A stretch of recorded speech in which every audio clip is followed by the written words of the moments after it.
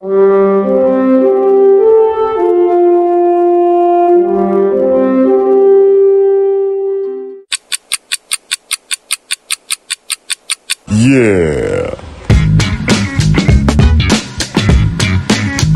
War campaign.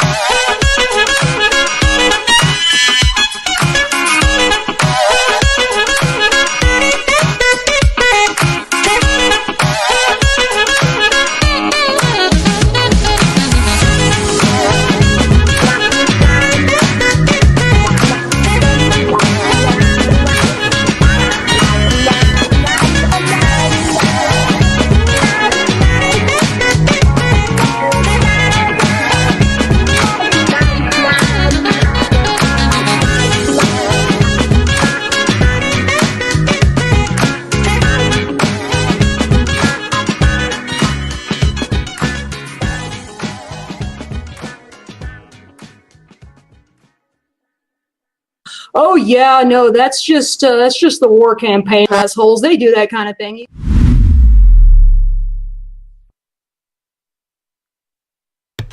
All right, it is the days that we've been waiting for, Penn. Are you ready, brother?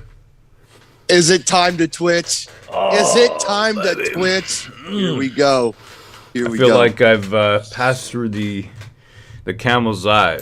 You know what I mean? I've passed through the eye of the needle, and I'm just about to see what I came this far to see. You know, like I've been on a 40 days and 40 nights in the desert. I've been trekking.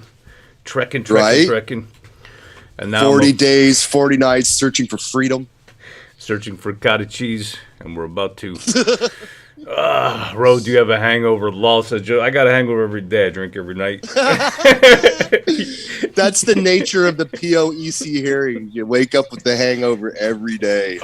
Every day. Yeah, after this is over, I'm going to go to Gym Talk. Gym Talk is basically where you go to get fit on the internet. You go into... Okay. Yeah, man, that's what I'm going to do. I'm going to go to Gym Talk.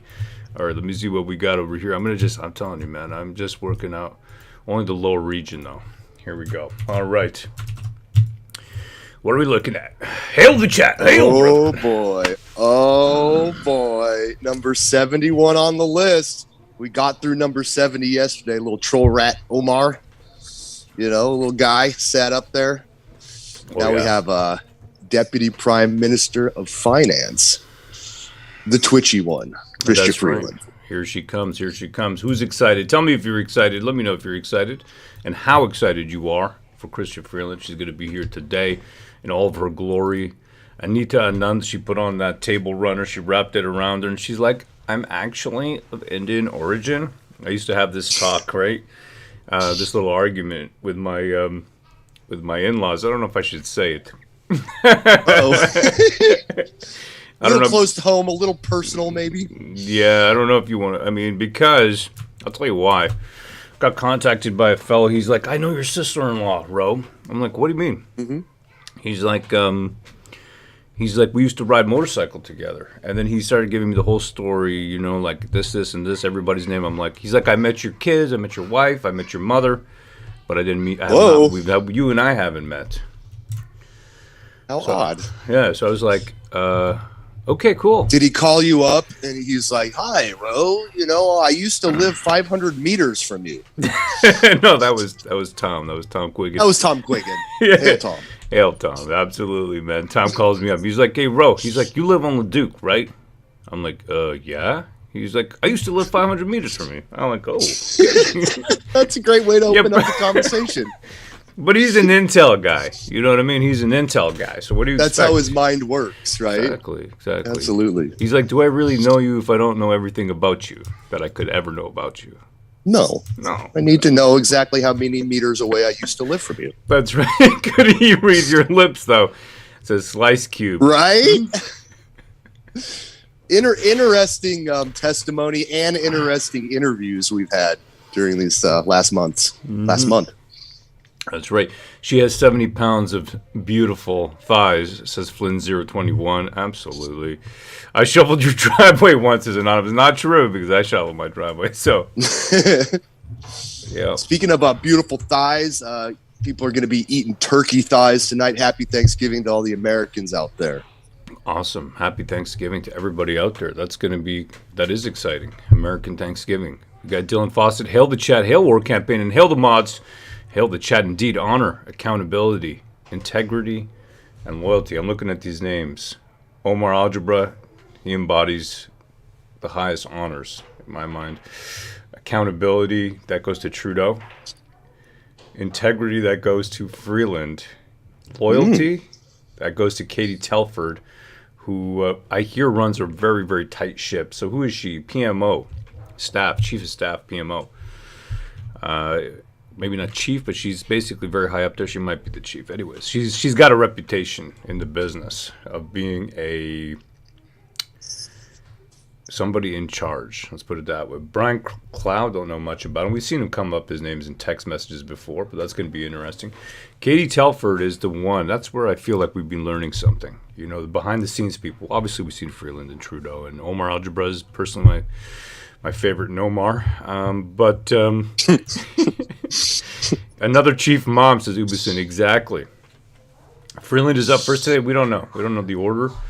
You know, maybe I think there's information out there floating around, but we'll find out. I've seen some information before, sometimes some schedules, but not always. Regardless of who it is, I'm thankful for who we get. Regardless of who's up first. Okay, remember that story, right? Whenever you go to to a dance and you dance with a lady, love the one you're with, and that's how I'm going to approach. Yeah. Love the one you're with. Yeah. I think that song was partially responsible for the spread of communicable diseases back in the day, but we won't get into that.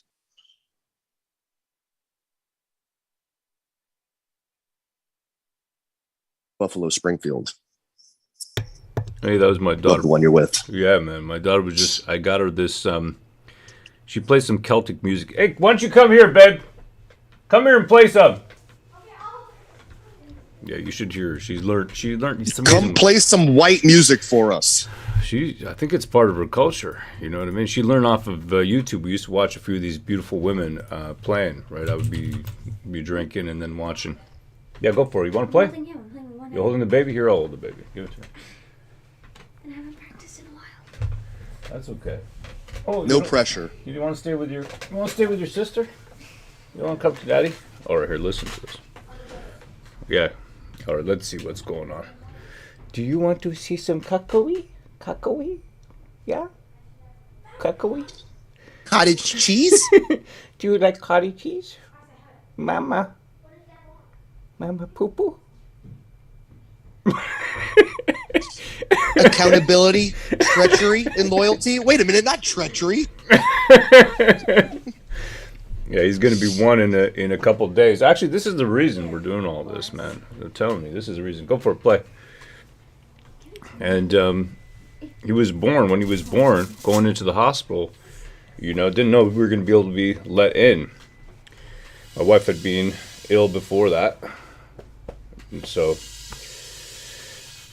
that's the reason. We went there, stood there at midnight, and they made us wait while my wife her water had already broken while they called up to see if they would let us in at the Civic Hospital because we didn't have any paperwork.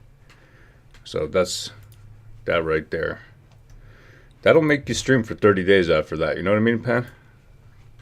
Right? I mean, yeah, I remember when you and your family were going through that. Those were stressful times back before the convoy. And I remember, you talking about how, you felt alone. You felt like the world was against you. You didn't know that there were other people like those that joined up with the convoy out there that were going through similar things that you and your family did. And yeah, I mean, what a journey, what a freaking journey. Absolutely, brother. And you've been with me through the entire way. And hail the chat. Thank you for joining us. Mods, a lot of guys I've known for many, many years. Appreciate you, brothers. Thank you. Go for a play.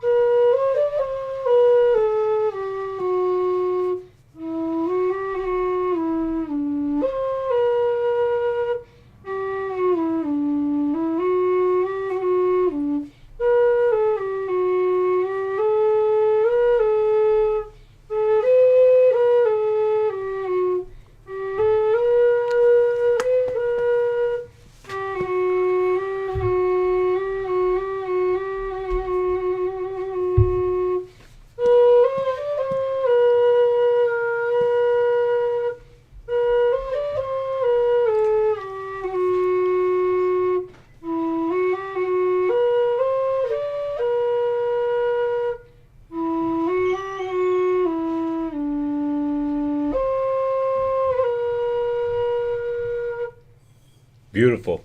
Absolutely beautiful. Bravo. Really beautiful. Wow. Very talented. Amazing. Amazing work, babe. Pan saying he loves it. Chat loves it. Really amazing work. Here, you want to go? Good job. That's it, man. That's it. So, like Dan Marshall in the chat, he's the one who recommended that. What's that called, actually, the one you got there? Castle on a Cloud. That's the song, Castle on a Cloud. What's the instrument? Tin whistle. Yeah, but what is it? The one that's D or something? The one you have, the red one. Lodi. What's the name of this one? MK Pro. MK Pro. Yeah, this is what it looks like. Nice. That's what it looks like. Oh, wow. Massive. Yeah. That's a big old sucker. Yeah, man, she's amazing. I'd put her on the Yeah, camera. very talented.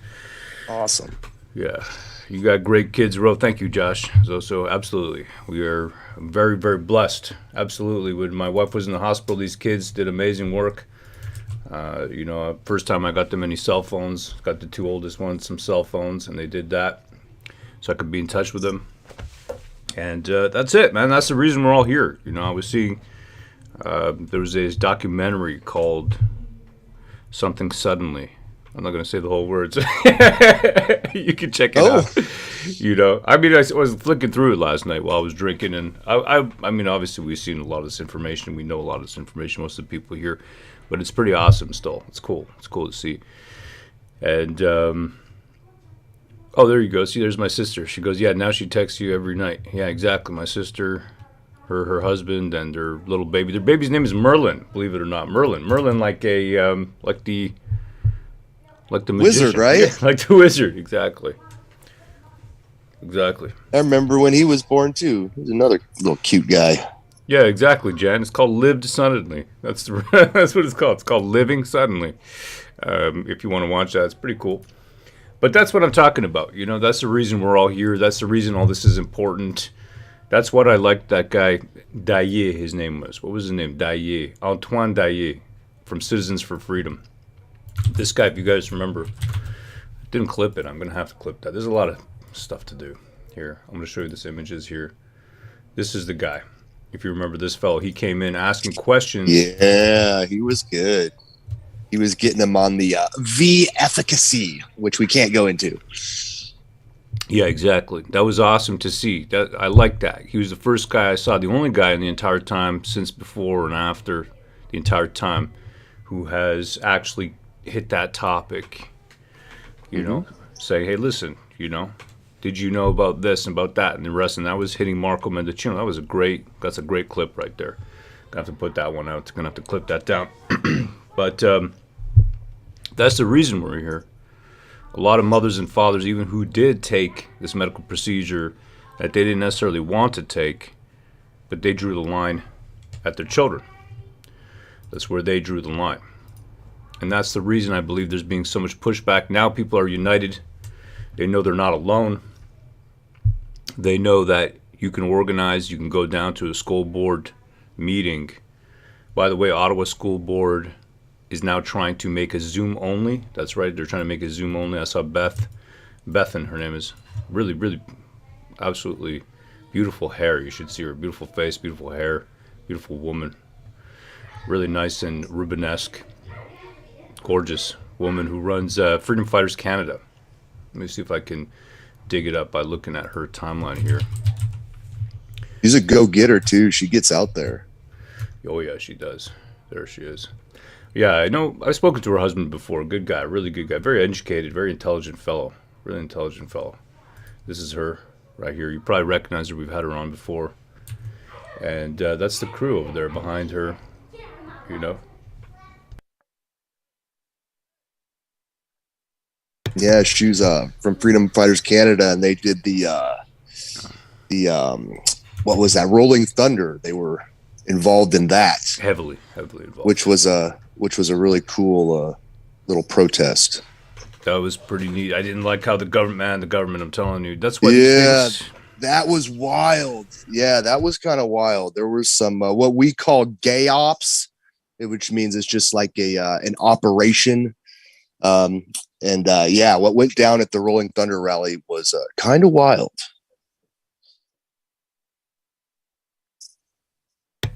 Yeah, they set people up. That's what they did. They set people up, and that's the reason I'm hearing kind of murmurings about another convoy, that kind of thing. Listen, I'm going to be honest with you guys. As soon as your key goes into the ignition, that's it. What's coming next is not going to be done the same way, in my opinion. Okay, and I've been wrong before. I have, believe it or not. So right now, where I'm thinking, though, man, they are just looking for it. They're prepared. You ever heard of this Black Swan event? You know, there's a book, Black Swan. I don't think so. Yeah, it's basically like this economic kind of theory or psychosocial economic theory where you have these events that are completely unpredictable by trend lines, and then they just happen out of the blue, hugely organic in many different ways, whether they're in the financial, economic, or social sphere, and then they upend everything that has come before. And that's sort of what Freedom Convoy was, right, last year. Trying to duplicate, replicate that spirit, that vibe, that moment.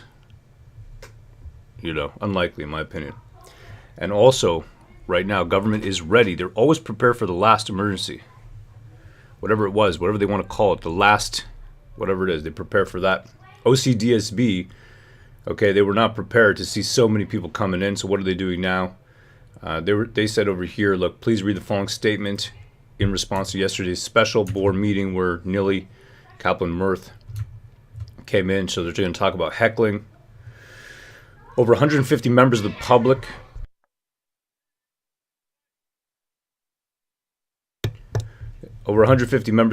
with many more watching online. Heckling, disruption, outbursts from the audience. All right. In the interest of safety, no, here's the thing. These are supposed to be public meetings, are an important part of the democratic process.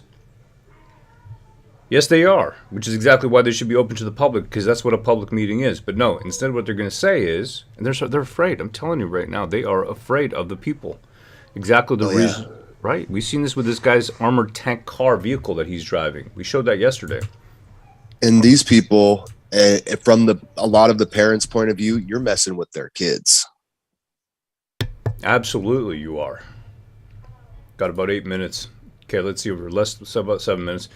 Looking over here, this person over here says, go ahead, take it away, brother. This person says, you are in violation of the Education Act. The meeting must be public and you can no longer use the pandemic excuse because Ontario has ended the emergency orders. I suggest parents pursue legal action if they do not allow in-person attendance. Wow. Yeah, man, people are not happy. Good. Yeah, right there. So they are, it says here, shall be open to the public. No person shall be excluded from a meeting that is open to the public except for improper conduct. And they're going to try to use this whole public recording Zoom thing to get away from any kind of accountability to the public in this, what should be a public process. And that's the reason I believe they've already lost. I'm not even concerned. Now, you have to continue doing what you're doing, absolutely, but they've already lost. There was a moment of public mass hysteria, right? Some people have used the term mass formation. I think that's what they call it. But it's really an old phenomena, in my opinion. It's mass hysteria. People don't know, they get hysterical. It's like the, if you ever heard of the tulip mania in the early, I think it was in 1910s or something like that. It's right before the crash. I don't think so. Yeah, basically people just started upping and bidding on the price of tulips. Tulip mania, it was called. Tulip mania. So it inflated the value. Yeah, exactly. So just on the bulbs itself. Mm-hmm. Oh, no, sorry. Interesting. Okay. Sorry, there's a different mania I'm thinking of. This one is from the 1600s. Okay, yeah, massive economic bubble, asset crash, that kind of thing. Look into that.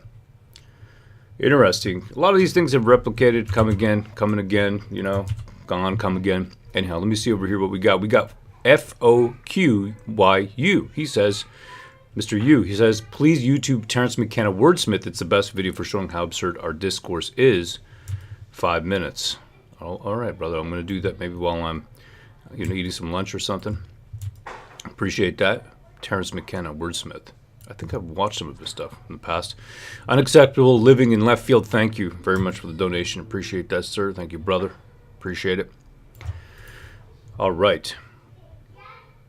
The best. We have Malik in the chat. Oh, sorry, Ro. No, go ahead, brother. Malik says, smash the like, subscribe, share, and like. And Malik has been here with us every day. And we appreciate all you guys joining us. And we're not going to be done after the hearings. We're going to do some live shows coming in the future. It might take a little time to, decompress. We'll talk about the details and we'll let everybody know. But we really appreciate you guys being here with us. So hail Malik and hail the chat. Yeah, I think on the Monday we'll come back. Someone. Take the weekend. Exactly. Spend some time with the family. Come back Monday. Yeah, we'll get some of the latest in. I think it'll be good to do sort of almost like a, like a 2-hour show. We're not doing 10 hours. Please excuse me. No, that'll be like a cakewalk compared to this. Like 2 hours will go by fast for us, I think. Yeah, 2-3 times a week, something like that. All right, let me see over here. We got Michael Bartlett. Hail, brother. He says, hey, Rowan Pan. Hail, brothers. Thanks for all you're doing. Hail. Stay free. Hail, brother. Thank you so much. Appreciate that very much. Appreciate you being here. I think it's a thought that counts more than anything. We don't really ask for donations or anything like that. If you want to give, that's great. But it's, we're good. Put it that way. We're doing good. And we're doing this because we are just so upset. Not upset, but fixed on a goal now. And the goal is, I think it sprang from being upset. But now we're on a goal. Yeah, it did. It did, for sure. Yeah, there's no doubt. Yeah, I mean, I think I speak for both of us when I say, we just don't want to quit. We just want to go. We want to win.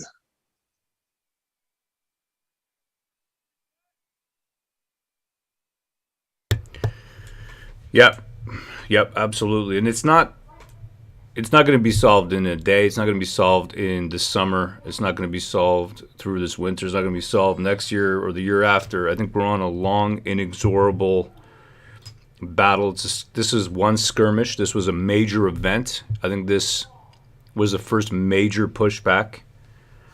I think it scared the government completely. I think they're going to try to continue to push through C11. They're going to try to push through other controls. They're going to try to criminalize criticism of healthcare professionals, which they've already done. Neely Kaplan Mirth has been trying to use that. She said that multiple times, criminalizing criticism, what she calls harassment of anybody in pursuit of giving medical care. If you waste their time, that can be considered criminal activity because you are wasting time with somebody trying to give health care. And that's got a special stipulation in the criminal code now that has been made an amendment. Politicians, we've heard a lot about politicians and their feelings of harassment and the rest of the, everything else. And yet, they sit back, Justice Minister, also Attorney General, 2-in-1, rat, big rat, David Lametti, talking to Marco Mendocino in private text, talking about using tanks on people. Now, if that was, they made a big deal about what Jeremy McKenzie said, okay? And I didn't like any of that stuff he said. And frankly, you said that about my wife. You get it. Man, I'm telling you, when I see you, you're going to lose some teeth, brother. But that's not a criminal act to be a total dumbass when you're drunk. And yet they want to talk about, these are guys who literally can do what they're saying, right? Call in out of uniform police officers. I'm sorry, I'm almost apoplectic with it. Out of uniform Canadian Forces personnel, and then put them as superintendents. And this is not conspiracy, nothing. This is what was being discussed by Thomas Creek, OPP Commissioner, and RCMP Commissioner Brenda Luckie. So you got that being discussed about using Canadian Armed Forces without uniforms as special constables consecrated for that task expressly to quell a public disorder event in their view. And then you've got Marco Mendocino with David Lametti discussing the Canadian Armed Forces, and then a joke about tanks, what I consider to be, okay, one tank's enough, you know what I mean? There's just stupidity. But the thing is that these are people who are in real power. With great power comes great responsibility. That's something we learned from comic books, Spider-Man. These guys just don't have a clue about any of that. They have no clue about responsibility. The more power invested in you, the more you have to be cognizant of your power, and you have to limit it and circumscribe it yourself. Some of these great American presidents circumscribe their own power. Oh my Lord, she's wearing red. Ooh la la. Oh boy. Oh boy. Oh boy. Here we go. Oh, she's twitching. I can see it. Oh my goodness. Oh boy. She's twitching. Oh, she looks good. She looks good. Yes.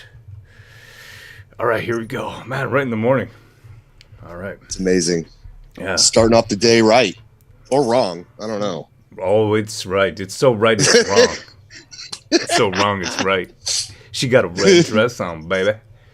Ooh. Oh, she come to party. She come to party. Who come to party? She came to party. All right. Oh, man, this is... Ooh. Ah. Oh. Here we go. I'm looking forward to this. We ready? Is it Freeland? Yes, it is. I can see her little cute face. Oh, yes. Here she is. Oh, look at that. See, you can recognize her by that little end. She got that little angel halo over her. Man, if only there was no skirt on that table. You mean you'd get a glimpse of the cottage cheese? Hey. With cottage cheese in the morning? That's a lady. Is it, or is it a lizard person? I'm not convinced. It's an angel lady. That's a lizard right there. That fellas is a lizard.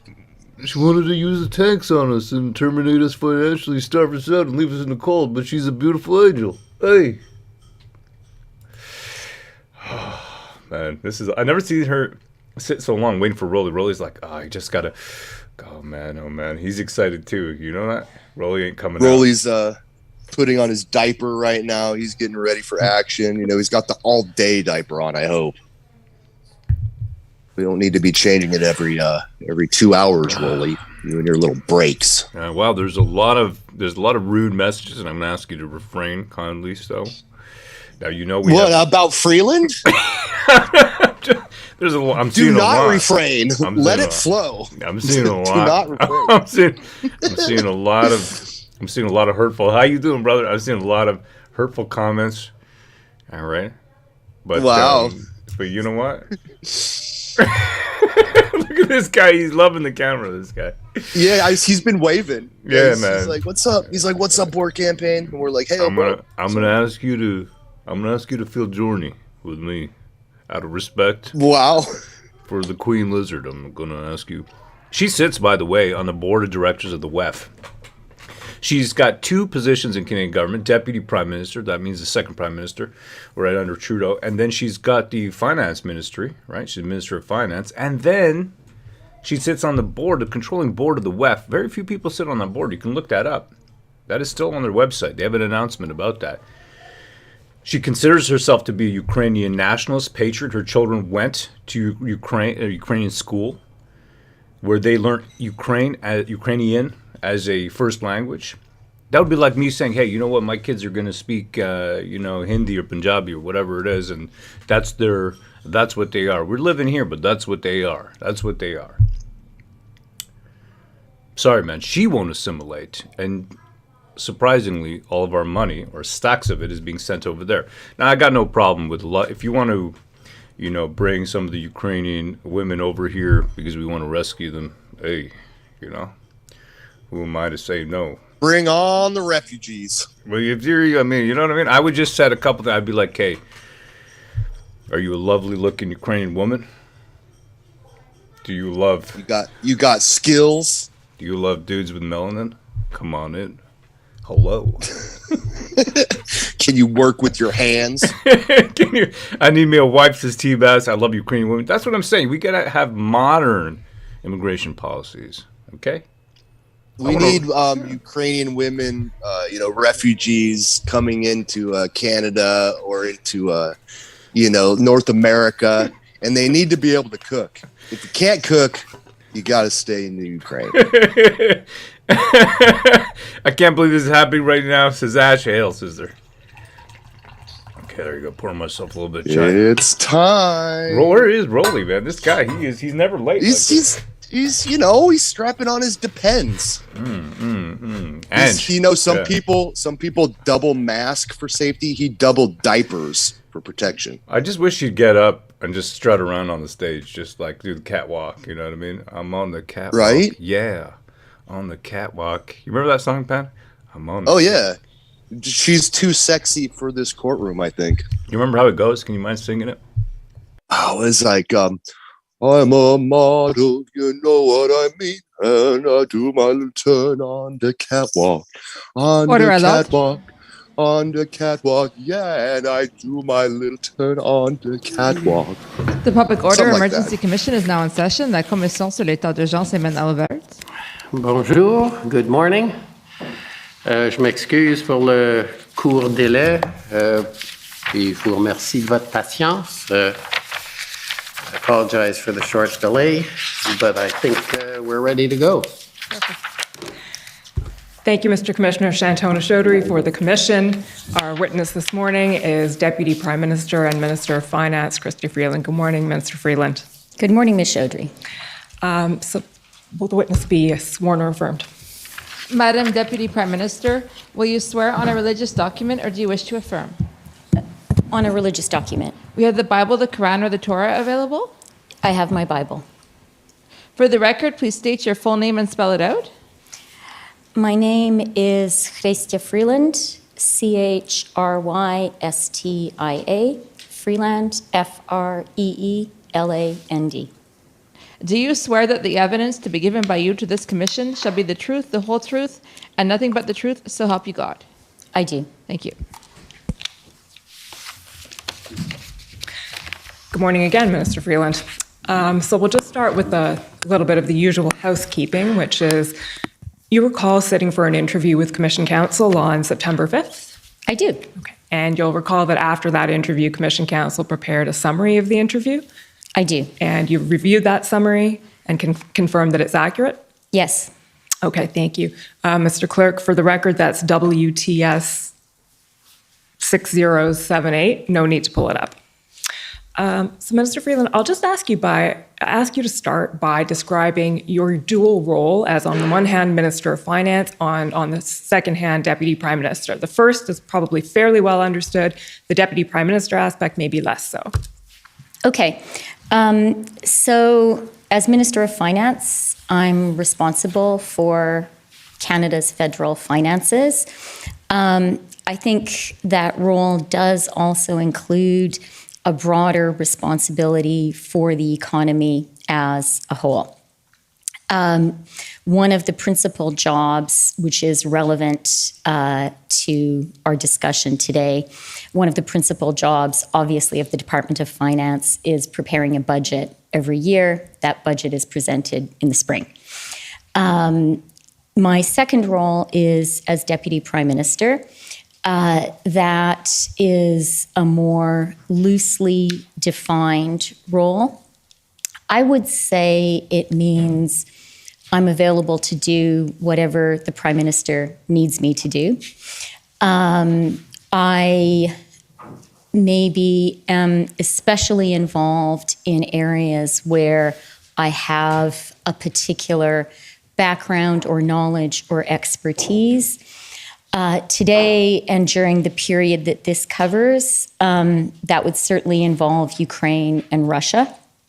And I think it does often involve my past as a trade minister and my involvement in the negotiation of the new NAFTA. And then maybe the final thing worth mentioning is, largely, being the finance minister is a big and consuming role, particularly when a budget is being prepared. Being deputy prime minister as well, I feel a particular responsibility when an issue emerges as being of sort of overwhelming national significance, even if it's not specifically in my lane, to start getting involved. To lean in, essentially, to... Yeah. Well, that leads fairly nicely into my next question, actually, because that dual role you had as Minister of Finance and as Deputy Prime Minister puts you in a unique position to tell us a little bit about the context in which the events that are before the Commission, the Freedom Convoy and the protests occurred. So we spoke about this a bit in your interview, and I'm hoping you can situate in context from your unique perspective what was going on. Okay, well, I'll try. I'll mostly focus on the economic and financial perspective because that was largely my focus. So all of this started to happen at the end of January.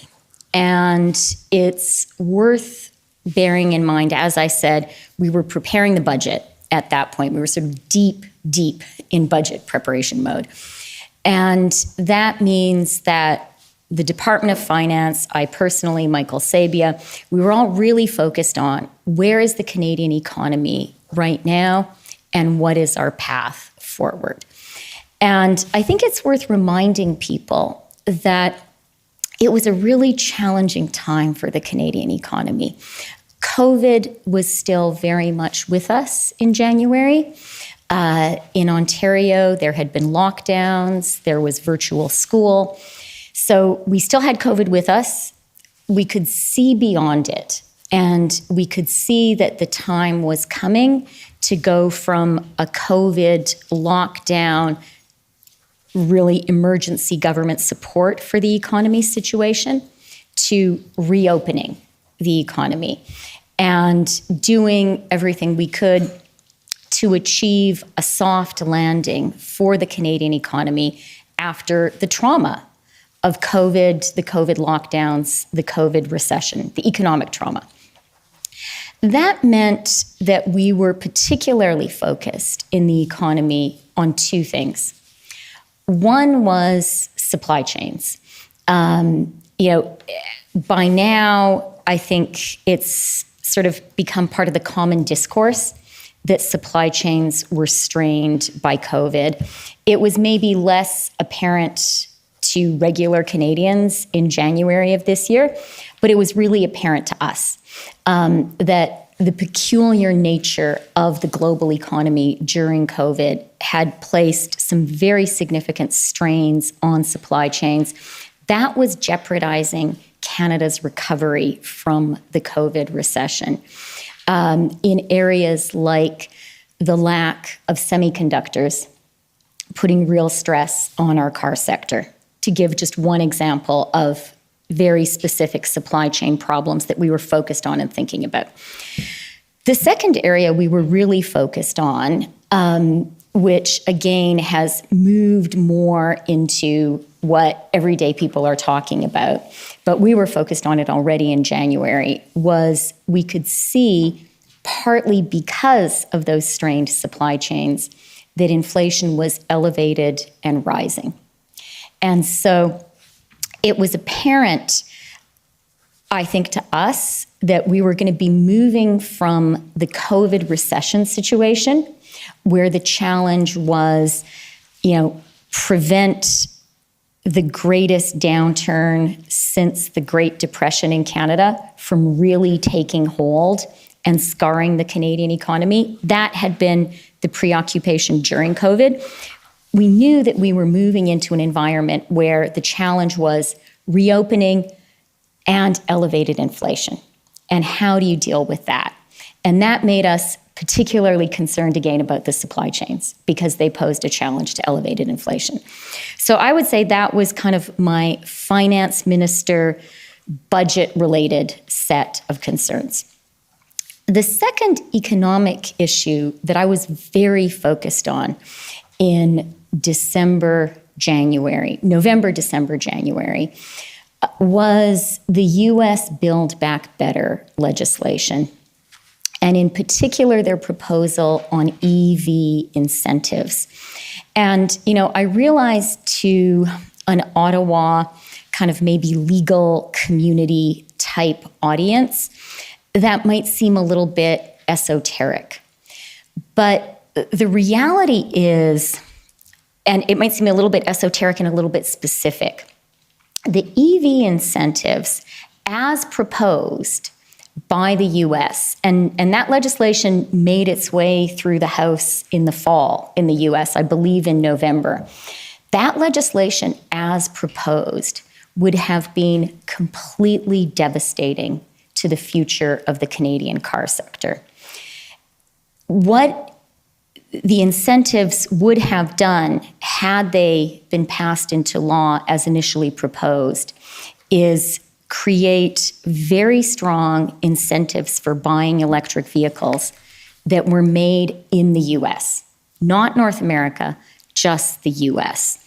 And EVs, that's a nascent industry, right? We're just shifting to the production of EVs. Imagine if you are a car company, and all the car companies that produce cars in Canada operate on both sides of the border. Imagine these powerful US incentives are put in place, but they only apply to EVs and batteries made in the US. Are you going to build anything in Canada? Are you going to put any of those production lines in Canada? And the answer is you wouldn't have.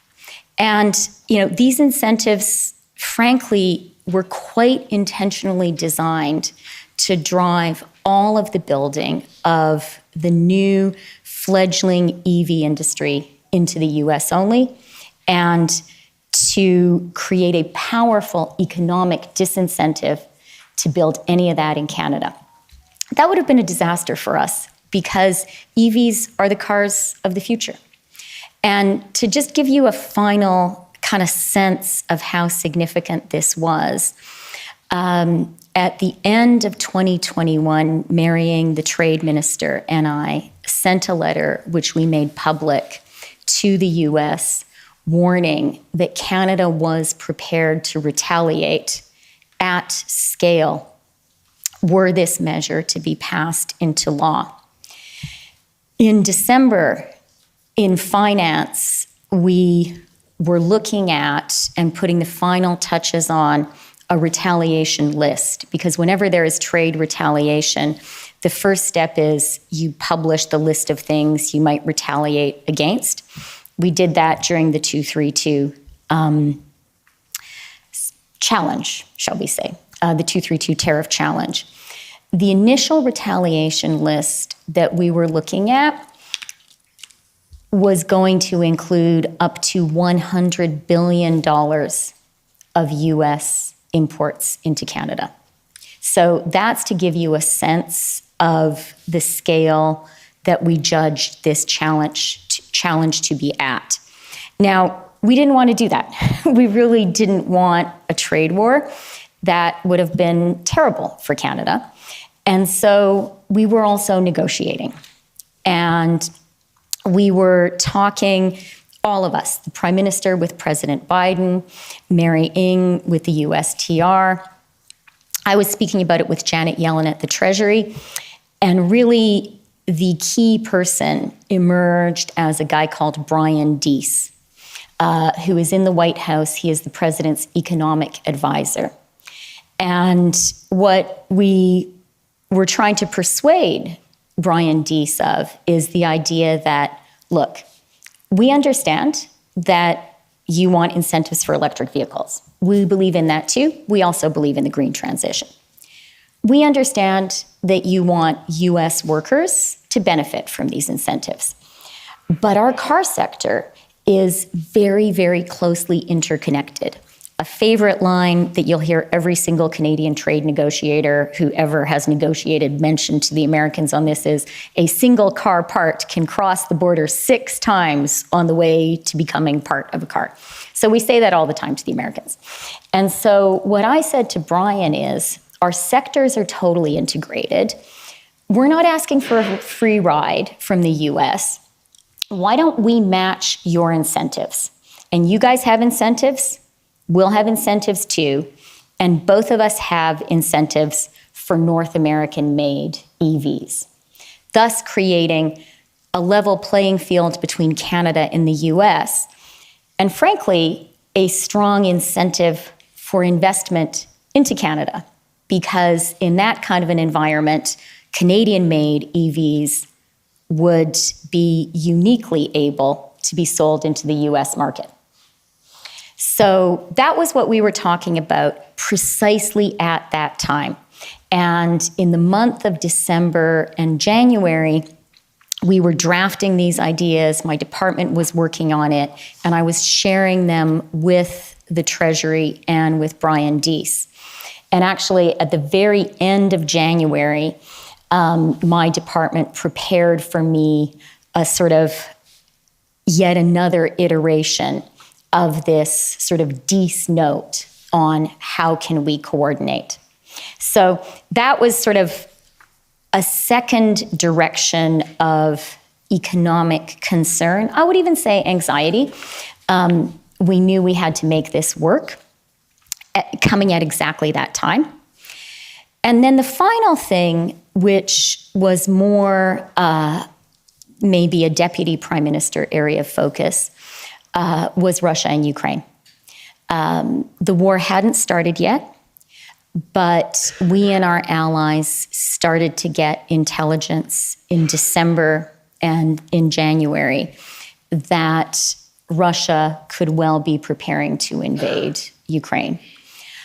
I was briefed directly at the beginning of January that the judgment was this could really happen. And again, it's happened now, so we might not fully remember how astonishing and horrifying that thought was before it actually happened. It's horrifying now too, of course. So, that was a very big deal. I learned about it at the beginning of January, and the threat just kept getting greater and greater and greater. I believe NATO troops were put on alert at the end of January. And then I think the US took this extraordinary step of declassifying its intelligence about Russia's plans in early February to kind of alert everyone. And I was also involved at the finance minister level, working with other finance ministers, talking to the Ukrainians about putting together sort of preemptive sanctions. If you think back to that time, the idea was we would be very explicit with Russia about the sanctions that would snap in the event of an invasion. So we were working on that. So that was kind of a third area I was very aware of. I thought then, and I think today, that Russia's invasion of Ukraine, which of course did ultimately happen, is the biggest challenge to Canada's national security since the Second World War. I think it's a very serious attack on Western democracies, on the rules-based international order. I took it seriously then, and I believed it was really important for Canada to be in a strong position to be able to respond. Okay, there's a lot to unpack there. There was a lot going on. Fair enough. In the interest of time, I'm just going to go over a couple of points and then move on. But so the last point you raised was what was going on in Ukraine. You saw a link to that in Canada's national security. So that link may not be obvious. It's something that's going on in the other end of the world. So what do you mean by that? That would be a risk to Canada's national security. Well, Vladimir Putin's invasion of Ukraine is the first time that one internationally recognized state has tried to conquer or seize the territory of another since the Iraqi invasion of Kuwait. It's a very grave violation of what I think is one of the greatest accomplishments of the post-World War II international order, which was, a basic understanding that internationally recognized countries don't invade each other and seize each other's territory. Now, that has not been perfectly honored, but if you compare the entire post-World War II period with all of human history prior to that, it's a huge change. And that has hugely enhanced the security of every country in the world. So that's number one. Number two way that Canada's security is threatened, but I think the Allied response has been strong and has strengthened Canada, is I absolutely believe that one of Vladimir Putin's war aims, his principal objective is to crush Ukraine, to take it over, to crush Ukrainians as a people, and to replace the democratically elected government, to make it a puppet satrapy. But he has another objective, which is to show that dictatorships work and democracies don't. There is a broader goal he has in mind, and that is, I believe, in his view, because he wants that demonstration effect. He wants to show Russians, you might not like that much how things work here, but we're better than those, weak, feeble, pathetic Western democracies. That's sort of the message he wants to communicate with what he perceives to be his own strength. And his success, were he to be successful, I absolutely believe would weaken Western democracies writ large, including our own. Okay.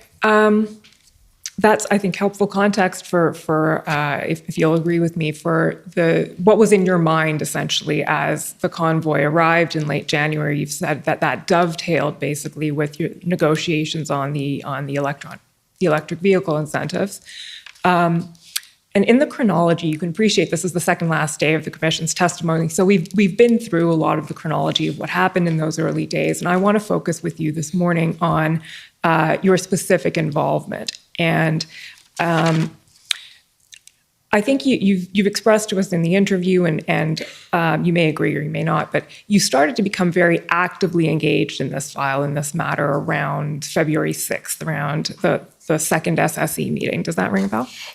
That's the second weekend, right? Is that the That's right. Saturday or the Sunday? That would be the Sunday. Okay.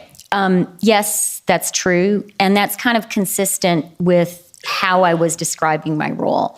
So I would sort of say up until that point, I was pretty much heads down.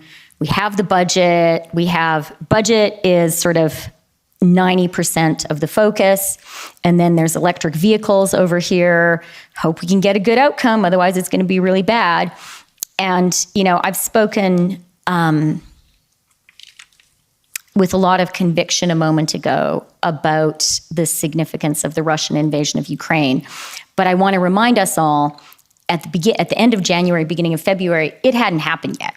So that was just out there as a threat that I had in mind.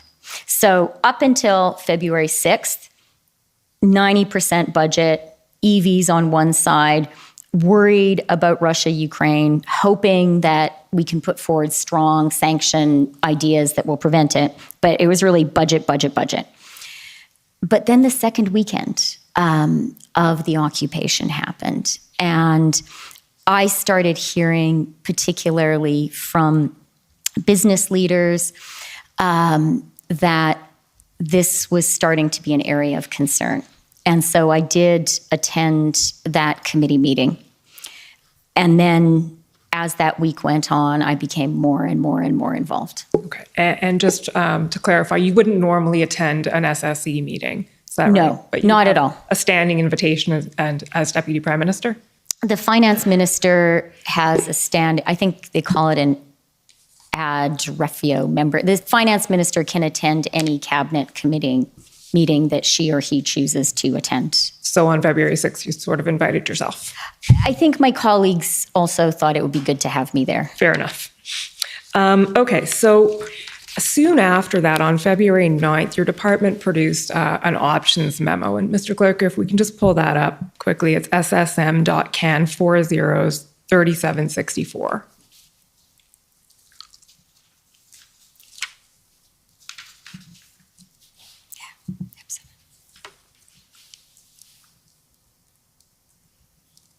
Okay, so Minister Freeland, we've talked a little bit about this already, but I'd like you to take us through the options and how this memo came about and the two options that are outlined here, which are essentially amendments to, sorry, scroll down a bit, please, Mr. Clerk. The first option that's outlined until you get to, there we go.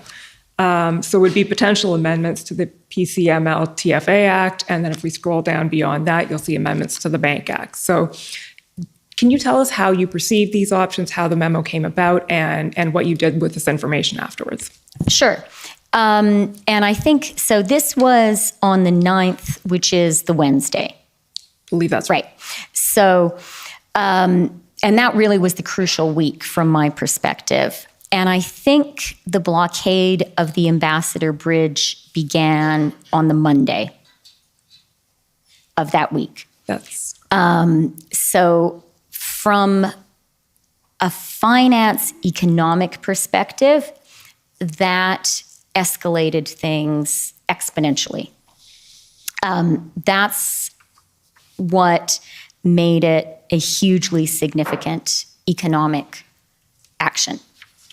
And, I had started to get really worried on the Sunday. I attended the cabinet committee meeting. Bridge is occupied on the Monday. I start talking very urgently with my team, with Michael Sabia and officials. And we basically go through sort of three thought processes. Number one, is this a really huge problem that has risen to the level that we need to figure out a way to stop this? And by the beginning of that week, especially with the bridge blockade, we were coming to that conclusion. We have to figure out something to do. So then step 2 is, we're the Department of Finance. I think you've probably heard from other ministers. The instruction was, okay, everyone, take a look in your toolbox and figure out what tools are available to you to act on this. And so that's what we did. And we found, looking at what was in the finance toolbox, that there were basically 2 areas where there could be authority. One was FINTRAC, which is the center that sort of monitors financial transactions, money laundering, terrorist financial activity. And then the second was the Bank Act. And would there be authorities under the Bank Act that could be useful in resolving the situation? So that was the 2 areas we looked at. We looked at what the existing tools available as of that moment permitted us to do. And we came to the conclusion pretty quickly that everything that could be utilized was being utilized. So then we thought, well, is there a need to legislate? And that memo outlines areas where the department said you could legislate to create this authority, or you could legislate to create these various authorities as outlined in the memo. And did you consider those viable options then? We definitely looked at them. As you know, I would say, let me say a couple of things. So on the FINTRAC front, what we concluded was, to put it in maybe kind of more regular terms, what we concluded, and this is something that finance officials had been thinking about for a while, is that basically the FINTRAC monitoring authorities were appropriate for a 20th century economy, but not for a 21st century economy. That FINTRAC, and I know you guys know this because you have been over this for hours and hours and hours, but maybe for people who are tuning in for the first time, FINTRAC is not an enforcement agency. The job of FINTRAC is to monitor what's going on, to both look into reports that it gets and to just kind of have situational awareness and let us know what's happening in terms of illicit financial flows in Canada. I think that's a summary I would offer you of FINTRAC's job. What we were sort of reminded of in looking at this is FINTRAC's sort of line of sight was very blinkered. They could look into what you might call the 20th century financial system, but they didn't have authority over the 21st century financial system. And by that specifically, I mean over crowdfunding and over payment platforms. So that was a lacuna. It was well known that it was a lacuna, but there hadn't been an urgency to act.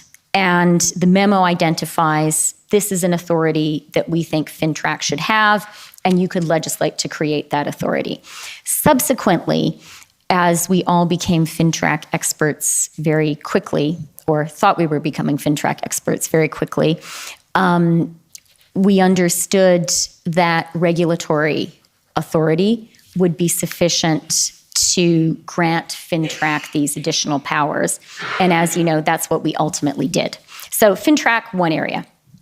And then second area, which is outlined in this note, is could the Bank Act be used to allow the banks to effectively freeze accounts? that's basically what the memo discusses, and it discusses what would be the different authorities which would allow that. And so those were the options that were developed there. Maybe the final point worth mentioning with regard to that memo is in terms of a legislative path, what we understood was it takes a long time.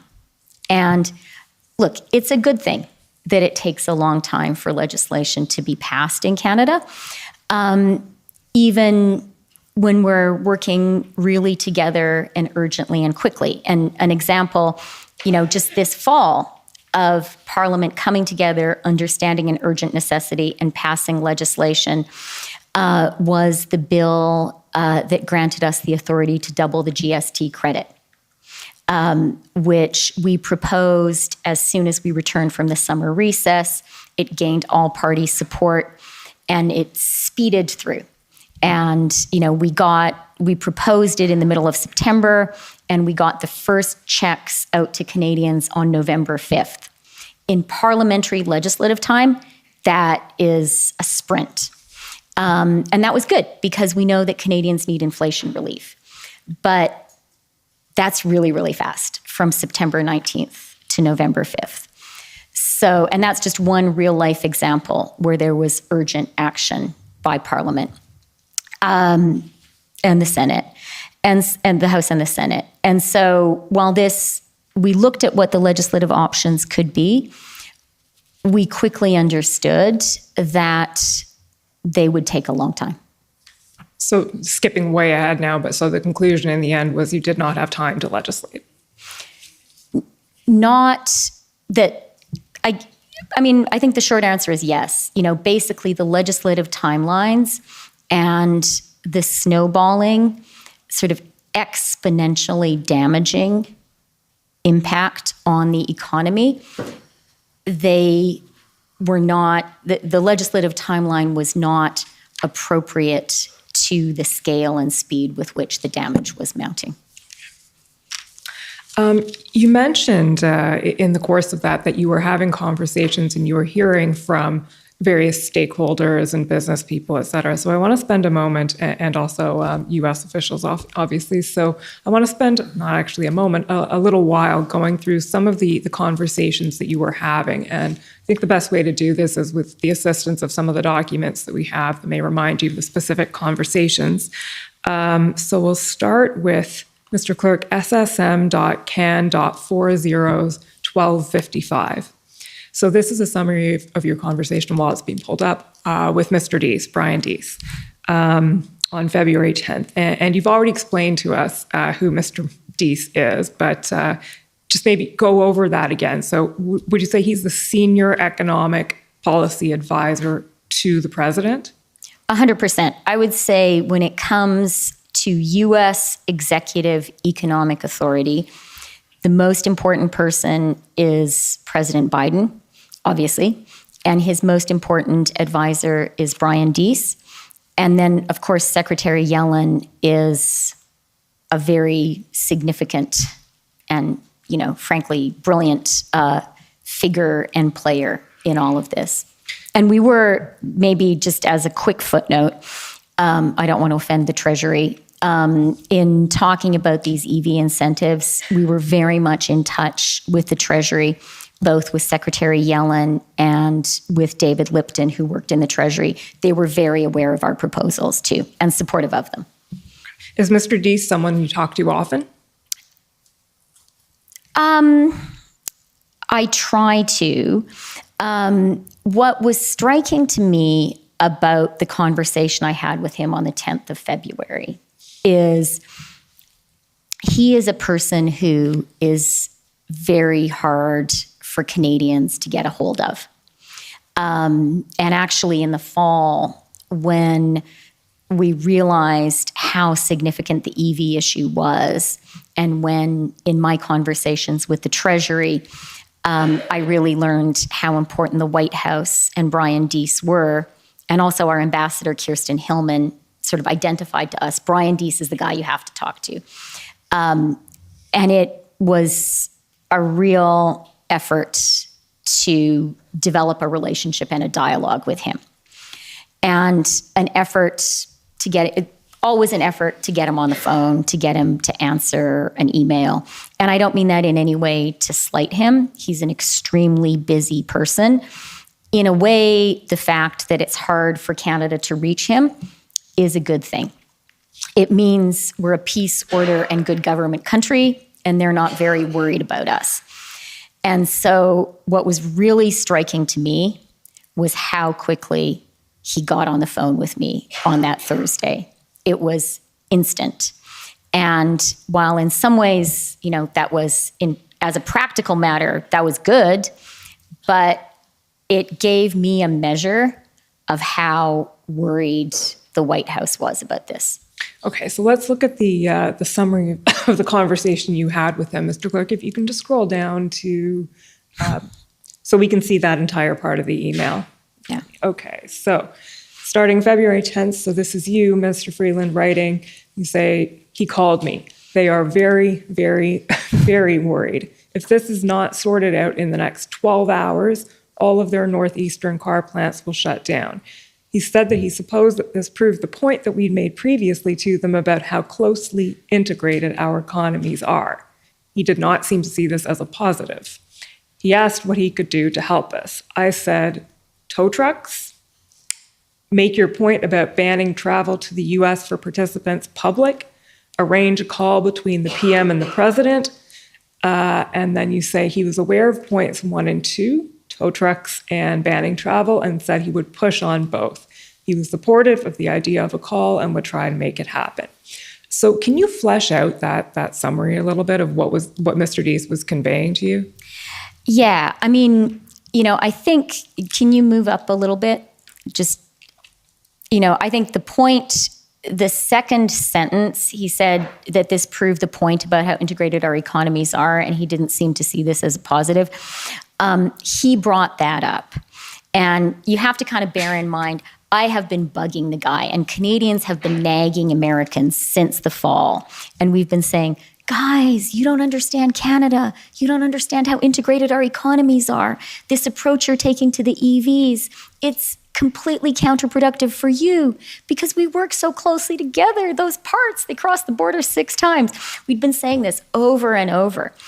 And so he comes back at me and he says, yeah, okay, like you've made the point. We get it. And it was a surprise to him, actually, the extent to which their car industry was dependent on the trade with Canada. But that was a dangerous moment for Canada, I felt. Very, very dangerous.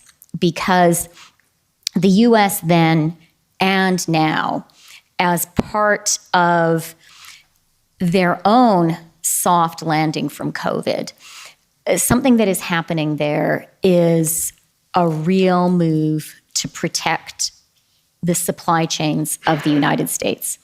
The same supply chain challenges I was talking about earlier as affecting Canada affected the US. And I think we have all seen a very strong push this year by Americans to insulate their supply chains, particularly from China. I'm very worried about the semiconductors, but more broadly, COVID brought alive to them the vulnerability of their supply chains. And this was so worrying to me because I could see, really for the first time ever, the Americans having this amber light flashing in Canada. And this amber light that said to them, you know what? The Canadian supply chain could be a vulnerability too.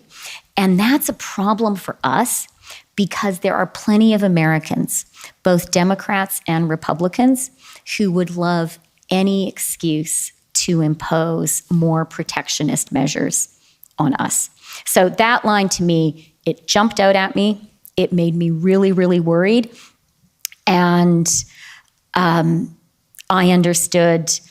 really understood at that point that the danger wasn't just the danger of it wasn't just the immediate damage. It wasn't just the immediate harm. It wasn't oh, this plant loses 4 days of operation. The danger was, were we in the process as a country of doing long-term and possibly irreparable harm to our trading relationship with the United States?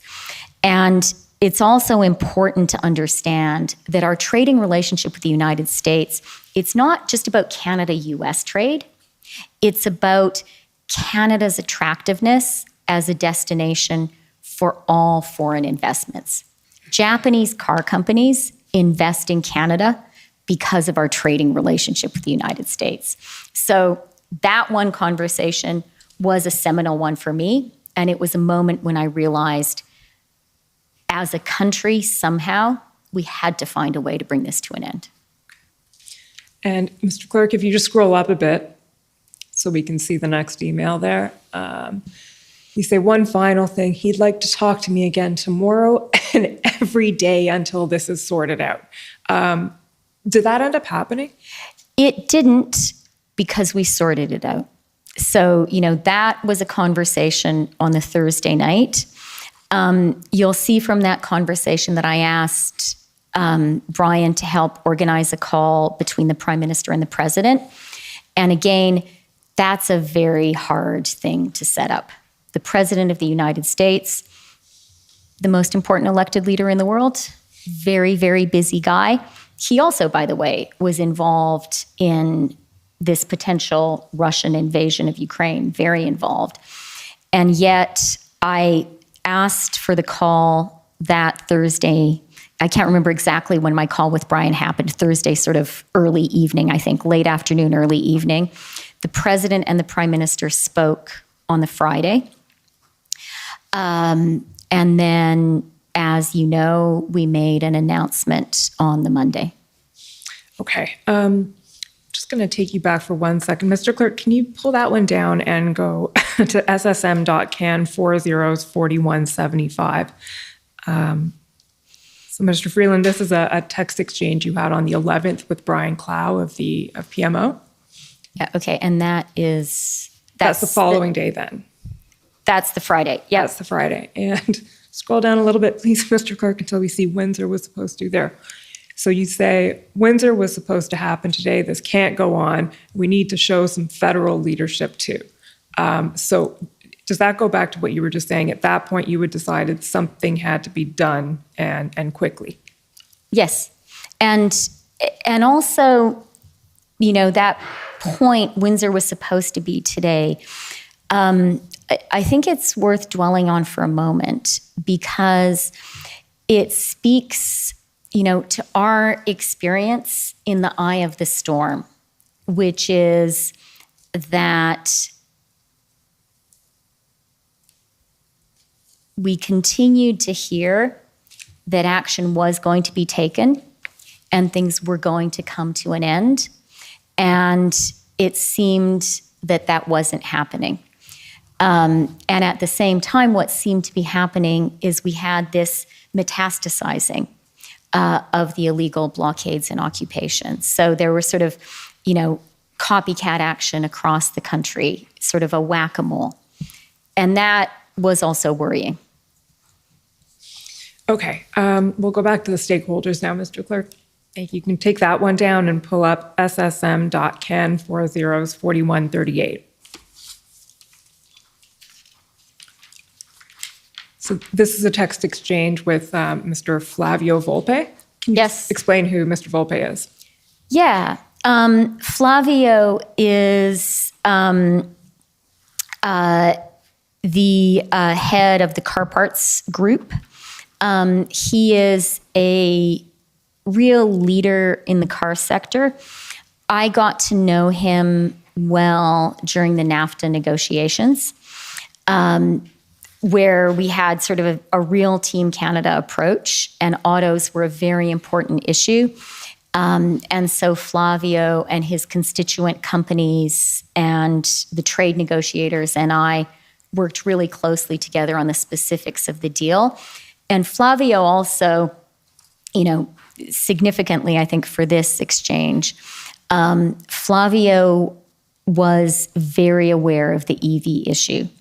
And if I have seemed to you guys today to be kind of weirdly obsessed with EVs and US EV incentives, I would urge you to spend 5 minutes talking to Flavio, and you will understand how really kind of life or death for the car sector it is. So he was very, very steeped in all of these issues. Okay, so if we just look at the text exchange, he says to you on the 9th, this is the Ambassador Bridge debacle is embarrassing. And then you say, let's talk tomorrow. I would love to get your ideas. I'm worried too. So the text then skips to February 14th, but we don't necessarily need to go. Well, actually, let's go there. So this is at the point, I guess, where the Emergencies Act has been involved, and you say, express to him, I know how devastating this has been, and it's been determined that we need to take strong action. We didn't save NAFTA only to have it undermined. Can you tell us about the conversations you had sort of in between these texts? Not really, because I don't have sort of specific memory of actual things we said. And I can't even tell you 100% whether we spoke on the phone or just exchanged texts. So I don't want to pretend to knowledge of that. But, I can give you some context for that view that I expressed there, which I do remember expressing, which I think is consistent with what I've been saying earlier this morning, that all of us who had been involved in the NAFTA negotiation, very much the car sector people, but I think you'll see that I also had a text exchange with one of the steel guys. All of the industries that were very implicated in the NAFTA negotiations were aware of how Canada's access to the US market was both essential and kind of constantly fragile and in need of tending. I don't know, maybe it's like a marriage. Like your whole life is based on it, but you have to take care of it every single day. And these people whose jobs, whose livelihoods depended on it, really understood that. And I'm aware as I'm speaking that this might seem esoteric to lawyers.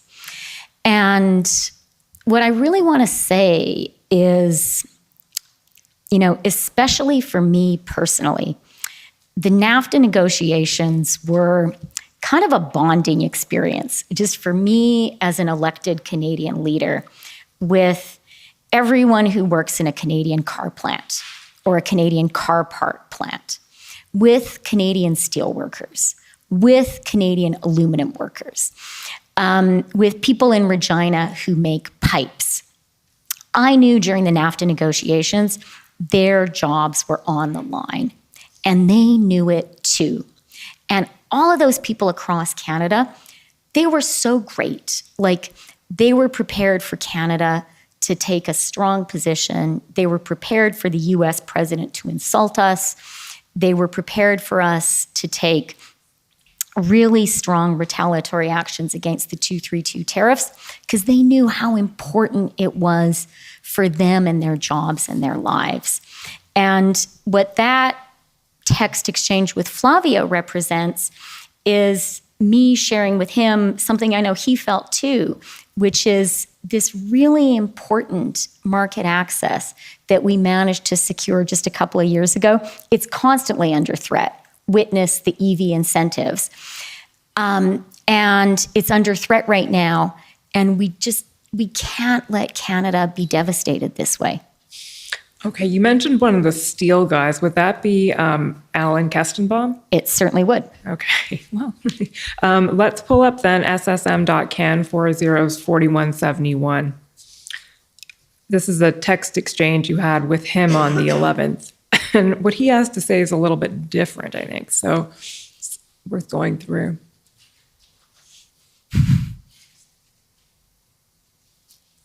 So he sends you this and he says, Hi, Christy, I hope you're well. I know you have your hands full. I'm not saying anything you probably don't know, but this is really impacting us badly now, like many others. And I fear that even worse, the long-term consequences of shutting down auto plants because of lack of Canadian parts will only convince the auto companies onshore even more and relocate supplies. Okay, this is a bit annoying because it's in 3 separate documents. So, Mr. Clerk, can you take that one down and put up SSM.can 4343549?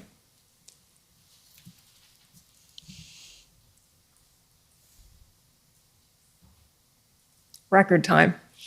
Okay, so that's a continuation of the text. Relocate supplies and our customers to the USA.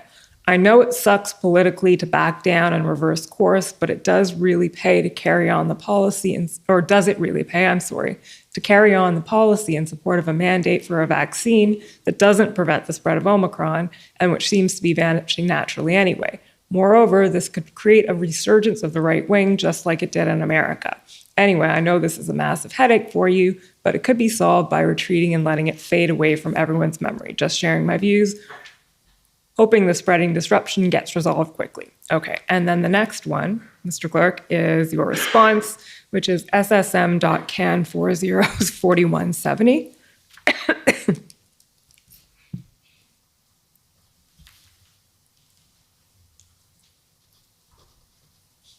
And that response is, Dear Alan, thank you for reaching out. I share your concerns.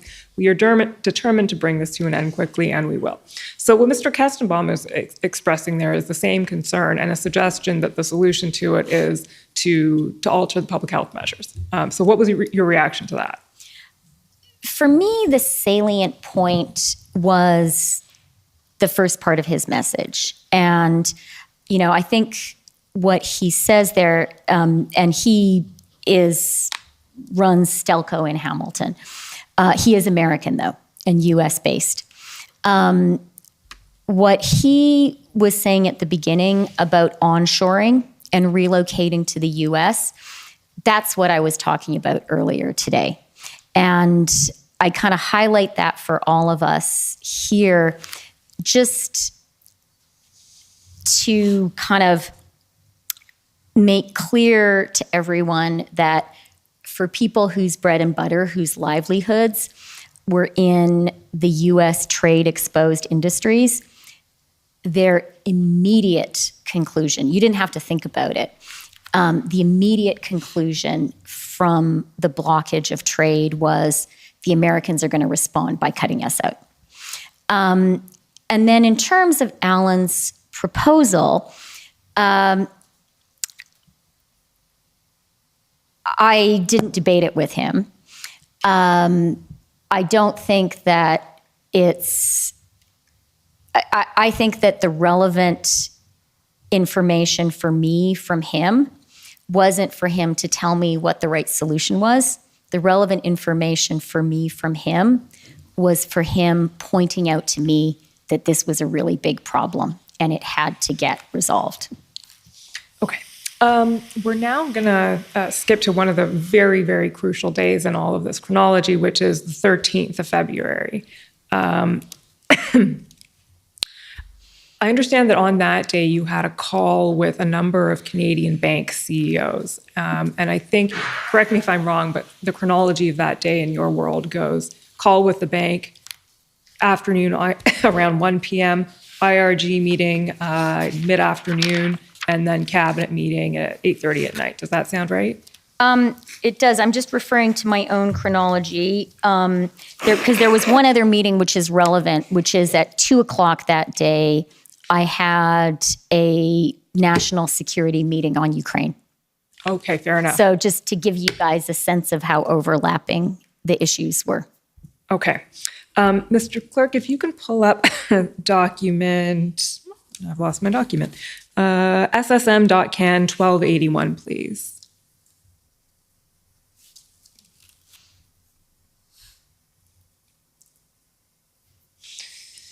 Okay, so we're on the 13th now, and this is an email from Meredith Tyler?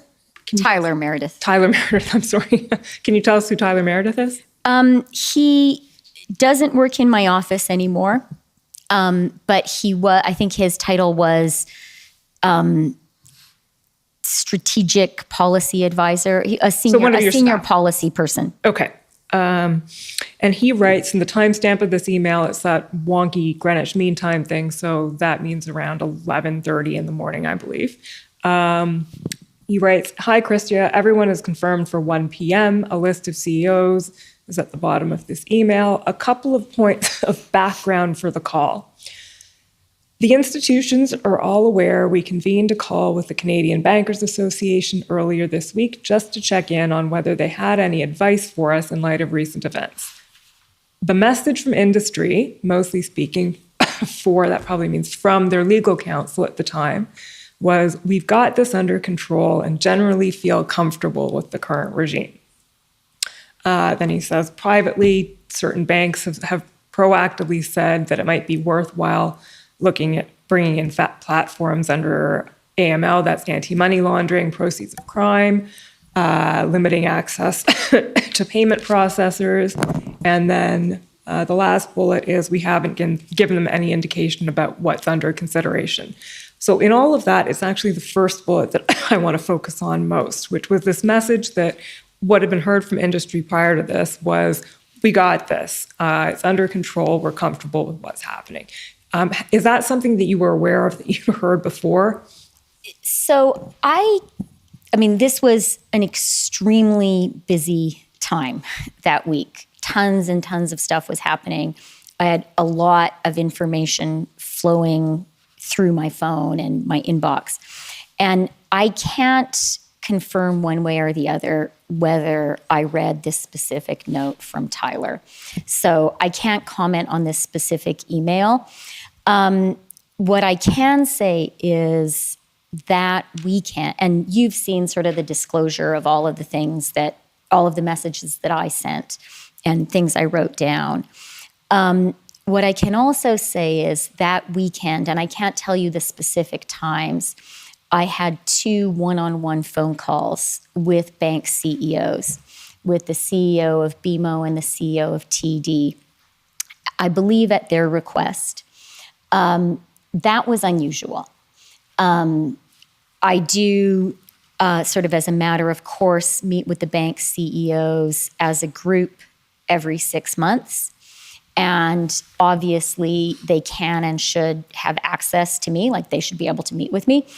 But it usually takes a while for people's calendars to work and for the meeting to be arranged. And it's highly unusual for them to want to talk to me on a weekend. So that was significant to me that they wanted to talk to me on the phone. I spoke to both of them. I am pretty sure, 90% sure I spoke to both of them before this call at 1 p.m. on Sunday with all of the bank CEOs. And each of them expressed a high degree of concern about the damage being done to Canada and the Canadian economy, which was then reflected in the group call. Okay, so let's have a look at that group call now. Mr. Clerk, it's ssm.can 408766.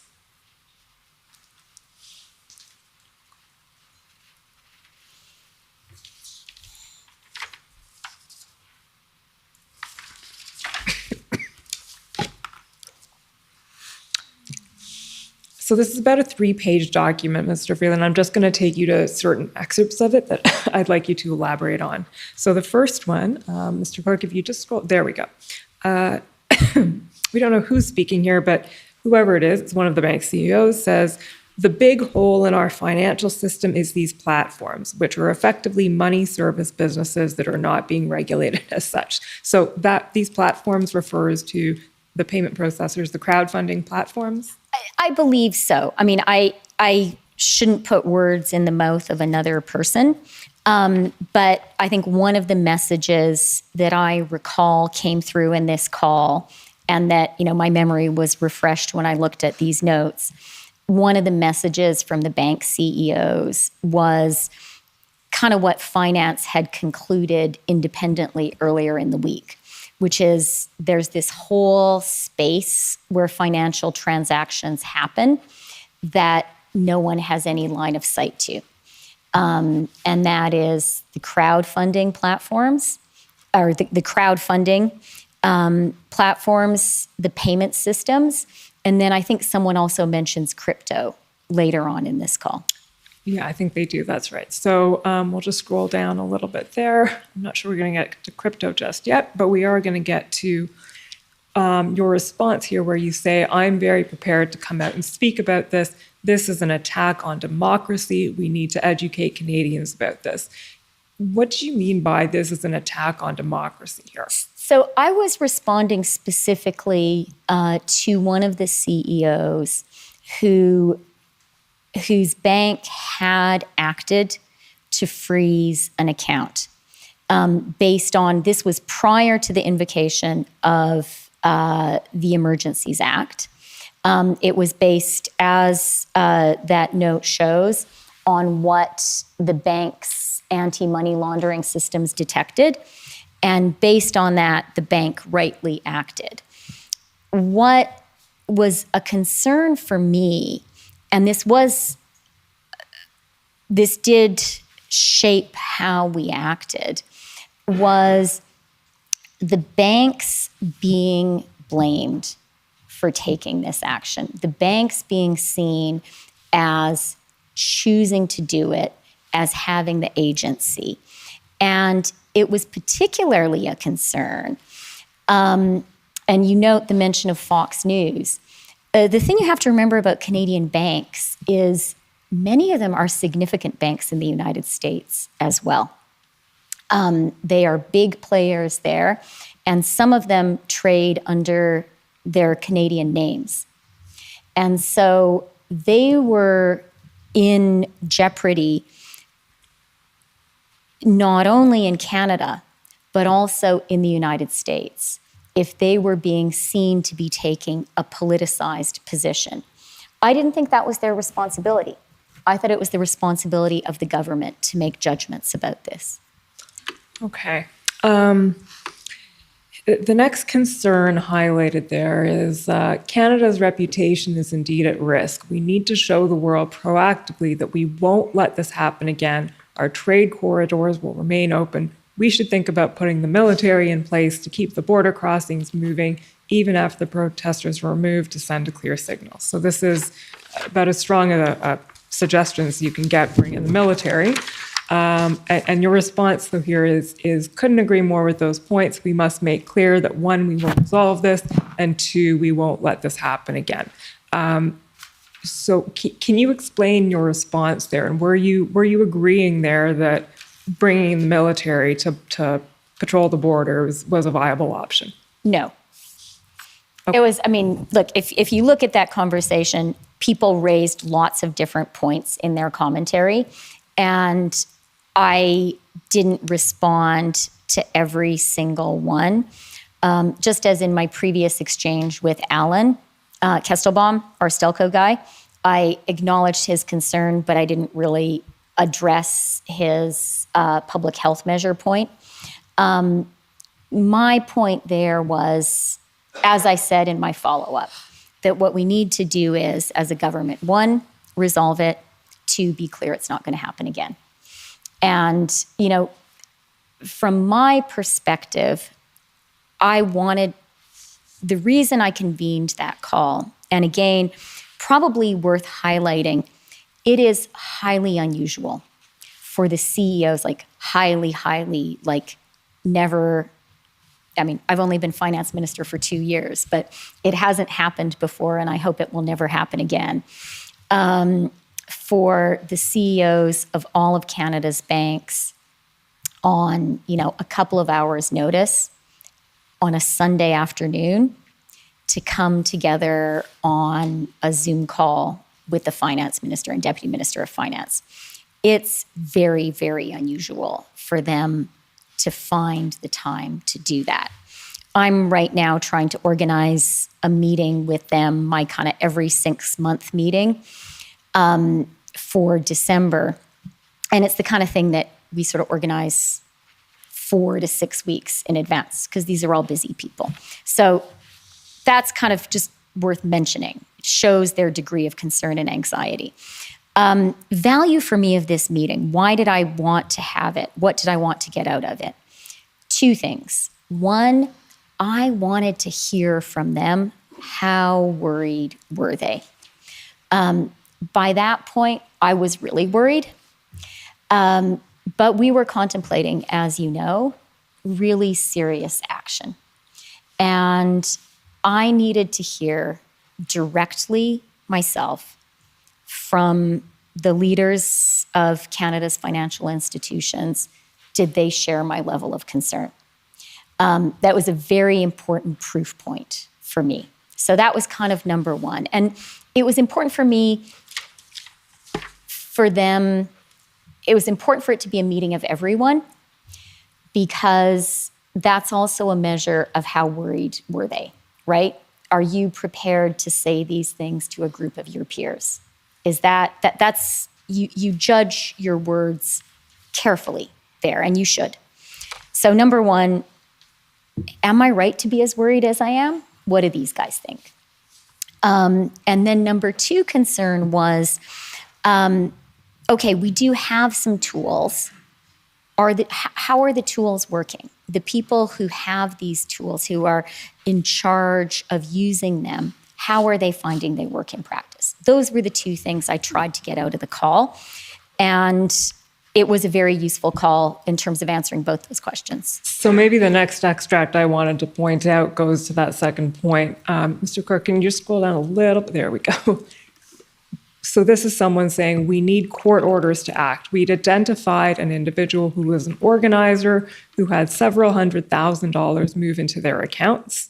We flagged it to FinTrack, started work on a court order, and because of the delay of 4 hours, the money was withdrawn before we could stop it. And you say there, you ask, was the problem there a gap in the current system, or that it moves too slowly? And the reply is 4 hours was too long. And then I think underneath that there's, and let's be clear, that's the reference you were talking about, and let's be clear, they will all eventually move to crypto. Okay. A little lower down, Mr. Clerk, bottom of that page, you mentioned reputational risk. That's something you've talked about several times. Here's one of those, I think, quotable quotes.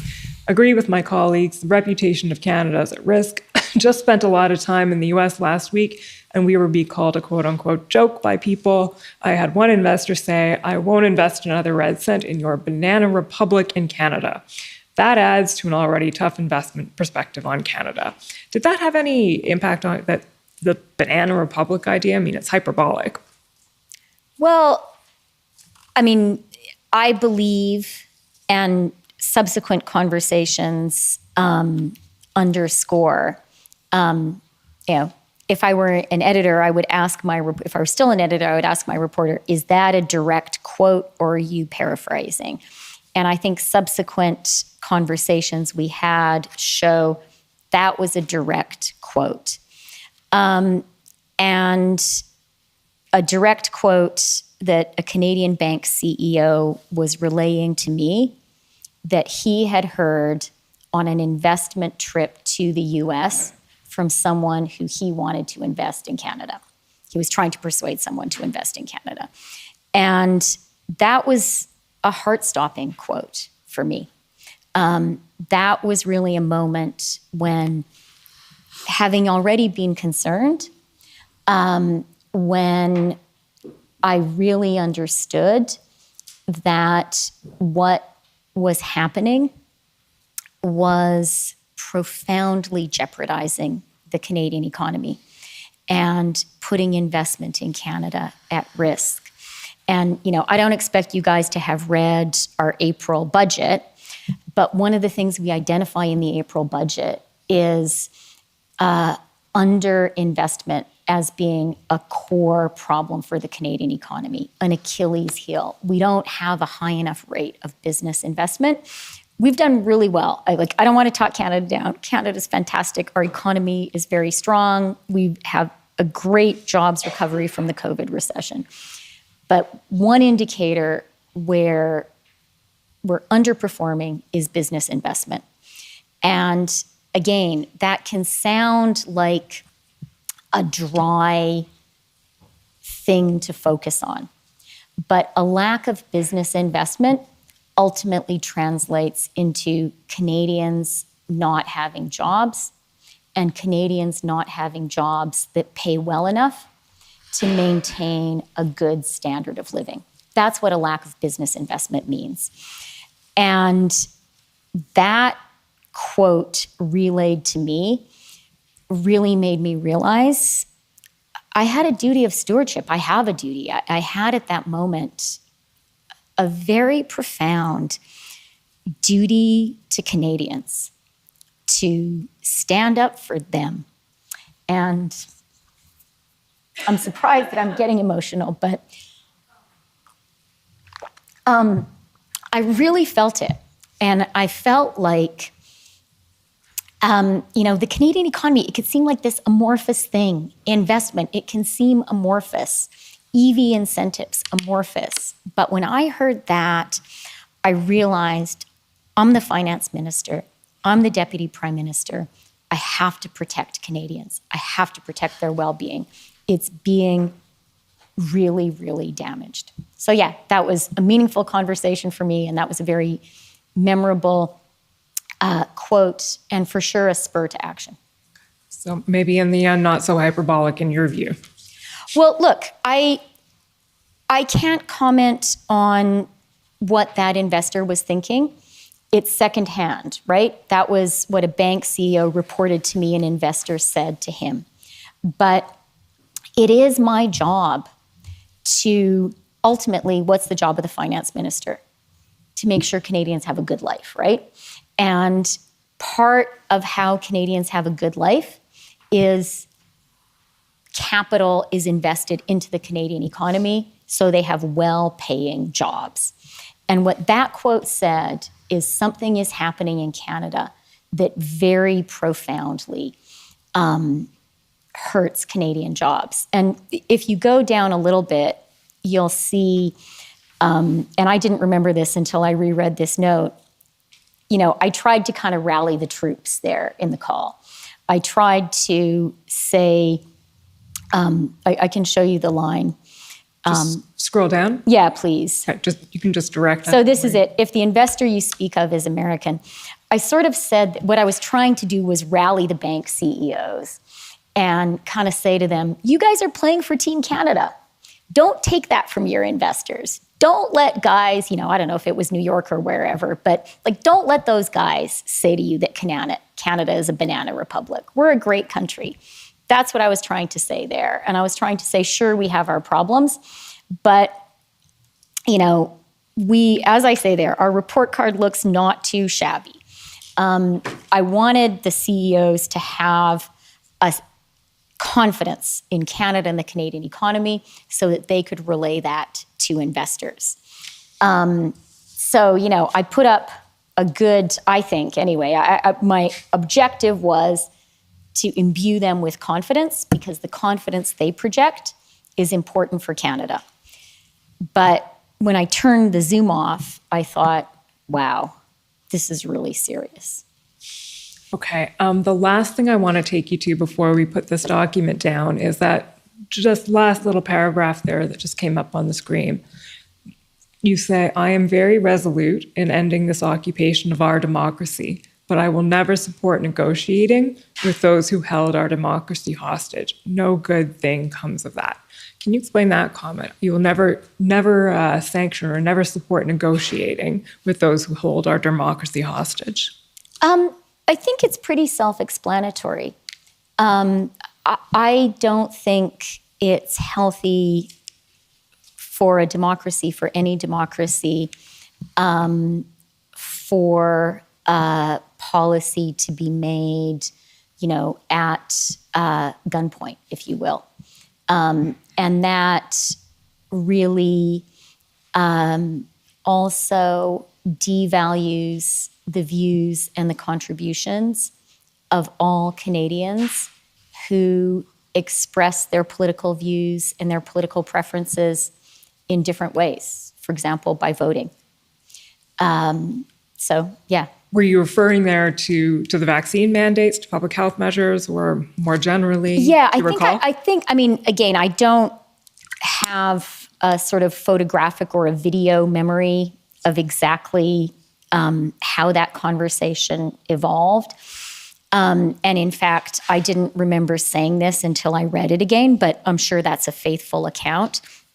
Having read this note, what I think I was referring to is a comment made earlier in the conversation suggesting that the solution to this was a change in policy on vaccines. That's what I think I was responding to. Okay. So we're going to leave the call now. Mr. Clerk, you can take that document down and talk about the economic impact of the protests and the blockades as you saw it and what you conveyed to your colleagues on that front. So last week when your department officials were here, we went through in some detail the initial assessment they prepared on February 10th and also the eventual February 22nd economic analysis. So we're not going to go through that in detail this morning. But what I would like to take you to is, actually, this is SSM.can 5095.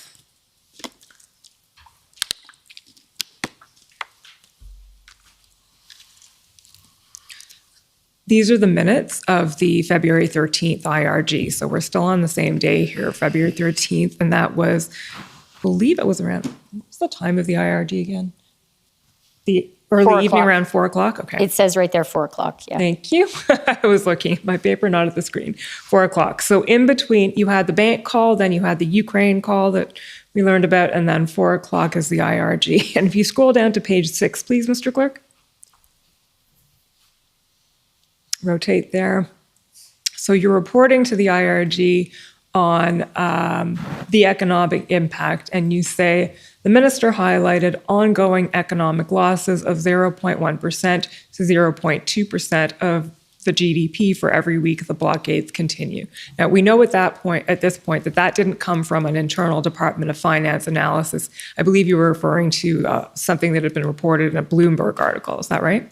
A Bloomberg economic analysis. A Bloomberg economic analysis. And it was also fresh in my mind because in that bank CEO conversation, that number was also referred to by one of the CEOs.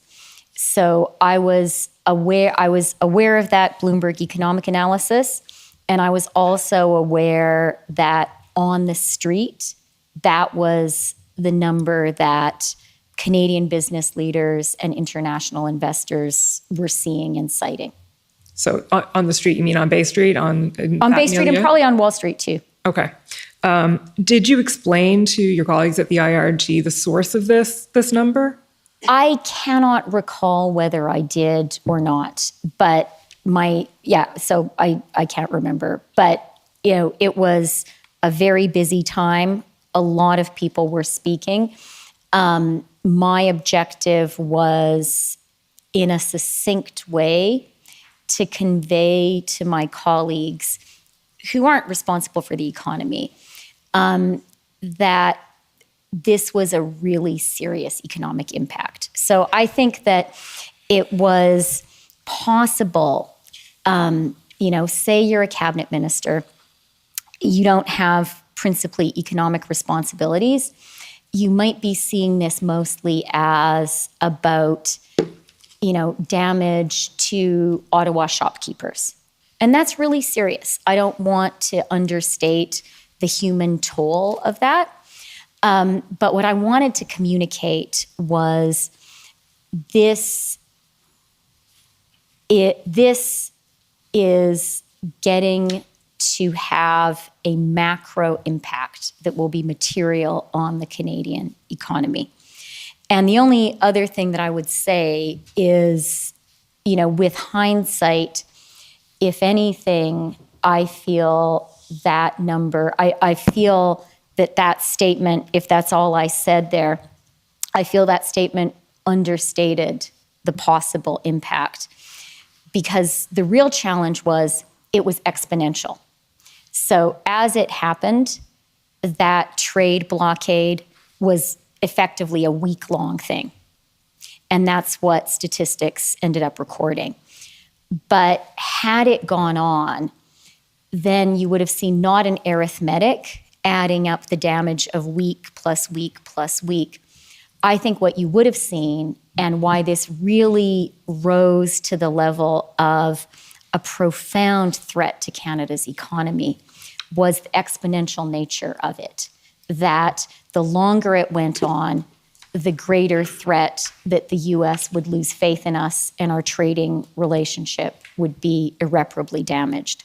The longer it went on, the greater the threat that foreign investors would write off Canada. Okay. So obviously that was a concern that you were expressing to your cabinet colleagues that day. Probably more clearly to you right now than I did then, but I think I did communicate to them I was really worried. Okay. So the overall economic impact, both near term and long term.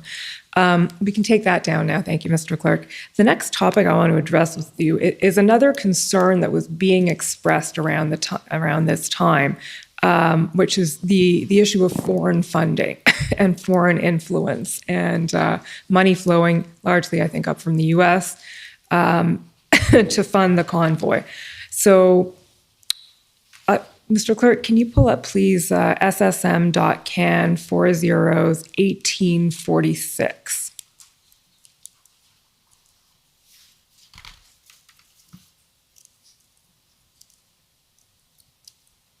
So this is an after the fact, so not quite after the fact, but certainly after the invocation of the Emergencies Act discussion that you're having with your departmental officials. And if we scroll down a little bit, please, Mr. Clerk, keep going. I'll let you know when to stop. Keep going up. There we go. So this is a question that you've posed to your officials. And the question is, and do we have any info on foreign donations? And the response that comes back is, we do not have any information on foreign donations that entered our Canadian financial systems. It is possible that FINTRAC, CSIS, or the RCMP possess information on foreign donations, but that information is not shared with the Department of Finance. So is it fair to say that at the points at which foreign influence, foreign donations were being talked about, the government wasn't actually in possession of information to corroborate that? No, I wouldn't say that. What I would say is a couple of things. One of the things that this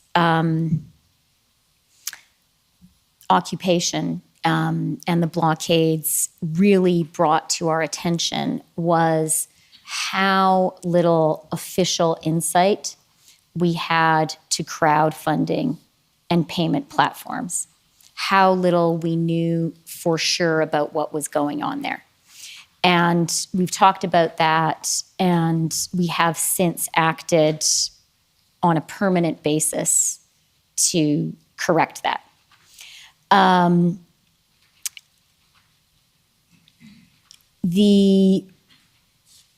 There was very good reason to believe, and in fact, the subsequent report that the Commission did that I thought was very good on foreign donations documents in a lot of detail that there were foreign donations coming in to support the convoy. And so, that was happening. Our own systems were weak at officially picking that up and slow. And quite rightly, actually, there are a lot of checks and balances within the Canadian system about what finance specifically learns, right? Because law enforcement and finance operate in different silos, and certainly elected ministers and law enforcement have a lot of silos between them, and I think that's a good thing. So, yeah, so that would be my understanding of the situation. So to summarize that, would it be fair to say you were operating with incomplete information at that? I would 100% say that. And the other thing I would say is, we were operating in the fog of war. And things were moving very quickly in real life on the ground. We had to operate based on the best possible information we could get at every single moment. And sometimes that meant using open source information.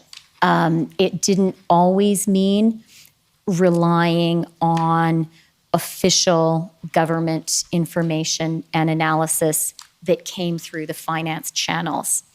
And I feel, not only comfortable doing that, but that's the right thing to do. In a fast-moving, hour-by-hour situation like this, you have to gather information from a lot of different sources, reliable sources. But I believe that's the responsibility of an elected minister.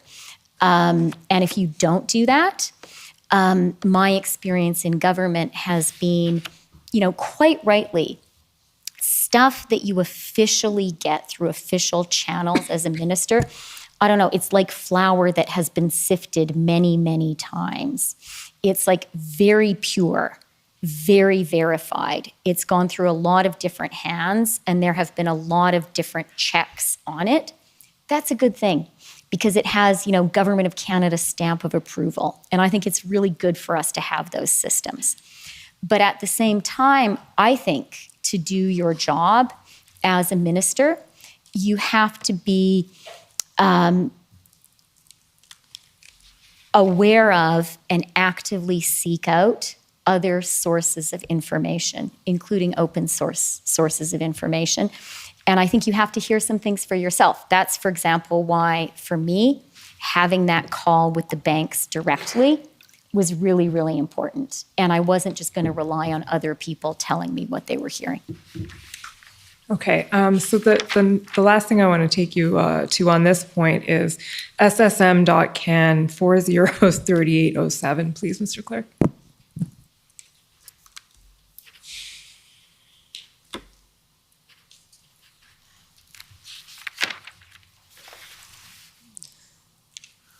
So this is a draft, Minister Freeland, of the Section 58 explanation that was reported to Parliament. I'm sure you're familiar with that, as we all are in this room right now. If we scroll down to page 8, please, Mr. Clerk. Bottom of the page, I believe. Okay, yeah, sorry, here we go. So under item number 6 there, Roman numeral. This is a paragraph in the draft or a bullet point in the draft that says there is credible evidence that significant amounts of funding for the protests come from sources outside of Canada, which raises concerns about foreign interference in Canadian affairs and questions whether they represent threats to the security of Canada. And the comment made on that underneath it is anecdotal reports of donations from outside Canada to support the protesters were given credence when, on February 13th, hackers of the crowdfunding website GiveSendGo released hacked data, and it goes on to explain what happened there. But that bullet point paragraph there is credible evidence that significant amounts of funding come from sources outside Canada was removed from the eventual Section 58 explanation. Were you aware of that? And I wasn't part of that whole process. Okay. And do you have any comment on that at this point? I mean, I wasn't part of that process and of the drafting of all of that. And finance was not, we weren't the people responsible for looking at that aspect of what was going on. And, as my previous comments have kind of underscored, I think, my primary concern and anxiety around this was about the economic impact. and we've talked about that at some length. But that I felt my job was in the cabinet and as a teammate with my colleagues. What were they relying on me as the Minister of Finance to do? They were relying on me to figure out and communicate to them how big is the economic problem. And then they were relying on me to figure out and communicate to them, look, finance guys, are you doing your job here? Are you awake? Are you using all the possible tools you have to stop the problem? That was my job number 2. And then job number 3 is, okay, if you think it's a really big problem, which we did, if you think you're using all the tools which currently exist, which we did, number 3, do you have any ideas? Is there anything in the finance toolbox that could be devised that would help? That was how I understood finance's job. Okay, so this would be more law enforcement / intelligence area. Okay. We can take that one down then, Mr. Clerk, and move on to which sort of goes back to what you were just addressing, Minister Freeland. What do we do about this? So the development and the implementation of the Emergency Economic Measures Order. So again, we've heard at this point quite a bit about the orders and about what was done with them. So I want to take you to a few specific concerns that have been expressed about them. The first one being that the EMO is overbroad. In the sense that it might capture individuals who are not really directly involved in the protests, but people who donated to the protests and or have adverse effects on family members. If you freeze someone's bank account, it may be a spouse or a child or someone else who suffers. So my first question is that a concern that you were aware of? Is that a concern that you had? And is that a concern that you felt was it properly addressed within with the measures that were enacted? Okay, that's a lot of questions. But that is kind of, I would say, core. You're getting at some core things we grappled with beforehand, during the time the measures were in force, and in our reflections afterwards. And I want to start by saying something that I was really, really worried about and extremely conscious of the whole time was, I've talked a lot about my profound conviction that Canada was in economic jeopardy. But then as we were talking about, okay, what can we do about it? I had probably an equally profound and even emotional concern of we don't want anybody to get hurt. And one of my colleagues said to me in our conversation about all of this, as we were talking constantly, and I was sort of saying, we really have to act, something has to be done. And I remember a colleague saying to me, my nightmare is blood on the face of a child. And I remember that very clearly because I was worried about that. And I really was conscious that, yes, we had to end this, but it was so important for it to be ended peacefully without anybody being hurt. So that was a hugely important objective for me. I didn't want to be a person responsible for making Canada a place where people, and you have heard by now, there were reports of children, would actually get hurt in our efforts to protect the country. That was wrong. And I felt so strongly we had to look for ways to resolve this. Yes, that was urgent, but not physically hurting anyone. And look, especially not a child, but anyone, was a really key objective for me. So that was one key thing. And that is was a consideration that very much shaped the development and use of the financial measures. From my perspective at the time, and also with hindsight, a virtue of these measures was no blood on the face of a child, no physical coercion required. And I thought that it was good that we came up with a way of creating some economic incentives for people to leave. So that was a very important consideration. And a second really important consideration in this question, right? I think you're asking exactly the right question. It's the balance, right? I've talked a lot now about why it was such a big problem, why I think we needed to act. Are your actions kind of appropriate and proportionate? And I would say the other thing in my mind there was we needed to always have in our minds, yes, a concern about the number of people who would be restricted by these measures, but that always needed to be balanced against an awareness of the number of people who would be protected by this action. So those were the things that I chiefly had in mind. And, I think at the end of the day, it was something like 280 accounts frozen. One of the reports I remember when we were at like 240 or 241 accounts frozen, my numbers won't be exact, but I know you guys have all the numbers too. It was something like 57 people when we were at around 240. So I don't have the exact figure of how many actual people when we were at 280, but I think we have an idea of the ballpark. And so in my mind, I say, okay, that I regret that happened to those people. I really do. I would have preferred, it was a serious thing. I would have preferred not to have had to do this.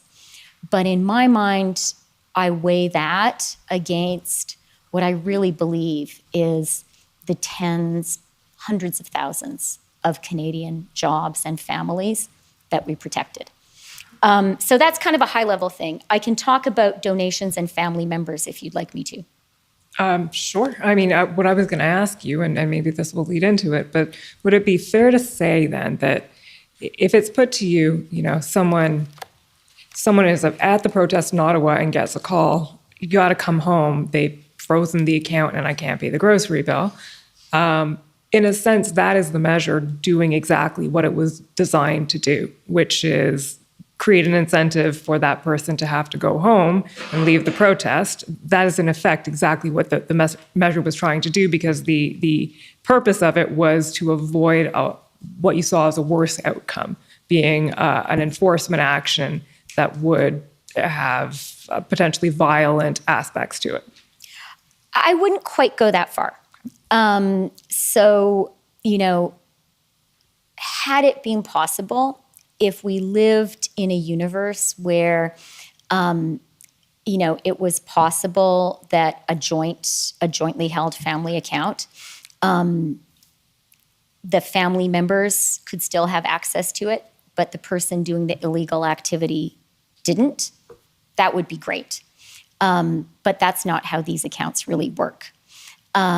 So the intention was not to create any incentives on people who were not personally choosing to engage in this illegal activity. I accept that may have happened to some people, but that wasn't the intention.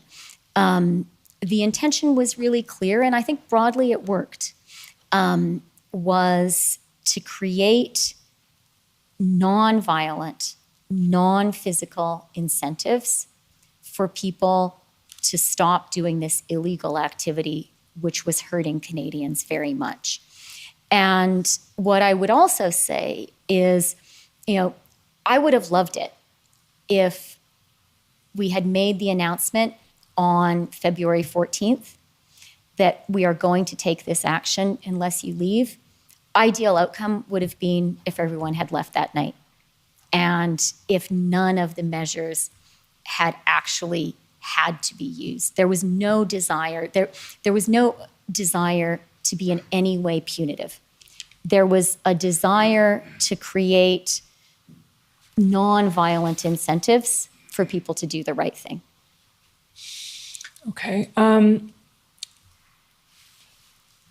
I do want to talk about the donations issue. Sorry, Mr. Commissioner, I saw you looking at me. Is that break time or? It's any time you like. It's can be now or in 10 minutes.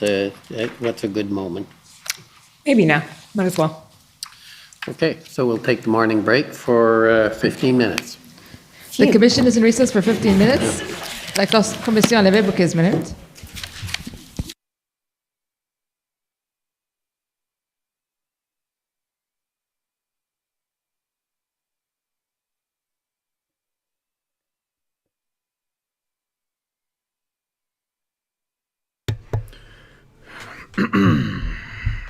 I'll let you go first, Pan. I don't think I'm ready to talk. Well, let me just say, I'm pretty sure that was a lizard person. Ukraine. What else have we got? We met Flavio. That was nice. Her worst fear is to see the blood on the face of a child. I like how she dismissed any damage she did to children, to families, totally dismissed it, with the couching it with fake crocodile tears the entire time. She never wanted to see any of this, exactly as you just mentioned, Pan, the blood on a child's face being her greatest fear. She believes her actions are bloodless, that they had no repercussions. Well, I'll tell you one thing. A lot of people lost their livelihood, have lost their futures over this government's actions over 2 years plus. And it wasn't enough. They had to do this financial tyranny. And if so much for this concern about being considered a banana republic, what do you call it when you enshrine in law with a precedent doing this to families? What do you think people think all around the world? But we never did see, right? We know that the banking associations came out strongly against those measures. She hasn't asked, Shantona didn't ask that. We know they came out strongly about that. Why? Because people were pulling out their money. We know that the credit unions did come out with a statement. We didn't see that, though, from the banking association. It was all behind the scenes. But there was a lot of pressure. We've heard rumblings. There's no official line from them, though. Yep. And this globalism aspect. Okay, first of all, you got this Bloomberg article over here. So interesting, isn't it? How Flavio Volpe, her BFF, has pledged. What day was this? Let me find the day for you. The date. I don't see the date. Flavio. Yeah. I don't see the date here. It is, but regardless of that, you can do that research later, find the date exactly when this article came out. It doesn't show it right here on the page. Canadian auto sector offering jobs to incoming Ukrainians to fill labor shortage. Flavio Volpe, president of the association, the Automotive Parts Association, talks about efforts to attract Ukrainian workers to the auto sector. One big club. We ain't in it. That's what we're seeing here. Flavio Volpe, of course, there's Alan as well, who was mentioned. Got to do a little bit of research on him. I'm not going to do it right now. We only have a few minutes. What is coercion? What is financial deprivation? The ability to feed your family, the ability to house them, and her flippant attitude to that was very off-putting, to say the least. I'm not going to use any harsher words on stream, but ask me tonight when I'm having a drink. Put it that way. We got Benoit. He says, answer in Ukrainian. You got Flavio's making PPE too, says Lisa Lee. I didn't know that. Interesting. Flavio Volpe. Let's see here. PPE. The Great PPE Scramble. Interesting. We'll have to do some research on that. There's a ton over here. So much for U.S. So globalism. Okay, I want to hit that topic here because that's really important. This idea of globalism. All right, we got this over here. I got Tinfoil Hat Nick, and he writes this. He goes, so you want foreign incentives on the EV industry and foreign help supplementing your military, but the peasants can't be allowed to do that because it makes you look bad. So globalism is good, right? It's great. As she's saying, they're so concerned about this EV battery plant, by the way, that was never announced in Windsor. So that was a great big $1 billion plant. Windsor. What's going on over here? Let me show you that here. Windsor battery plant. Okay, we didn't know. They only announced this, but you can look this up. So this is we heard a lot from Dilkins, Mayor Dilkins. I think it's Drew Dilkins. Anyways, his name is Dilkins, last name Dilkins, a Windsor mayor, talking about how this was in the works, and they might have lost this $5 billion battery plant in Windsor, Ontario. Marks big win. You can look that up. All right, Windsor battery plant. So it made a big stink about that, how all that global foreign funding, that money coming in, it's okay as long as it's in serving their globalism, their goals for globalism. Remember that she is, not only is she Deputy Prime Minister of Canada, Minister of Finance for Canada, but she's a board member for the WEF, as well as the NATO Secretary General, first round draft pick. You can look that up. Look up Freeland, NATO Secretary General. A lot of talk in mainstream news where they're sort of pushing that idea out there that she will be that person to replace, I think her name is Jen Stoltenberg. In any case, so right here, but as soon as there's money coming in from other places in the world, so say if we are in a global, let's say, I don't want to use any aggressive language, so let's say we are in a global struggle. How about that? Okay. Where it is certain organizations against the people of all the world. If you look at the world through that lens, then as long as they're shifting money and industry around and placing it, just like we've seen that Moderna plant opening up in Laval, Quebec, right? Trudeau broke ground there. Trudeau, Moderna, Laval, Quebec. Let me just say real quick, Ro. Yes, sir. We're going to be doing deep dives like this type of stuff, looking into globalism, all this type of stuff. But we're going to start doing a show next week. So if you haven't already, like and subscribe, because it's the type of stuff we're going to be doing live. So thanks for sticking with us. Yes, we do appreciate it. Thank you very much. All right, so right here, Moderna, November 7th. So it's okay when you get global money and you give incentives. What is incentives? Those are kickbacks. You're just legislating them. That's what it is. You're legislating kickbacks, 100%. No problem, okay? But if people send money across borders, which she didn't even have any intel, by the way, she said it quite clearly by her lack of an answer. They had zero intel. She kept repeating OS int, right? She had to justify the fact that all they really had was Twitter and Facebook intel, open source intel. You know, they didn't have anything else. They had the media, and they had these shit posts online that they were saying were, quote, terroristic threats. I want to show you an image over here that we put together for Crash the System. Okay, this is what we're doing here. We come from the comic book world. I'll show you it in color. Here it is. 2039. Western nations have fallen. We're crying out now, crying out for those to lead us. So the best of the best decide they're going to lead us. Turns out that we are just selling ourselves short, and they institute a technological tyranny. Exploring that idea. That's what we're doing at Crash the System, crashwc.com. Check that out when you get some time. It's right there in the top right or top left, crashwc.com. And that is the world that they want to bring us to. That's the world they want to bring us to. One where there are the haves, the have-nots. She's not worried about paying her bills. She's not worried about the financial tyranny that was predicated on an EV battery plant. That's effectively what she said. That, and also my war in Ukraine. Remember, this is a person who has come out very clearly and said that she is a Ukrainian nationalist. Okay, first, I'm going to show that to you here. I'm just going to make You could get that sense by the way that she talked about Canada. She was like, I don't want to talk bad about, Canada, but really they're not performing that well economically. And you can tell that like she feels like Canada's second.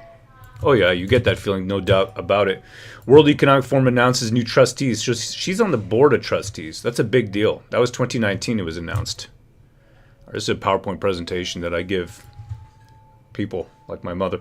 The Board of Trustees is the highest level governance body of the World Economic Forum. All right, there it is. So she is on the Board of Trustees. There's not a lot of people on it. She's on it. She's on the Board of Trustees. Not board member, I should write Board of Trustees. Anyhow, okay, here it is. This is in 2014. This is a direct quote. If you'd be so kind, brother. My legal name is Christina. Though I was born into a Ukrainian family, it was considered appropriate to have a more English-sounding name. I changed it back to Christia. I still feel that duty to Ukraine. She changed her name as a Ukrainian nationalist. That's what she is. A house divided will not fall, and you can't have split loyalties. It just doesn't work. 2014. If you'd be so kind to read the second paragraph. Okay. Ukrainian was my first language. I went to Ukrainian school and learned Ukrainian history. I even went to Ukrainian Girl Guides. Later at university in Boston, I taught a Ukrainian class. My children now attend a Ukrainian school in Toronto. Twitch, twitch, twitch. There it is. So it's one thing for her, right, to have her first language to be Ukrainian, but why would you send your children now to a Ukrainian school? I'm sorry, I don't buy this. This kind of idea, I don't buy this at all. And these are our top tier, most highest posts. You tell me that right there. A little bit scary. Right? And everything makes sense when you look at Trudeau's quote over here in 2016. There's no core identity, no mainstream in Canada. Everyone knows his quotes, concluding that he sees Canada as a first post-national state. Nodding videos. It just says nodding videos. Oh. Got a whole collection.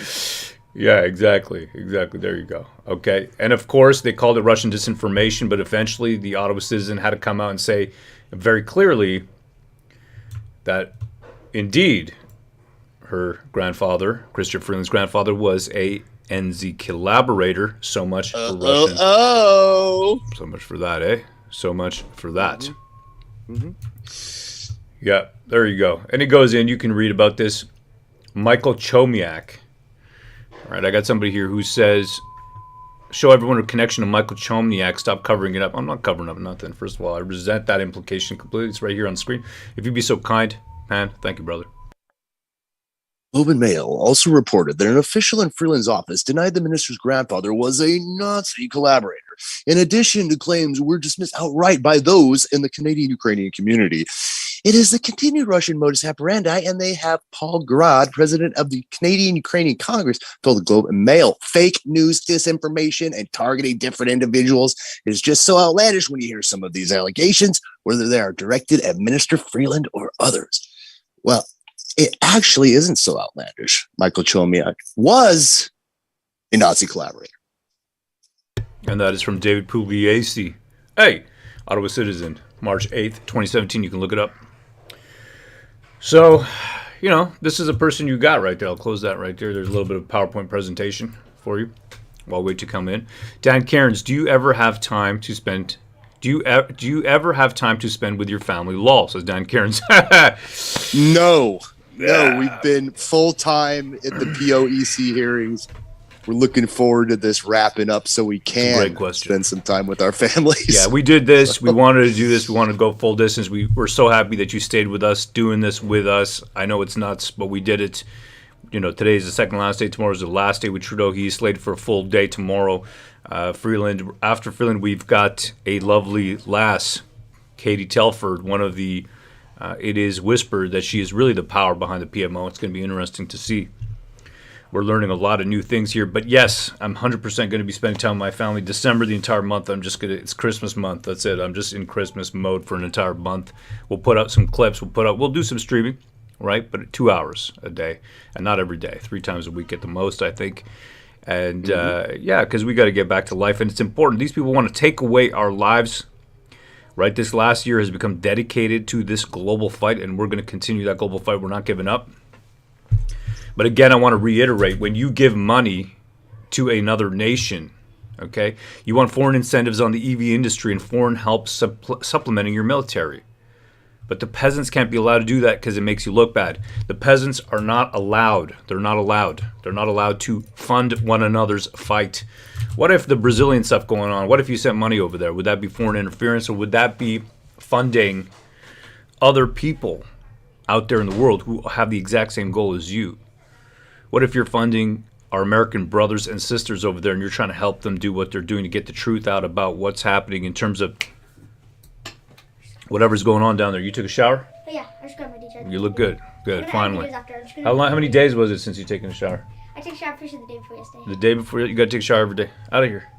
I don't Good know boy. if I'm gonna take a shower, but yeah. You need to take a shower every day. All right, let me see what else we can. You know what? That's one thing. You got to become part of this country. In India, we didn't take a shower every day. But now, you love the shower. Showering every day, it's a nice thing. You got to shower every day, kid. Hey, and you got to put some deodorant on too, huh? Oh, let me see here. We got handicap. He says, you sound like my wife. The Dutch farmers, this is another great point. H.A.I.L. See that? We want to help our Dutch farmer brethren out there. Right? What if you just love Dutch people? What if you just love Brazilians and you want to give to the people? What are they going to consider that? Are they saying that are they going to say you're giving to some, evil, nefarious cause? Is that what they're going to say? Exactly. Maggie says, no, not a shower every day. Growing up on the farm will teach you that. I think for me, it is your underarms, brush your teeth, and your nethers. Okay, at least, come on, you got to please Maggie. I understand, but it's like, you know what I mean? You get the nethers hose them down, baby. Let me see here. We got VNA Vinny. He says, Del Rowe, you were supposed to bathe in the Ganges. WTF. You know what? I never made it out to the main area there. I went to Himachal Pradesh, up in the Himalayas, smoking weed with Israelis. All these Israelis would come down. Yeah, I'm telling you. Yeah, they would bathe actually in milk. They would they would come down from after their 1 year tour duty, and they'd be like, "Hey, I'm Israeli." I don't know how they talk. They're like, "Bring me milk," and they would have these baths of milk, and they would make all these little Indians scurry around, pouring in the milk into this bath, and then they would bathe in milk. They felt like kings and lords. Milk bath? Oh yeah, What? Incredible, man. It was just incredible to see, witness exactly what they were doing. They just like it's amazing to be able to go to a colony and just be like, milk. Give me a milk bath. Give me a milk bath. Rub me down. All right, let me see over here. We're all just Neanderthals who think too much, says Kim. Interesting concept. We're not people of Canada. We are called the people of the Commonwealth. UK, BS. We don't live in the UK, says Mark London. Russian, Israelis. That was it. That's the only. I can only do a few accents. Bon Pearl, she's got a great point. Starve them out seems to be their mantra. It is. Starve them out. Absolutely. Starve them out. Starving them out is bloodless. A lot of this hinged on, first of all, it doesn't make any sense because the video is out there all around the world. The trampling and the rest, which they've never addressed, by the way. They've never addressed those RCMP leaks that were put out of them celebrating, laughing about it in their, what's called, I'll show you this, RCMP trampling. I'm just going to show it to you. Okay? Yeah, that's wild how no one has asked questions about these things. Okay, so here we go. I got all this stuff stored on my computer. I just keep it for a rainy day. Here we go. All right, you're looking at this one over here. All these screenshots were leaked, right, from their chat. Chilling out the Elgin Hotel. Sorry, not Lord Elgin Hotel, I think it was. Sorry, Chateau Laurier, not Elgin. It is Chateau Laurier. That's where it is. My mistake. Chateau Laurier.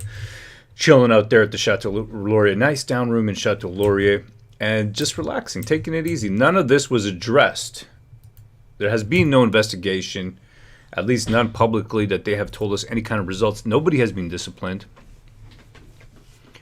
So where do we live? And that you are saying that we had to take these extreme actions because Canada was being considered a banana republic. There was an off-the-cuff remark by an investor in the U.S. who termed Canada as a banana republic. What is it now? What does it look like now? We've seen Trudeau be shamed in the European Union Parliament by different MEPs. Looks like they're just about to start now. Looking good. So many, barely anybody's wearing a mask in there today. We've seen people wear masks. Oh, okay, I spoke too soon. There's a couple. Most of them are government lawyers. Order à l'ordre.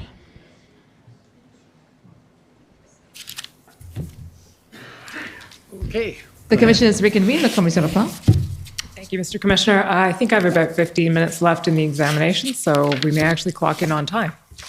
It's great. Minister Freeland, when we left off, the next topic that we planned on addressing was the issue of donations. And to do that, Mr. Clerk, can you please pull up SSM.can 403972?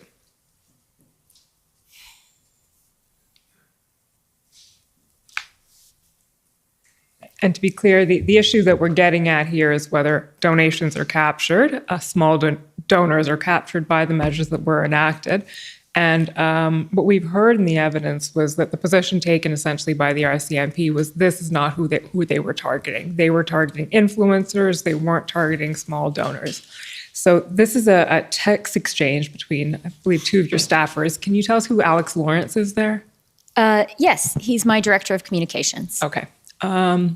So the comment made here, you can just scroll down a bit, Mr. Clerk, is Freeland highly skeptical of this, thinks that the banks will have frozen some smaller accounts and we just won't know. Is that an accurate depiction of your thinking around this at the time? Were you concerned that small donors when I say small donors, I'm talking about the amount of the donation, were being captured by these measures? What I remember being concerned about, and again, this isn't something that I wrote, it's something that Alex wrote, so I can't speak to his specific conveying of what I said to him and what I was concerned about.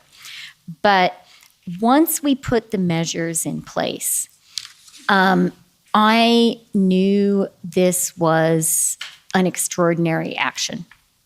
The kind of thing that I hope only happens, once in a generation. And I knew that Canadians were very focused on what was happening and concerned about it. And it was very important for me, having taken this extraordinary step, to be as careful as possible in communicating what was happening, not to over-egg the pudding, not to stretch the truth. And I didn't want to make a flat statement that no small donors have had their accounts frozen, although I very much hoped that was the case. I didn't want to make that categorical statement unless I knew for sure that was the case. Because I really did understand that we were, in terra incognita. And it was really important for us to do everything we could to maintain public confidence of Canadians in their government, including the confidence of the Canadians who disagreed with us. Maybe most of all, the confidence of those Canadians. And so my skepticism was sort of about saying to my team, if I'm going to be in question period, if I'm going to be in a press conference, I only want to assert things that are absolutely true. And the position I didn't want to be in was to take this example of donations. I'm really glad that no small donors had their accounts frozen.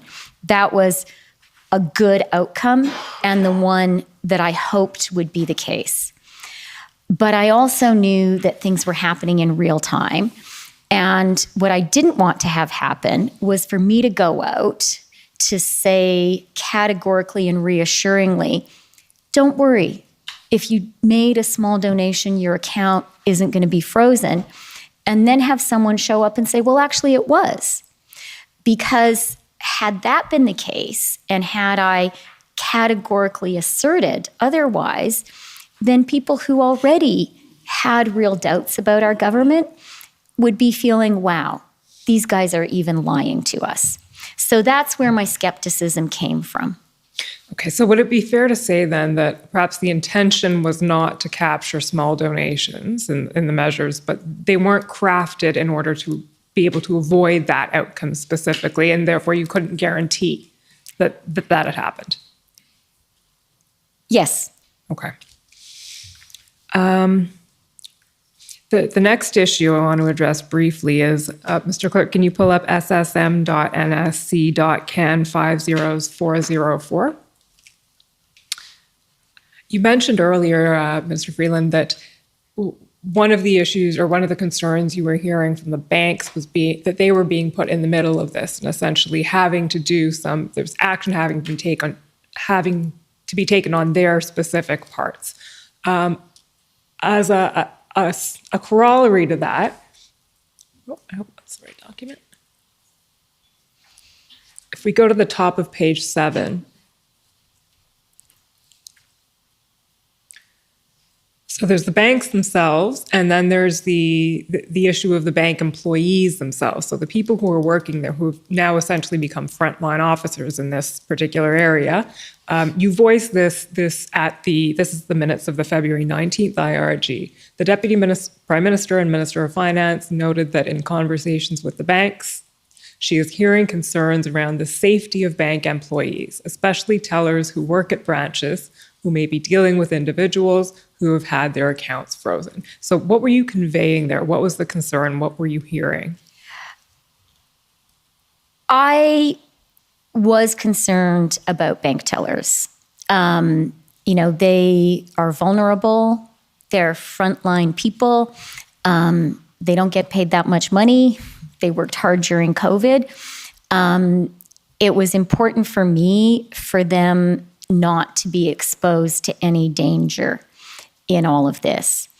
And actually, one of the motivations for crafting the measures the way we did was to protect them. And you'll remember in the document we looked at from that Sunday, February 13th, a concern one of the CEOs expressed is absent a clear government instruction to the banks would be held responsible. And that was not fair or appropriate. And I actually agreed with that. And my central concern was, that some poor teller not get yelled at and be held responsible, and even be in a dangerous situation. And so that was part of the thinking behind having these measures, to give the banks at all levels, including the tellers, the ability to say, this is the government's decision. It's not my decision. If you're angry at someone, be angry at Chrystia Freeland. Don't be angry at me. And I think that's appropriate. Okay. And do you think that worked? Yeah, I think by and large it did. Okay, the next topic that I want to ask you about is, as you know, part of the commission's mandate is to examine the necessity of the measures that were taken and whether the measures that were decided upon and chosen by your government were the correct measures in the circumstances. So you've identified at the time, choking off funding as an important part of how to bring an end to what was going on in Ottawa and across the country, the funding of the convoys, the funding of the protesters. We know that there were a number of actions being taken on that front by various actors. So in and around the time when the Emergencies Act was being considered by Cabinet, by the IRG, but by Cabinet, by the Prime Minister, a number of things had already taken place. So just to list some of them, GoFundMe obviously had shut down the the convoys campaign on February 4th. TD had, and by the way, all of these are listed in the crowdfunding overview report that you referenced earlier that I can take no credit for, but the TD had frozen accounts on February 10th, I believe, and the Attorney General of Ontario had obtained a restraint order, and the Mareva injunction process was in play and was eventually obtained on February 17th. So all this to say, there were various measures being taken by others designed to achieve a similar end, choking off the funding. And in light of that and knowledge of what was going on in that area, why did you conclude that it was still necessary for the government to do what it did with the economic measures?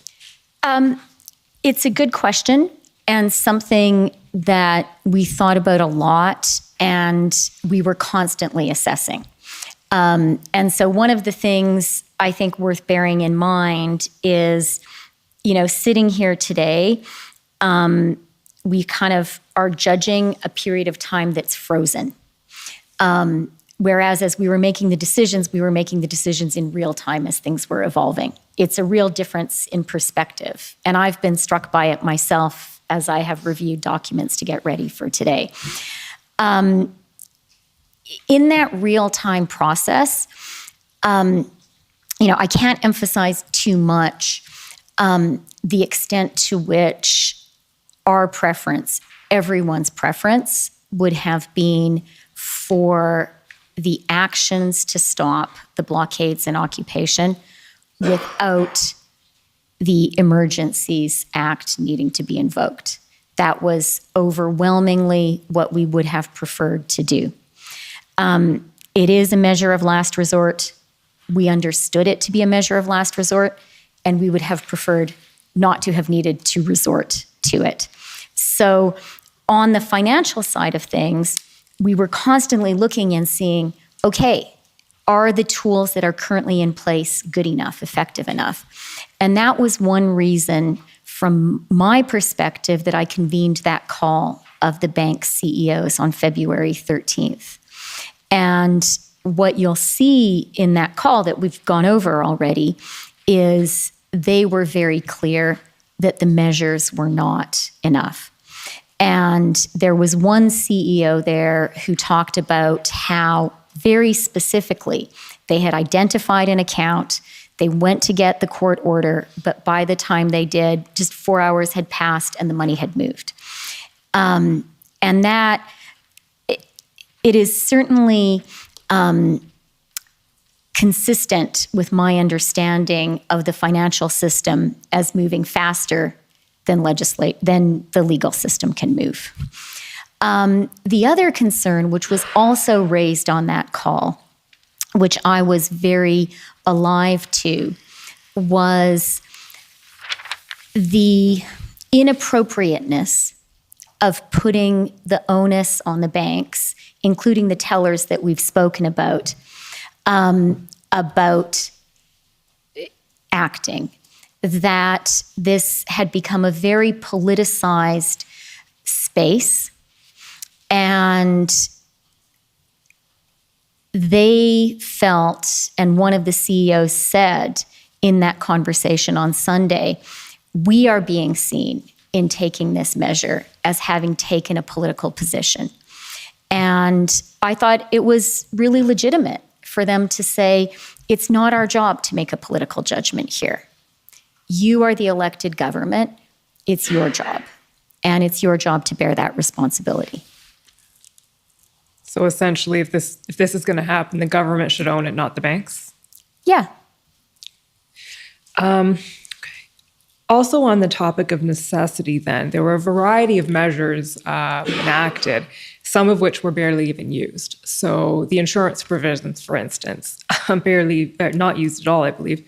The FinTrack, and ended up seeing very few reports made. How would you say, in retrospect, those measures were necessary, given that they weren't even used? In retrospect, I am glad that we put both of those measures in there. And I can explain each one if you'd like me to. Please. So on FinTrack, as we said we would do on February 14th, this was the case of this crisis causing us, to review our toolbox and kind of saying, okay, we're missing a screwdriver. And it turned out we couldn't, build the screwdriver in time to use it in this situation. But we were missing a screwdriver. We identified that. And we said on February 14th, this is a gap we've identified. We're going to fill the gap.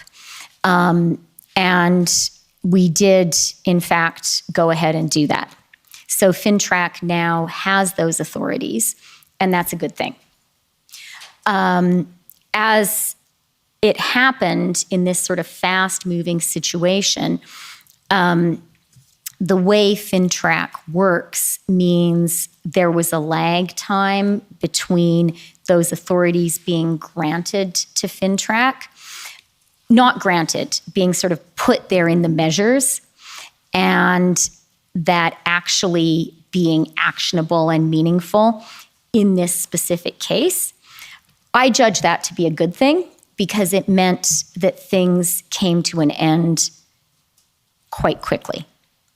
But I also judge, as we judged at the time and as we said very openly to Canadians, and I don't think there's actually a lot of debate around this, that it's a good thing for FINTRAC to have this authority. So that's FINTRAC. And it was also appropriate, as was the case, that in the emergency measures, that specific extra power was limited just to the time of just to the actions in the measures. It wasn't a universal granting. We went back with regulatory changes to give that authority to FINTRAC in a permanent way. And I think Isabelle Jacques has explained that, I guess theoretically a person could say, well, why not just take that regulatory action on February the 14th or February the 15th right away rather than put it in the emergency measures. And regulation just takes longer to fully develop and to do properly.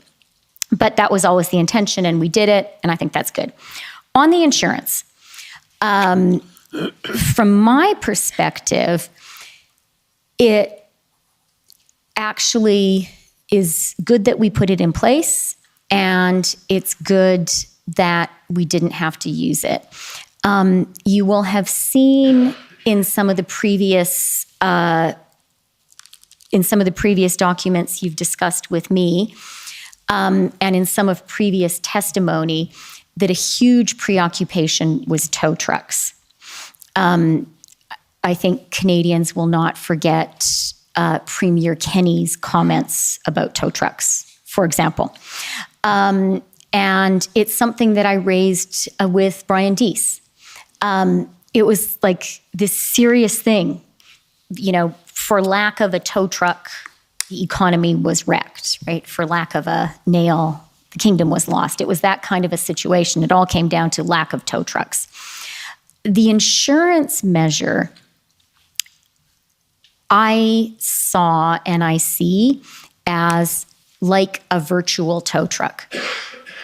It was specifically designed to create an incentive for the trucks to move. And I think it did. And there was news reporting at the time that suggests that some people moved their trucks because they saw the insurance measure was there. We were very public about it being there, and that created an incentive to leave. And that's what we wanted to have happen. I see the fact that it didn't ever have to be used as a feature, not a bug. Again, from my perspective, the less action we had to actually take, the less we had to actually use these measures, the better. If the measures had been effective purely upon being announced, creating a deterrent and an incentive for people to leave. And if that had happened in 24 or 48 hours and no accounts had been frozen, that would have been a wonderful outcome. I think you've coined a phrase there. We've been at this for 7 months, and virtual tow truck is not an expression we've yet heard. But getting back to the substance of what you were saying there, would it be fair to say, or the emergency it was revoked within about a week, the declaration of the emergency. Did it end faster than you expected it to?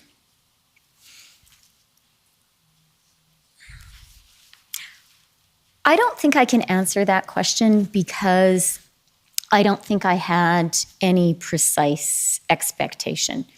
In a situation like that, I think you have to just hope for the best and plan for the worst. And I think that's what we tried to do. Almost done. There's a few texts I want to take you to now that consist of some discussions you had with various people after the act was invoked. So the first one I want to pull up is ssm.can 404352, please.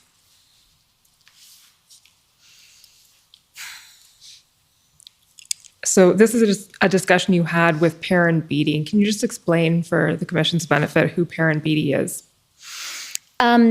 Okay, and maybe for my benefit, you can remind me what the date of this was, because I don't remember. The 22nd of February. Okay, thanks. Maybe you said that and I didn't. No, sorry. I didn't. So Perrin Beatty is the head of the Chamber of Commerce. He is a person with whom I have now worked closely for a long time during the NAFTA negotiations, also during the COVID recession when we were working on our economic response. He is someone who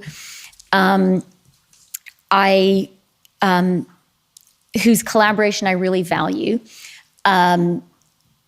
Of course, because he represents the Chamber and Canadian small business, and that's an important constituency for the Department of Finance, obviously.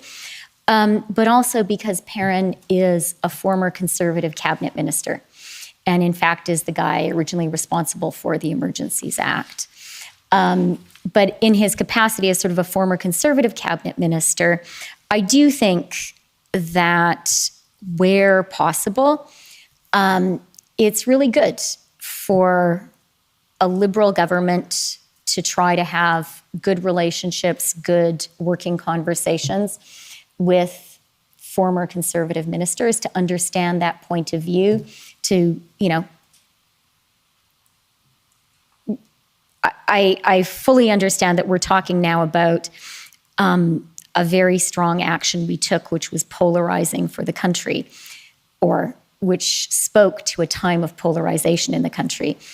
But Perrin specifically for me is an example of a person with whom I work hard to maintain a relationship, because I think where we can have consensus in Canada, where we can work across partisan lines, and we can't always do that, but where we can, I think that's good for the country.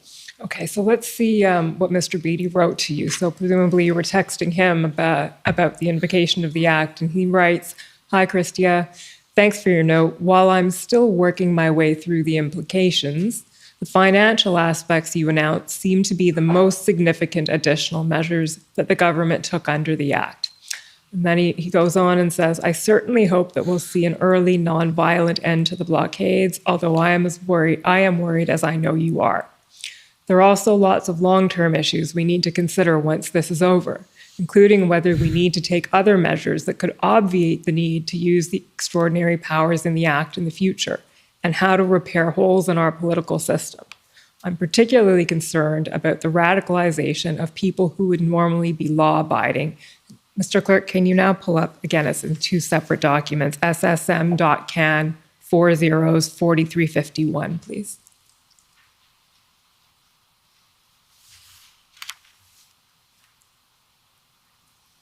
So scrolling down until we get to where we were.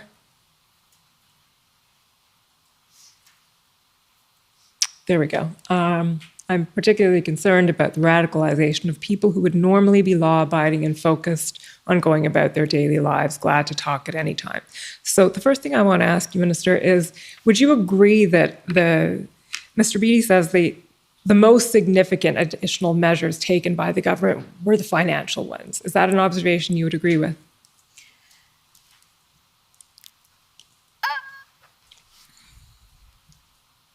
I think they were significant for sure, and effective. I'm not sure I would say they were the most significant, but I think for sure they were significant. Okay.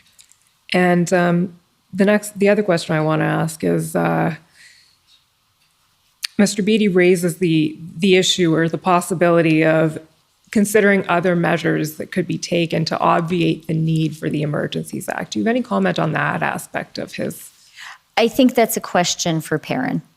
Okay, fair enough. And perhaps even a question for the Commission as we head into Policy Week next week. Perrin actually, I mean, quite seriously, I think Perrin Beattie would be a very good person to talk to about this. Thank you. Okay. He's very thoughtful and yeah. Which is why you were approaching him about this and at this time. Okay, so I think that's probably enough of Mr. Beattie's observations. The other person, do you recall a phone call or a conversation with Brian Mulroney, former Prime Minister Brian Mulroney, about this?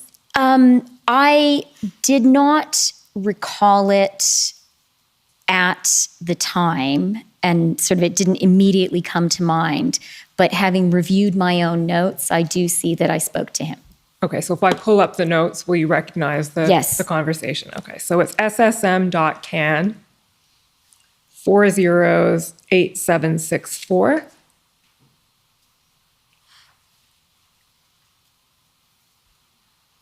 And the notation, I believe, is at page 37. There we go. So you'll have to forgive me if I butcher this in deciphering the handwriting, but Mulroney, you have conducted, I guess, yourself in such a way, and then flipping to the next page, there's not much else there. Emergencies Act, I brought it into law, so I am in favor of it. The thing in brackets protests are over, and then scrolling down, I'm glad I brought in that legislation. So do you have any recollection of this conversation and why you would have approached Mr. Mulroney about this? Being perfectly honest, my recollection of the conversation is really sparked and based on having the notes. There was a lot going on. That's why I take notes. I do think, actually, that the conversation was mostly or was a lot about Ukraine and Russia. And Prime Minister Mulroney was the Canadian Prime Minister who recognized Ukraine and is very proud of that. And it's an issue that I talk with him about. And I have found him to be a really smart and wise advisor on it. So I do talk to him about that. And I do have a relationship with him dating back to the NAFTA negotiations, where he was a very good and helpful advisor to me and to the government. So the date of that conversation is February 25th. So Yeah. that would probably go back to your point about there were a lot of things going on at that time. Right. Russia invaded Ukraine on the 24th of February. And I think I can't, I've sworn on the Bible what I'm about to say. I can't swear 100%, but my recollection is that conversation was actually chiefly about Ukraine and him giving me some advice, and specifically that he thought it was an important opportunity for Canada to play an important role in the world. And he wanted to encourage me and, through me, our government, not to underestimate the impact that Canada could have and the seriousness of this. So that brings me to the very last question I want to ask you, Minister, which is, This is something that's been touched on already in the inquiry. We haven't really spoken about it yet today, but if you look at the Section 58 explanation, and I'm not going to pull it up because it's nothing specific, but in reporting to Parliament about why the Act was invoked, much of that explanation focuses on economic security and the threats to, as we've talked about today, Canada's economy that we're in. And this has been now the discussion for about 2 hours today. What is the link, as you see it, between the threat to economic security and the threat to a threat to national security? Because that link is not necessarily obvious in looking at legislation. And we would really like to hear your perspective on that question. Yeah, thank you for the question. And I say that really sincerely. I think that is a really important question, and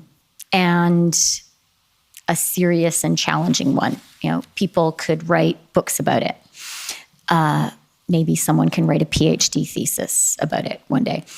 But I will try to offer 2 links that are central in my own thinking and were at the time.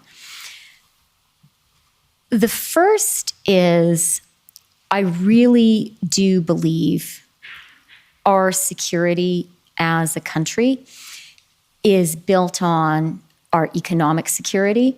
And if our economic security is threatened, all of our security is threatened. And I think that's true for us as a country, and it's true for individuals. It's true for the people who work in a Windsor car plant and who, you know, in some dystopian counterfactual, let's imagine that we hadn't acted. Let's imagine that this had entirely spiraled out of control.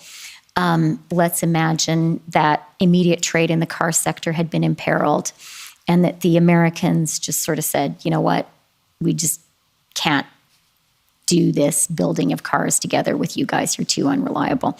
So, you know, the people who would have lost their jobs there, the people in a steel mill in Hamilton who would lose their job as that relationship fell apart, the people in an aluminum smelter in Quebec. For each of those people, having this all fall apart and the country's economy be profoundly undermined, that would undermine their security, and it would undermine our security as a country.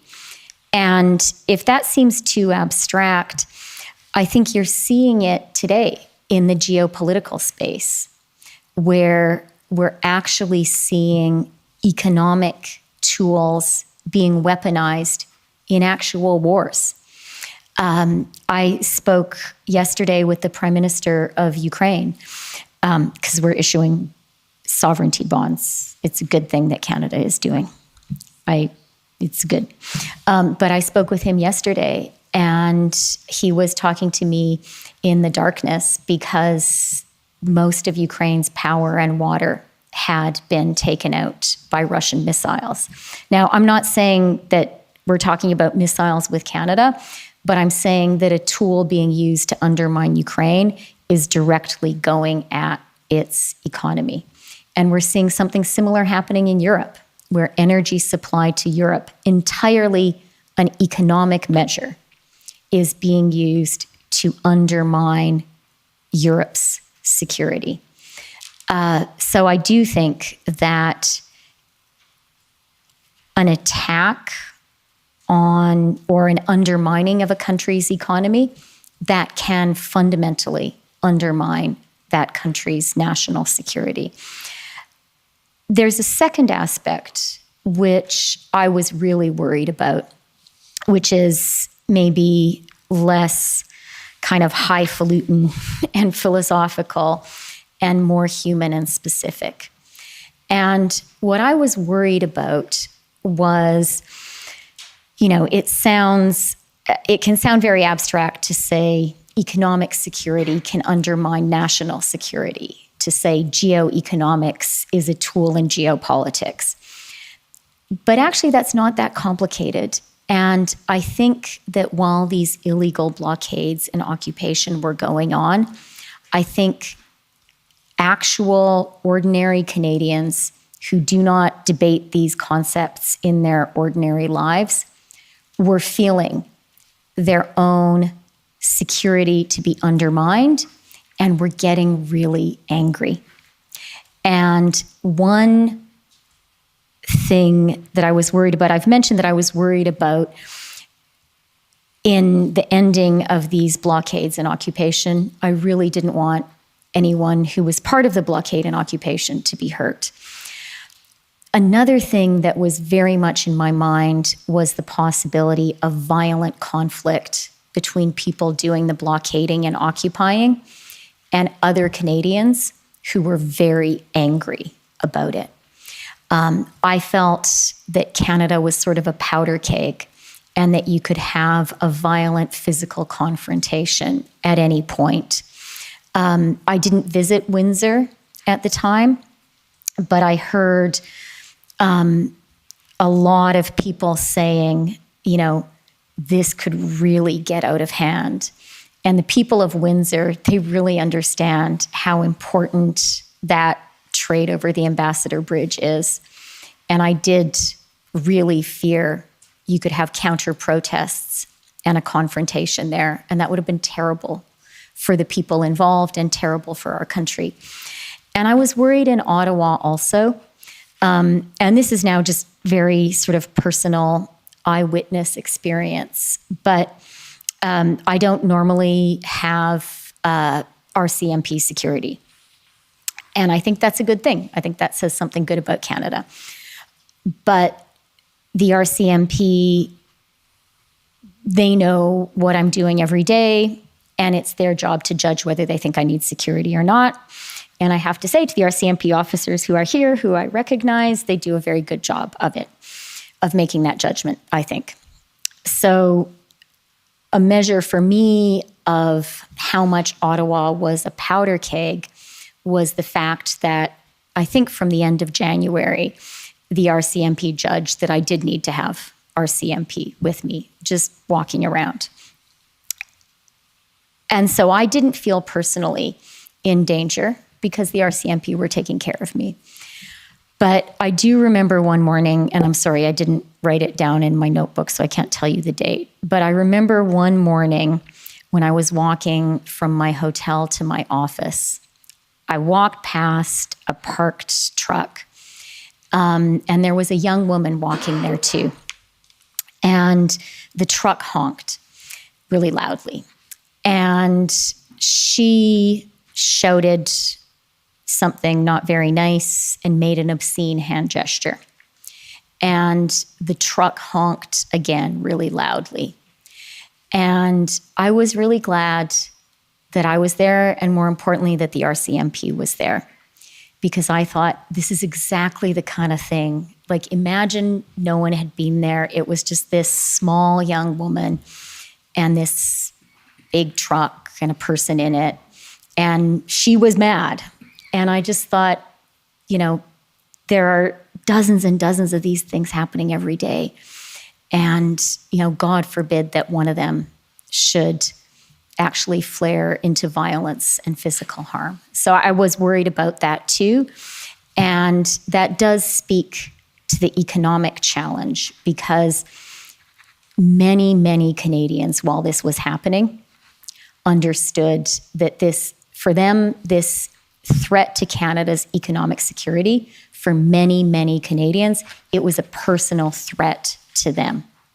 And they felt that their government was not protecting them. And they were right. We weren't for a while. And it was a real danger, I think, that totally understandable and reasonable feeling that my economic security is being undermined by these illegal blockades and occupation. My government isn't taking care of me. Maybe I have to take care of myself. And that would have been terrible had that happened. That's why we have a government. Thank you, Commissioner. Those are my questions. Okay, well, thank you. So we're now, we'll move to the cross-examination portion. First, I'd like to call on the convoy organizers for first to go ahead, please.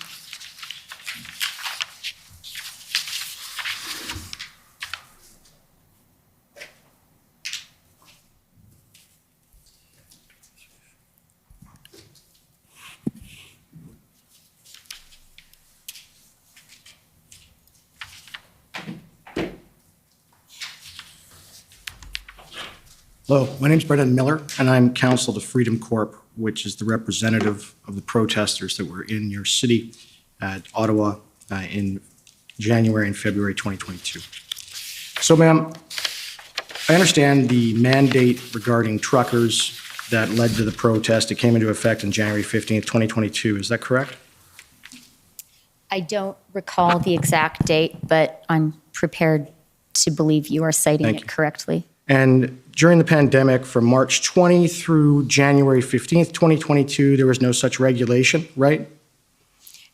Again, I don't recall the exact dates myself, but I do know we didn't have the mandate and then it came into Right. force. And just so the folks at home understand, a regulation is a different type of law. It's passed by the executive branch alone, not by all of Parliament, right? Like the Emergencies Act. There is absolutely a distinction between things a government can do by regulation and things it can Right. only do by legislation. Right. And so would you agree with me that given that during the throes of the pandemic, from March 2020 through to January 15th, 2022, and we had no regulation, you didn't need one? No, I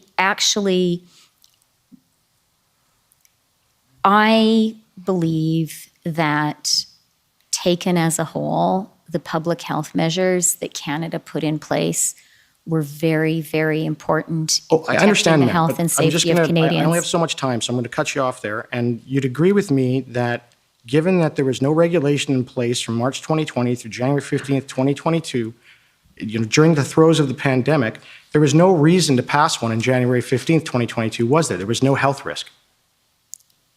No, I'm afraid I don't agree. In January, we had an Omicron wave. We were still fighting COVID, and there was a real value in encouraging as many Canadians as possible to get vaccinated. So the purpose was to encourage Canadians to get vaccinated, to compel them to get vaccinated. Is that fair? That's right. All right. So that was the purpose of the regulation. That was the true purpose. It wasn't to keep people safe. It was to get them vaccinated. I believed then, and I believe now, that creating strong incentives for Canadians to be vaccinated protected the health of vaccinated Canadians and protected the health of our country overall. Okay. So from March 2020 to January 15th, 2022, did you fail to protect Canadians by not having that regulation? Let me start with one aspect of that timeline, which is obviously when COVID first hit us, vaccines didn't exist. And then even when vaccines arrived, it took time for them to be distributed. So, of course, vaccine mandates couldn't be put in place before vaccines existed or were made available. So, and of course, the government, you ended up creating a vaccine compensation fund in December of 2020. Do you remember that? Yes, I do. Right. And you're aware that Quebec had a vaccine compensation fund and it was the only province that actually had one prior to that? I am prepared to accept that that's the case. I can't recall specifically. And can you agree with me that the United States has a federal vaccine compensation fund? Again, I'm prepared to accept that that's the case. So from 1867, when Canada was founded, up until December of 2020, Canada had no federal vaccine compensation fund. Can you agree with that? Again, I'm not an expert in the history of vaccine compensation funds in Canada. But you can agree the first compensation fund in Canada for vaccines came about only because of the COVID vaccines, correct? Again, I'm really not an expert in vaccine compensation funds. If the direction of the question is to suggest that the COVID vaccines are more dangerous in some way than previous vaccines we've used in Canada, I'll say, one, I'm not a health expert, I understand. but I believe very much in really the advice, the effectiveness, the thoroughness of Health Canada. Okay. They're very good at judging I the agree. safety of vaccines. Well, just And a I second. will say, I I agree. have been vaccinated 4 times. My children have I been understand, vaccinated. ma'am. I don't need to know that, but But I it does don't- speak. It does speak to my confidence in the vaccines. I If I've understand. had I my don't- children vaccinated, it speaks to my Ma'am, belief that they're safe. please stop talking out the clock and let me ask my questions, okay? So, Well, it's a bit of a trade-off. You make a statement and you say, do you agree? And she qualifies the answer. That's appropriate. okay. So, ma'am, if that's the case, then did Health Canada advise you to enact this regulation? The mandate. Yeah. Again, I'm not the health minister, and I'm not going to speak to specific moments that we had advice. Okay. But what I will say is we were very careful and thoughtful throughout COVID in the public health measures that Okay. we put in place and acted based on advice of PHAC. Right. And so that mandate was only in place until June of 2022, right? Again, I can't recall the specific dates, Okay. but I'm prepared to accept So- what you're saying. We're going to move on and to just another area. I take it you know who Tamara Leach is, right? I don't know her personally, but I have read about her. Yeah. And you know who Chris Barber is? Again, I don't know him personally, but I've read about him. Yeah. And you know who Tom Marazzo is, right? Can you say the third name? Tom Marazzo, the gentleman over there? I can't say that I know as much about him or I've heard as much about him. And what about Danny Bulford? You know who he is, correct? What was that final last name? Danny Bulford, he used to be with the security team for the RCMP with the Prime Minister. I'm afraid I'm not Okay. so familiar with that final name. So, Tamara Leach and Chris Barber I've heard of, yes. and when you were making your decision with respect to invoking the Emergencies Act, you'd already heard about Tamara Leach and Chris Barber. I had heard of their names, yes. Yeah, and there's some discussions about them in some of the records. There was issues. You knew who they were. I had read their names in the media. Yeah, and you knew about that before you invoked the Emergencies Act. Again, I can't say 100% not having reviewed what I read, but my recollection is they were reasonably prominent. And so I think it's reasonable to think that I would have read their names. And of course, you know Tamara Leach, she's a Canadian. Again, I haven't familiarized myself with her Okay, biography and before she's- coming here. She's from Alberta. Do you know that? Where you're from? I really haven't studied about her before coming here. I want to be careful that I say things I know for sure are true. I am certainly Canadian, and I'm born in Peace River, Alberta. Okay. Is Tamara Leach a terrorist? In terms of designating who is a terrorist and who isn't, that is not my job as Minister of Finance or Deputy Prime Minister. Okay. We have authorities whose job is to do that. Right. And so it's not your authority to designate Tamara Leach, Chris Barber, Tom Marazzo, or Danny Bulford terrorists. That's somebody else has to do that. Yes, we have intelligence services, we have enforcement agencies whose job is to determine who is a terrorist. And Okay, that's so entirely appropriate. It's, Can I bring up? can I say document- one thing about that? Yeah, just a second. If I can bring up document SSM.CAM.0008764_rel.001, please. And you can, while he's pulling that up, if you want to add to your answer.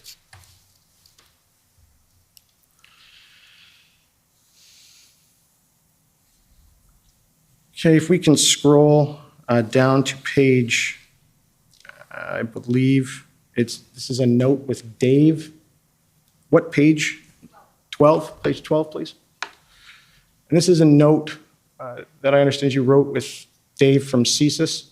That's 11. And this is a meeting with Dave from CSIS. And if you scroll down, keep going. Okay. And there you say that you need to designate the group as terrorists. So, but it's not your job, but you wanted to designate them as terrorists, right? So that handwritten note in my notebook, I can assure you that was not a meeting with the director of CSIS, with whom I didn't have a meeting. It says, it's, okay, it's with David Vignon from CSIS. It doesn't say that. It says it's with a gentleman called Dave. Which Dave? That meeting, that is not an account of Which a Dave? meeting with Dave Vigneault because I didn't have Dave a meeting which Dave is in with those the notes, CSIS ma'am? director. Which Dave is in those notes? What's Dave's last name? I need to see my whole notebook that you're referring to, but I can tell you for It only certain. says Dave. I can tell you for certain that I did not have a meeting during this time with the CSIS director. Okay, so I can exclude that 100%. I'm just going to, this isn't a document, I don't need to bring it up, but you stayed in the House. Mr. Speaker, the members opposite has just used the bad apple excuse. She has excused the desecration of the national. Yes? My friend is saying he's referring to something that the Deputy Prime Minister said in the House. Yeah. There's an objection there for parliamentary privilege. This is a parliamentary commission. There is no parliamentary privilege. It does exist. Parliamentary oh, privilege absolutely, does exist. It does exist, but because this is a report to Parliament pursuant to the case I gave you earlier in McIver, it doesn't apply. You can actually ask all of it because we're carrying out a parliamentary function and there's no liability here. It's just a report to Parliament, and the Federal Court of Appeal has agreed. I'm not aware of that. I gave you the McIver case quite a while ago when we talked about the objections, and I think, yeah, it's there. Well, I'd ask my friend the document that he's referring to so that we know what he's talking about, so we can understand the parliamentary This is privilege issue here. just a statement from the Deputy Prime Minister in the House. And Mr. Speaker, the members opposite have, this is what it says, use just the bad apples excuse. She has excused the declaration. I think we're going to have to sort this out because I don't think at this stage, and I apologize, I'm not as familiar with you as you are about that case, and clearly the Crown is not either, the government, so I think we're going to have to find that. So I'd like you to hold that Okay, I'll come back to question. it. But you do recall, ma'am, that you had expressed concerns publicly with respect to desecration to national monuments. Is that fair? I'm going to Ottawa? need advice from my counsel on whether things I said in Parliament I should be speaking about. Okay, I'm so not here, I'll an just, I'll expert move either, on. It's so. okay. So one of the things that happened during the protest in Ottawa dealt with the national monument, the Terry Fox statue. Do you remember reading about that? I do, yes, I do remember the Terry Fox statue. I remember discussing it with my children. Yeah, Who were and- very upset. Yeah, and there was, in that Terry Fox statue, they put a hat on Terry Fox's head and then put a flag in his arm. And then there was a mandate freedom sign on it. I don't remember specifically how the Terry Fox statue was Yeah. implicated in this, but I do remember Okay. reading about it, and I remember it specifically because my children were aware of it and Okay. were upset. Right. And so I went online and I just looked at how many times someone's done that to that statute, and it seems to be hundreds. So I'm just going to put this one to you. If someone puts an LGBTQ flag on the Terry Fox statute and flowers in the statute, is that a desecration? I am not going to go into, I really don't think it's my job or helpful for Canadians for me to go into a discussion of what is okay and not okay. But to you've do said with it the was a Terry Fox desecration. statue. When you've called it a desecration in public, that was what you're referring to, based on what was put on the statute. So is it fair to say that it's only a desecration to you if you don't agree with the message? Again, you've made a couple of leaps beyond anything that I've said. That's okay, it's the public record.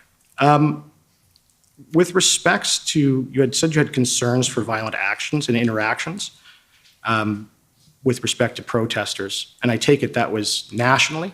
You had concerns nationally? Or was it just Ottawa? I described in my testimony a moment ago 2 specific areas where I had concern. I was worried about the potential for conflict between angry people in Ottawa and the occupation. Can I finish the answer? Because I have something to add. And as I said in my earlier testimony, and I believe the mayor of Windsor shared this concern, I was concerned about the possibility of that kind of a conflict in Windsor. And I was concerned about the situation in Coutts, Okay. which we heard about at the IRG Right. on this Saturday. Okay, so, but with respect to the interaction with protesters, I don't know if you heard the testimony of the mayor there, but he said that 75% of his small town supported the blockades and that many of the properties have F. Trudeau flags all over them. So you wouldn't have concern with that specific protest, would you? My reference to Coutts just now was very specific. At the IRG on Saturday, the 12th of February, the RCMP commissioner raised with us the possibility that there were weapons there. And Right. that was a source of great concern. Right, and so you can agree that police investigate weapons offenses all over the country every day. Again, I'm not a police expert, but that seems like a reasonable common sense observation. So simply because the police know a weapon is somewhere, you can agree with me it's not a national emergency.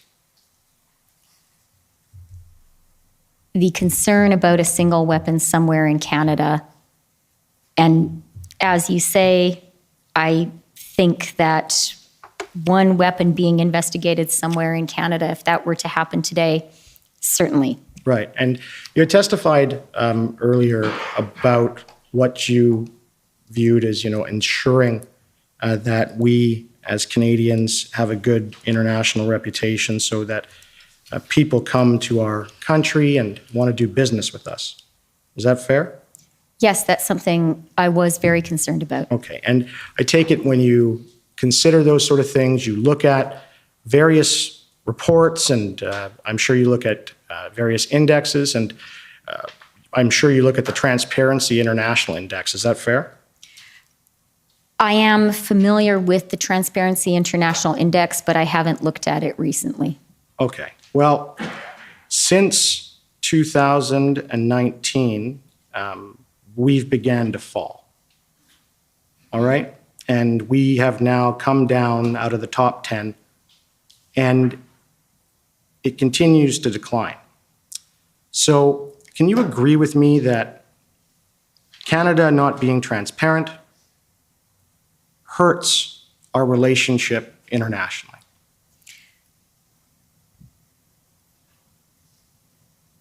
I have to say that I disagree with the premise of the question. I think Canada is a very transparent democracy. And in fact, the commission that we're part of right now is a part of Canadian transparency. Right. That's why it's important. And on that point, if I told you that there is a whole bunch of unlawfully redacted documents that we've been fighting over and we're waiting for an order just to get them today, and we haven't had them for this whole proceeding, do you think that's transparent?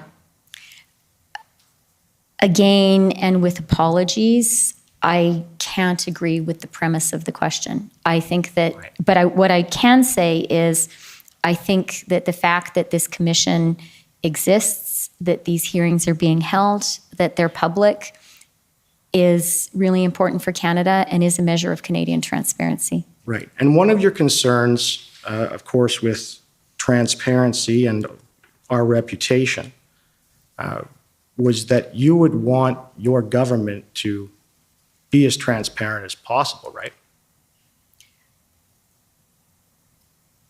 Again, here, I do believe that transparency and accountability are important, but I also recognize that cabinet confidentiality in many issues needs to be preserved for a reason. And, there are areas where transparency is not appropriate, and I recognize that as well. Okay. Can you agree with me if, anytime it comes out that the Canadian government has misled Canadians on something, it really hurts our international reputation, doesn't it? I think that the Canadian government should always seek not to mislead Canadians. Right. First and foremost, because that's wrong, and that is not the way we should treat Canadians. And in the many statements that have been said by all the politicians in this matter, one of the main things they talked about, and Justin Trudeau did particularly on the following the first weekend of the invocation of the Emergencies Act, was these horrible, the Nazi flag and all those things that people saw in Ottawa. You heard him say that? Again, I have to say, prior to coming here, I have not specifically reviewed specific statements of the Prime Minister. If you want to point to a specific one, maybe we could discuss it. You'd agree if it turned out those flags were linked to your government. That would look really bad for our international reputation, wouldn't it? Based on some...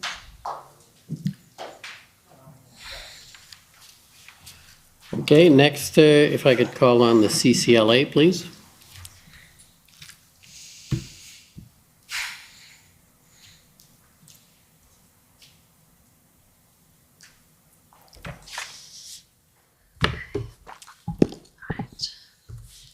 Good afternoon, Minister Freeland. My name is Eva Krajewska, and I'm counsel for the Canadian Civil Liberties Association. Minister Freeland, I'd like to start off with going back to your testimony in chief with respect to the Ambassador Bridge.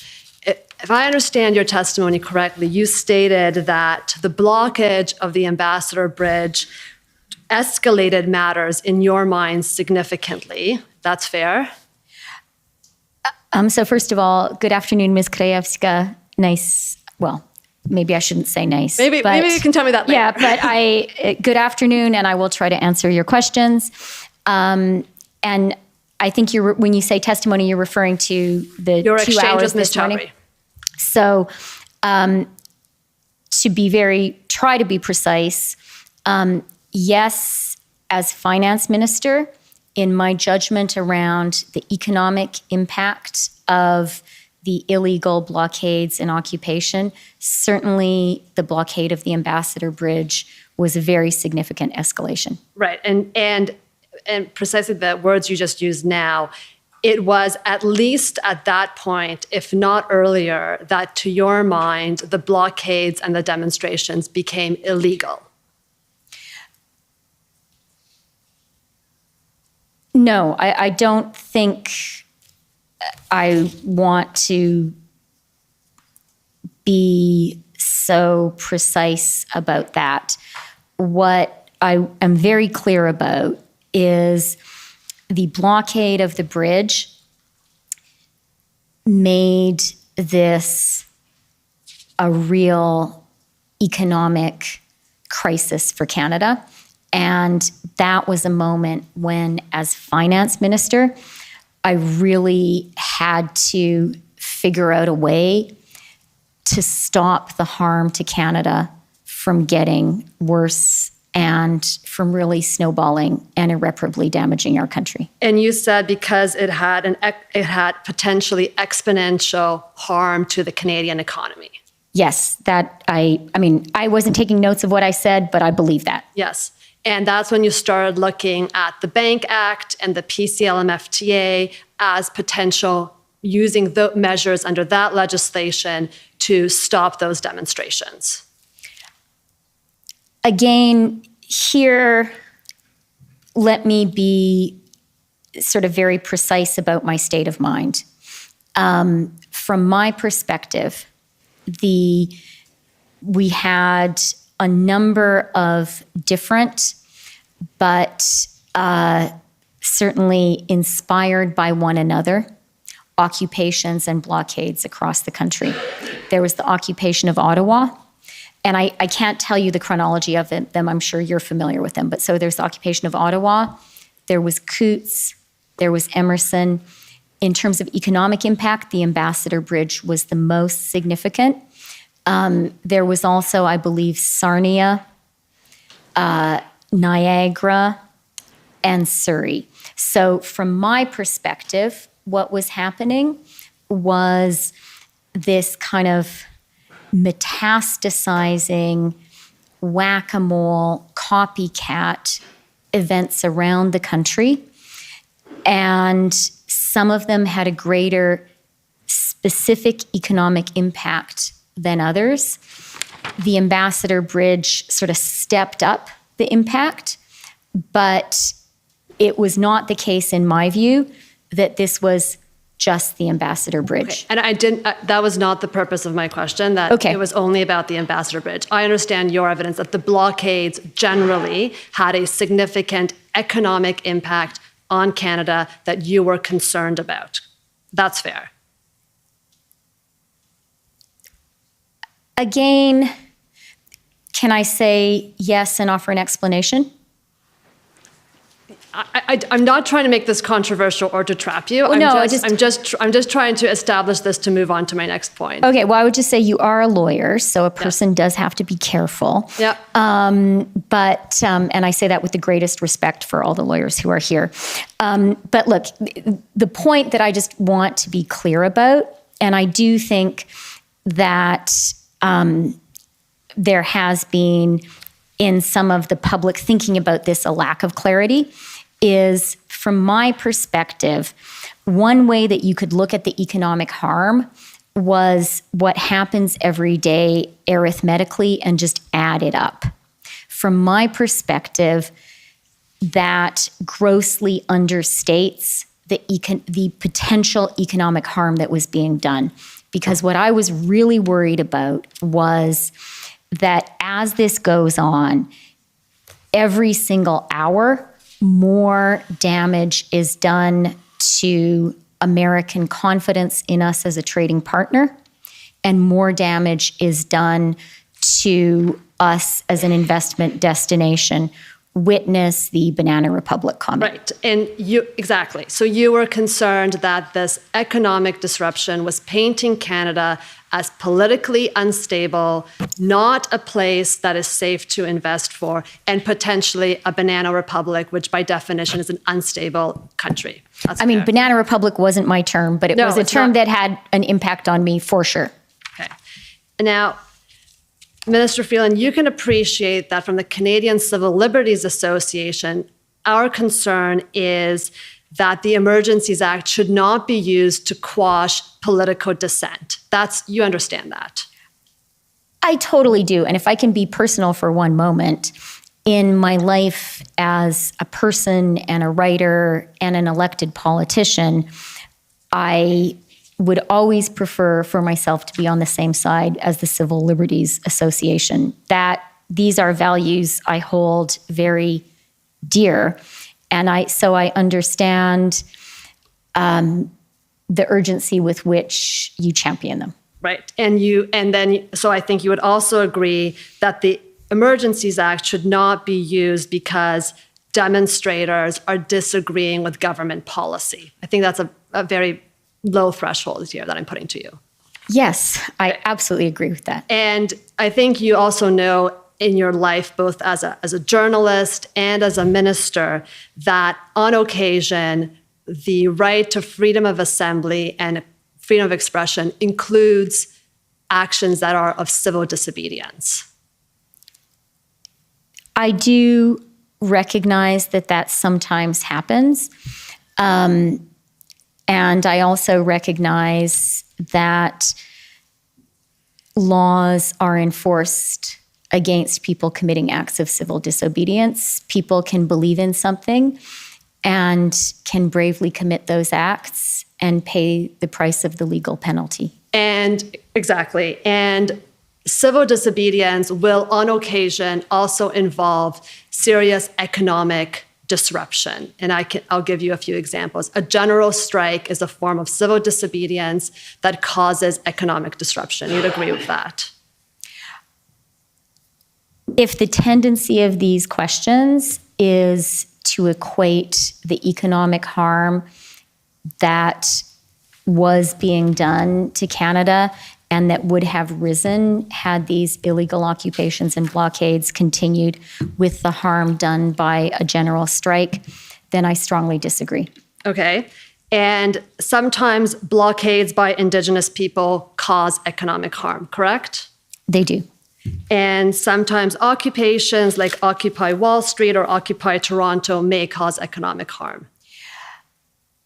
Certainly, but the economic harm, to take those two specific instances, very, very limited actually compared to the damage being done to Canada. And if I may, had what was happening in Canada been about, I don't know, the field behind the National Art Gallery being occupied for a long time, and maybe some comparable public park in Windsor being occupied, and so on across the country.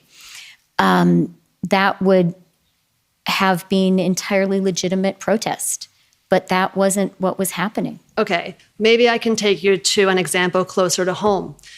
For me, when Solidarity had a general strike in Poland and blocked the ports, Western democracies applauded that action. That was economic disruption was viewed as a legitimate form of political protest at that time. I'm going to allow myself one personal comment, which is I did make a bet with myself that you and I would end up talking about Solidarność. Yeah, coming from the Eastern Bloc, it was going to happen. Yeah, I am aware of that. And I don't think you'll be surprised to think that I thought about that at the time. And more recently and more specifically, I thought about the Maidan in Ukraine. And when we took this action. And let me talk about a few differences. And the main one is this. Solidarność, as you know very well, was a protest against a government that was illegitimate. That was from whence it drew its power and legitimacy. This was people rising up against an authoritarian, and I would even say in the case of Poland, colonial regime.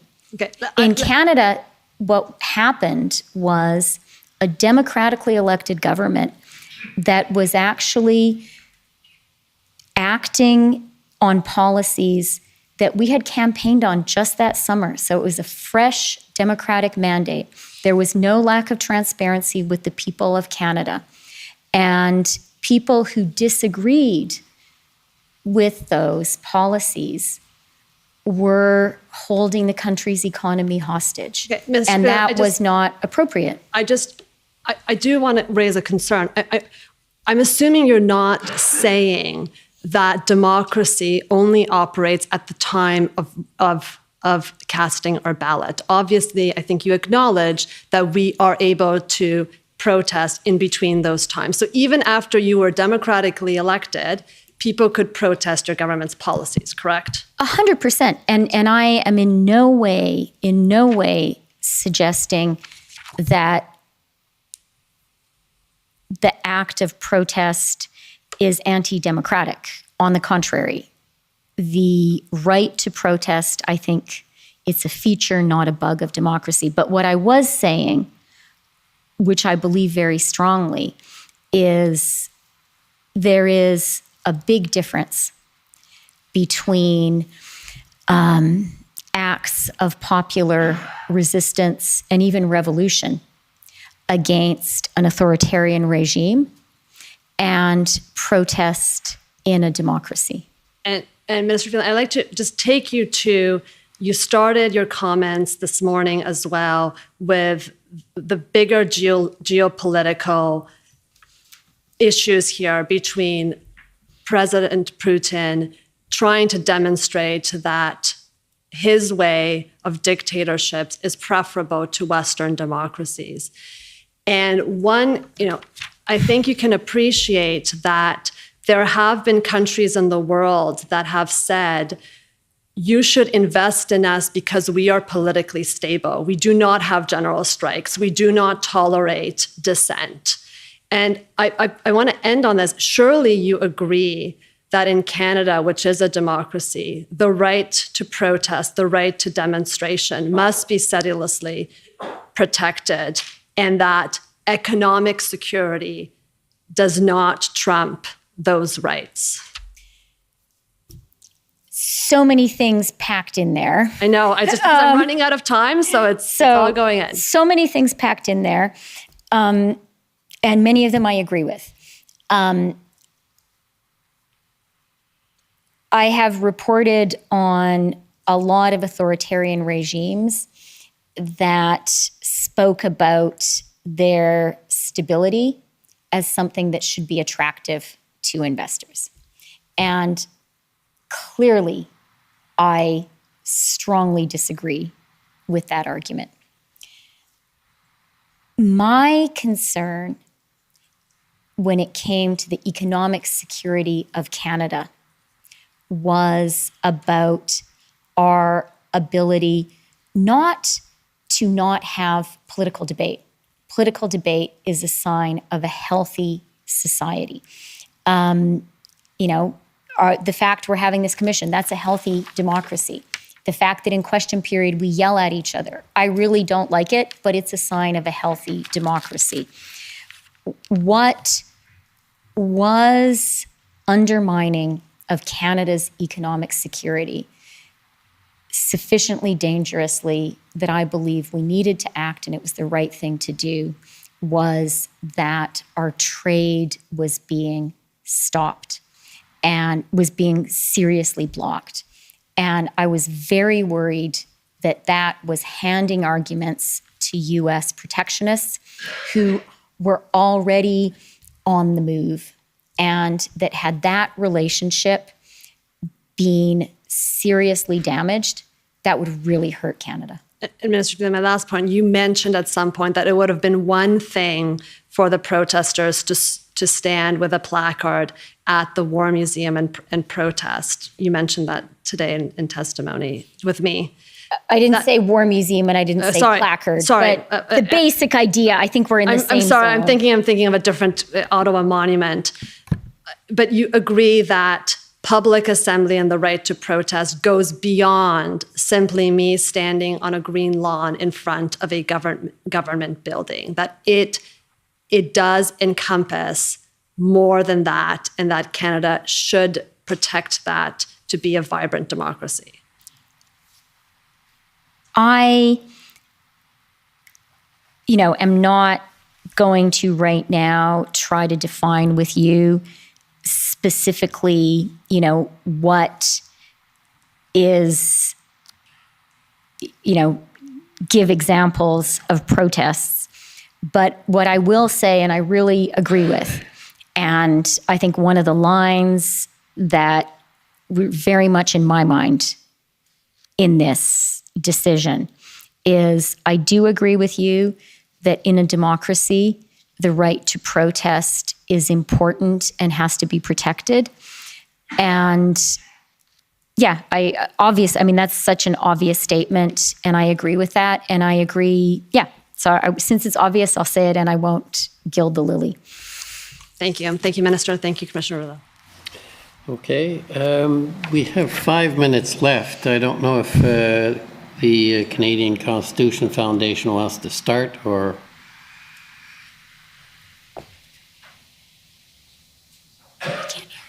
Lunch, but I'm in your hands. I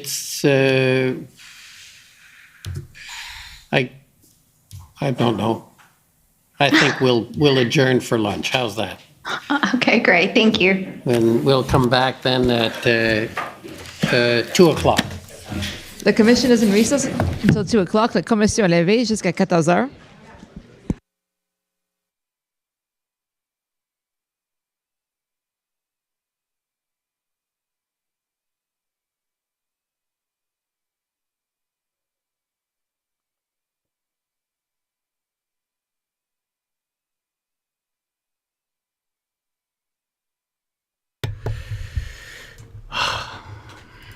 Okay.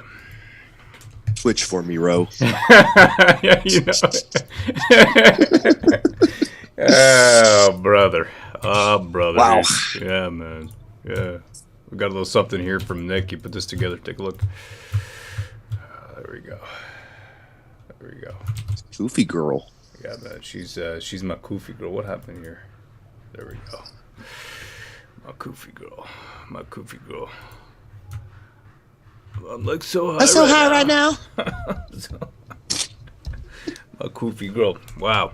She didn't even believe her. That economic argument that Eva put together was it. That was a good argument. That was a really good argument, because as soon as you say that, hey, you know, anytime anything hurts our economy, then that is the definition of a national security threat.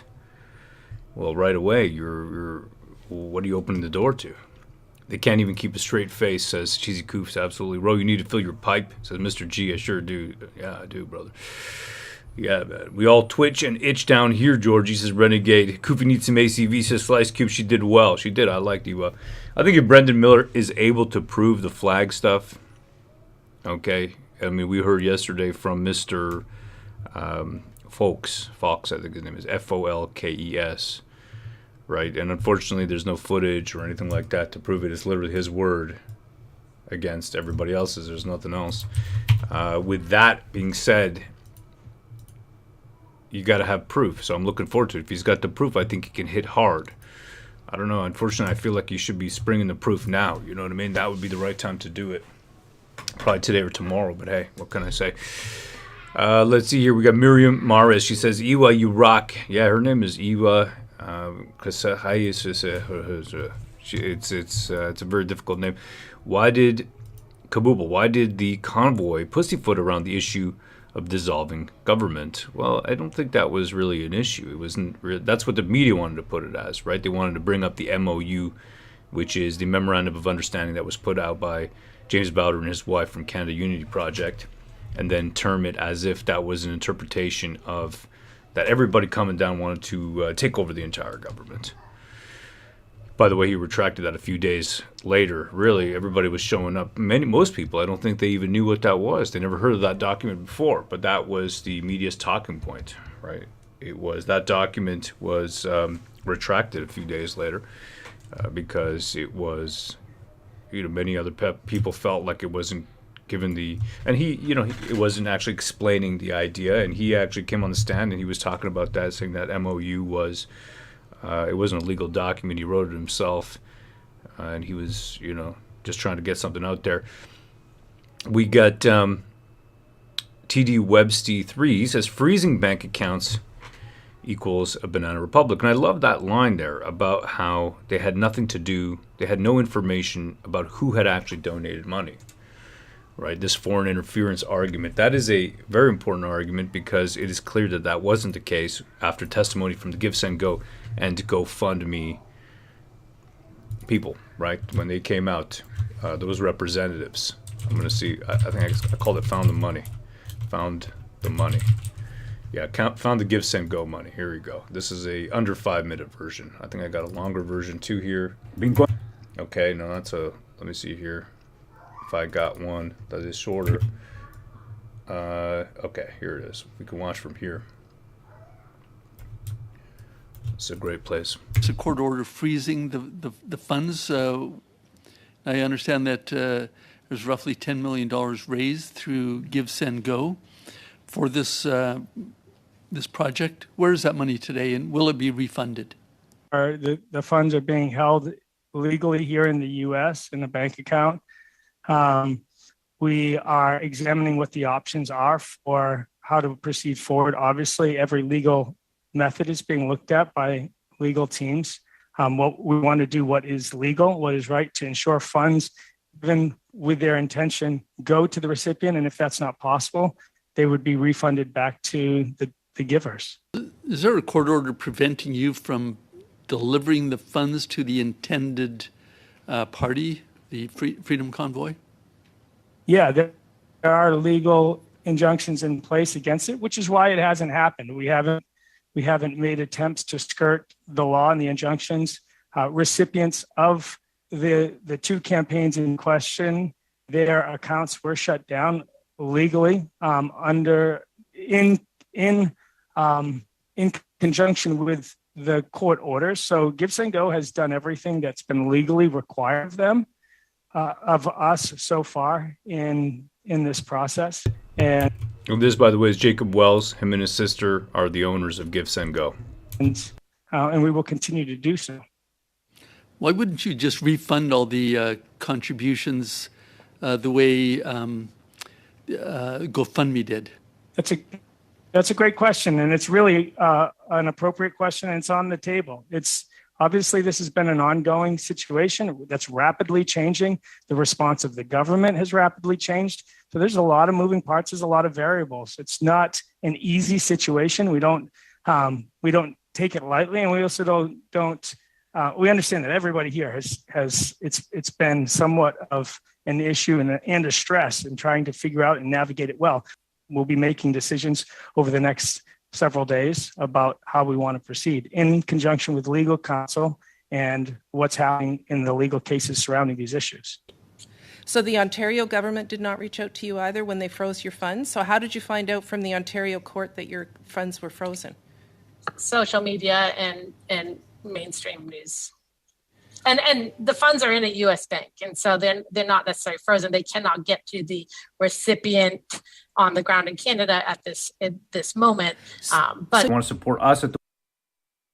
All right, there you go. So that is, see if there's any more clips. No, that's it. Okay. So yeah, they said it in that earlier in that testimony as well. I can play that, but regardless, I mean, it is a known fact now that 85% and 88% respectively in GoFundMe and Give Send Go came from Canadian donors, and that is the reason why Freeland over there could not talk about that at all. She could not actually say, hey, you know what, that foreign interference line that we were running with, we can't actually corroborate with facts because there are no facts to back that up. If we look at the documents over here, we go to exhibits, and then we go to the money document, which is a very important one, right? Money is always important because follow the money, of course.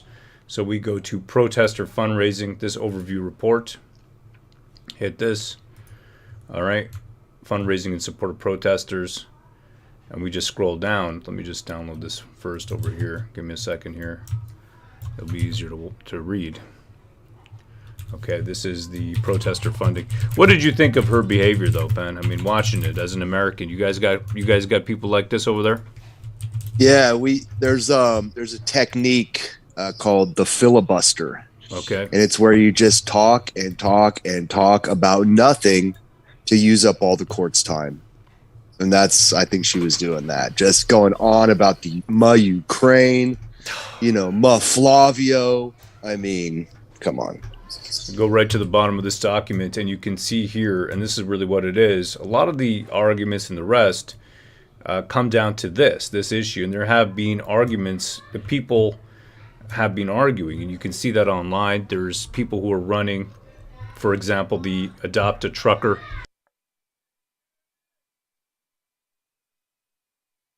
Okay, the people who are running, I think it's Chris Garra, who is running the Adopt a Trucker. Yeah, here it is. It is him. So there you go.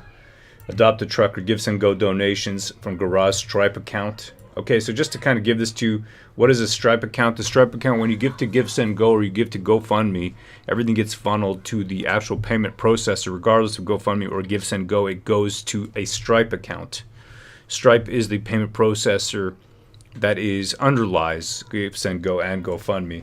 At that point, Stripe has come out saying they weren't going to freeze anything at that point. All right, that they didn't believe that threshold had been reached. Instead, it was pushed to GoFundMe, who first decided to do that, and Give Send Go. And we've explored that before, but regardless, this is a lot of what it comes down to. Okay, you've got lease stripe accounts, then you got a chunk of it going back to donor refunds. This green line that comes down, that is the 1 million that was released to her. That green line then goes into her TD accounts, and that is now in escrow due to the Mariva injunction right over here. So this orange line here at the bottom, that thread right there, is from her Tamara Leach's TD accounts. Okay, and you can see here that from Garage RBC account, that right there, which came from the Adopt a Trucker Give Send Go right there. Okay, some of it has actually gone to this RBC account and has already been used. Other amounts of it have gone into this escrow fund. So this is what's up for takes right now. Everybody wants a little piece of this Garage Stripe account. I don't know why they split this line to 2 here. I guess so they could divide it again here. That doesn't make sense. You should just put it into 1. Regardless, that is now in escrow. So there's quite a bit of money here. All right, there's quite a bit of money here, and people were giving money on the ground, and I believe that we're going to have, because to get a, well, first of all, people were on the ground, so they were giving money right there and then, but a lot of it, and you can see this S. Eros, okay, Chad Eros, he's a name that has come up before. Chad Eros, it was there, as far as I remember and understand, he was an accountant who was then, you know, there was arguments and people were pushed out and this, all that kind of thing. And then at that point, that money, that's a big chunk of it right there in escrow. So if we assume that these lines are proportionate, then this line coming from Chad Eros' escrow amount is larger than the 1 million that is coming from Tamara Leach's account. So that's sort of where we're at. Okay, of course, a lot of that original Give Send Go has been supposedly refunded, but we've spoken to people and they've said to us that they were not refunded. So what has been and how much of that Give Send Go money has been refunded, we don't know. We don't have those numbers are not public knowledge. Then of course we've got some Bitcoin donations, this honk hodl donations, which was a coin. I think it was created by BJ Dichter. Regardless of that, the fact is some of that money went out, some of it didn't. So this is very important here. It's very important to understand that a lot of this is going on. It's about the money. A lot of it just is, right? It just is. And what do you do now? For me, my personal opinion is whoever can be refunded should be refunded. If it went into the Give Send Go and the GoFundMe, well, GoFundMe we know did get refunded to the original donators, but past that, you know, in terms of the Give Send Go, whoever hasn't been refunded, I believe, should be refunded. That's my opinion. What do you think, Pan? Yeah, I mean, during the Freedom Convoy, you know, we were doing streamed cover in the protests, you know, and the festivities. And, you know, we were getting a lot of donations from people in super chats, and Ro was handing those out to truckers. We asked, you know, the viewers to give to some of these organizations here that you see represented as lines. So we kind of feel a duty to find out where this money is going, because we asked you to give to, you know, Adopt a Trucker and the Give Send Go and all of that. So just for accountability's sake, you know, we want to find out. Well, that's the thing, right? We asked you to give money to Give Send Go in terms of the Adopt a Trucker and the Freedom Convoy Give Send Go, and that's the reason that it's important for us, because, you know, we asked you to put your money in there. So because, yeah, we asked you. That's important. Now we need to know where that money is. We asked you to do it on multiple streams. You can go back and watch them all. Many, many times. I would say, I think the line was, you know, you want to give super chats, that's great, fantastic. I'm going to hand out the money as you asked me to. And I would literally take the money out of my account. Now, luckily, I keep a flow of cash always in that account. And I was able to do that. But I said, but the best way to give is to go to the Give Send Go and give money to the Freedom Convoy Give Send Go. And I also used to mention occasionally the Adopt a Trucker, not as much, but I think I remember we started putting that in there. Oh, we did for sure. Yeah, we did for sure. So that's how I feel about it. Yep. Yeah, we have that sense of responsibility on that level, and you know, that's kind of what it's all about for us, accountability. And you know, if you like what you're hearing, like and subscribe, because we're going to be doing this deep dives like this, digging into numbers, digging into news, and do this every week. So absolutely. I mean, there's a responsibility when you ask people to give their hard-earned money. and then they do, there's a responsibility to those people that you asked. And, you know, if that money isn't being dealt with properly, then there's a responsibility that you have as someone who is asking for those donations, I feel. Let me see over here what we got here. Just me. Didn't Tamara say that 1 million had been distributed? That would account for part of it. No, I don't think that's correct. That's not correct, as far as I know. That 1 million, and I'd like to know, you know, what's going on with that. What else we got over here? To the truckers or just disappear, Law, says Chris Ball. Yep, I remembered that. We need transparency now from the government. Hail the war campaign. Hail Banana Puss. Absolutely. Dobie Potter says, Roe, reveal Pan. It's necessary, Pan. Do you want to reveal yourself, brother? I think we're getting... People want you to... You can look me up. Like, my personal white pages is on Kiwi Farms, so if you're really interested, check it out. There you go. All right. If you want, you can look him up. I think his information has been put out there. I don't know why. Nobody really wants to put my personal information out there. Who knows? Let's see over here. I would like to know the number of donators, says Matt RX7. Jay Butcher, I'm getting $26 an hour to walk around and smoke cigarettes. Hey, that's life right there. We got Dana Bulbrook. I emailed Gibson Go back in September and asked where our money was, and they said it is being frozen by the Canadian government. That's it. Yeah. Absolutely. We got Bobby Boucher. He says he's too sexy for his cam. Absolutely. I want you, Pan, reveal yourself, says Dobie. Yeah. You know, I've thought about this. Like, what would be the excuse? Like, I'm hideously disfigured. No, he's handsome. I don't want to lie. I can't lie. I would say, like, my wife probably wouldn't be too comfortable with ladies Googling over me. So, there you go. And I just like to keep it mysterious. So, hey. You see that? We got Robert McMahon. He says, hope Eva asks her about economic output for quarter 1 2021 versus quarter 1 2022. 2022 was higher. You see that? So this line about the economy suffering, right? This line about the economy suffering from what amounted to approximately, let's say on the edge, on the outside. It wasn't a month, but let's just say it was a month. You're telling me that 1 month of protesting, okay, 3 weeks, 1 month, whatever you want to call it, call it a month. That is the problem. That is the reason that we had to do this. I just don't buy it. And I'm going to pull up this battery plant, this Windsor battery plant, because it's a really big deal. All right, we got Bomber Lemmy. He says, "Congrats on wearing a shirt today, War Campaign." I wear a shirt every day. I don't know what you're talking about. Are you? You were bare chested for a few minutes a day or two ago. Was I? Really? Yeah. Oh yeah, you were letting it all hang out, brother. I don't think that was me. I remember it differently. Yeah. You don't have to answer the questions, as we found. Exactly. So this is POEC. Right. You got it. So this was a secret battery plant that was being built. Okay. This is it right here. It is massive. The modernization of the automotive industry continues in the auto capital of Canada. LG Energy and automaker Stellantis, parent company of Chrysler, are partnering to build the country's first electric vehicle battery plant, a $5 billion investment. This is the largest automotive manufacturing investment in the history of our province, and I'm sure it's probably the history of our country as well. It includes hundreds of millions of federal and provincial dollars, but neither government will say exactly how much it invested. Ontario's auto industry has lost thousands of jobs in recent years. Stellantis' minivan plant in Windsor. Okay, there you go. By the way, I think these guys should bring back the Grand Caravan. I don't know why they canceled that. That's my favorite car. The Grand Caravan. As someone with many children, I really like the. Why is Ford the only one with a mask? Pretty much the only guy with a mask here. What's going on?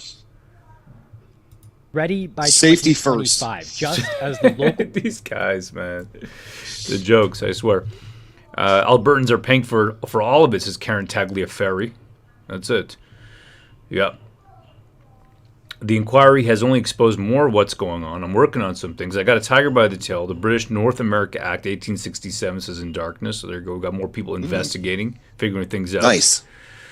Yeah. And that's the thing. I think like a lot of people are like, the system is, it's corrupt.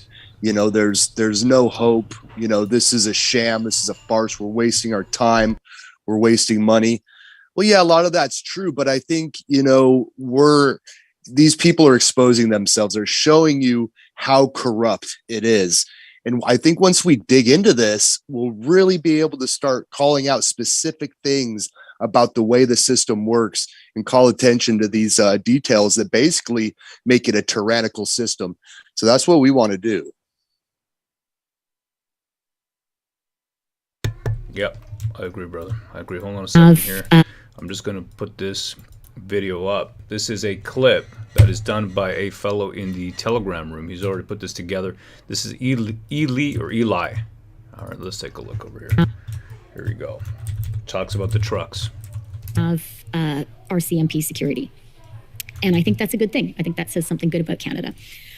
But the RCMP, they know what I'm doing every day, and it's their job to judge whether they think I need security or not. And I have to say to the RCMP officers who are here, who I recognize, they do a very good job of it, of making that judgment, I think. So a measure for me of how much Ottawa was a powder keg was the fact that I think from the end of January, the RCMP judged that I did need to have RCMP with me, just walking around. And so I didn't feel personally in danger because the RCMP were taking care of me. But I do remember one morning, and I'm sorry, I didn't write it down in my notebook, so I can't tell you the date. But I remember one morning when I was walking from my hotel to my office, I walked past a parked truck, and there was a young woman walking there too. And the truck honked I know this really one. loudly. And she shouted something not very nice and made an obscene hand gesture. And the truck honked again really loudly. And I was really glad that I was there, and more importantly, that the RCMP was there, because I thought this is exactly the kind of thing. Like, imagine no one had been there. It was just this small young woman and this big truck and a person in it. And she was mad. And I just thought, you know, there are dozens and dozens of these things happening every day. And, you know, God forbid that one of them should actually flare into violence and physical harm. So I was worried about that too.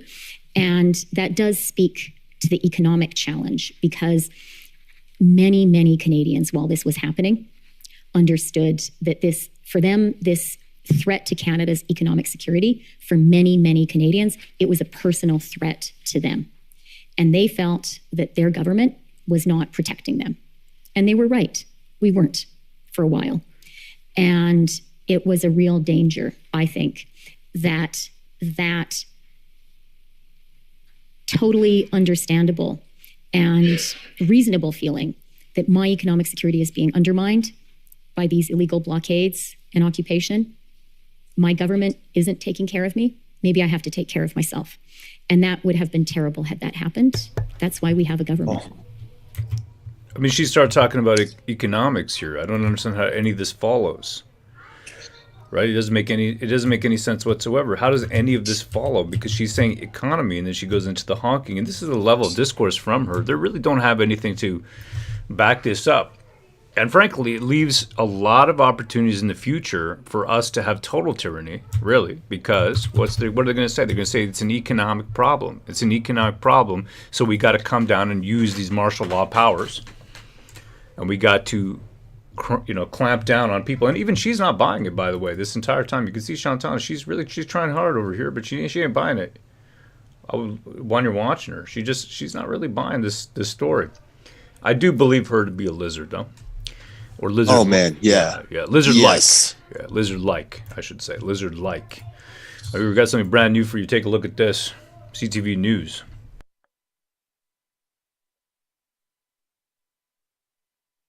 If you'd be so kind, brother.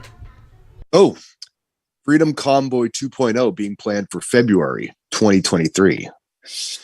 Wow, it's brand new. Is this the Operation Bear Hug, or I think this is? Or is this something different?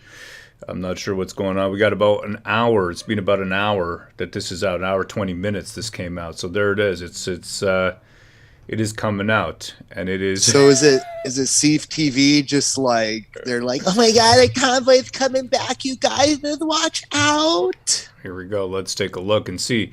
All right, this is published 11:43 a.m. So that is an hour and 40 minutes ago. Okay, so yeah, it is James Bowder, the founder of Canada Unity. Post on Facebook, calling for a freedom convoy from February 17th to 21st.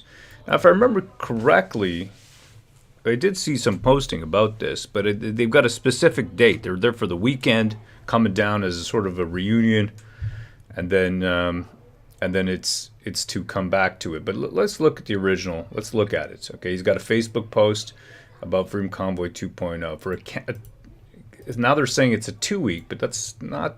I don't think that's from what I read. So, excuse me here while I just open up and pull up my my Facebook. Okay. You never know with CTV. Okay, so let's take a look at this Facebook post. No, that's news. So Facebook Canada Unity Project. Let's see what's going on. Canada Unity. Am I a part of this group? I'm not sure. No, I don't think I'm joined group. Dana Lee Melfi is a moderator here, so let me see if I can join. And maybe if he's watching, then maybe he'll approve. Peace man. Yeah, I think I've just. Okay, here we go. Let's take a look. Canada Unity Project. I'm logged in as a war campaign account. Let's see if we can scroll down and see official November 16th, James Bowder. All right, here it is. Okay, so let me see if I can. There it is. I don't know if you can read that. Oh, there we go. All right, perfect. So November 16th at 8:05. Today's the 24th, so 8 days ago, he pulls this out. All right, here we go. He posts this. He goes, we got 2 convoys coming from Western Canada, convoy launching out of BC, arriving on Friday the 17th. East convoy launching and arriving on the 17th. South convoy arriving on the 17th. So everything's set to arrive on February 17th. Let's go to time and date, calendar. 2022, my favorite site for this kind of calendar stuff because it's really nice and easy to read. February, this is going to be for 2023. Okay, so the 17th indeed is a Friday, and the 21st is a Tuesday, so let's take a look now. Friday the 17th, plan to hold nationwide operation #Bear Hug Canada. See the bear hug thing, unfortunately, right? And, you know, people will say this about us, war campaigns, a scary name. We come from comic books. We'll talk about that in a minute. Crash the system. A lot of people giving up. Instead of giving up, we say crash the system rather than give up. But bear hugs, they can sound. How does it make you feel when I say to you, Penn, that I want to give you a bear hug and I want to hold me? Yeah. Like personally, I like it. You know, bears are warm and fuzzy, and you get a big bear hug. A big nice squeeze. It's to some people it might be threatening. They'll be like, "It's good a bear hug, man. I'm so small." So yeah, I don't know. I mean, I kind of, I don't find it threatening. Okay, but I can see leftists who are afraid of everything. They're saying, well, they want to put a grip on all of Ottawa and just squeeze the life out of us with their honking. Got a message here from Clyde, and I do appreciate it. Thank you, brother. Thank you for sending that super chat. He says, Pan face reveal when I have Rowan Pan on my podcast for a long chat. Looking forward to it. It's been a while, brother. We're streaming nonstop, but yeah, once this is over, I'd love to. It'd be a great time. And he says Pan's face reveal when we do that. What do you think, Pan? You up for that? I don't know. I mean, I'll have to talk it over with my wife. There you go. I'll put it in her. He's too handsome. He's too handsome. What can you do? The guy's too handsome. We got T-Bass. He says, are you going with Derek Smith and ... to Ottawa? I live in Ottawa, so I don't have to go far. I literally just come out of my house and I'm inside of a convoy. That's all I got to do. Let's see what else we got. Okay. All right. So, unity-focused events in every major city while the National Convoy for Freedom takes place. The main theme is to openly share our stories and talk about discrimination, reconciliation. We're done fighting. It's time to start putting more focus on putting unity into our communities. That's a beautiful message. It really is. All right. So, we got February 17th to Monday, February 20th, which is the weekend. Speakers, bouncy castles. That sounds like a good time, to be honest. Date from the 21st, the convoy will end back in BC, so they've already got their departure dates. Date, departing from Ottawa on Tuesday, February 21st. So leaving on the Tuesday, the convoy will end back up in BC. That is the guys coming from BC, the fellows, I should say, ladies and gentlemen. So they're not saying they're staying here. It's not about staying. It's about a weekend event. That's from their own mouth right here. I mean, that's James. So according to this, CTV is dead wrong. Well, let me double check here. Let's see what CTV said. So again, it's on the screen. You can see that. It says right over here, date departing from Ottawa on Tuesday. Probably because the Monday they're going to relax, that night. And they're like, all right, we're going to, so is it a long weekend? I don't know. And then the Tuesday, they're out. That's it, finished. It's a good, long weekend. Well, KZ Gypsy Muse says, sounds spectacular, Ro. Yeah, it sounds like a good time to me. That sounds like a nice weekend. I'll bring the kids. We'll have a lot of fun. That kind of thing. All right. Going down to the CTV article, which came out, Freedom Convoy 2.0 being planned for February 23. Michael Woods, 11:43 a.m., which is an hour and 40 minutes ago. And he says, here he's talking about the same sort of thing, from calling for a Freedom Convoy February 17th to 21. So he does have those dates correctly there. But over here, it sounds like it's going to last 2 weeks, because he goes, Bowder's Facebook post about the Freedom Convoy 2.0 plans calls for a 2-week Canada Unity Fest in February 2023. See, it's unclear here by the language, by the way that he's worded this article, that it's unclear what the Canada Unity Fest is. And from reading the post itself, the Unity Fest, he's talking about every major city. It's talks and all kinds of fun times, but it's not about staying in Ottawa for that time. Okay. Yeah, a little vague. Let me see, is there any other information here? This is all just background information. No. Yeah, there you go. So that's a little vague. Yeah, maybe illiterate, maybe numerically challenged. CTV. Interesting, very interesting. Yeah. So BC to Ottawa and back equals 2 weeks, says CSTAS. Well, yeah, staying in Ottawa for the weekend, basically. That's what it is. Includes travel. It's the way they use language. It includes travel time. Says why? ? Okay. I love bear hugs, says Joanne's Creations. That includes travel time, Heather J. That's what it looks like. Yep. Who doesn't love travel time? And then we've got just people, man. People out there. Why are they even protesting at this point? ? From commie mommy. Oh, no. Oh, man. That's right. From commie mommy. Commies, quit having kids, commies. Quit having kids. Yeah. Wow, okay. Yeah, society is polarizing, and Freeland brought that up when she was talking. She was talking about the polarization of society, but what I would say there, and I'll take a picture from our book, okay, crashwc.com. This is an imagining of the future in 2039 based on current events. A grand realignment created the dystopic world of 2039, and now we crash the system. If we scroll down on this page, you see a page from this comic that's in the works right now. In 2039, you can see all the language being used. You remember that movie, They Live? You remember that movie, Penn? Oh, They yeah, Live. Roddy Yeah. Piper. And Right? you put on the special glasses and you can see the lizard people or the aliens or the non-humans. Yeah, that's a classic. Absolutely, yeah. And so you're basically living in that world, but imagine you can see all the signs. They don't have to hide anything. Silence is violence. Stop Asian hate. Black Lives Matter. You got all these different symbols all over the place. I think the guy did a really good job, man. Looked pretty good over here. Coexist, our artist. LGBTQ+, QIA, Supreme, L. I don't know, there's all kinds of words. I can't keep up. The grand realignment took the rights of generations to come. So what happens here? We got 5 major villains, and we are imagining a future based on current events. 5 major villains. All right. Desmond wakes up in 2039. He is a God-fearing motorcyclist, lives in Ohio. World's totally transformed in 2039. He has an accident, and he wakes up. I love this image. This is a pretty good one. It's not Justin Trudeau. We can't get sued. So don't worry. I know you're worried about us, but we can't get sued because this is Dustin Russo. It's Dustin Russo. I think it looks more like remember the guy there who imitates Trudeau? You know what I'm talking about? What's his name? I think I've seen him. Yeah. Yeah, he does a great job, but I think it looks more like him. They got biomechanical implants because their plans have come to completion. Dustin Russo, the crime minister. That's right. I like this. I like the people here in the corner. Check that out there. They're like, what?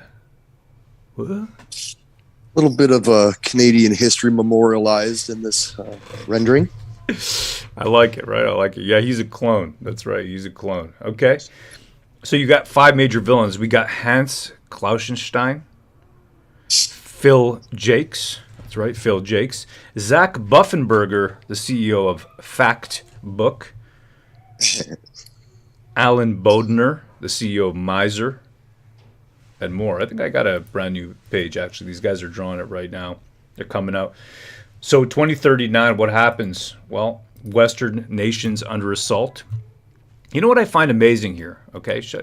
Like, just as a little bit of an aside, what I find amazing is how these people are so hell-bent. And when I say these people, I'm thinking like Chrystia Freeland, Trudeau, right? We're in a post-national state right now. We're in a post-national state. That's what they want us to believe. And yet at the same time, Chrystia Freeland is such an avowed nationalist that she changed her name from Christine to Chrystia to better represent her own nation, that she's a nationalist of Ukraine.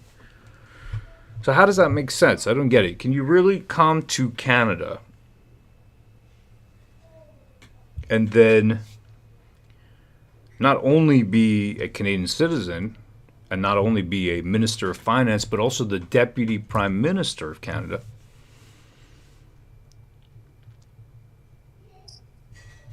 And yet be an avowed nationalist of another state, another country.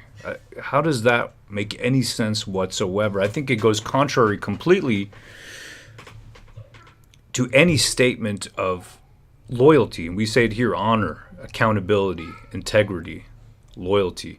Old virtues that we want to see, make a comeback today because they've been lost. They've been completely lost. Where's the loyalty to your nation? The nation that you live in, the nation here in this case specifically that you are a deputy prime minister of. Unabashedly a Ukrainian nationalist. I just don't get it. And I think this is a possible path, and I think we're going to go around it. We're going to get around it. We are. In this world, these nations, these great nations have been decimated after the grand realignment, global economic society in this case, taken over. And Desmond wakes up to a brave new world, and he's got to decide what he's going to do, right? And at the end of the book, he's got to make a decision. He's ready to jump off a building. He wants to go. He wants to go because he can't live there anymore. He can't live there anymore. You got misinformation drones that fly around, and they fine you for speaking out of turn. Of course, the super wealthy are transhumanists. Only rich people eat meat while the common people eat bugs. But this is a neat idea. Think about this one for a second here. You're born and you're already diagnosed with a mental illness. You're diagnosed with a mental illness. And as you grow up, all you do is collect new mental illnesses. And one of the mental illnesses, of course, is a propensity. Well, I guess we used to call it as being a rebel. It's called oppositional defiance disorder. By the way, that is in the DSM, I think it's 4 or 5, DSM-4, which is the psychological manual for, what are they called? Mental illnesses. So you collect those mental illnesses, through your life. You go on a journey of collecting new mental illnesses. And I think that's kind of like the world that we are moving into. We're moving into that world. A world where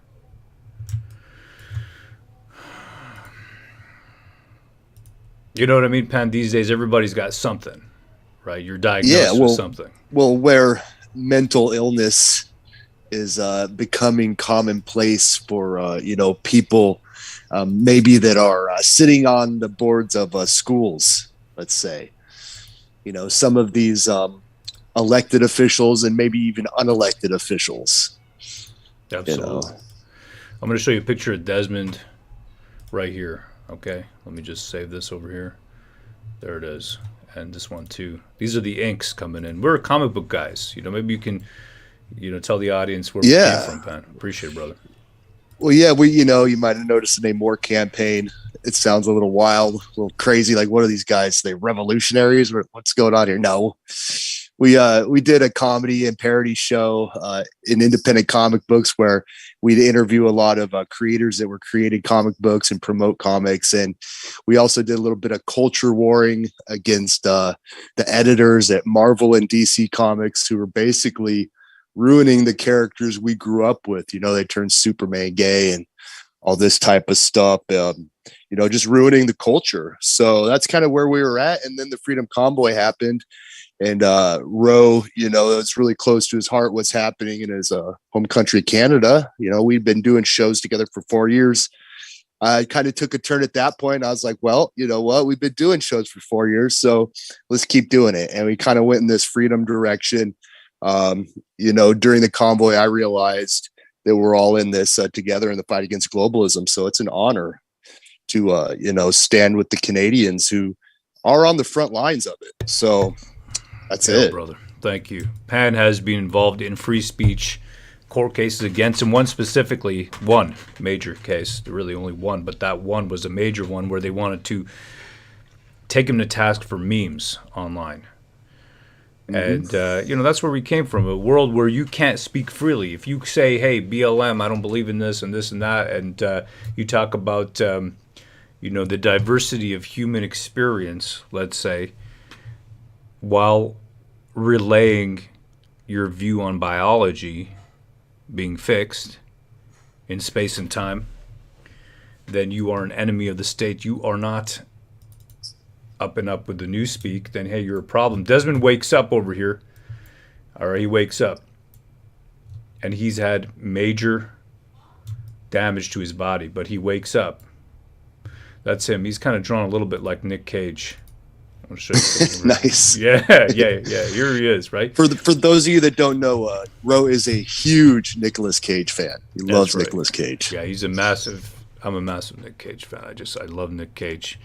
So we got him right over here, Desmond. He's on a motorcycle 2039. Drones after him. He gets stopped. He realizes, you know what? I don't even own this motorcycle. His sister got him a motorcycle after he woke up in 2039, and he doesn't even own the motorcycle because, of course, in the future you just rent. It's just what it is. You rent. Not the bees, says Billy Mustang. Looks amazing. Thank you, Mrs. Dong Lover. Highly appreciate that. Great actor, says All for Truth and Freedom. You got it, man. Yeah, that looks like Roe being arrested, says Aaron Taylor. No. No, let's not be prophetic with the comic books. No, I refuse. You won't take me alive. Now they're going to take that out of context, because I just said, you won't take me alive. RCMP's coming for you now. I refuse to be arrested. You won't take me alive, brother. You won't take me alive. They're saddling up the horses right now, coming to your doorstep. I'm going to take that line, though, from David Lametti. It's just banter. It's just banter, man. It's just banter. It's just the bants, bro. It's just the bants, bro. Tanks for the memories. All right, so this is the future right over here, man. This is it. He wakes up, and I'm telling you what I wanted to do here, right? And the writer, Gat Hands, our brother who founded the war campaign with us, and he really did. He captured it. It's because you got to make a choice. You wake up in this world. What's your choice going to be? You want to give up? Do you want to give up? Tell me. Sometimes you want to give up. Everybody wants to give up. And you can ask Pan right over here. There were times in 2021 where I wanted to give up. I wanted to leave. I'm not going to pretend. I'm not going to lie about it. This was when his wife was pregnant, due to have the baby, and they didn't know if they were going to be able to get into the hospital or not. And he's like, well, we're talking behind the scenes, and he's like, what am I going to do? Do I need to come to the States and have an anchor baby? I mean, these things are running through his head, And I said it honestly. I said, I am ready to be a Mexican, Pan. Right? Just hop across the border and have some kids. My wife is pregnant. She gave birth on December 17th. And I swear I was ready to become a Mexican. Right? Take that plunge. Right? I was ready. I'm telling you, natural birth out in a clean river with a doula. Absolutely no spam, man. So we actually got midwives, amazing midwives. Man. Two of them specifically. Beautiful ladies. One, this, I don't know, Iranian woman, I think she was. Oh, man. So just fertile, fertile women who understand fertility. But, the baby was kind of twisted up, turned around, round and round. And, we ended up having to, her water broke for 40 hours. A baby did not come out. And we already have 4 kids. And I literally had this conversation. And my wife hadn't been well. And that had gotten to me too, because in July and August 21, every day that I went to visit her, and my kids really, they were amazing. They were making food for my wife. Every day that I was going there, I could see the restrictions coming up, asking me new questions. And they were 22-year-old girls asking me these questions. Because the state likes to recruit young women to do these kind of jobs. Which man, a gentleman, is going to be aggressive and violent with a state actor who is a young woman? It disarms you. It's a disarming experience. But the state likes to use the young to abuse those who understand which way society is going. The state likes to do that. They like to use and abuse you, using the young, just like they did so many years ago in Germany, a very, very long time ago, when they had those youth organizations set up to inform on one another. We've seen phone lines, snitch lines. We've had neighbor informing on neighbor. We have rips and tears in the fabric of society. Do you trust your neighbors? I'm talking about your regular neighbors. Do you trust them now? Do you trust them the way you trust them? I used to walk around here in Orleans, Ottawa, East End, and everybody would be like, Rowan, row. Now, the countenance of people has changed. I'm telling you. Society, my father used to say this, it's a lot easier to break things than it is to put things back together again. It really is. And Freeland and Trudeau did this. They broke society. They ripped it apart. They created great divisions for political gain. Freeland especially. Trudeau especially, I should say, I guess. Both of them. They all did. And for what? For Freeland, maybe it's loyalties to another nation, to a global ideal, one of global domination in which they can drag all of us Neanderthals into the great and glorious future. Well, the great and glorious future in 2039 is not so great and glorious for Desmond.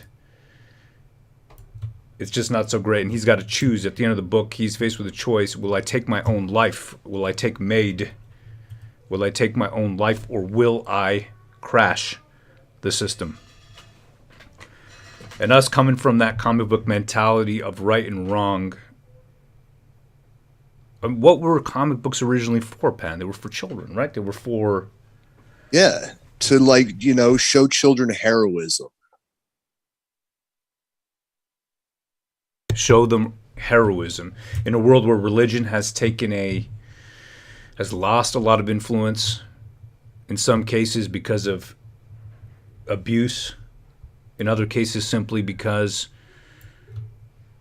I think humans have to find something to replace God. They're just going to do that. That's what they're going to do. And in this case, they have replaced a belief in a higher power and in spirituality and righteousness in action and in thought. They've replaced that with elevation of the most depraved sexual acts that you can imagine. Let me tell you something. It's going to sound, I know it's lunchtime, people are probably eating. But your body, if it's abused, you can actually break your spicy ring hole Oh my God. You don't want that. You can break that ring of fire. You can break that ring of fire if you abuse it. It is not meant to be abused today with unfettered access to the most degenerate pornography ever created, perhaps only rivaling Sodom and Gomorrah. Young children are able to see and witness acts. I mean, growing up for me, it was Sports Illustrated or maybe the Sears catalog. No, it was Zeller's Flyers. I remember Zeller's Flyers. Now, what do we have instead? We have this insane obsession with the most depraved sexual acts. And don't get me wrong, I love sensuality, femininity.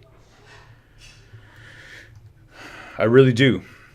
But I'm totally unwilling to see the tree of liberty, which can be, at least to me, it's a tree of life as well. It is what fills my veins up with a belief, with a love of living, to have my own liberty. You got the eagle right over here with the maple leaf in its mouth. I don't know if you can see that right there. I thought that was pretty poignant. Do I want to live in a world without liberty? Is life worth living? Desmond, he has to decide and crash the system. You have to decide today. Do you want to fight? Do you want to give up? And that's what our function is here. We're going to bring you the information. We're going to bring you the news. We're going to bring you our interpretation to some degree. But truly, we want you to decide because we learn from you. We got the Telegram chat, right? You can check it out in the description. For campaign. Of course, we got the newsletter, wcfreedom.com. This is how we stay in touch with you. We're across all the different platforms. But we don't want to tell you what to think. You know, Pan, we discussed this before. Yeah, I mean, what's missing, in the mainstream media? Well, that's the truth. And that's an unbiased perspective. Now, we probably can't be 100% unbiased. We're definitely biased for freedom. But we want to bring you the truth and fill that need that the mainstream media is not filling anymore. We want to be that alternative to fake news. And the thing is, we learn every day. The main thing is put it this way. As long as you're aimed with certain ideals in life, my father used to say only two words to me. It was be good.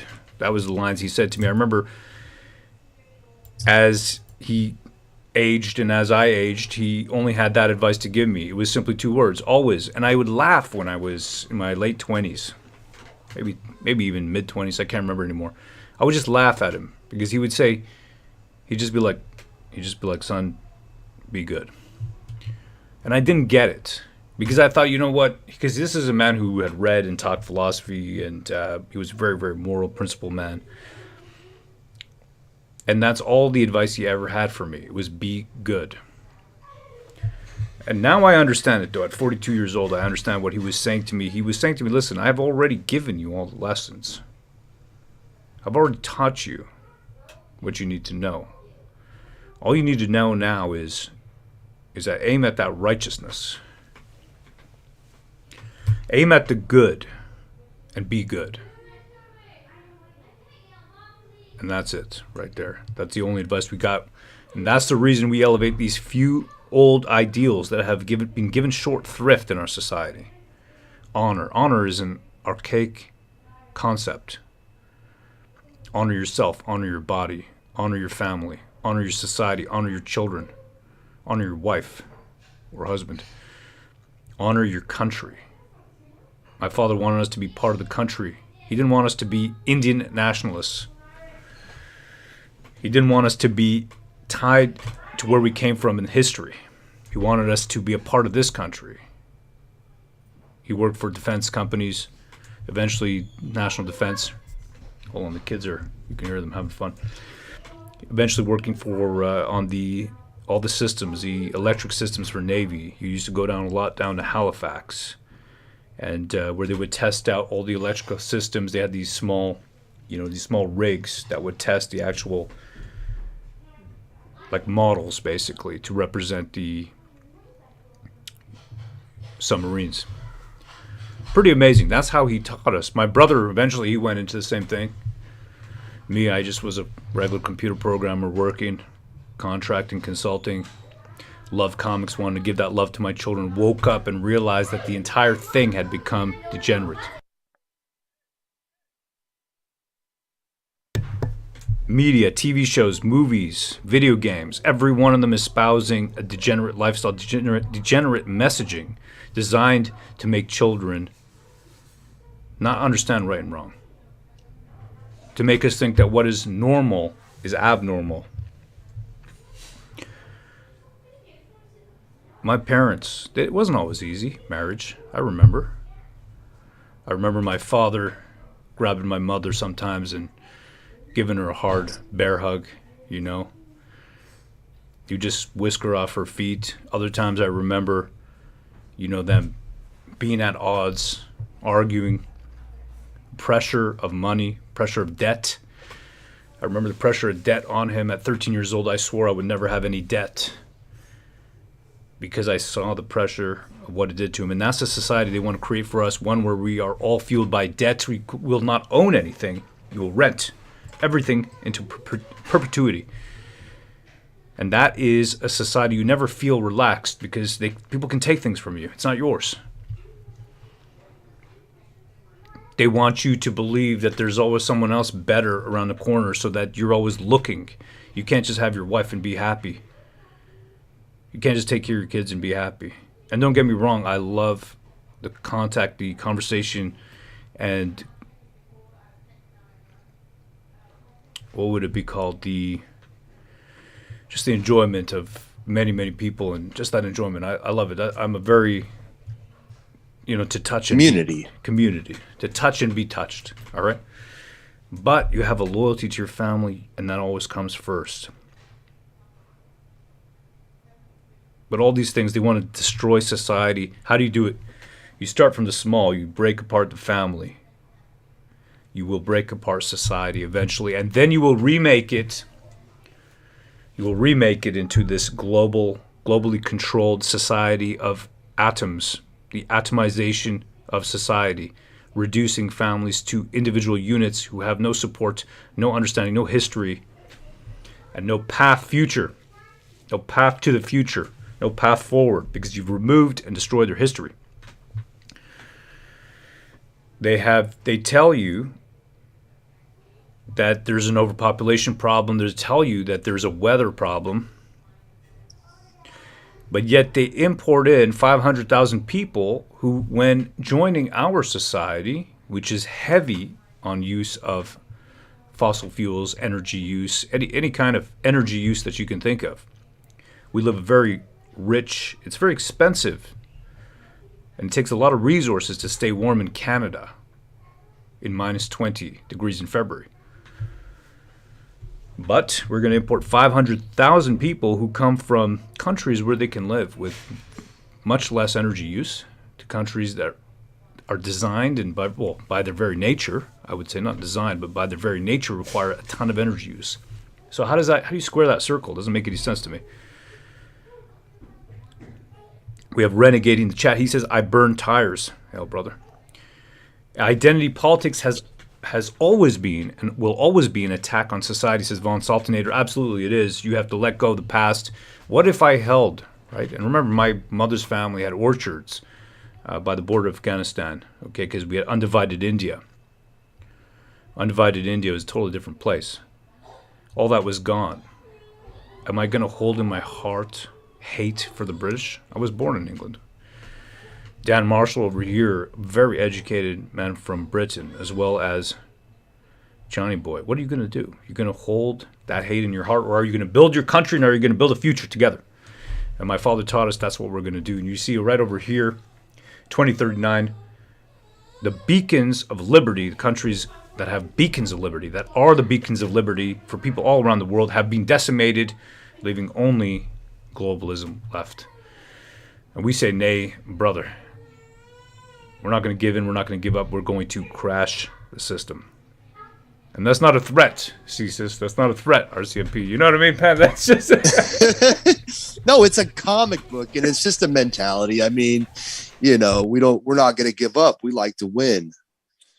You know, I don't know. I mean, our name's War Campaign, but we're just some fun time boys. We want to have a good time. But look, it got a little serious. So, you know, we're going to step it up a little bit and give you some serious news, but we're also going to continue to have a good time. It is serious. It is serious. I want to show you a video here before these guys start. I think we just got enough time. This is a video of Pan. What happened in Pan? All right, watch this. You're going to understand. Oh, yeah. Yeah, this is the short version of the story. Check this out. Yeah, here it is. Hold on a second. This is going to be Mertz Kalama campaign. All right, here we go. Pan.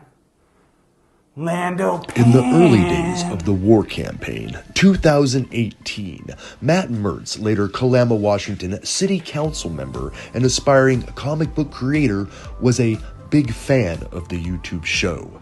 After fallout from the appearance of another small-time comic creator on the war campaign program, Mertz turned salty with Roe and Pan, co-founders of the war campaign show, which was once a popular platform for promotion among indie comic artists and creators.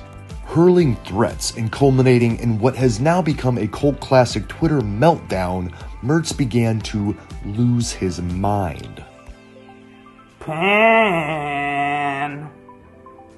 Lando Pan. The faceless coward of the war campaign. You want to fuck around in the real world, boy? You'll end up having a heart attack.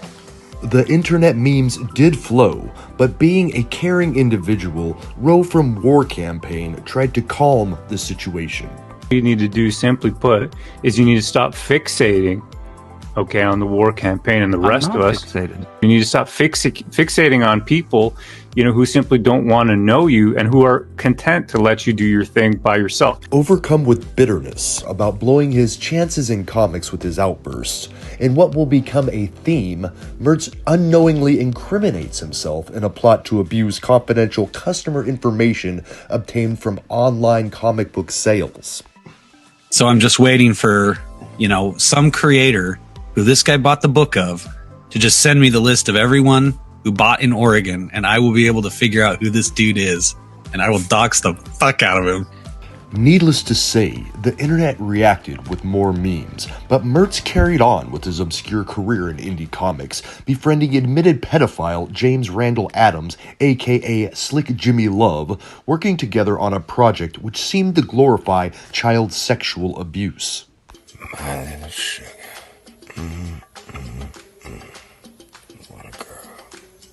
Using a law deemed unconstitutional by a U.S. district judge in 2019, meme Karen Mertz convinced the Cowlitz County, Washington district attorney to take the case. Pan from War Campaign was now being charged in a criminal court cyberstalking, the law designed to protect women and children. Entered as sworn evidence were Twitter memes and a narrative invoking the RICO Act against the war campaign, alleging international conspiracy. This level of ridiculousness inspired even more internet memes. The Free Pan movement was born. Though the charges were ultimately amended to a $400 fine for littering, that's right, littering, meme Karen City Councilman Matthew Mertz, no doubt in his own twisted mind, considered this a win against War Campaign. But we here at WC have always been blessed by God and the forces of the internet. Hail, War Campaign. Hail the chat. And hail freedom. This stuff was hilarious, man. Right? Is that not the weirdest story? And what's crazy about it is this guy is now being brought up on his own unrelated felony charges for essentially breaking into people's emails, allegedly. So, yeah, what a screw up that guy is. Hail the chat. Hail, brother. Yeah, so we're not too let's put it this way. We've seen some of this stuff before.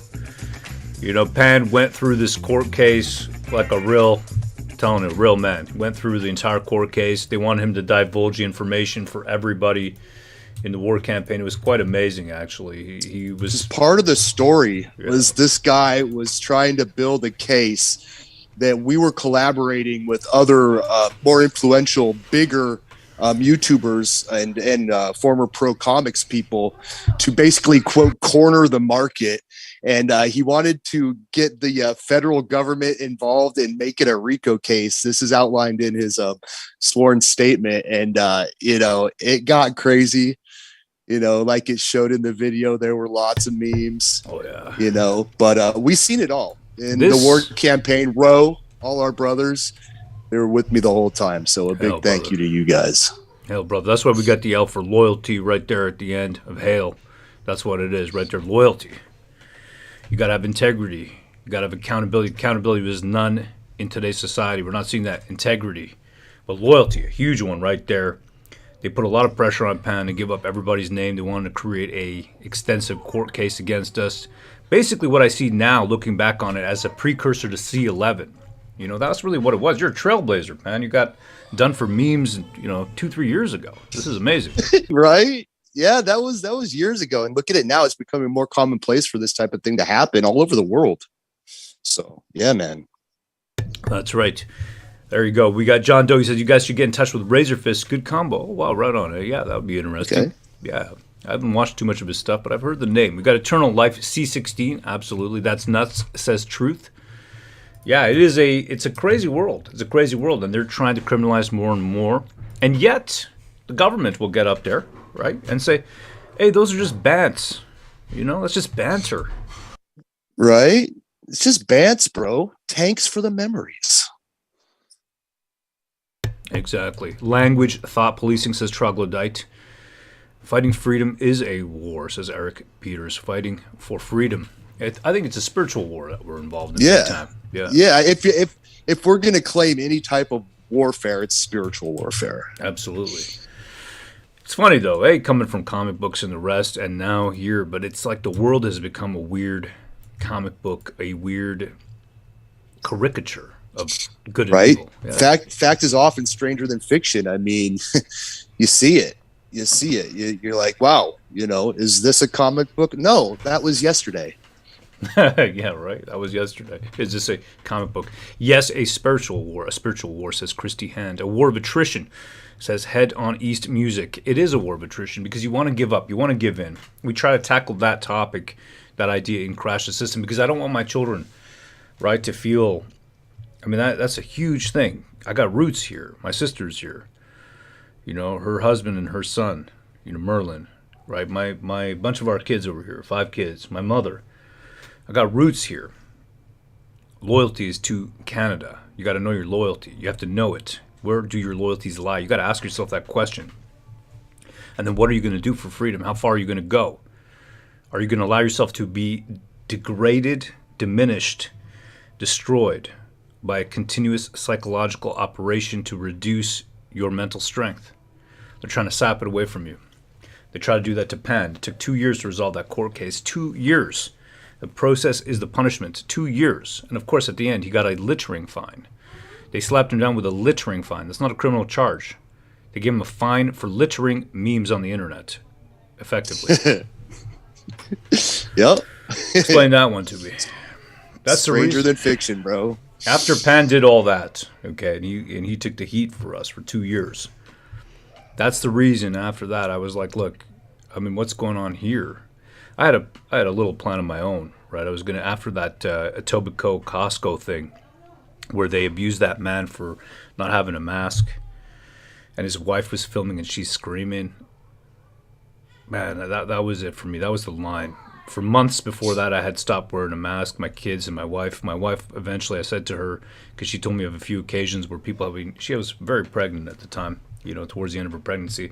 I said, just back off, babe. I go, listen, if you don't feel people are crazy, because, you know, somebody comes in with a cart, grocery cart, you know, knocks you, well, there goes my unborn child, right? And people were losing it. You know this, because you were there. You lived it with us. People were getting nuts. So I said to her, I go, you take it easy. I go, I don't care about nothing. I go, I want that kid safe. There she is, Freeland. She just had a couple hits. You know, she's feeling great. All right, here we go. A couple lizard tokes. Right. Hail the chat. Hail, brethren. Thank you for being with us. Order à l'ordre. The commission is reconvened. La commission reprend. Okay. Once again, I apologize for the slight delay. Issues have come up that I'm having to deal with, so I apologize. Now, I think we can go to the next, which is the Canadian Constitution Foundation, and you're online. Go ahead. Yeah, great. Thank you very much. So good afternoon, Minister. My name is Janani Shanmuganathan, and I am counsel for the Canadian Constitution Foundation. And today in your evidence, you talked about the economic and financial consequences of the protests. You talked about the reputational damage to Canada as an investment destination.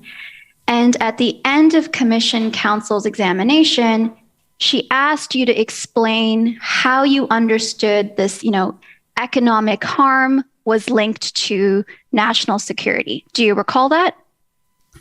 Yes, I do. All right. And your answer to that was you believe our security as a country is built on economic security. And if our economic security is threatened, all of our security is threatened. And now I'm not asking you to elaborate on this. I just want you to confirm that this was your evidence.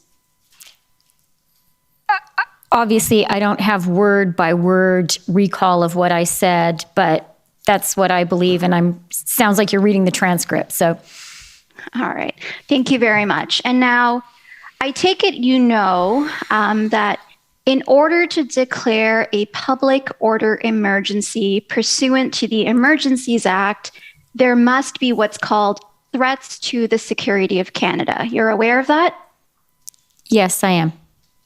And the Emergency Act says that threats to the security of Canada has the meaning assigned by Section 2 of the COMISSION Act. You're aware of that? Yes, I am. All right, so I just want to take you to Section 2 of the COMISSION Act, and this is COM, either 5 zeros or 6 zeros 935. It should be 5 zeros.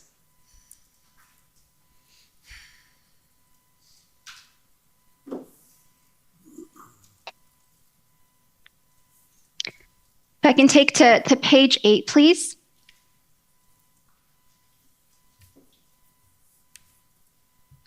Perfect. If you can just pause there. So the COMISSION Act defines threats to the security of Canada. And we've heard evidence in this commission that for the purposes of invoking the Emergencies Act here, the focus was on C. That's where they were focused on in terms of the threats to the security of Canada.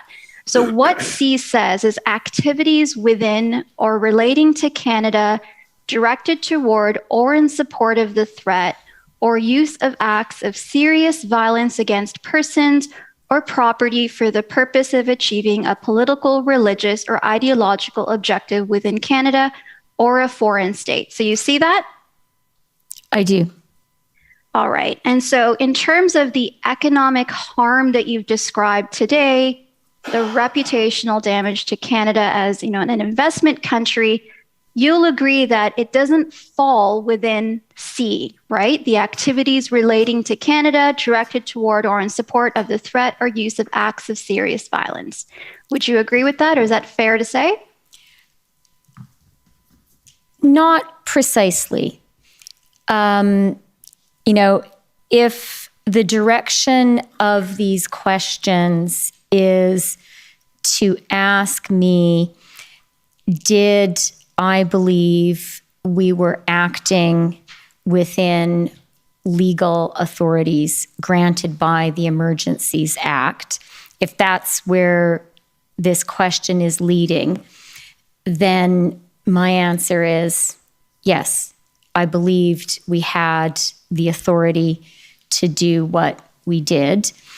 And I hope no one is surprised by my saying that. Had I not believed it, I would not have done it, and I wouldn't be here speaking, with sadness, but confidence that we did the right thing.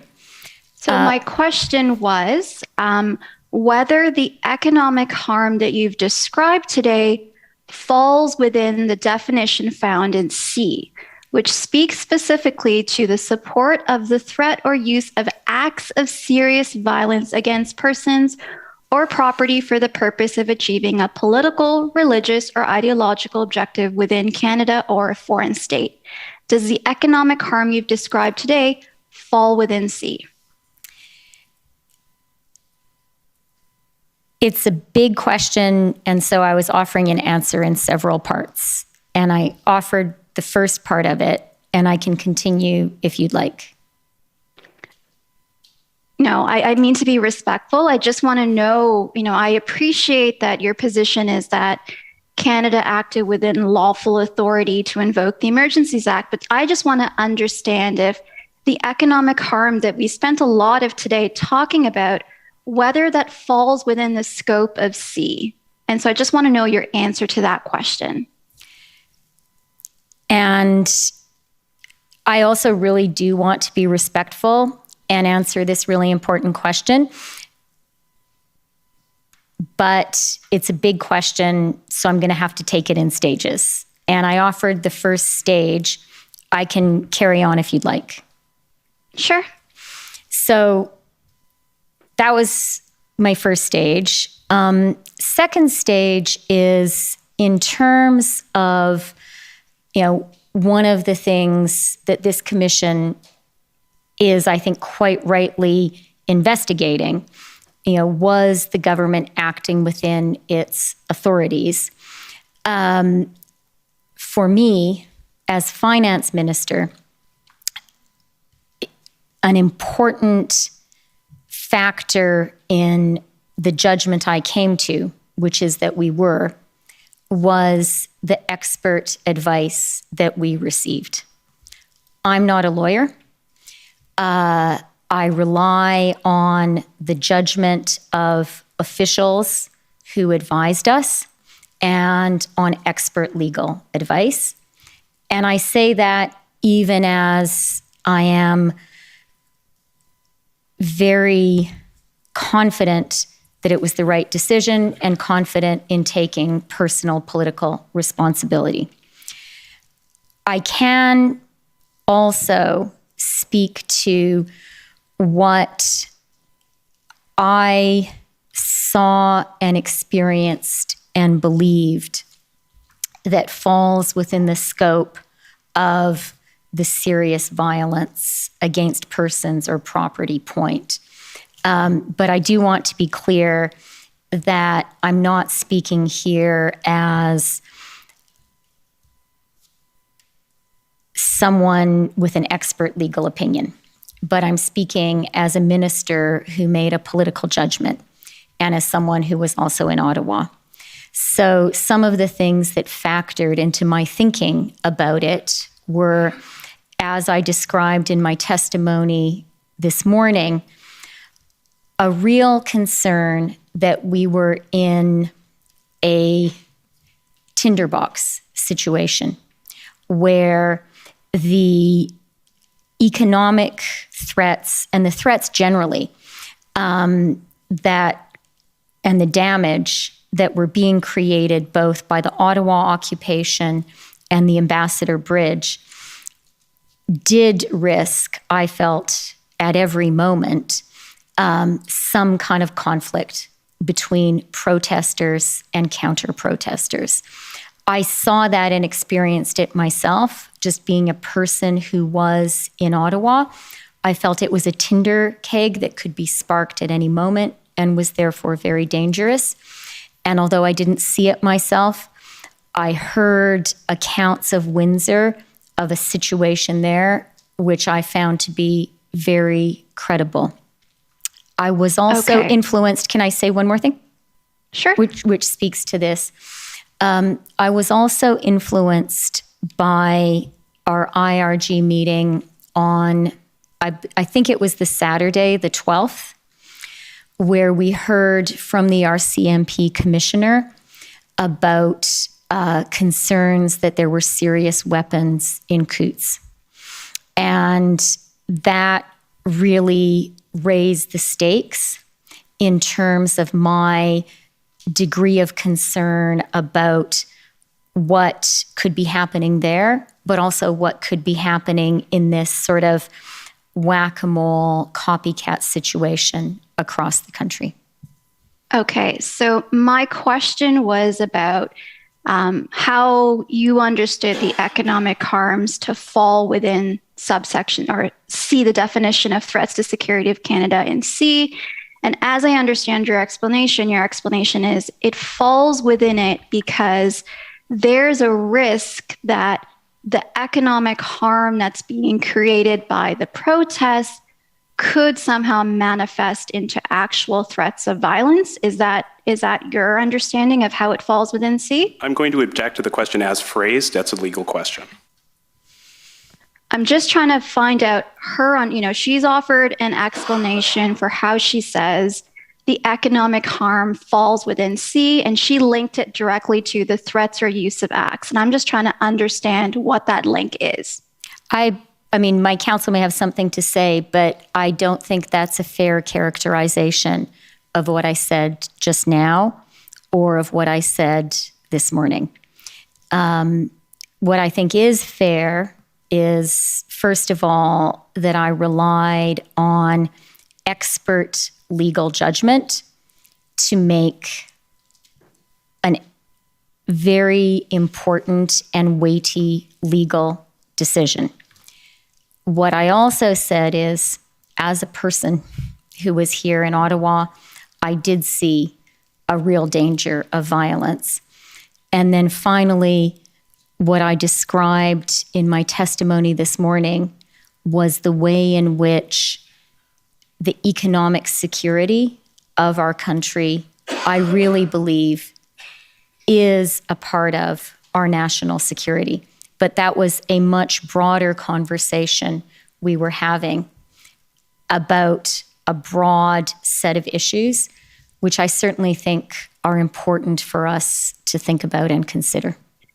And I don't want to mischaracterize your evidence. Just so that we're all clear, do you see a link between the economic harm that you say was caused by the protests to Canada with what's contained in C in terms of the threats or use of acts of serious violence against persons? And again there, I really do not want to shirk my personal political responsibility. And while this was a grave and serious decision, we took it carefully and thoughtfully, and I believed it was the right decision then, and I believe today it is the right decision. But I'm also conscious, if I may continue. Of course. I'm also conscious that I am not a lawyer, and I'm not a person who can give expert opinion on the precise parsing of these authorities. It was important for me to be assured that we did have the authority to act, and I received, as a cabinet member, assurances that we had those authorities from people who I believe were qualified to offer those assurances. And I don't mean to belabor the point. I just want to make sure the evidence is clear. So your evidence is that you understood that you had the authority to invoke the Emergencies Act, but in terms of saying there's a linkage between the economic harm caused by the protests with the requirement of the threat or use of acts of serious violence, is that something that you can't speak to? Again, Commissioner, this is a legal interpretation question that will be addressed in closing submissions. And I don't mean to belabor this. I just want to make sure I understand Deputy Minister's evidence. Is she just saying that she can't comment on it because it's a legal question, or she's saying that there is a link? I just want to know what the answer is. I renew my objection and would ask for a ruling on it. Okay, well, I think at the end of the day, I don't think you can pursue this any further at the moment. I think you've got your answer, and as it is. That's fine. Thank you very much. I don't know how much time I have left, but I do have just one other point I'd like to, or one other issue to address, if I may. So when we were talking about FinTrack this morning, and you explored it as one option to pursue, but decided that making a change to it, the legislative amendment would take too much time. Do you recall your evidence earlier today about that? Yes, I do. All right. And so just so that we're all clear, because we have Canadians watching who may not understand the process, the Proceeds of Crime and Money Laundering and Terrorist Financing Act, it gives the ability to create regulations, right? If your question is, was it possible to grant FinTrack, to give FinTrack these expanded powers through regulation, that is correct. And I said that this morning. We did go on to grant those powers through regulation. And there's just a difference between how regulations are passed versus, say, example, legislation or amendments to legislation. The latter is what you have to do, the 3 readings, going to Senate. It's a much longer legislative process. That's fair? 100%. And by comparison, passing regulations is a much shorter process. Absolutely. Okay, those are all my questions. Thank you very much. Okay, thank you. Next is the Democracy Fund, JCCF.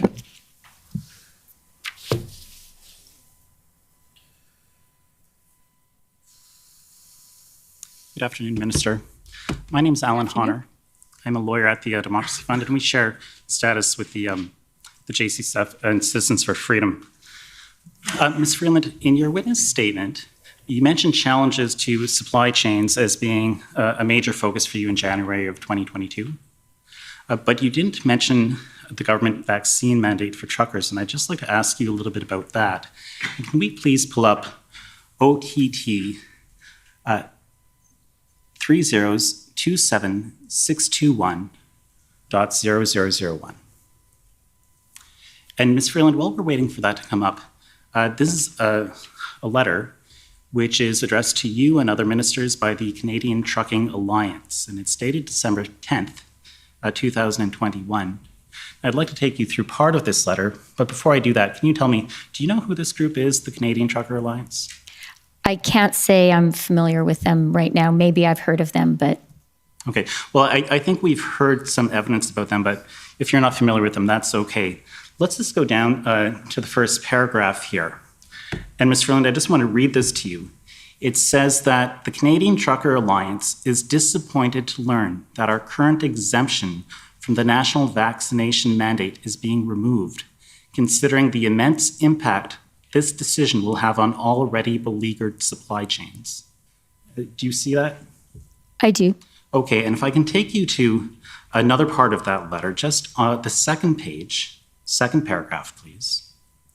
Here we see CTA estimates that combined, the proposed vaccine mandate for cross-border truck drivers and the federal sector mandate announced by the Minister of Labour would remove between 15,000 and 30,000 Canadian drivers from the interprovincial and international supply chains. The expected loss of transportation service capacity will trigger significant ripple effects throughout the entire economy. And Ms. Freeland, I just want to ask you, this is something you knew about when the exemption for truckers was removed in February. You knew that this might have some effect on the supply chain. Is that fair? I knew that some people asserted that it might. Okay, thank you. And I'm going to suggest, this is not the first time this group wrote to you. If we can scroll down to page 5, please. We have another letter, just to the top of page 5. Sorry, it might be page 4. Just go up, please. Okay, so here we have a letter It is a little bit down, please. I'm sorry. Can we just go to the top? So December the 8th, 2021. And if we can scroll down to the second paragraph, it says here, when the mandate was originally announced, CTA expected that upwards of 20% of the 120,000 Canadian truck drivers crossing the US-Canada border would have likely remained unvaccinated by January 2022. Of the 40,000 US-based truck drivers crossing the border, CTA estimated that upwards of 40% of these drivers would not be prepared to meet the vaccine mandate requirement. Do you see that? I do. Okay, and just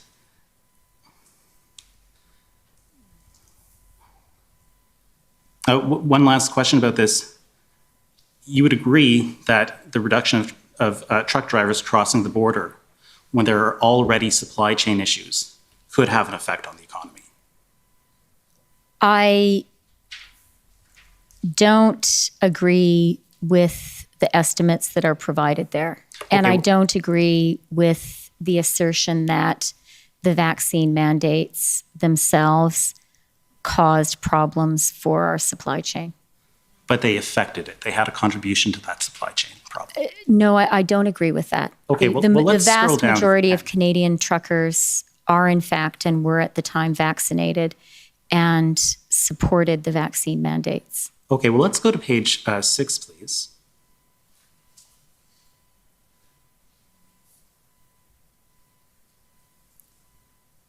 Okay, in the first paragraph that we see there, the CTA is giving stats that truckers move about 70% of the $648 billion Canada-US trade. Does that sound about right to you? Again, I can't say whether that's true or not, but I have no reason to. Let me say this. Trucking is very important for the Canadian economy. Trucking is very important for our supply chains, and trucking is very important for cross-border trade. That I am very prepared to agree with. I think we can all agree on that. And let's just consider that if what the Canadian, if what the CTA is saying is correct, and the drivers are reduced by 20%, that's a reduction of 24,000 trucks in the supply chain. The challenge here for me is I disagree with the fundamental premise. And this was something that was looked at carefully by Minister Alghabra and also by the Minister of Health. Okay, so you disagree with the fundamental premise of the Canadian Trucker Alliance. Thank you. I'll move on to something else. I just want to understand a little bit more about what was going on in January. And you gave some evidence today, and I think you told us that it was a very intense month for you. That would be fair? Yes, that would be fair. Okay, and let me make sure that I understand it. So on the one hand, you were preparing a budget. Yes. Okay, and there was the issue of the Build Back Better legislation in the States, and there was the electric vehicle tax credit, right? That was on your plate. Not solely on mine, but it was something I was working on. Right. And there was the COVID recovery, and there were local and global supply chain issues. Yes. Okay. And there was the looming threat of inflation. Yes. And we talked a little bit about the Ukraine, and I think you said that was the biggest threat to national security since World War II. The Russian invasion. The Russian invasion. When it actually happened, yes, I think that is the biggest security challenge, national security challenge our country has faced. And it was on your radar in January. Yes, it was. Okay. And in the midst of this, there was this trucker protest of unprecedented proportions taking place across the country, and you described that as whack-a-mole. No, what I would describe as what we saw happening from the moment that the initial occupation began is copycat protests happening across the country, and that posed a particular national challenge. I see. I thought you said the word whack-a-mole, but it's not important. But what is important, I would put to you, is that the US was unhappy with the situation in Canada, and they were seeing their own vulnerability in our supply chains. That was your evidence, was it not? Certainly. And they didn't like that. The, in particular, blockade of the Ambassador Bridge exposed the vulnerability of the U.S. economy, particularly the car sector, to the Canadian car sector. Exactly. And I put it to you, Minister, that the government felt that they had to do something about these protests, not because of threats of serious violence, but because your government was completely overwhelmed and you were under a tremendous amount of pressure from the United States. I absolutely disagree with that. Okay, well, we heard evidence from you earlier today, and you said that you were put into contact with Brian Dees. So he's the economic advisor to the president. He's a very influential player in the decision for the electric vehicle tax credit issue, and he actually contacted you. That's correct. Right? And you thought that it was striking that someone of his importance, who's so hard to get a hold of, contacted you. I had spoken to Brian Dees before and since, but the speed and urgency with which he got in touch with me was definitely significant and relevant. And he was unhappy, and there could be major economic consequences. What he said to me, as I reported in that readout, was that they were very concerned that because of the blockades, U.S. factories would shut down. Right, and we heard that the CEOs of two major banks contacted you, Canadian banks, I believe. And we also heard that President Biden, who's probably the world's most powerful person, or near that, had a telephone call with the Prime Minister. Yes, both of those things are true. And that telephone call, it happened on a Friday, and by the Monday, the Emergencies Act was invoked. That's true. Okay, and so I put it to you, Minister, that the federal government had to show the USA that they were in control, and that explains why the Emergencies Act was invoked, despite the fact that, for example, the Ambassador Bridge was cleared and open to traffic. No, I wouldn't agree with that characterization. Okay, well, I would put it to you that the pressure the government was under explains why the Emergencies Act was invoked, despite the fact that a deal had been struck with the protesters in Ottawa to reduce the footprint of the protest in that city. Again, I would disagree with that. Well, let's see if you would agree with this. I'd put it to you that there was no meaningful consultation with the provinces, not even advance notice of what the First Minister's meeting was about. And that's because the government didn't have time for it. They just had to make a decision about the Emergencies Act because of the tremendous pressure that they were under. Again, I disagree with a great deal of that characterization. One last question for you then, Ms. Freeland. I put it to you that given the overwhelming situation that the government was facing explains why they were willing to use extraordinary powers against their own people, despite the fact that no police agency or intelligence agency told them that there were threats to the security of Canada. Again, I disagree with many of the premises in that question, and I would be happy to elaborate, but it seems that we're out of time. Seems so. Thank you very much for your answers. Thank you, Mr. Commissioner. Okay, thank you. Next, I'd like to call on the Government of Alberta.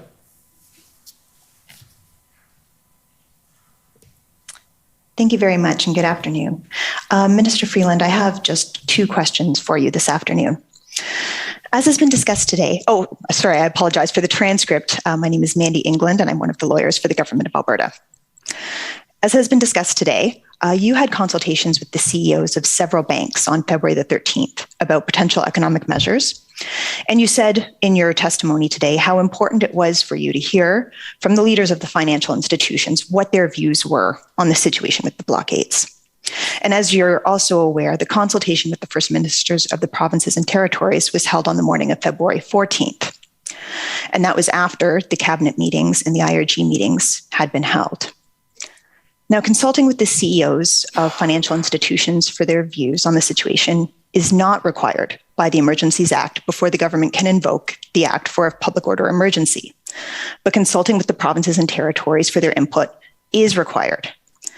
As Deputy Prime Minister, don't you think that the input of the First Ministers of the provinces and territories on the potential invocation of the Emergencies Act and the proposed measures would have been relevant information to have before you at the IRG meetings and the cabinet meetings where the invocation of the Emergencies Act was discussed and debated? Thank you for the question. And as a former intergovernmental relations minister, I understand it, and I really do understand the importance and sometimes the challenges of that federal-provincial relationship. In this particular situation, it was a very complex, fast-developing situation, and each minister was responsible for managing a series of relationships and bringing that information to the table. My colleague, Dominic LeBlanc, is an extremely able minister, an extremely able intergovernmental affairs minister, and I relied on him, as did everyone around the table, to manage that relationship and to bring to us and to the table his knowledge of the views of the provinces and territories. And with your knowledge that they weren't consulted or about the Emergencies Act or told until the morning of February the 14th that the Emergencies Act might be invoked, wouldn't you agree that the information on their views on the potential invocation of the Emergencies Act wasn't before the cabinet or the IRG? It wasn't one of the items because it wasn't available until February the 14th? In my view, Minister LeBlanc very effectively, from what I could see, very effectively communicated with the provinces and territories and communicated with us what he learned from those conversations. That discussion that happened on the Monday was important. I wasn't part of that discussion, but it happened, and it was important that it happened. And so the evidence that has been given before this inquiry is that the Emergencies Act had not been raised with any of the first ministers of the provinces or territories or any of the cabinet members of the provinces or territories. So wouldn't you agree with me that whatever information it was that Minister LeBlanc was bringing to the table, it did not involve discussions about the Federal Emergencies Act? Again, there, I would say this was an area of responsibility for Minister LeBlanc, who I do absolutely believe does that very difficult job very well. And I had confidence in how he did that job. I'll move on to my second question. We spoke about the call that you had with the banks on February the 13th. There was another call with the banks on February the 21st, and I'd like to just pull up the readout from that call, if I may. It's ssm.can 401828.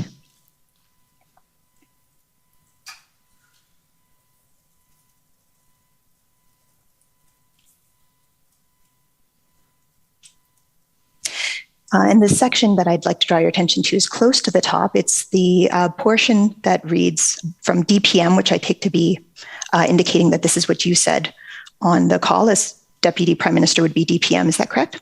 I think so. Okay, thank you.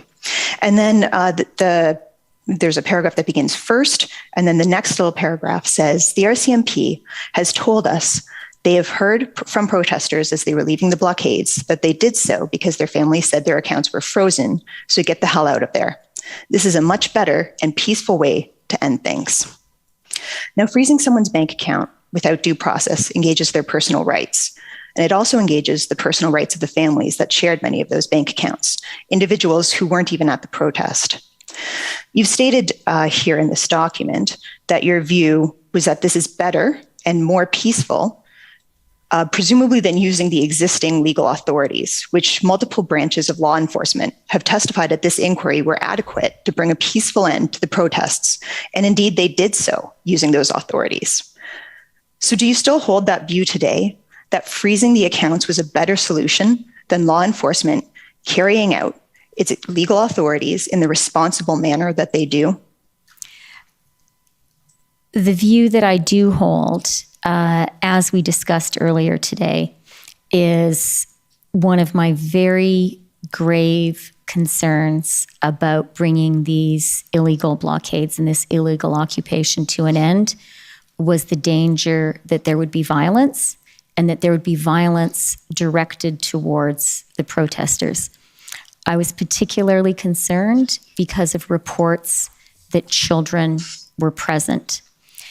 And that was one of the reasons that I felt the financial tools that were put in place by the Emergencies Act were a better option. From my perspective, the job of these tools was to create a peaceful, nonviolent incentive for people who were doing something illegal to leave. And I think those tools did work. And so I would just remind you in that regard that the call that we're looking at this readout from in front of us was held on February the 21st. And so at that time, the Coutts blockade, we can scroll up to the top of the document. We have Monday, February the 21st, and you say, it's hard to believe it was only a week ago. We were on a call last Sunday, which was February the 13th, talking about this. So this is a call that was held on February the 21st, after the enforcement actions had been taken out at Coutts, which were done before the Emergencies Act was invoked, after the Ambassador Bridge was cleared, which was before the Emergencies Act was invoked, and while the enforcement efforts in Ottawa were well underway, and you would have had the knowledge at that time that there was peaceful resolution by law enforcement at both of those border blockades, and that there was no violence against children, and it was a peaceful resolution by law enforcement in Ottawa. And so with respect to those comments about the fear of the prospect of violence, I don't know that on the timeline of February 21st, are you saying you still had them then and you would still have those today? No, not at all. And so you expressed this view after you were of the knowledge that there's... May I explain? Absolutely. I didn't realize you were talking. I apologize. No problem. It can be hard on the video calls. So on February 21st, when I made those comments, it was looking back on the events of the week that had passed. And I certainly believed then, and I believe today, that the financial tools we put in place aided in the peaceful resolution of all of those occupations and blockades. The reports that we heard, the reports that were in the media, the reports from law enforcement were that many people did leave as a result of the incentives created by those tools. And then the final thing that I think is important to emphasize is we said on February 14th, we are putting these tools in place, so please leave now, so that these tools never need to be used. So any person who had their account frozen had due warning that they were engaged in illegal activity and that they should stop doing that activity. And the other thing that I would point to that I think did work well is the accounts were very quickly unfrozen after the illegal activity ceased. And with respect to the due warning, there were, as you acknowledged in your earlier testimony, accounts of families, individuals who weren't present at the protests that were also frozen. Would your view be the same with respect to those individuals? Again, that was never the intent, that to in any way affect family members. Certainly the consequence, the reality of people having joint bank accounts made that impossible to entirely avoid. But I would say that the family members whose presence at the protest, at the illegal occupation and blockades, caused the accounts to be frozen, had a very easy, readily available remedy with a lot of notice. They could have left before the freezing began, and as soon as people did leave, the accounts were unfrozen. Thank you, Minister. Those are my questions today. Okay, thank you. Next, I'd like to call on the City of Ottawa, please. The city has ceded its time to the Government of Canada. Alyssa Tompkins for the record. Okay, thank you. Counsel for former Chief Slowly, please.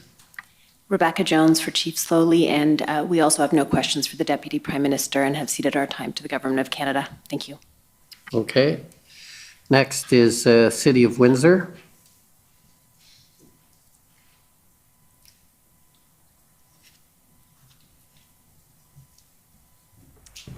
Good afternoon, Deputy Prime Minister. My name is Jennifer King, and I am legal counsel to the City of Windsor. I only have a few moments with you this afternoon. You have testified about the macroeconomic impacts of the border blockades and the Ambassador Bridge blockade specifically. In my few moments with you, I want to shift tracks a bit and ask you to scope down and talk to us about the impacts of the blockades on the community and individual level. As you may be aware, I hope you're aware, Windsor is not just a road to the Ambassador Bridge. It's a community. It's a place where people live, work, and study. Are you aware that the bridge lands in the community? Yes, I am. Are you aware that for Windsor and Windsorites, the blockade of the bridge was felt directly and immediately? Yes, I am. I understand from Deputy Minister Sabia that Transport Canada has not completed an analysis of the blockade and the impacts on the local economy and local Windsor businesses. Is that right? That's right. Okay. But you are well aware of the importance of the automotive sector as an employer in the region, right? I'm very aware of that and was motivated by my awareness of that and some of the actions we've been discussing today. Okay. And you're aware that given the nature of the automotive sector, the blockade had a significant impact and resulted in almost immediately in shutdowns and partial layoffs? Yes. Can you tell us generally how impacts on the Canadian economy at this kind of macro level that you've been talking about trickles down and impacts local communities and residents, particularly communities like Windsor that are reliant on these types of automotive industries? I think you've been doing a very good job of telling us that. And certainly I'm, very prepared to agree with you that Windsor was very specifically and meaningfully affected. Okay. You also gave testimony this morning about U.S. EV incentives. Mayor Dilkens gave evidence to this commission about the $5 billion investment announced in March through a joint venture between Stellantis and LG Energy Solutions to establish a battery manufacturing plant in the region. You're aware of that investment? Extremely. So this will be the first Canadian electric vehicle battery manufacturing facility? Well, let's get it off the ground, but I'm very optimistic about it. And Mayor Dilkens testified that these discussions and pre-planning about this investment was underway at the time of the blockade. Yes, I believe that's the case. Is this the kind of investment that you were concerned about, that you were talking about earlier today? 100%. The Commission has heard evidence about the response in Windsor, Windsor Police and its policing partners to peacefully clear the blockade of the bridge. Were you aware at the time that the necessary policing efforts to maintain access to the bridge after the blockade impacted Windsorites? Yes. Deputy Minister Sabia agreed that the reopening of the bridge was key to avoiding greater damage to Canada's reputation as a good place to invest, Canada's reputation as a reliable trading partner. Do you agree? Yes, I do. For Windsorites, this isn't, of course, not about just what happened in February. Windsor has been host to this critical piece of infrastructure for almost a century. And Windsor keeps traffic flowing to this bridge every day, and that benefits the entire country, doesn't it? 100%. It helped us get the 3M masks, in fact. Right. So we've heard a number of witnesses recommend that the frameworks and laws to protect critical infrastructure should be studied and strengthened. Do you agree? I do. Would you also agree that Windsor is not only a stakeholder in debriefing the lessons learned and in developing these frameworks, but also an important partner?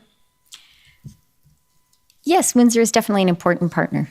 Okay, thank you. Those are all my questions. Okay, thank you. Thank you. Next is the Windsor Police Service. Hi there, Heather Patterson for the Windsor Police Service. We have no questions for Minister Freeland and have ceded our time to the Government of Saskatchewan. I guess then we go to the Government of Saskatchewan. Good afternoon. My name is Mike Morris, and I'm counsel for the Government of Saskatchewan. Minister, spoiler alert, I hope to get you to agree with me as much as my colleague did just a couple of minutes ago. I guess we'll see where we get to. But Minister, I think I can start out with some easy ones. You're familiar with Farm Credit Canada, which is a federal crown corporation. Is that fair? Not intimately, but I know it exists. You grew up on the prairies. It used to be called Farm Credit Corporation. If I call it FCC, you'll understand what I mean. Is that fair? Yes. Okay. And are you aware that FCC is headquartered in Regina? Yes. Okay. And that it provides loans to farmers, correct? Yes. And Farm Credit Canada would have been a financial institution subject to the Emergency Economic Measures Order, correct? I believe so. And if I just call that the order, you'll understand what I mean. Is that fair? Yes. Okay. I want to refer you to an article from Farmers Forum, which is self-described as the largest circulation farm newspaper in Ontario. So I'm going to ask the clerk to pull up a document. It's POE SAS 703. And just while we're pulling this up, it's a May 3rd, 2022 article from Farmers Forum entitled, "Read the Documents, Farm Credit Compiled List of 9 Names for Possible Blacklisting." So we can see that on the screen there now. And I'm just going to read from the first 3 paragraphs of the article. So we'll just have to go down. There, perfect. Farm Credit Canada compiled a list of 9 people to be potentially blacklisted because of possible participation in the Freedom Convoy protest in February, according to internal FCC emails acquired by Farmer Forum through an Access to Information request. The Access to Information documents revealed that FCC employees were instructed to report the names of customers who were involved in the Freedom Convoy in Ottawa after the Emergencies Act was enacted on Feb 14. The Federal Lending Agency compiled a list of 9 people by viewing Twitter accounts and online media posts, as well as drawing from conversations with customers. Now, I expect we can agree that it's not surprising that FCC instructed its employees to report in this manner because FCC was required to do so under the terms of the order. Is that fair? Well, maybe not entirely. And I will say I am reading this news report for the first time as I see it on my screen. So my response is a little bit limited.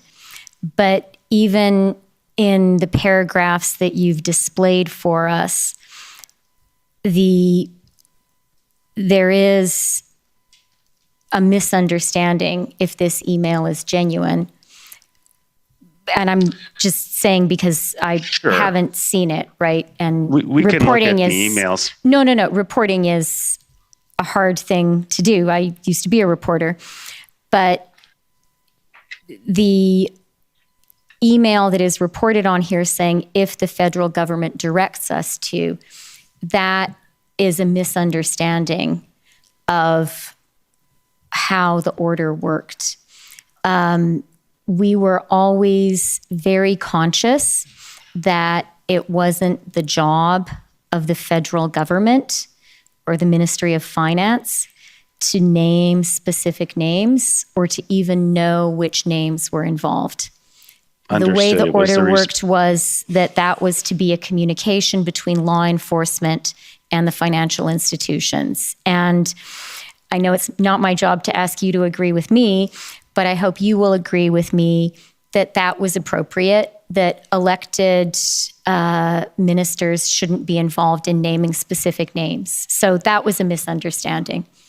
I think we should look at the documents referred to from that access to information request. So I'm going to ask the clerk to bring up POE SAS 704.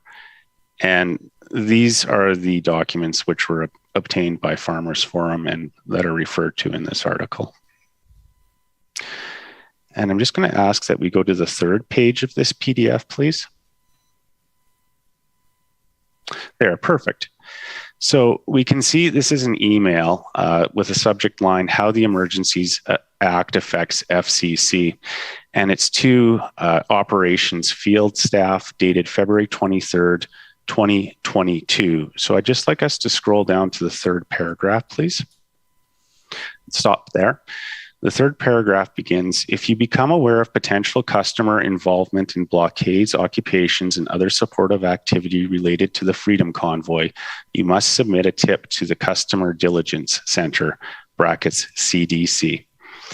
So this is the morning of February 23rd, and we know that the order was no longer in place later that day because, of course, the emergency declaration was revoked on February 23rd later that day. Is that fair, Minister?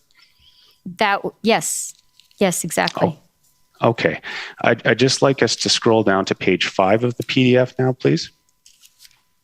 And this should be an email dated February 25th. Yes, there it is. So we see this is an email dated February 25th with the subject Emergencies Act, customers identified. And the content of the email indicates that the sender is telling the recipient that they'd like to follow up regarding customers that have been identified as possibly participating in the 2022 Freedom Convoy. So we've agreed, I think, or we can agree that as of February 25th, there was no requirement under the order to conduct this follow-up. Is that fair? So let me say a couple of things. First of all, I'm seeing this email now for the first time, and as far as I know, it had nothing to do with me. Understood. Second of all, it's certainly the case that the order was ceased to apply after February 23rd. And maybe the third thing for people who are listening that it's worth pointing out is all the accounts were unfrozen around that time. Okay, I just want to continue on to the next page of the PDF, which is page 6. And I appreciate you're seeing this for the first time, Minister, and I understand that's difficult. But this appears to be a spreadsheet entitled 2022 Freedom Convoy Tips, has a column for tip, for date, for customer name, and preliminary findings. And I'd just like us to slowly scroll to the very end of all of these PDFs, looking at the dates as we can, as it goes by. Yeah, you can keep scrolling. That's a good pace. So we've seen February 23rd, keep scrolling. Now we see February 24th, and keep scrolling. I think there's one more page. We'll get to the end here. Oh, another page, more February 24th. Keep going, yeah. So the last one is number 9. Okay, go up a little bit. And this would appear to indicate that the last tip in the spreadsheet was received February 25th. There's a description, I gather, of the preliminary investigation at this point. So, you know, it appears, and I appreciate your viewing this for the first time, that FCC was still investigating tips relating to the Freedom Convoy 2022 as of February 25th. And I don't know when it stopped investigating tips, and I expect you may not know either. Is that fair, Minister? With real respect, I have to say, I think these are questions for FCC and not for me. Okay, I expected you might answer that, and that's a fair answer. Aside from FCC, can you identify any other federal financial institutions which were subject to the order for us? The order applied to all financial institutions across the country. Okay. No, that's fair. It was a privilege to speak with you, Minister. Thank you very much for answering my questions. Okay, thank you. So we now turn to the Government of Canada, please.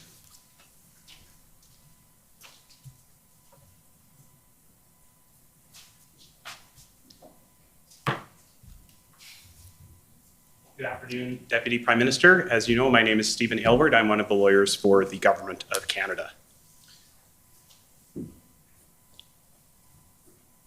My friend for the Government of Saskatchewan just now took you to a news article that referred to the blacklisting of account holders or of borrowers under a federal program. Is there anything in the Emergency Economic Measures Order that authorized or required financial institutions to blacklist an individual? No, there was not. Was there anything that prescribed any lasting impacts beyond the expiry of the designation of a person as a designated, determination that a person was a designated person, or the expiry of the Emergencies Act? There absolutely was not. Earlier, my friend for Commission Counsel put it to you that on the issue of foreign funding, that there was no information that the government had in relation to foreign funding at the time of the declaration of the emergency. In your response, you mentioned open source information. I take it that would have included news articles? Yes, it would. Okay, and I won't take you to them, but I'm just going to read into the record the names of two such articles, pb.can.401755 and pb.can401756. My friend for the Democracy Fund mentioned to you certain letters from the Canadian Truckers Association in which they expressed concern in December of 2021 over the removal of the exemption for cross-border trucking. Do you recall that? I do. And if we could pull up, Mr. Clerk, ssm.can.50335. And this document that's pulling up is a statement from the same organization that was made in January of 2022. And if you see there, the statement says, the CTA does not support and strongly disapproves of any protests on public roadways, highways, and bridges. CTA believes such actions, especially those that interfere with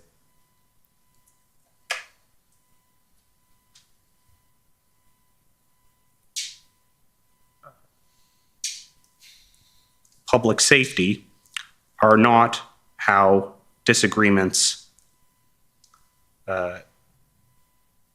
with governments should be expressed. Were you aware of that being the position of the Canadian Truckers Association at the time? Yes, I was. And indeed, if we could go to ssm.can.50987, this is a letter dated February 10th, 2022, again from the Canadian Truckers Association. And in this letter, the Canadian Truckers Association is asking the federal government to take action to address the issue with the border blockades. Were you aware? It's a letter addressed to the Prime Minister and Minister Alghabra, but I'll just ask, were you aware of the Canadian Truckers Association making such a request at the time? I can't pretend to have memorized the exact date and content of the letter, but I was aware that Minister Alghabra was in touch with the Truckers Association and that they were very concerned. Okay, so if we talk about economic impacts for a moment, you discussed with Commission Counsel earlier a Bloomberg briefing and as well a Bloomberg article. If we could just pull up the news article, COM 50839, please. And if we could go to the third page of that document when it's ready. This is the news article, and apart from the reference to the 0.1% that you were discussing earlier, there's some reporting in here about other individuals that were commenting on the situation of the border blockades at the time. And if you look under the heading there, we don't need this. There's a quote attributed to the Governor of the Bank of Canada, Tiff Macklem, that was made on the Wednesday, so that would have been the day before this article, on Wednesday, February 9th, in which the Governor of the Bank of Canada noted that we've already got a strained global supply chain. We don't need this, in reference to the border blockade. Do you remember being aware of the comments of the Governor of the Bank of Canada at the time? I absolutely do, and that's in my timeline. I think it's in my notebook. When we spoke earlier today about concerns around achieving a soft landing for the Canadian economy, concerns about rising inflation, concerns about the rise in interest rates, which the Bank of Canada, with which the Bank of Canada would respond to rising inflation. That was very much on my mind. And I mentioned that we had already had a January inflation number, which was elevated. We expected inflation. We expected an elevated number. Well, the number that we had in January was for December. We expected in February to learn of an elevated number for January. We were aware that the bank was concerned, and that made us concerned, definitely. Okay, so you spoke earlier about some of your concerns around comments by public officials in the United States. I'd just like to go through the timeline of some of those statements, because I think we've heard a bit about them, but I think it's helpful to look at actually. Sure, and if I could just say one more thing on the Bank of Canada, that wasn't in an interview with Bloomberg. Governor Macklem spoke at a press conference about it, so that was widely reported. No, indeed. That was just one instance of a document that's in the record that records that statement. So February 7th, we know, is the day that the blockade begins at the Ambassador Bridge. And so on February 9th, this is day 3, that's the date of those comments by the Governor of the Bank of Canada. It's also the date of several statements by U.S. public officials. If we could pull up pb.can.6023 and go to page 3. This is a tweet by Representative Alyssa Slotkin, and I believe you may have indirectly made reference to this earlier this morning, but I'd just like to put the tweet up. And if you can see there, we have Representative Slotkin saying, if we need another example of why supply chains matter, look no further than the Ambassador Bridge, the blockade at the Ambassador Bridge. And then it continues.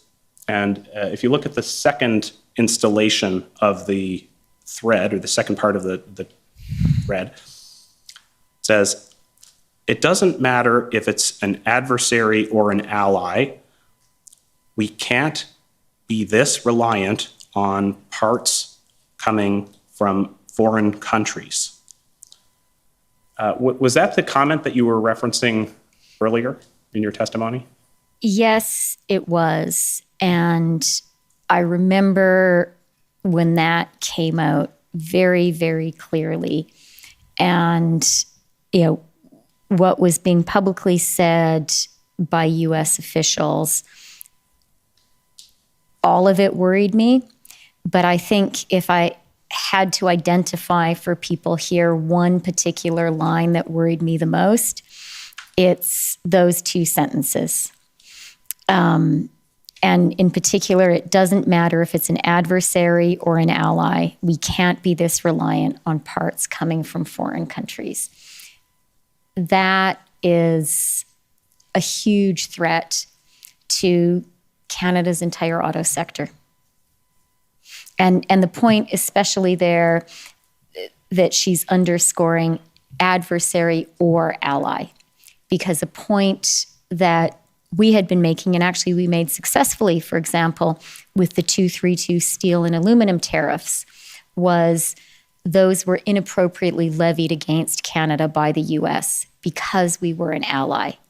And so you could rely on us. And that point there is saying, you know what? You shouldn't differentiate between, for example, Canada and China. The United States is equally at risk if it has an economic dependency. And having US elected representatives assert that publicly and connect it to this blockade and say, look, by relying on Canada, you're going to lose your job. That was very, very dangerous for us. And I will also just point out, this was a Democratic member of the Michigan delegation. And I think later on in the tweet, Representative Slotkin talks about being in touch with the White House. These were the people that the White House was talking to about this situation, but also about the EV incentives. And their views mattered very, very much. And on the White House point, if we look just further down this page, the last line on this page of the document, it's a headline from an article from the Detroit News. White House worries about Ambassador Bridge blockade. And that article, we don't need to go through the text, but it references a statement by then Press Secretary Jen Psaki commenting on White House concern. And I take it you were aware of those comments at the time as well. Yes, I was. And so then if we go to February 10th, that's day 4 of the blockades. Commission Counsel mentioned earlier that the Department of Finance prepared an economic analysis on February 10th that day. And we looked at it the other day with the Department of Finance officials. And that backgrounder noted that at that time, as of the 4th day, there were auto plant shutdowns at Ford, Stellantis, and Toyota plants that were caused by the Ambassador Bridge blockade. Were you aware of that, and were you surprised at how quickly those shutdowns occurred? I was aware of that. And we spoke earlier this morning about my conversation that day, the 10th of February, with Brian Deese, where he said, and I can't recall exactly, but something like another 12 hours and all the Northeast will shut down. So I was aware of the impact. And at some level, I wasn't surprised because I knew 2 things, that the auto sector is so hugely integrated. And, the US plants are dependent on us, but we're also dependent on the US plants. Those parts go across 6 times, right? So I knew that. And the other thing, which I think Reese Mendez spoke to you guys about, but is very true, is the auto sector operates on a just-in-time production process. They don't like to hold big stores of parts because that's expensive. And so the industry requires very reliable and very speedy supply chains. And if there's a break in them, yes, it stops production. So I knew that intellectually. I would say, though, at a kind of emotional level, it still, was breathtaking how quickly it had happened, how quickly the effect mounted, how swift the political impact was. And I think that was the case also for the White House. And that was reflected in my Brian Deese conversation, where he sort of said, yeah, you've been telling us about the integration, but now I really see it. And so you mentioned you spoke to Brian Deese, and part of that was setting up a call with the president, between the president and the prime minister, which then took place the following day. What was your reaction when you heard that that call had taken place the next day after you'd begun the process to set it up? So I was glad that the conversation happened, because I knew it was important and valuable for the prime minister to have a chance to explain the situation, to discuss the situation directly with the president. So that was good. But, and I had asked Brian for that call to happen. But at another level, I was quite concerned by how quickly the call was set up, because the speed of response spoke to me about the degree of concern. We've heard earlier in this proceeding about a statement that was released by Governor Whitmer on February 10th. There was a second statement that Governor Whitmer released on February 11th. And if we could just pull that one up, it's pb.can.401840. And as part of that statement, Governor Whitmer said, we cannot allow another minute to go by unnecessarily, calling on the Canadian government to act. Was it unusual for Governor Whitmer to be issuing two statements on the same topic one day after the next? Very unusual. And the content of her statement was also very striking. So she makes the point, first of all, that she is talking to the White House, she's talking to the congressional delegation, the people who we've been speaking about. There is a real concerted push. And then I can't quite see it here. Yeah, this, we can't let another minute go by unnecessarily. That was also striking to me and speaks to how I perceived, and I believe rightly, the economic situation, that every minute, every hour counted, that the situation was deteriorating really hour by hour, and Canada was being very harmed.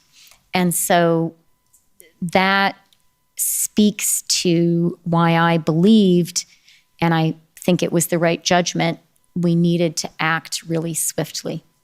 And if we fast forward then to after the events of January and February, have you heard anything from business leaders since that time about the impacts of the blockades? I have. And I'll give you a couple of examples. PDAC is a big annual Toronto mining conference. If you're in the mining industry, you will have heard of it. It's famous among miners, and Canada is rightly proud to host it every year and to be the mining capital of the world. PDAC this year, because of COVID restrictions, it's normally held in the winter, but it was held in June. And at PDAC in Toronto in June, Jonathan Wilkinson, the Minister of Natural Resources, and I convened a table to talk about critical minerals and metals and electric vehicles. And one thing that really struck me was, and we had sort of miners there, processors, and also car companies and car parts people, sort of the full circle of that sector. One of the people there, the Canadian CEO of a Japanese car company, proactively sort of went around the table. Everyone raised their points about critical minerals and metals and EVs and opportunities in Canada. And this CEO, who, you know, is a guy whose job is to get his Japanese headquarters to invest in Canada. And he raised in his remarks, I think it was the first thing he said, I'm still getting questions around the blockades and the occupation. And I need to be able to say to my headquarters in Japan that this is not going to happen again in Canada, that they can be confident that that access to the US market is not going to be impeded. So that was very striking to me, that still in June, even after our action, which worked, there were still those lingering concerns. And it made me glad that we had acted when we did and not later. And then in October, I was in Windsor, which we've heard so much about earlier today, speaking about the economy, actually at a big car parts event.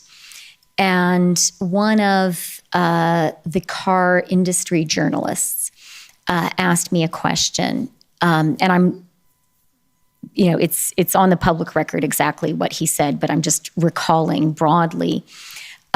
His question was basically, can you offer assurances that something like the convoy and the blockade won't happen again? It continues to be a major concern in the car industry here. And again, I was surprised that someone in October was still asking the question. And it was further evidence to me of how serious the threat had been. And, you know, while taking very seriously the magnitude of our action, and the reluctance that any government should have on ultimately acting as we did, that question was a confirmation for me that there was very great harm that was in the process of being done, and I was glad that we acted to stop the harm. Thank you. Shifting gears, if we talk about the economic measures my friend from the government of Alberta put it to you that there was no need to adopt the economic measures, that police had adequate tools to clear the blockades without them. I take it that you did not direct the commissioner of the RCMP to use any of the tools made available in the Emergency Economic Measures Order? I absolutely did not. And so to the extent that police made use of those tools, that was because they believed in their judgment that it would be a useful thing to do in carrying out their duties. Yes, that would be correct. And have you heard anything from police officers about whether they in fact found those tools to be effective in dealing with the situation? I'm not the main person who speaks to or hears from police officers, but it is my understanding that the tools were used and that they were effective. I'd like to ask you a couple more questions about the readout of the February 13th banks call that that Commission Counsel went through with you earlier this morning. First,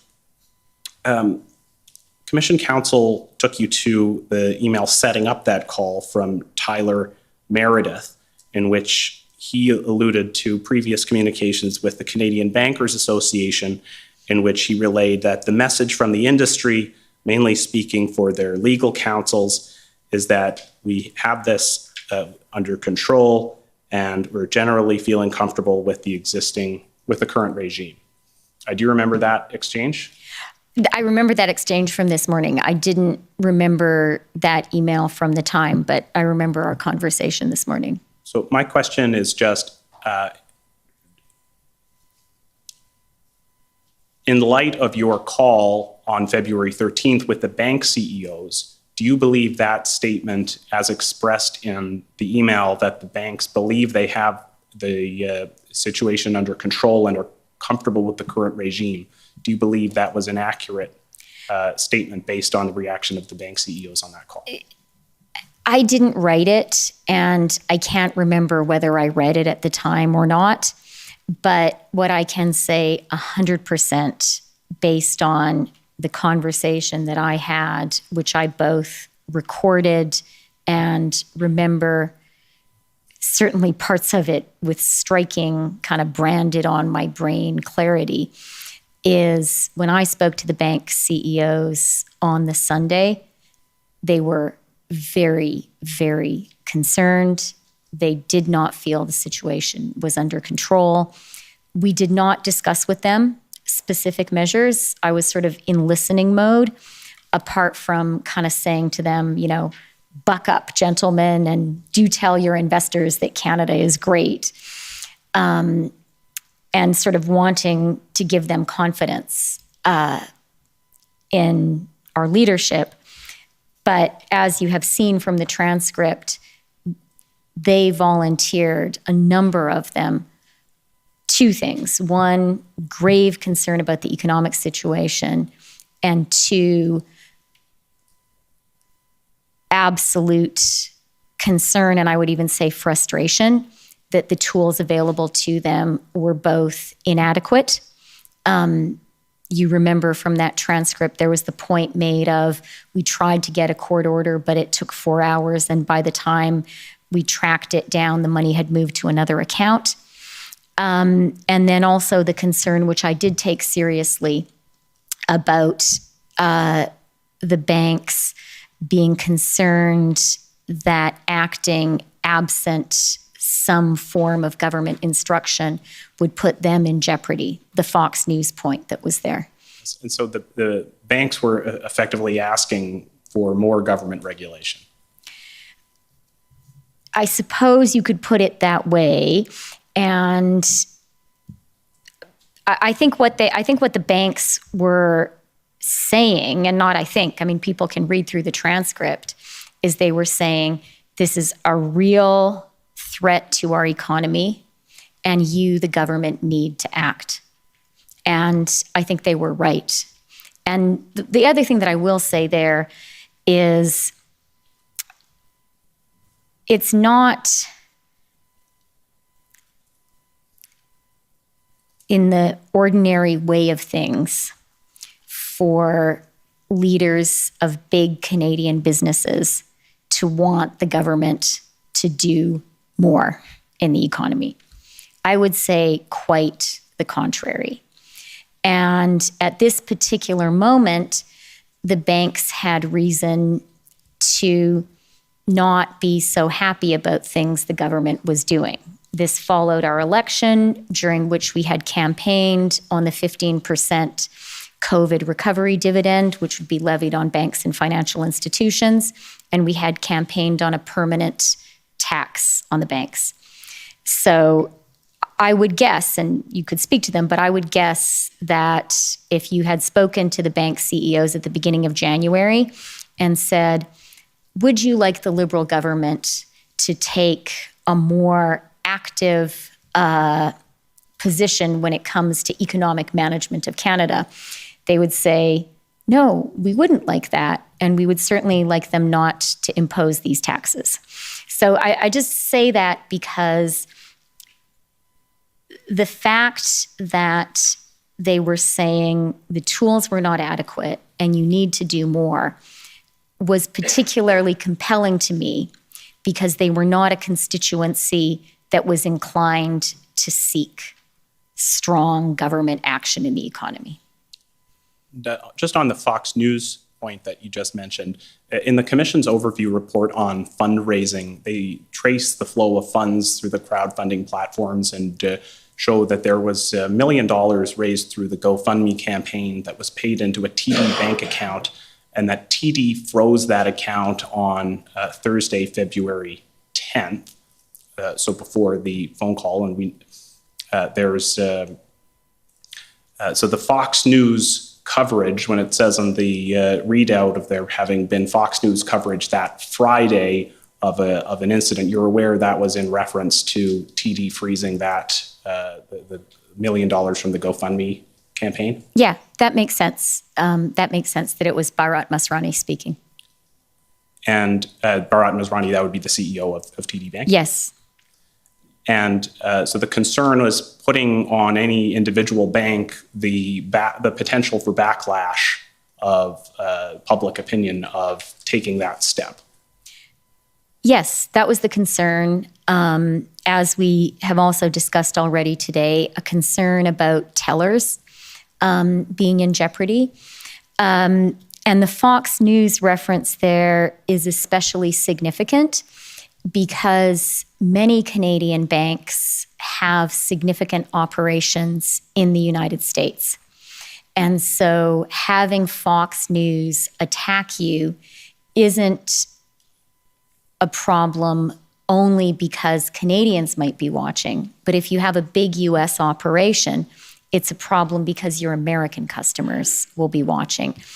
And I do think that was a problem that was legitimate to raise, and I was concerned about it. And so just briefly to conclude, earlier you mentioned that you had relied on certain legal advice related to matters connected with this inquiry. I just want to confirm with you, as Deputy Prime Minister, you don't have the authority to waive solicitor-client privilege on behalf of the Government of Canada, and you weren't intending to do so? I was not intending to do so, and to be clear, I was speaking about the advice we received, which I think the Commission, some of which I think the Commission has heard about earlier from officials. Thank you. Those are my questions. Thank you, Commissioner. Thank you. Any re-examination? No re-examination, Commissioner. Okay, well, thank you very much for attending and for your testimony. We know you probably have other things to do, but I appreciate your coming here and taking the Commission's work seriously. I guess I should say thank you very much. And I will say to you, Commissioner, and all the lawyers doing this work, I do think it's really important work. And it's important for Canadians to be able to see and hear you asking the government and other people questions about this very important and serious decision. Okay, thank you. We'll take a short break to prepare for our next panel, and should only be 5 minutes or so, but I'll, if it takes longer, they'll let me know. Thank you.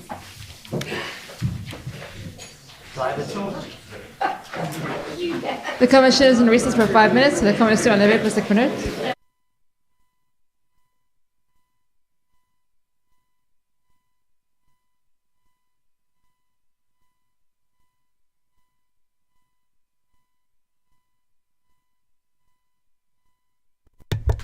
All right, that was Christopher Freeland. Angel from the deep, the dark.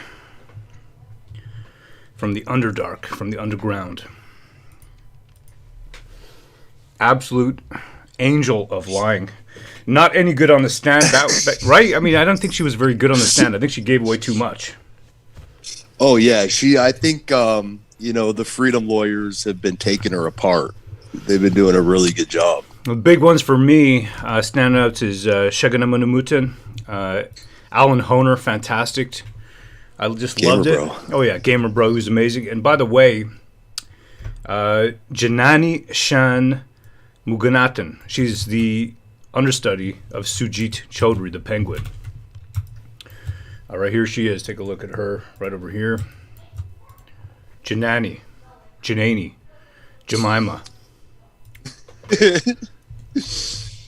Master of her craft. And I know there's a lot of people saying, hey, she's so pretty, you know, and I want to, oh, she's a mother. Look at that, she's a mother.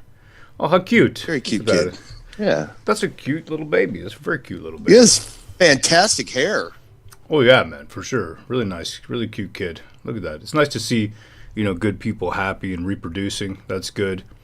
And, you know, there's nothing better to me, seeing happy families like that. Love families. Oh, look at that, man. Look at that. Wow. Wow, how cute. How cute. Oh, what? Oh, wow. Hey. Very smart. Just hanging out, you know, taking pictures of the baby bump in the, you know, public restroom. Just chilling. Do you mind if I just continue scrolling? I mean, what do you think? I'm just going to put a quick poll up here. Scroll no, on. I'm going to put a quick poll. It's going to say, should I keep scrolling, or is it weird to look at Janani's baby bump? Yes, no. Well, I mean, it's public. It's on her Twitter timeline, so you know. Yeah, I know, but it's still, not. It's nothing she doesn't want people to see. Hold on a second. Here we go. Michelle, she says, "Lol, I love it, showing she's a real person." Scroll, says Cindy Healy. Well, there's a poll right there. I just put the poll up. We got yes, 60%, no, 40%. It's weird to keep scrolling, says Banana Puss. Okay, so some people do think it's weird. This is OS Int. Let me just tell you, the government is doing this all day. They're hiring interns to do this to you. They scroll your timeline. The poll is wrong. Should I keep scrolling, or is it weird to look at Janani's baby bump? Yes, 62%. Should I keep scrolling? No, 38%. It's OS Int. 62%. I'm going to wait till 70%. I'm not going to scroll until I see that poll at 70%, 64%. I don't want to be weird, at least to most of the people. Just scroll, says Sonia, 64%. Voyeurism, says TL Freedom. 62%, yes, we're dropping. This is true democracy right here in action. Jason says leave her alone. Yes, it's weird, says Christine. Always into 100%, says Future. Now we're dropping 61%. Let me just show you this over here. People are voting fast and furious. Here it is. Should I keep scrolling? Okay. It doesn't show you guys the results? It only shows it to me? Okay. Yeah. 60%, it's dropping. 255 votes. I'll wait till 300 votes, and then I'm going to make the decision that you decide. This is democracy. This is real democracy in real action. We got 271 votes. Okay. Let me show you what this looks like to me. Here it is. This is what it looks like to me right over here. So you can see 270. We can watch it go in real time. Let's check it out. This is exciting. 288 votes, 60% is saying yes. Okay, this is a plebiscite. Is it weird to keep scrolling Janani's baby bump? 61% say yes. Go ahead. 305 votes. I said 70%. You know, majority, and I'm going to stop right here. I'm so sorry to disappoint you if you wanted to see more of Janani. But there you go. That's it. Got to close this window. I'm so sorry, but I am going to make it up to you. I'm going to make it up to you. You know how I'm going to make it up to you? I know you're Journey. I'm going to make it up with this picture right over here. Oh my God, no, please. Please don't. It's Pazuzu. I'm sorry. It's the demon Pazuzu from The Exorcist. I'm sorry, but that's what you voted for. Oh my God. That's what you voted for. That is. Make it stop. Please make it stop. That's what that's what you voted for. Thank you for stopping, says Christine. You're welcome. You're welcome. You're most welcome. And I'm going to end that poll right there and then because we've already made our decision as a community / democracy. There you go. Now you can look at that right there. That's it. And if you want, what I'm going to do here is I'm going to show you a couple more pictures of this very fun lady. Got a Christia Freeland. I've got some great pictures. Here is her hugging Trudeau. There you go. Oh my goodness! All right. Look at these guys. Oh, jeez. This is the people voted. This is democracy. This is. You know what? That's not. That is not Operation Bear Hug. That's Operation, Cuck Struggle. I think. I'm just saying. That's just what it is. What is this image? It says Biden Freeland. Oh, cool. Oh, that's neat. Oh. Yeah, these are just some thumbnails that I put together for some videos. Here, I got one more here. This is a good one. No, she she didn't describe it as freezing your bank account. She described it as economic incentives to leave the Freedom Convoy protest. I'm just going to give you an incentive. Children, listen to me. This is just an incentive, okay? Mm-hmm. You can That's stay all. here watching TV, or you can get spanked. That's your incentive. Yeah, we're giving you this incentive so that myself, I don't have to witness the blood on the face of a child. Beautiful. Thank you, Pen. It was like a Tinder keg, she said, a Tinder keg. Amazing. And I've got a request here to clip Alan Honer's portion. I will be clipping some of the best highlights of the cross-examination of Freeland. That is worth doing. There's so many things to clip. It's just unfortunately you can't clip everything. Otherwise, my Oh my God, make it stop. No, just stop. Pan, I think you posted this, brother. I think it was you. I did. I made this, The Exorcist is a fantastic movie, one of my favorites of all time. I saw the resemblance. I'm not sure that they are not the same actual demon. She's an angel. Okay, they're not demon bad. or an angel, you decide. Demonic angel. That's my decision. I think my opinion, I should say. We got Russia was squeezing her assets, says Awakened One. My eyes, says TL Freedom. I would like to know how it was a tinderbox, aside from hypotheticals, says LG. They are, Pan. They are, says Tammy Croft. Future Now says LOL could be the same demon. There is gold in them, their clips. There's gold in them, their clips, says JCBU Undercover. The power of Christ compels you, Pan, says A-Ray. Right? No, the power of Christ needs to compel Christian Freeland, the lizard. But Dan Marshall raised an interesting point. Okay, he's a mod here in the chat.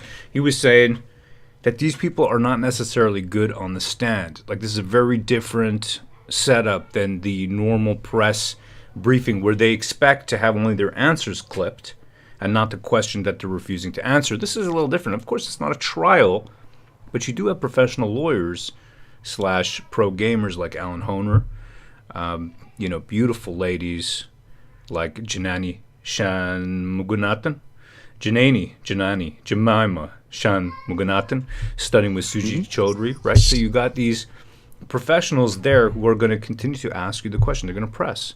And they are doing a lot better of a job than our media, who is supposed to keep them to account, by the way, hold these people accountable.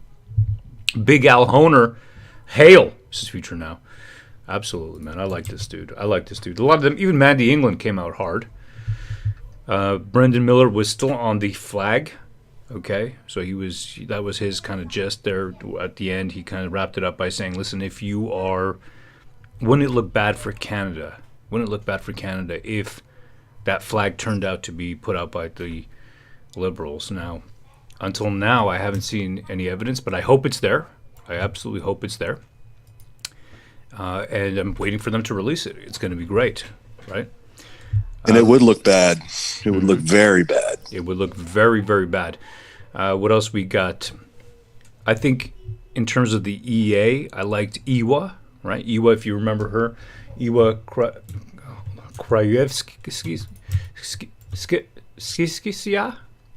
And she I think that was it, right? She was great. Okay, hold on a second here. I'm just going to give me 1 second. I'm going to close these windows and reopen them because I think we are literally losing computer RAM as we're going here. Okay, here we go. You have so many windows open. It's crashing the system. Yeah, exactly. It's crashing the system. I see what you did there, Pan. All right, here we go. I pray that they release it today. Inshallah, says Rue Holistics. Absolutely. No Rob today, says Ash. She misses Rob Kitteridge. Right, he's good. I like Rob too. Oh yeah, he's great, man. He's good. Absolutely. We got DJ Grom Rouleau is doing exactly what he was told to do. Rolly only has power in his little room, says Ubusin. Yeah, absolutely. For me, I think the focus on the freedom to protest from Eva, that was great. Who is Eva? If we go here, I'm going to tell you these people's names so that you can look them up. I'll tell you a great way to find their names if you want to do some OS int. Then go to the public hearings. Go to the previous one, day 30. Is that today? Yeah, it is. Day 29. Go to day 29, hit transcript. The transcript opens up. From there, scroll down, and you got all the Order names. allowed. Here we go. The commission is reconvened. La commission reprend.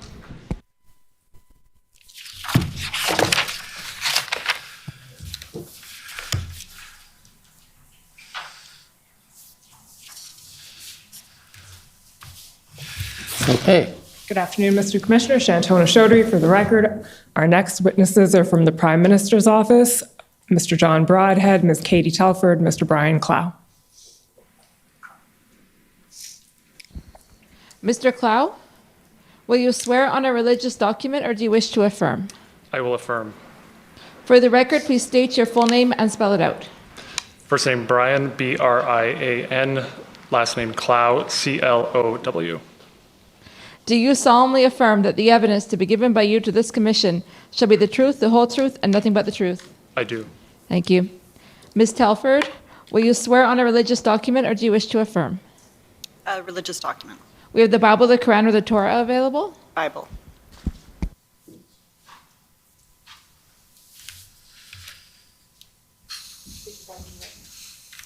Stand. Sit, stand.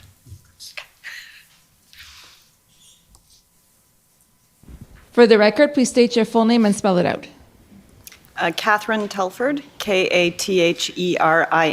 Telford, T-E-L-F-O-R-D. Do you swear that the evidence to be given by you to this commission shall be the truth, the whole truth, and nothing but the truth, so help you God? I do. Thank you. Mr. Broadhead, will you swear on a religious document or do you wish to affirm? Affirm, please. For the record, please state your full name and spell it out. John Broadhead, John-Broadhead. Do you solemnly affirm that the evidence to be given by you to this commission shall be the truth, the whole truth, and nothing but the truth? I do. Thank you.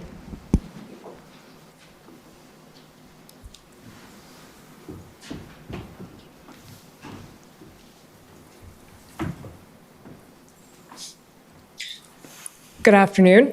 Thank you for being here. We're just going to start with a couple of routine housekeeping items, the first of which is introducing your interview summary. So you'll recall having sat for an interview with Commission Counsel on October 11th of this year. And following that interview, Commission Counsel prepared a summary of the interview. Have you all three reviewed that summary? Yes. Sorry, just for the record. I know it's a bit difficult with the three of you, but someone answer yes, please. Yes. Okay, and also present at that interview was your colleague, Mr. Jeremy Broadhurst. Yes. And can you confirm that Mr. Broadhurst as well has reviewed the summary of the interview? Yes. And that it is accurate according to all four of you? Yes. Perfect. So, Mr. Clerk, for the record, that's WTS 6083, no need to call it up. And then the second small order of business is the PMO institutional report. So the Prime Minister's office prepared an institutional report for these proceedings. That the doc ID number of that is DOJIR 6014. And I'd just like you to confirm again that that report was prepared by PCO and that you have reviewed it and that it is accurate to the best of your knowledge and belief. Yes. Okay, so the first thing I'll say is this is one of the examinations that we're doing as a panel. There are three of you, and some of my questions will be directed at one of you specifically because it's something that's within your personal knowledge or a document or a communication that you were involved in. And some of them I will throw out more generally and the person best placed can answer. And you can also feel free if it's appropriate and you have knowledge to add to someone else's answer, you're free to do that. So the first question I think I'll address to Ms. Telford, which is just, can you explain the mandate and the structure at a very sort of general level of the Prime Minister's office? What does the Prime Minister's office do? The Prime Minister's office, we serve at the pleasure of the Prime Minister, which is different than our public service colleagues in the sense that job security is a little different. We work between elections as well, and many of us, though not all of us, do take leaves during election campaigns to work on election campaigns. But in between elections and working in government, our role is to facilitate information to the Prime Minister, to facilitate his ability to make the best decisions he can to advance the agenda that he was elected on by the Canadians. So that includes everything from very operational work. So we have teams of tour advance people, as we call them. We have regional desks who coordinate with stakeholders, including different levels of government in different parts of the country. I'm sure my colleagues can speak to John is our Director of Policy and can speak to the policy team. Brian Clow is one of two Deputy Chiefs of Staff in the Prime Minister's office. The other Deputy Chief of Staff is Marjorie Michel. And the other Chief of Staff, since she's not here, is primarily responsible for a lot of the operational elements of the office, ranging from human resources, because we are an office of roughly 100. And so the human resources side, the public appointments as well, there's hundreds and thousands of public appointments that go through government. And so we act as a coordinating body in many ways on the political side between ministers' offices as well. And but our primary job is getting the Prime Minister the information that he needs, getting him the best advice from all parts of government, but also from outside of government that he needs to be able to accomplish what he committed to Canadians he would do if he were elected. And just building on that, I'll ask you to explain, Ms. Telford, your specific role as Chief of Staff, and then I'll ask each of your colleagues to do the same. So I view my role in two ways. There's the day-to-day management role. So I manage the Prime Minister's office, and of an extraordinary group of people who work day and night, particularly during this time period they did. And so it's all the sort of operational scheduling and day-to-day management you can imagine of running an office of that size, as well as coordinating between other ministers' offices as well. So we have a weekly Chief of Staff meeting that involves the Chiefs of Staff from all of the ministers' offices across government as a way of touching base and sharing information, sometimes best practices. And then the other hat I wear at the same time is being a senior advisor to the Prime Minister, and in terms of bringing him the best advice I can from everywhere I can, but also facilitating other people being able to get in front of him and provide him with all the advice and the inputs that he needs to make the best decisions he can for Canadians. Thank you. And Mr. Broadhead, can you explain your role, please? Sure. So as Director of Policy, one of the key pieces of my role is to kind of work with the Privy Council office very closely to coordinate the cabinet agenda. So as you've heard through these proceedings, we have many cabinet committees, and so we work with PCO to make sure items are ready to go forward on those agendas, any kind of remaining issues to be sorted out between ministers or departments. So that's one. We have a team of 14 policy advisors. So they cover all the departments. So they each have policy files. So they become the links to the ministers' offices as well as to the content experts at PCO and other departments. And I think in that role we provide advice to the Prime Minister on policy items. So whether it's items going to cabinet, other items such as the budget, our team will often prepare memos along those lines and advise the Prime Minister on the policy side of these things.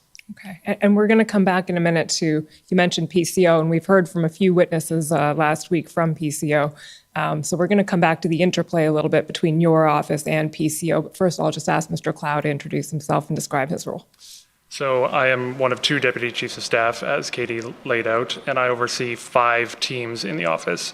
One is the policy team, which John described. Second is communications team. It's the largest of the 5. They do exactly what their name says.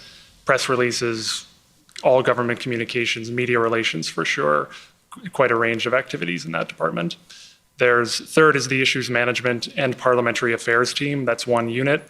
So everything that goes through Parliament, whether it's legislation, votes in the House, debates in the House, the PMO Parliamentary Affairs team engages in that space. But they also focus on issues management, which I like to think of it as the government has its proactive agenda, which is largely driven out of the policy team, and then the issues management team deals with day-to-day developments, whatever comes at us. So certainly the issues management team was involved in what's being studied here quite early on. And then there are two more units that I oversee. They're smaller units. One is a global affairs team. They focus on any number of international files. And finally, there's a unit that was created a couple of years ago to deal with the response to the COVID-19 pandemic. Thank you. And I should mention that the reason you've all been selected to be here today is you were all involved in some way in assisting the Prime Minister in responding to the events of late January and February that are before the Commission. Certainly not just you, but certainly all of you. So just going back to that question of the interplay between PCO and PMO, I'm not sure who's best placed to speak to that between the three of you, but Mr. Broadhead, you brought it up, so maybe we'll start with you. So what specifically is of interest? Just the general relationship? Yeah, so the lines of communication and the interaction between the public service and the political side in advising the Prime Minister. Sure. So I'll speak to my experience because I obviously cover one part of that dynamic, and I interact with primarily two parts of Privy Council Office. One is the kind of priorities and planning group, which is Michael Vandergrift's group, and then the other one is the operations team, which is now run by Kaylee Levac. Plans and priorities is really the cabinet side, and operations is more the execution and of that. So there is, I would say, a constant flow of information back and forth. They provide us advice. They convene meetings of departments across the government.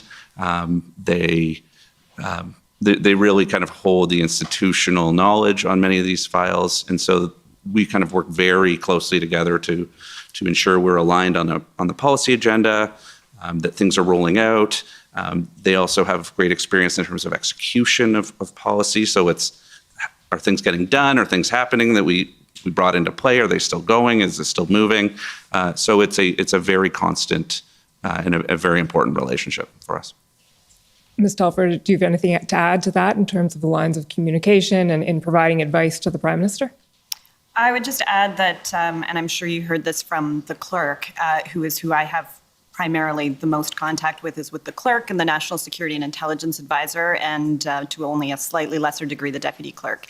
And they're also the ones who have the most contact with the Prime Minister. And so the clerk meets with the Prime Minister on a very regular basis, often meets with the Prime Minister and Deputy Prime Minister together, and I will attend the majority of those meetings as well. And then she and I will talk regularly in between those meetings as well in terms of planning out, what needs to get covered and what's going on and prioritizing who else we might need in those meetings. And so, as John said, it's a very regular flow of information back and forth, and that's true for the entire Prime Minister's office. Everybody has counterparts of one kind or another on the public service side, and the flow of information is significant, though we do have clearly different roles in terms of what our responsibilities are to the Prime Minister, and of course, as I said earlier, how we're employed. Thank you. Okay, with that introduction out of the way, we'll turn to the matters before the Commission, and starting with the very early days of the convoy. Can you describe to us when PMO first became aware that the convoy was a thing that was possibly rolling into Ottawa, what your initial impressions of it were, what your sources of information were, and the sort of pre-arrival early days? So the week of January 17th, there were a few interactions. On Monday, January 17th, there was a report sent from PCO to PMO, I think one or two people in the Prime Minister's office. It might have actually come from a minister's office as a flag. That there was some slow roll activity in Emerson, Manitoba. At that point, though, that information was not shared beyond that. It was just one of any number of issues. As the week went on, though, we started to hear more and see more reports of the convoy protest. On Thursday, January 20th, there was an email that came from PCO to a number of people in PMO that laid out, it was an update on the convoy protest. I think it was focused on, it named 3 places specifically: Coutts, North Portal, Saskatchewan, and Ottawa.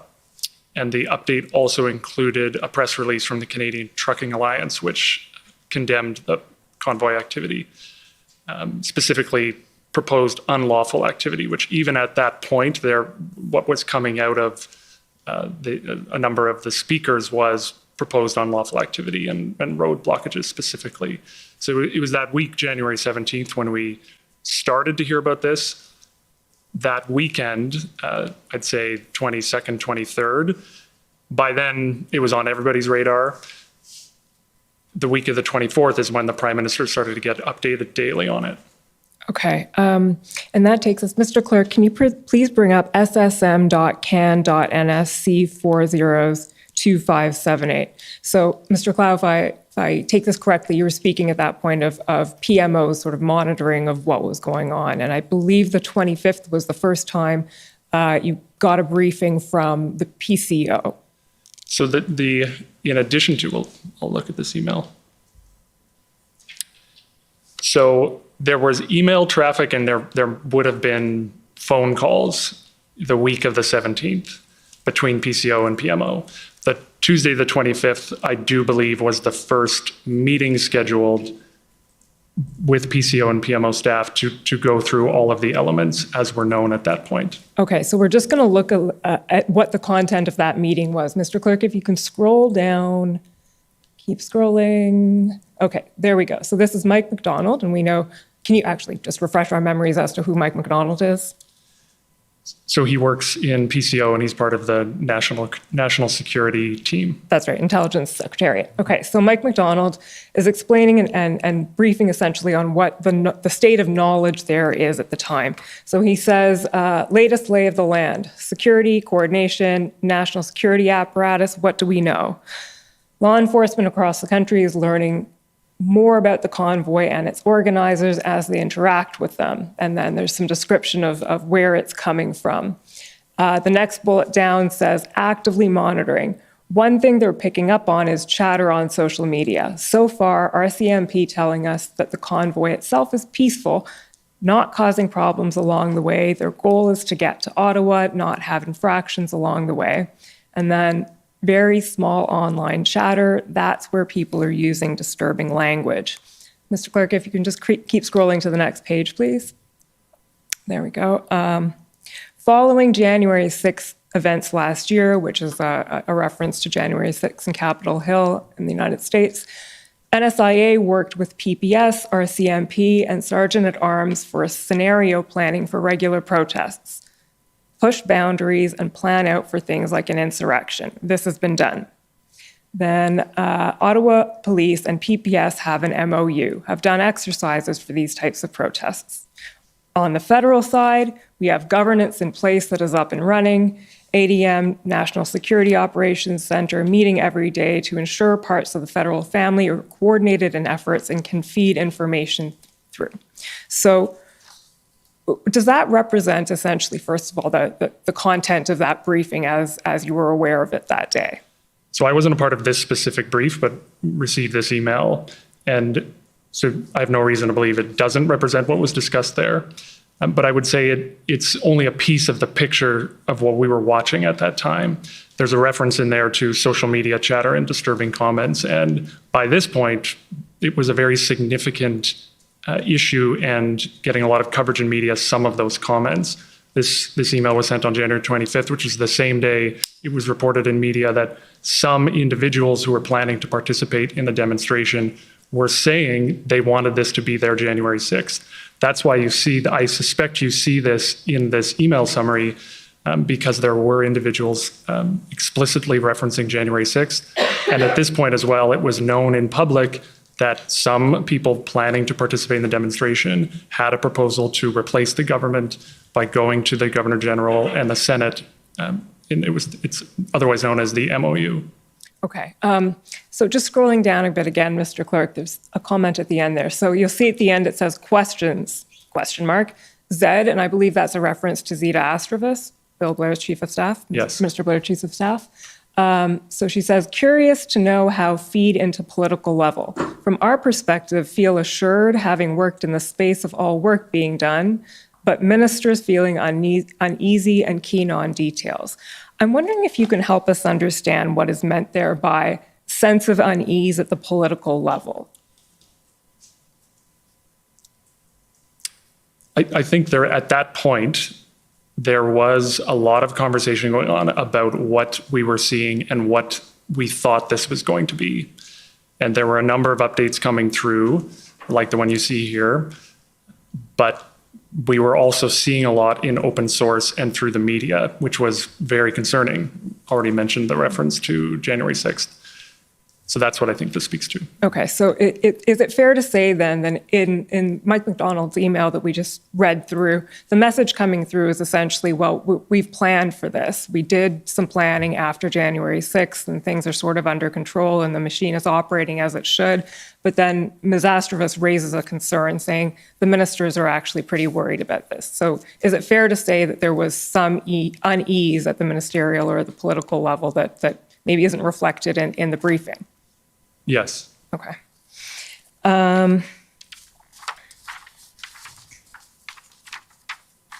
So then just moving, thank you, Mr. Clerk, you can take that document down.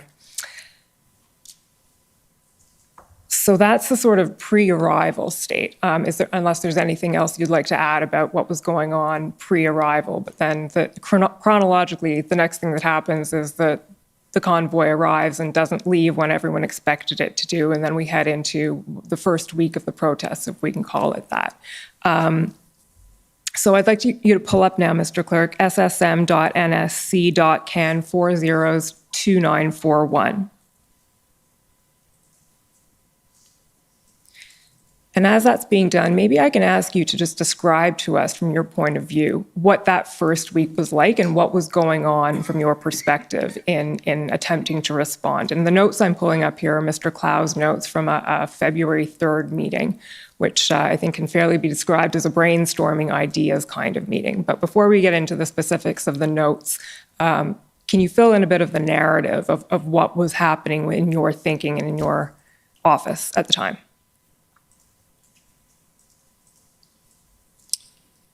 So we watched the convoy arrive, not only in Ottawa, but there was activity in Coutts, very serious activity that first weekend.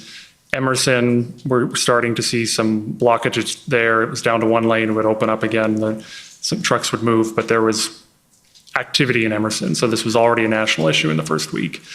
And we continued to see very concerning statements from some demonstrators, including from demonstrators and organizers that they were not going to leave until the government changed its policy. But in that first weekend, law enforcement was responsible, local law enforcement, I should say. And by the end of the weekend, it was clear they weren't leaving. So I would say concern had increased at the end of the weekend. So we in the Prime Minister's office, with PCO, with ministers' offices, with caucus, with others, we were hearing a lot of concern and we were discussing internally and getting updates and sharing information with each other as best we could. Before this meeting on the 3rd, which was well into the second week, there had been a briefing of the Prime Minister by the National Security Advisor and the clerk. So there were discussions happening. What happened on February 3rd and what these notes reflect is this was a Thursday, the second weekend was approaching, and law enforcement had not been able to contain the various protests. And in fact, in my view, they were getting worse. So we assembled and basically covered the waterfront. What's going on? Who's talking to who? What can we be doing more of? What are different provinces and municipalities asking? Are different provinces and municipalities asking questions that if they aren't asking for support, if they aren't, can we have a conversation with them to see if they should be asking for support? So in these notes, you'll see us cover quite a few different ideas. Okay, thank you. And you'll appreciate we have an hour and a half, so I know I'm skipping through weeks and chronology very quickly, but it's necessary, and thank you for filling that in. Here we go, February 3rd. There's just a few points that I want to pick out here. So the first notation says, JB, that's John Broadhead, Mr. Broadhead? That was Jeremy Broadhurst. Oh, that's Jeremy Broadhurst. Okay, this may get confusing. Sorry. Jeremy Broadhurst. Looks like OPS won't move. Weeks, not days. Weird reinforcements problem, or something reinforcements problem. Weekend reinforcements problem. That makes more sense. Behind scenes, too deferential, need bad cop. You've got to use tools you have. Whether to change public message is different. And then KT, that's Ms. Telford? Yes. I can't read the first part. The second part says, what, if anything, can we do? What are options? So that's introducing this as a sort of a brainstorming of ideas. And then we'll see a variety of ideas expressed here. Mr. Clerk, can you just scroll down? We see, sorry, just above there, any way we can get Bergen's help. That's a reference to Candace Bergen. I believe she had just become leader that day. Okay. And then we have Ms. Astrova saying Blair doesn't want to call slowly, but he's open to calling Watson. And then RFA is a reference to a request for assistance, and we're going to come back to these in a moment, but Ontario could only ask if they've exhausted resources. Scrolling down again, please, Mr. Clerk, until you get to the bottom of the page. So here we have an intervention. Many of the ideas that are expressed here we've already heard about, so I'm skipping through them quickly, but at the bottom of the page here, this is a Yasser, I believe? So that was separate from the meeting we just covered. That was a phone call from Ottawa Centre MP Yasser Naqvi. He called me and I wrote down what he told me. Okay, that same day on February 3rd? Same day. Okay, so, and what he told you was clearly Ottawa Police and City are unable to deal with this. Reinforcements coming this weekend. It's going to really embolden these folks, my constituents, near breaking point. Worried people will take things into their own hands, I'm sorry. So does that reflect, Mr. Clow, what Mr. Naqvi was expressing to you? Absolutely. And this was on February 3rd. So by this point, the Ottawa convoy had been here for a full week, a full 7 days, and Ottawa residents had experienced a lot. And I think you see that reflected in Mr. Naqvi's comments. Okay, Mr. Clerk, can we just scroll down to the top of the next page?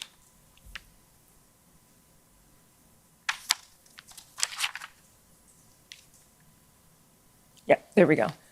So I think this is a continuation of the phone call with Mr. Naqvi. What I heard from Slowly, plea for help. It's a plea for something political. Do you recall that reference, Mr. Clow? I believe that was a reference to either the day before or earlier that week. Chief Slowly said there was no policing solution.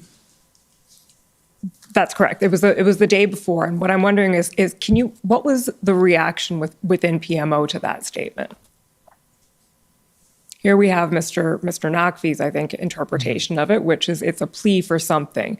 And then he says it's a plea for something political. Does that reflect, or was there any thinking among the three of you or among your office, within your office, about what Chief Slowly may have been expressing there? It definitely added to the concern of what we were seeing. And to hear Ottawa Police say that this was not a policing solution was very concerning, and it told us that this was not going to end anytime soon. Okay. I think we can leave those notes for now. Thank you, Mr. Clerk. The next ones we'll pull up. Well, it's actually the same notes. Sorry, Mr. Clerk.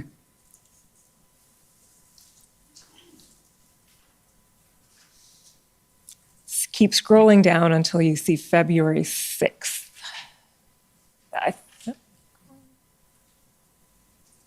Yeah, there we go.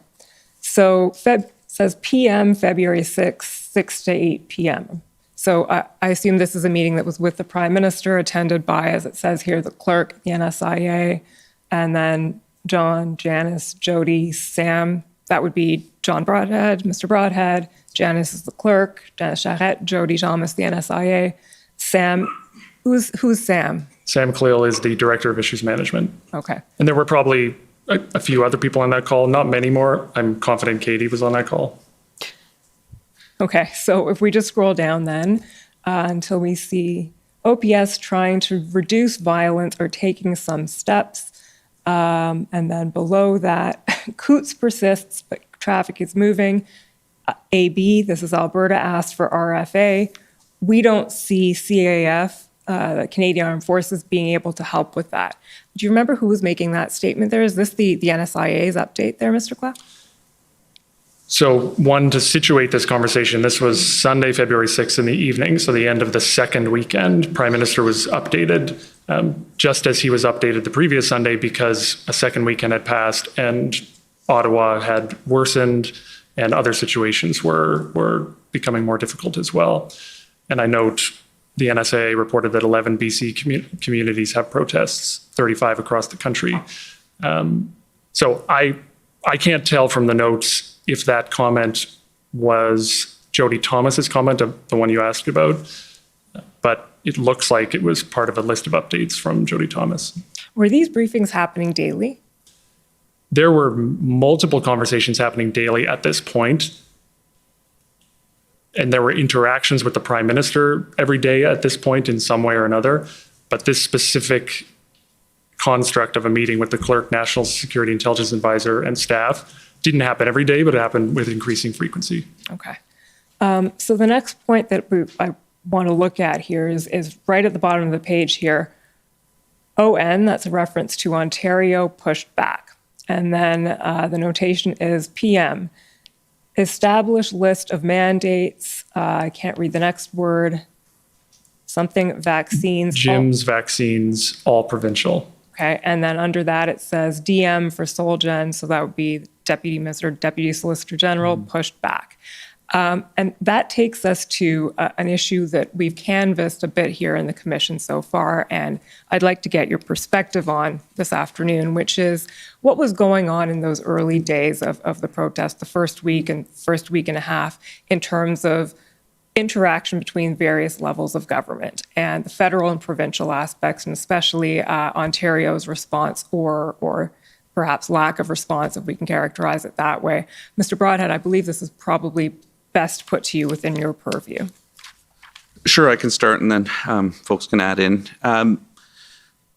So I would say there was lots of conversations happening at this point with various governments at the officials level, at the political level, across the country, as we tried to make sure we were hearing from them on what was happening on the ground, and making sure we had that intelligence. I think with respect to Ontario specifically, I think there was at the outset a different approach to this to the strategy, and I think as we get to, we were quite keen on this idea of a tripartite table that Minister Blair had been working on, and we thought that was a good way of getting everybody at the table, making sure resources were aligned, making sure everyone looked each other in the eyes and worked together.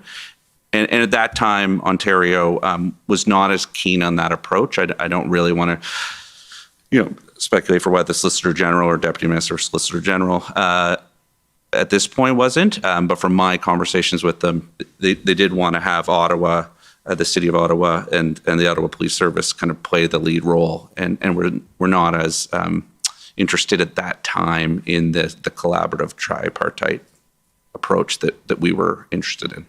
Okay. Mr. Clerk, can you take those notes down for a second and pull up ssm.nsc.can 403015, please? So, Mr. Broadhead, I think this is a text that goes to the point you were just elucidating.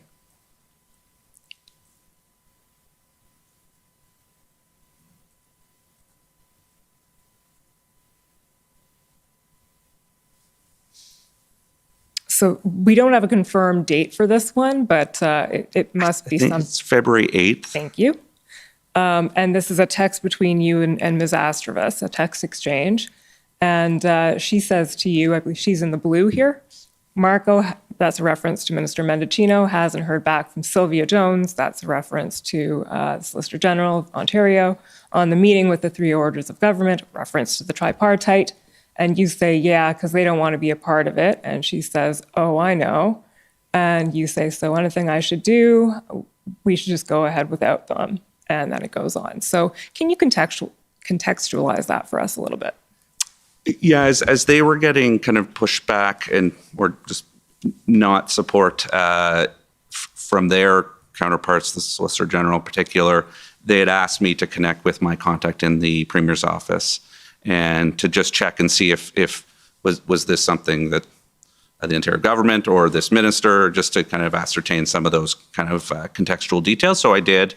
I chatted with Jamie Wallace, and it was clear that they were they had a different approach and strategy, and the tripartite table was not a priority for them at that time. Sorry, who is Jamie Walls for the record? Sorry, Jamie Wallace is the Chief of Staff to Premier Ford. Okay, so you had a conversation with Mr. Wallace, Chief of Staff to Premier Ford, and the message coming back to you was? This was not a strategy they wanted to pursue at this time. Was there any reason given for that?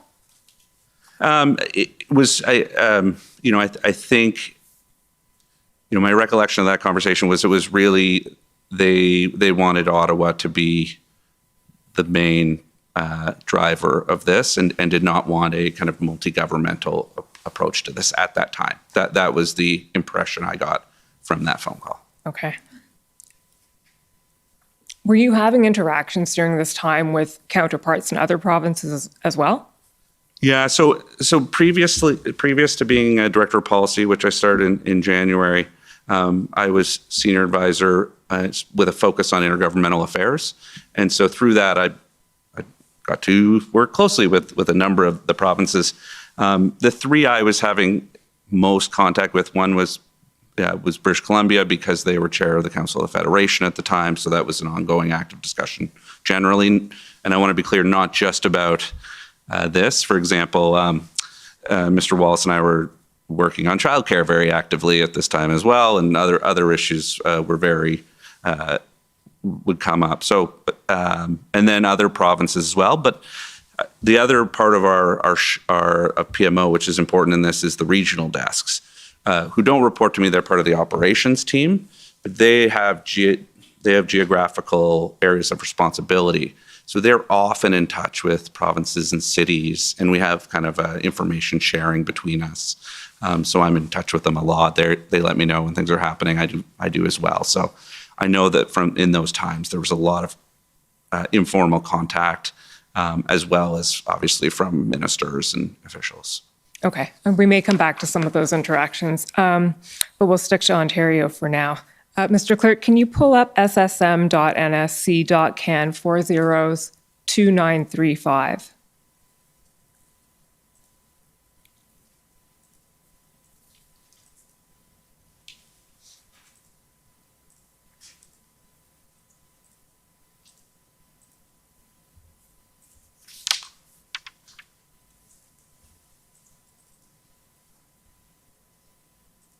So, Ms. Telford, this is a text exchange between you and Minister Dominique Leblanc, whom we know is the Minister of Intergovernmental Affairs. And he writes to you and says, just got this from Vandergrift. So that's a reference to his Deputy Minister, Michael Vandergrift. Minister, want to let you know that the Ontario Solicitor General has again declined the invitation to attend the tripartite meeting today on the Ottawa occupation. And you say, I think we need to shine a light on that. He says, we'll say it. Can you explain to us what was going on in this text message and what you meant by, I think we need to shine a light on that? So I think this was a continuation of what John was just talking about. This was obviously a further attempt at a meeting with the three levels of government, and Ontario was continuing to decline. I don't recall when he says, we'll say it, where that meant, but it putting myself back in that time, I think when I'm saying we should shine a light on it, it's bringing some attention to the fact that Ontario wasn't at the table. And we really did believe it would be a more efficient and effective way to work.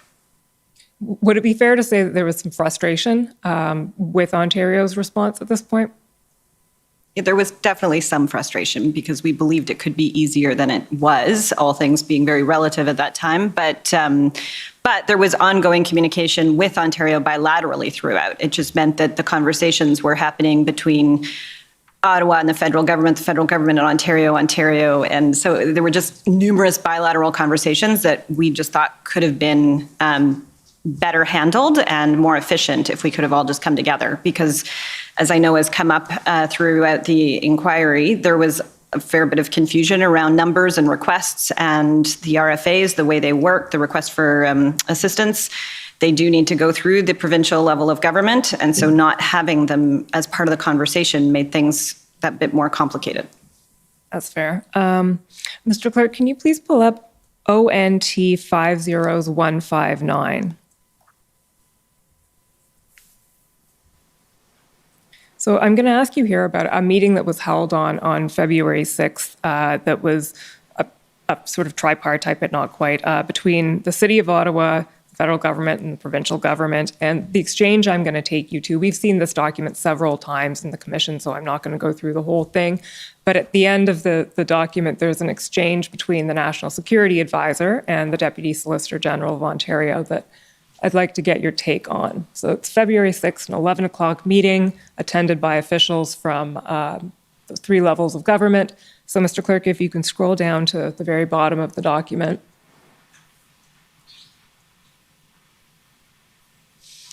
You'll see it says there, Jody Thomas, National Security Advisor, noted that it was a positive meeting and regrets to end on this following point. Would the province be looking to the federal government if this protest was happening outside the City of Ottawa, e.g. happening in other places like Kingston? And the response from Mr. Di Tommaso was, this is a protest and encampment moving against the federal mandate on trucks. They came to Ottawa from across the country for that purpose. Now, Mr. Di Tommaso testified at the commission approximately 2 weeks ago, and he expressed that in his view, he interpreted Ms. Thomas's comment as, and I'll quote the words here, the federal government wanting to wash its hands of the entire matter. And so I'd just like to get your reaction in terms of whether you think that was a fair assessment of what was going on, whether you think that was what was being expressed there, and what Ms. Thomas was trying to express when she said, would the province be looking to the federal government if this was somewhere other than Ottawa? I might start, I'm not putting too much weight into this, as I read it, and I wasn't there, but this strikes me as frustration and a bit of a back and forth in that frustration happening, and both sides kind of articulating some of that frustration. I think we were trying to look for ways to work together. There were three levels of government, and it was a challenge to get these machines working in the right direction. And I think this back and forth my guess would be this is an outcrop of just a frustration around those levels of government and the two different approaches that I've outlined before. Fair enough. And you can appreciate that one of the issues that the commission is looking into is the interaction between governments, and which is not always an easy thing, but how it all played out here. Okay, so eventually, around the time of February 7th, 8th, 9th, Ontario became more engaged when the Ambassador Bridge blockade became entrenched. And so we know that has happened. And I'll take you at that point to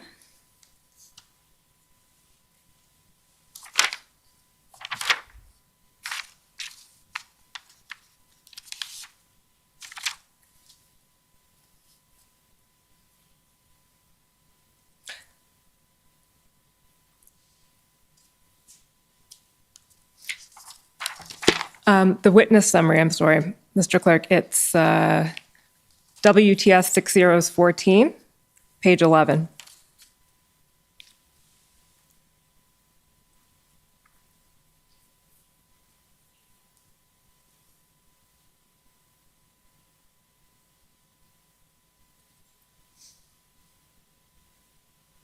Oh, I'm sorry. 83. I'm sorry, I got the wrong number. 83. 14 is the IR.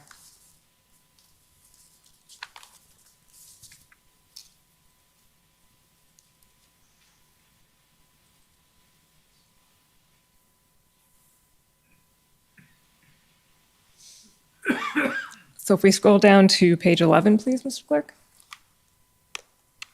Keep scrolling. Oh, keep scrolling. Okay, scroll up a bit, please.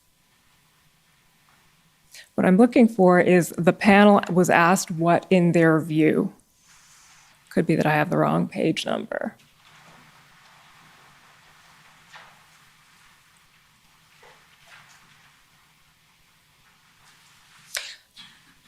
While they're looking for the reference, Mr. Broadhead, what I want to ask you about is what, in your view, you were asked this during the interview, and I'd like you to elaborate on it. What inspired the shift from Ontario? Why did it happen then, and how did that occur? And I'll preface my answer by saying this is me not in the government of Ontario, which I did spend a long time in the government of Ontario, but I was not there at this point. I think it, in a sense, it started to become absolutely clear that we had to work together. So it was almost the increase of things happening. So you add the Ambassador Bridge to the Ottawa situation. You have other things starting to happen around the province, in New Windsor, Sarnia, Cornwall, and all. I think it became clear, and I'm hypothesizing here that, but we did see an evolution of their strategy at that time. In terms of at the political level collaboration, I think there's lots going on in other places that I don't want to comment to, but just that's what I can specifically comment to. Okay. And we know that there were several important phone calls that happened around that time, certainly between the Prime Minister and Premier Ford, which we'll talk about tomorrow when the Prime Minister is here, between Minister LeBlanc. We talked about when Minister LeBlanc was here. Leaving Ontario for a moment and talking about engagement with other provinces, I do want to ask you some questions about another topic that's come up several times here, which is Alberta's request for assistance. So I'm going to put to you a few facts that we know and that have come out already at the Commission and that are also brought out in the PMO institutional report. So there's a notation in your IR that PMO staff engaged with Pam Livingston. So Mr. Broadhead, maybe you can tell us who Pam Livingston is? Pam Livingston at the time was Chief of Staff to Premier Kenney. Okay, and there were two interactions apparently between PMO and Ms. Livingston about the Alberta request for assistance. Okay, and that request for assistance we've seen several times before, so no need to pull it up, but was for essentially assistance in tow trucks and removing vehicles from the Coutts blockade. There's also a notation that the Prime Minister had a formal call on February 6th with Minister Blair to discuss Alberta's request for assistance and the ongoing situation. And then I'm going to pull up, or ask the clerk to pull up Mr. Clow's notes again, ssm.nsc.can 402941.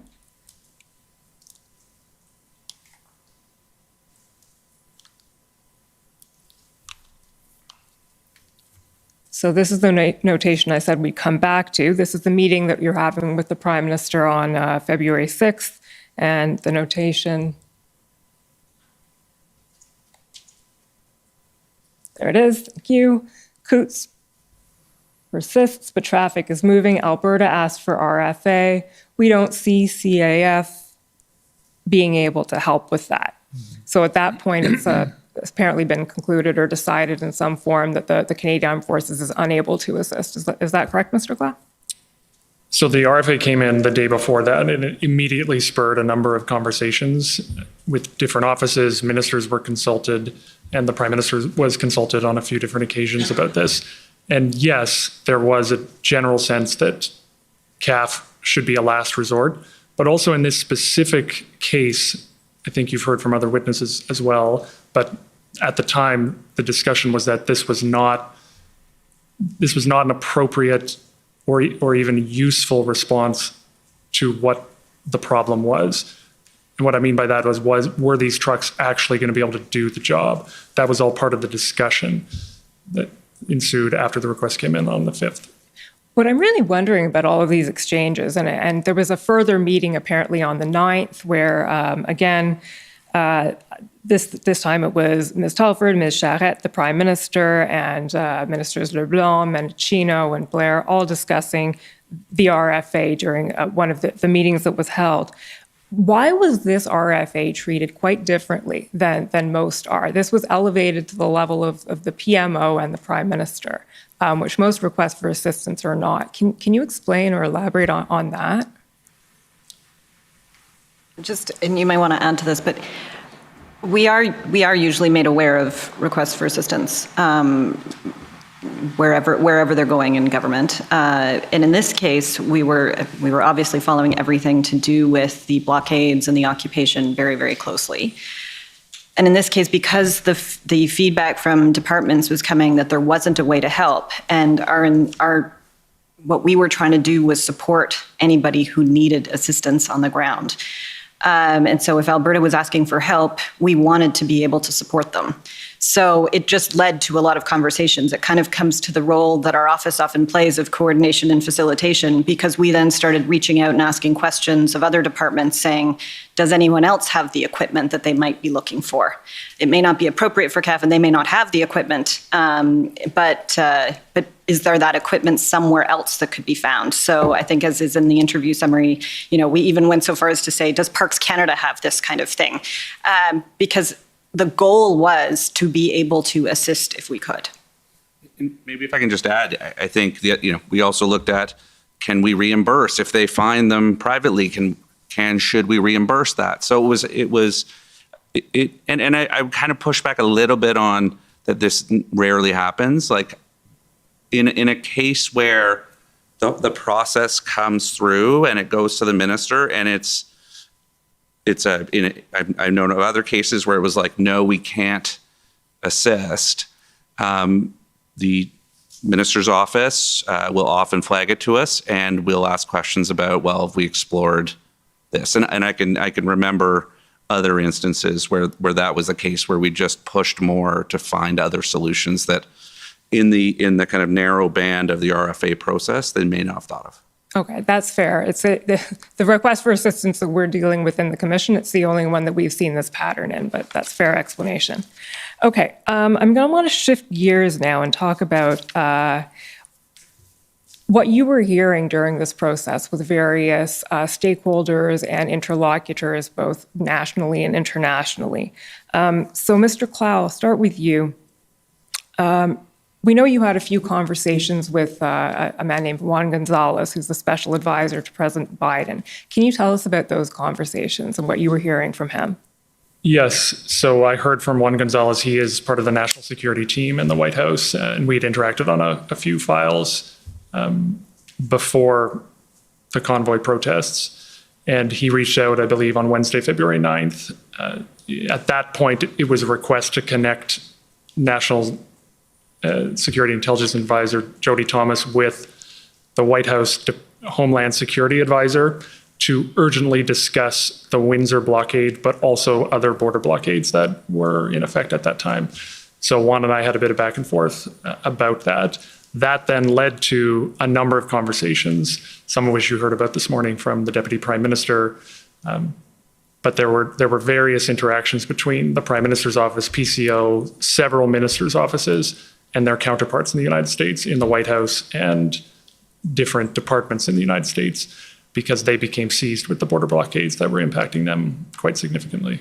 So you mentioned that we heard this morning from the Deputy Prime Minister that she was hearing a lot of concern from officials in the United States about what was going on, and some encouragement, if we can put it that way, to bring a swift end, given the impact this was going to have on Canada-U.S. relations and trade. Were you hearing similar concerns from the people you were talking to in the United States and or in other countries?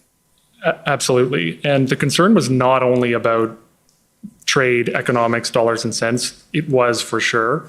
But there was also a discussion in many of these conversations, including between the Prime Minister and the President, that both countries were facing similar forces in certain ways. For example, the United States also saw some convoy activity. I think it was dealt with quite quickly by the Americans, but they saw a trucker protest heading to the Super Bowl. There was one that was trying to be assembled to head to Washington, D.C. So these were part of the conversations as well. It was viewed as a shared problem. But for sure, the immediate issue was the blockades at various border crossings, especially Windsor, and how do we sort these out quickly? And we understand you also had some conversations with Ambassador Hillman, ambassador to the United States. Can you tell us about those conversations? Well, she was one of the key principals having interactions with the White House and various departments in the United States. And the substance, one example of substance within those conversations was how can we introduce measures to end the blockades or at least dissuade them from growing and from new ones from popping up. For example, there was discussion of potential immigration measures or penalties placed on people who conducted unlawful activity at these border blockades. There was definitely discussion of whether the United States could provide tow trucks to help, given it was virtually impossible to get tow trucks on the Canadian side of the border. So that's the kind of thing that was discussed. Did that ever end up happening? I don't know. So the immigration measures, I don't believe the United States implemented any measures. We did in the Emergencies Act. In terms of tow trucks being provided by the United States, there might have been some in Detroit, Windsor, provided by Detroit or the government of Michigan. I'm not sure about that. Mr. Broadhead, Ms. Telford, were either of you having conversations with international counterparts? No? Not during the occupation or when the blockades were on. For months afterwards, I can say, including up until recent summits, though, this is a topic that continues to come up with counterparts from various countries. And the Prime Minister also had calls during the occupation with other world leaders where this was a topic that was coming up because they were watching what was happening in Canada and concerned that they were starting to see the same thing in some of their countries, and they were concerned about copycat situations. So this has been an ongoing conversation with international leaders. Okay. And I would just add as well, another feature of all of the conversations between the Americans and us, including the call between the Prime Minister and the President, was the fact that a lot of the support for the unlawful activity here in Canada was coming from the United States in terms of money, in terms of people, and in terms of political support from some of the most prominent U.S. political figures. Millions of dollars came in from the United States, according to published reports. Chief Slowly announced that there were American citizens who had traveled to join the occupation in Ottawa. So that was also a feature of the discussions here. The flooding of 911 phone lines here in Ottawa came largely from Americans, as announced by Chief Slowly and the Ottawa Police. So this was very much a shared problem, and we were talking about it in that sense. We've heard about some of that already at the Commission. You speak of the foreign funding, and we explored that a bit this morning with the Deputy Prime Minister, and it was found in the end that there were millions of dollars coming from the United States, from private donors. So there was no foreign state funding coming in. Would you agree with that? Yes. Okay. And we've also established that there was little information available to the government at the time of the convoy of how much money was coming in from the United States. That wasn't really information that was available to the government at the time. Would you agree with that? It definitely became more apparent as time passed, and I totally agree with you. It is cloudy and unclear, and it's concerning that it happened. But one example I would give, I mean, we felt quite strongly at the time that it was happening, and proof of that, I would say, is when GoFundMe paused the account, you saw some of the most prominent American political figures attack GoFundMe. And they didn't do that for no reason. They did it because it was clear to them, and it was clear to us that a lot of the funding was coming from Americans. Okay. So you've taken me to what I actually wanted to ask you about, which is one thing we haven't heard much about so far is political commentary coming from the United States. So you'd mentioned prominent political figures who are weighing in on all of this. Can you tell us about some of that, some of what you were hearing or observing on that front? The issue there were a number of examples from senators, from governors, from the former president. And the issue there is not that individuals and politicians aren't allowed to comment on politics and policies in other countries. It happens all the time. But the concern for us was it was direct encouragement for unlawful activity that was hugely damaging to the country, including the border blockades. So that's why I raise it here, and that's why the President and the Prime Minister spoke about it. It was the support for unlawful activity. Okay. Mr. Clerk, can you please pull up Mr. Clow's notes again? So that's ssm.nsc.can 402941. Remarkably effective note taker.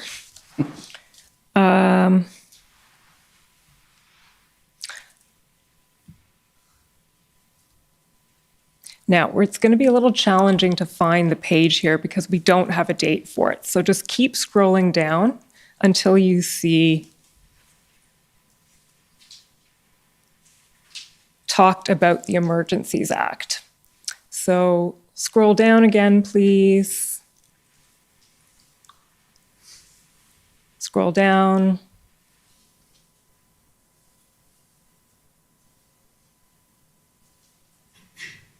Keep scrolling. Keep scrolling.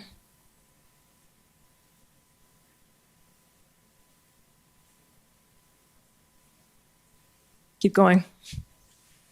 I think it's just after this. Keep going, please.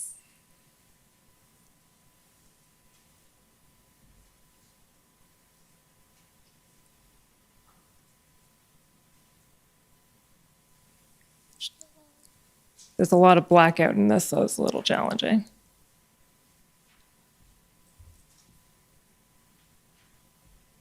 Oh, we're at the FMM already, so it must be before that. I think I saw it Did you? few pages up, yeah. Can you zoom out a little bit, please, Mr. Clerk, so we can see? Thanks. Okay. Keep going up a little bit. And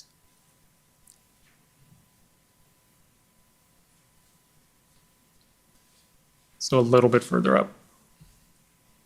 A little bit further. So I think you see. yeah, there we go. Okay.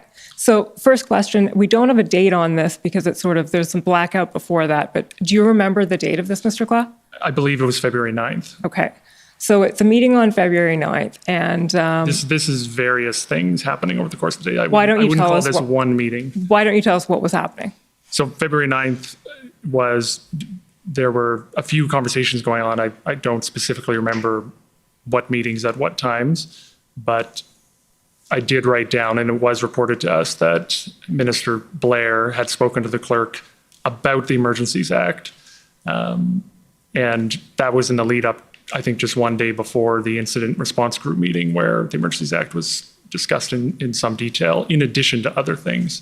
So this was just a report to us that that conversation had happened between the minister and the clerk. Okay, so around February 9th, we're getting to the point, as we know, where the federal government felt a need to perhaps intervene in the situation and bring this to a close in some way. So as you say, Blair spoke to the clerk and talked about the Emergencies Act on the options. Can you just read your handwriting there? Didn't commit on the options. Emergency could be peace if that sounds like we have authority. And then a reference to Nathalie Drouin, the deputy clerk, and Fort So Justice. I see this as discussions are happening about how we can help, what more we can be doing.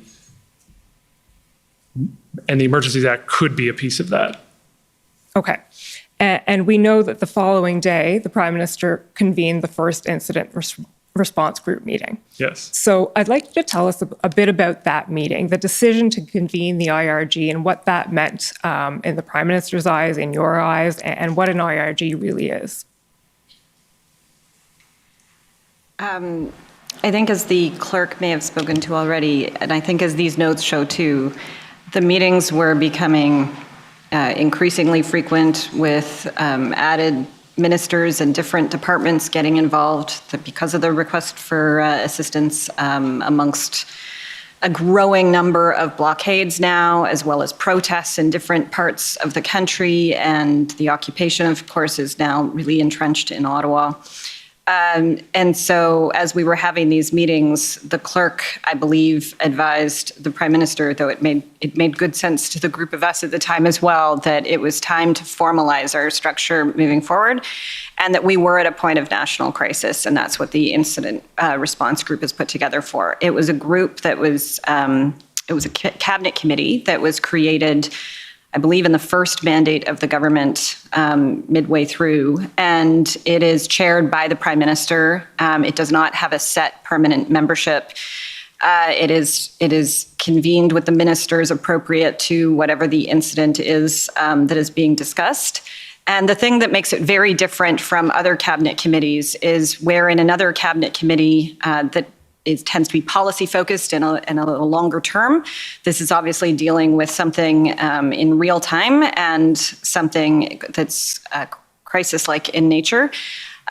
But the structural difference too is that officials lead in many ways the conversations within the IRG meetings space, and they are right at the table. So whereas at a cabinet committee meeting, the ministers would be sitting around the cabinet table and the officials might be sitting to the side, they may very well be making presentations, and then the ministers would be discussing those presentations, or they might speak up to make clarification when their ministers call on them for that clarification.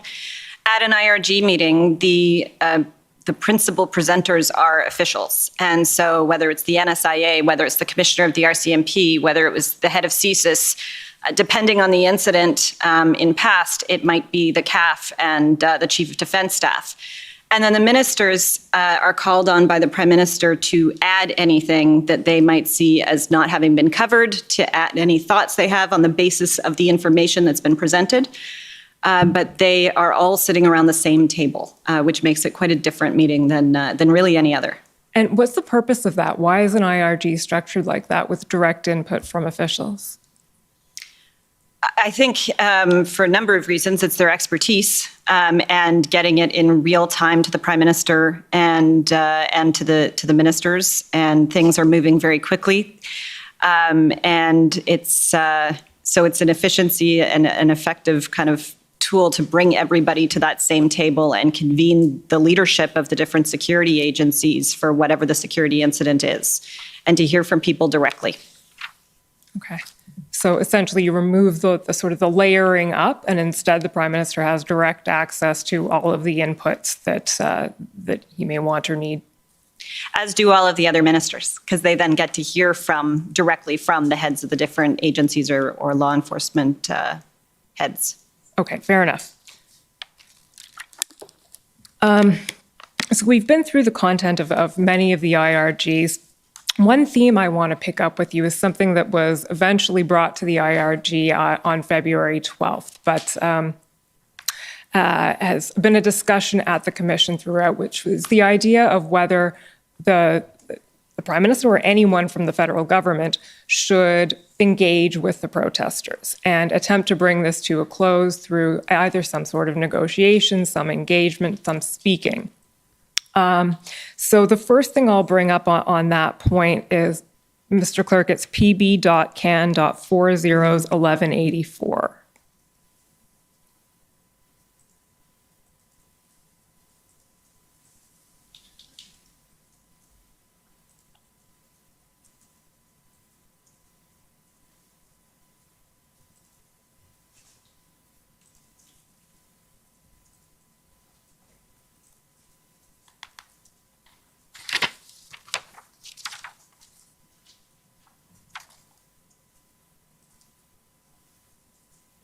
Or might be 1844, sorry.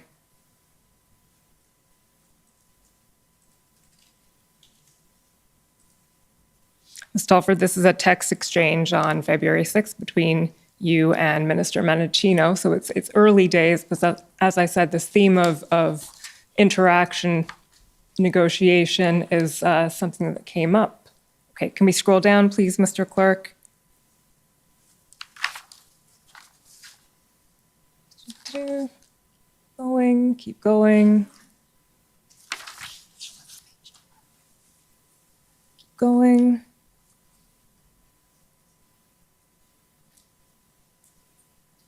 Page 8, please. Okay, here we go. So if we can blow that up, it's really hard to read, but you'll see notation here: lawyer, arbitrator, mediator, author, suggested by Anne McClellan as a possible interlocutor. Again, I think it's a long shot for the reasons we discussed. Also, I noticed after we hung up that we didn't even spend a moment on politics and readiness. Okay, so that part of it may not be all that relevant. But do you remember this text exchange, Ms. Telford? Now that I see it. Okay, and do you remember the idea of discussing a possible interlocutor at that point and what was going on? Can you fill that in for us, please? Look, I think over the course of, right from the beginning of the occupation, when it became an occupation, there were numerous people who were trying to suggest anything they could to try to find a way to assist. And I think that's what Anne was doing here. I've received, and I believe it's part of the documents as well that you've received. I received suggestions from numerous other people as well. MPs were raising names with us. There were suggested names of MPs from other parties who were coming forward, wondering if they could help. There was a lot of people that were trying to find a way to figure out if an engagement could work. And no one was able to take it past that first thought. And so no one could figure out who they should talk to. There was no clear leadership on the other side. There was no clear understanding of what they would even be talking about. The police were already, as we were being informed through the incident response groups, they were already engaging at a certain level. And so it wasn't clear what this engagement strategy would be, let alone if it could have any effect. And, I think there's a difference too between engagement and negotiation. And the Prime Minister and the Cabinet, the government, wasn't prepared to negotiate public health measures that were rooted in science. I also am not sure, and I think a lot of people weren't sure at the time, that that's what this was all about. And so figuring out what the topic of the conversation could be, let alone who it could be with, that could have any effect on changing the circumstances, when no one could answer that question, really these conversations didn't move past the initial suggestion of, I wonder if. Okay, so at this point, this is part of the conversation. We're still in sort of early days of the protest, and I think what you're taking us to now is what's come to be known as the engagement proposal, and we've heard some evidence on that. And Mr. Clerk, you can take that one down, please, and pull up following ssm.nsc.can402958. So, Ms. Telford, I think what you've just been referencing has been canvassed before the commission a bit, and it's Mr. Deputy Minister Stewart's engagement proposal that he prepared with the assistance of Marcel Boden from the OPP-PLT. And this is now the evening of February 11th. It's a text that Minister Mendicino sent to you saying, hey there, we got some very last minute and thin paper tonight on an engagement strategy. From my deputy minister, apparently socialized it with several people, including the Ontario government, not me. We'll just scroll down and see the rest of the text, please. He says it's unclear whether PCO, RCMP, or Ontario supports this, but he's flagging this as a concern about information flow. And then he says at the bottom, sorry, but had to let you know, Marco. So can you tell us a bit from your perspective? We've heard Minister Mendicino's perspective on it, but what was your perspective receiving this text? And do you know why Minister Mendicino was essentially apologizing, saying, sorry, I'm just letting you know about this? When the IRGs began convening, just the day before, I believe, one of the things that was stressed at the first IRG, or in and around the IRG really, was just the need for appropriate information flow and for regular and constant information flow. And so I believe that's what he's saying sorry for there, is he's letting me know that there's this information that is now floating around that has already gone to some people and it had not kind of followed the usual channels. And I think he was sorry that it was the hour that it was, that we were all trying to grapple with what to do here. But I had also just received the paper previously from the clerk, I think about an hour before, by the looks of this. And so I wouldn't read too much into the sorry, and we were much more focused on the draft and ultimately what was decided later that night after I talked with the clerk, and I then called the Prime Minister, and the Prime Minister agreed to put it on, with the suggestion that was coming from the clerk, he agreed to put it on the agenda for the IRG the next day for discussion. And we've seen that it ended up on the agenda, and I think you just started to tell us a little bit, but maybe you can finish that answer, why ultimately it was decided not to pursue that engagement strategy. In some ways, it's what I already touched on, which is this was one more proposal that was not yet at the place that one could act on. There were too many unanswered questions.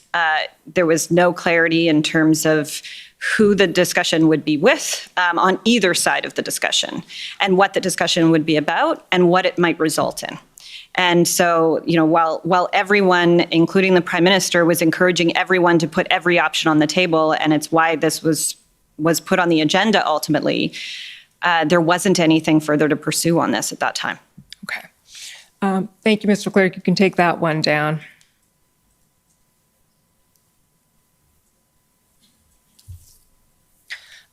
So we're going to skip a little ahead in the chronology. Again, the following day, February 13th, is obviously key. There's the incident response group meeting in the afternoon, followed by the cabinet meeting in the evening. The decision coming out of the IRG is to have the cabinet meeting, and then the decision coming out of the cabinet meeting is to have a First Minister's meeting to consult on whether or not to invoke the Emergencies Act. Mr. Clerk, can you pull up ssm.nsc.can 402941? It's Mr. Clow's notes again, this time at page 22. So when Minister LeBlanc testified a few days ago, we went through some of the comments, the record of the readout of the First Minister's meeting and some of what was expressed by the provinces there. And these, I believe, are Mr. Clow's notes of that same meeting. And I'm wondering whether we can go through a bit of these, and Mr. Broadhead, maybe this is best directed at you, but whether you can fill in a bit of the context about what was being expressed during the First Minister's meeting by these various premiers, and whether or not, in your view, it coincided with what you've been hearing up to then about solving the problem of the convoy. Sure, I'll start, and then my colleagues can add. I think it was quite consistent with what we had heard before, but I think it was a very robust conversation. We had the ministers, Minister Lametti and I believe Minister Mendocino or LeBlanc and the Prime Minister speak. Then the Prime Minister went across the country in terms of making sure he heard from each of the provinces and territorial premiers.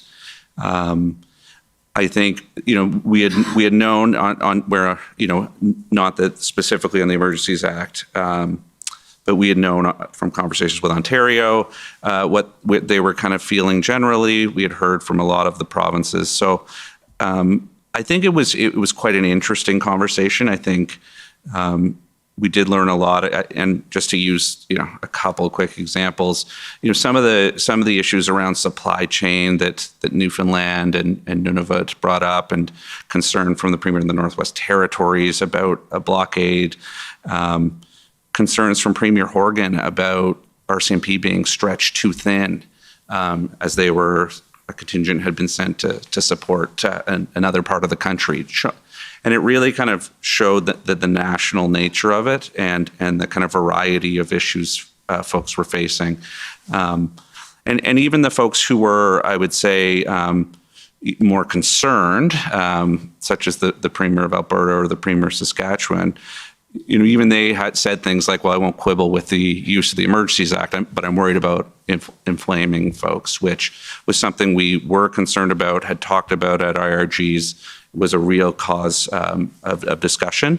And same with Premier Moe, who said, the 6 things you've mentioned sound reasonable, but I'm worried about inflaming. So, and even Premier Legault talking about, the Sûreté de Quebec and, and the dynamic between the Sûreté and the RCMP, and us having to kind of, discuss where those boundaries were with them in calls Minister LeBlanc mentioned after with Minister Lebel, I believe it was, really showed like it was a very meaty conversation, I found, and but not one where I think we were shocked by what we were hearing because of the outreach that had happened in advance. Ms. Telford? I would just add that this was, I'm not sure there's a prime minister in Canadian history that has had as many first ministers meetings as this prime minister has because of the pandemic. And so they were such a regular occurrence. And this group of premiers know each other quite well because of that. And while, there are perhaps sometimes more pointed and more partisan statements made in public facing environments, in these meetings that they have, and I think you can see that in the notes and in the descriptions of it, they are thoughtful conversations, and they do come at things differently. There's no doubt they have different, regional needs, and we're facing different things in different parts of the country. But as Premier King, I can still remember saying, toward the end, he was one of the later speakers as per the notes, and him saying to the Prime Minister, I know you don't take this lightly. And this was a thoughtful conversation. And because they really were grappling with, even those who were concerned about the potential for inflammation if the Emergencies Act were invoked, even those who were concerned about it in their specific regions,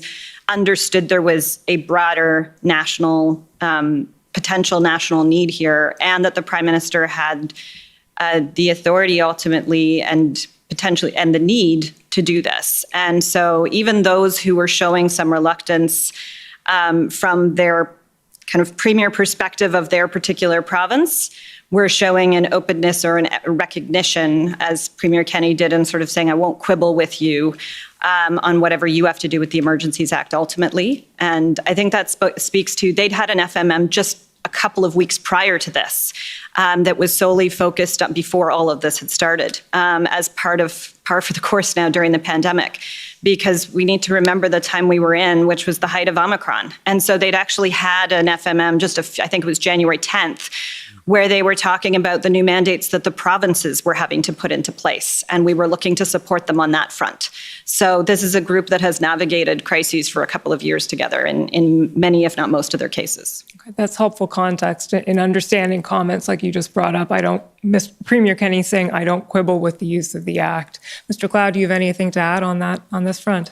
I think it's been well covered. I would just emphasize, I know it's been addressed here and elsewhere in the past couple of weeks, but Premier Kenney's comment on this phone call that there was a potentially violent, hardcore group of individuals at the center of the Coutts blockade who were ready to die for a cause. We had heard that through other reports and from our own officials, but it was a recognition. That's just one example of the very serious potential for violence that was posed by many of these demonstrations.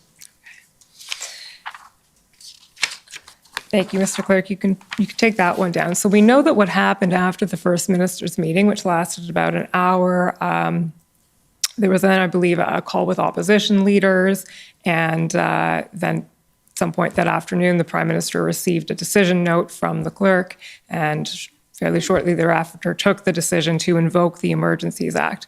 One thing I wanted to ask from your perspective was any consideration given in any of this to holding a debate before Parliament, not to decide, of course, but to engage in a debate over whether the Emergencies Act should be invoked?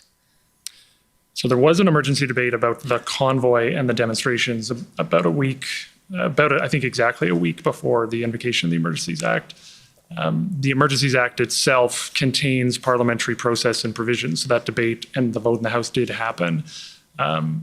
But the decision to invoke on February 14th was made after a series of discussions and inputs, the FMM that morning being a critical one, the opposition leader call being a critical one. And the view was time was up and it needed to be enacted right away.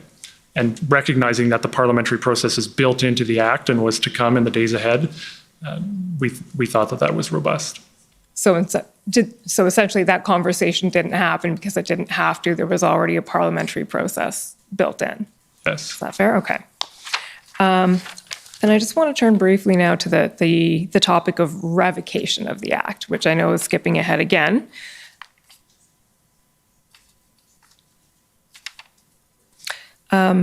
Mr. Clerk, if you can pull up Mr. Clow's notes again. I don't know what we do without Mr. Clow's notes here. SSM.NSC.CAN402941,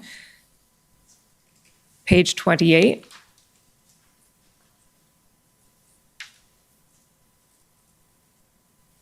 The only thing missing from the notes is clear page numbers. Always number the pages.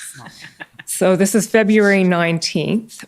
It's a staff call, and right at the bottom there you say Parliament's job is to confirm or revoke, doesn't impact changes, I believe. After revocation, what happens to frozen accounts? So that's a topic we've explored a bit with finance. At what point do we withdraw based on what inputs? So is it fair to say at this point, this is a discussion of almost first principles? We don't really know what the criteria are to revoke. We need to figure out what those criteria are. Is that an accurate reflection? It's hard to say for sure what that specific note refers to, but there was progress by that point, the February 19th. We were far from out of it. There were still a lot of situations. There were still many threats. And if I remember correctly, Ottawa there may have been the beginning of action, but it wasn't done. So definitely at the IRGs and on staff calls and in other conversations, we were beginning to ask ourselves, okay, how long is this needed? And it was always understood and it was made clear by the Prime Minister, this should only be in place as long as it's needed. So we were constantly asking ourselves that very question, what do we need to assess and what will feed into the decision to revoke? Okay, and there was I think what I was saying was there's no playbook for it. So it was essentially a discussion from first principles of trying to figure out what these criteria should be. If we could scroll down a bit, please, Mr. Clerk, to the following day, you'll see IRG. Not that one, February 20th. So keep going.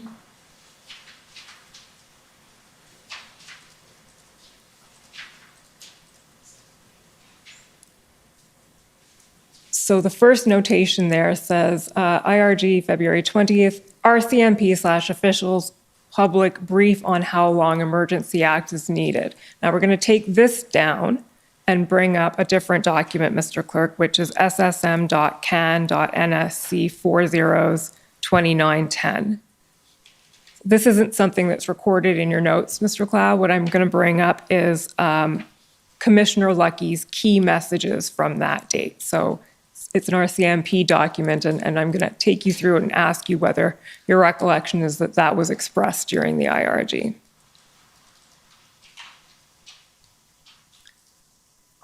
So there we go. So the key messages are, as I said yesterday, the situation across the country remains concerning, volatile, and unpredictable. We are continuing to see a range of protest events and solidarity actions across the country, with ports of entry and legislatures the key targets. I want to underscore two key bottom lines off the top. First, as it relates to Ottawa and Ontario, there is an operational need to maintain access to these powers to ensure that we can finish what we started and prevent any retrenchment, even for the next 2 to 3 weeks. And then after that, it is important that we retain the ability to maintain the perimeter, restrict travel, and ensure we can continue to choke off financial support and other assistance to the protesters in Ottawa. And then it goes on. Do you recall this having been expressed at the IRG, that the Emergencies Act should stay in place by the RCMP, by Commissioner Lucky, for another 2 or 3 weeks? My colleagues may have stuff to add, but I don't know if it was conveyed on the 20th, but that was definitely a message right up to the revocation that the RCMP believed that the powers were critical, and they argued that they should stay in place for a period longer in order to prevent additional blockades from starting or from people from returning to the ones that existed. Okay. Ms. Telford, Mr. Broadhead, do you have anything to add to that? No, that's... Agree. Yep. Okay. and as we know, that's not what happened in the end. The act was revoked 3 days later. So is it fair to say that input was received but not followed by, in the end, the government?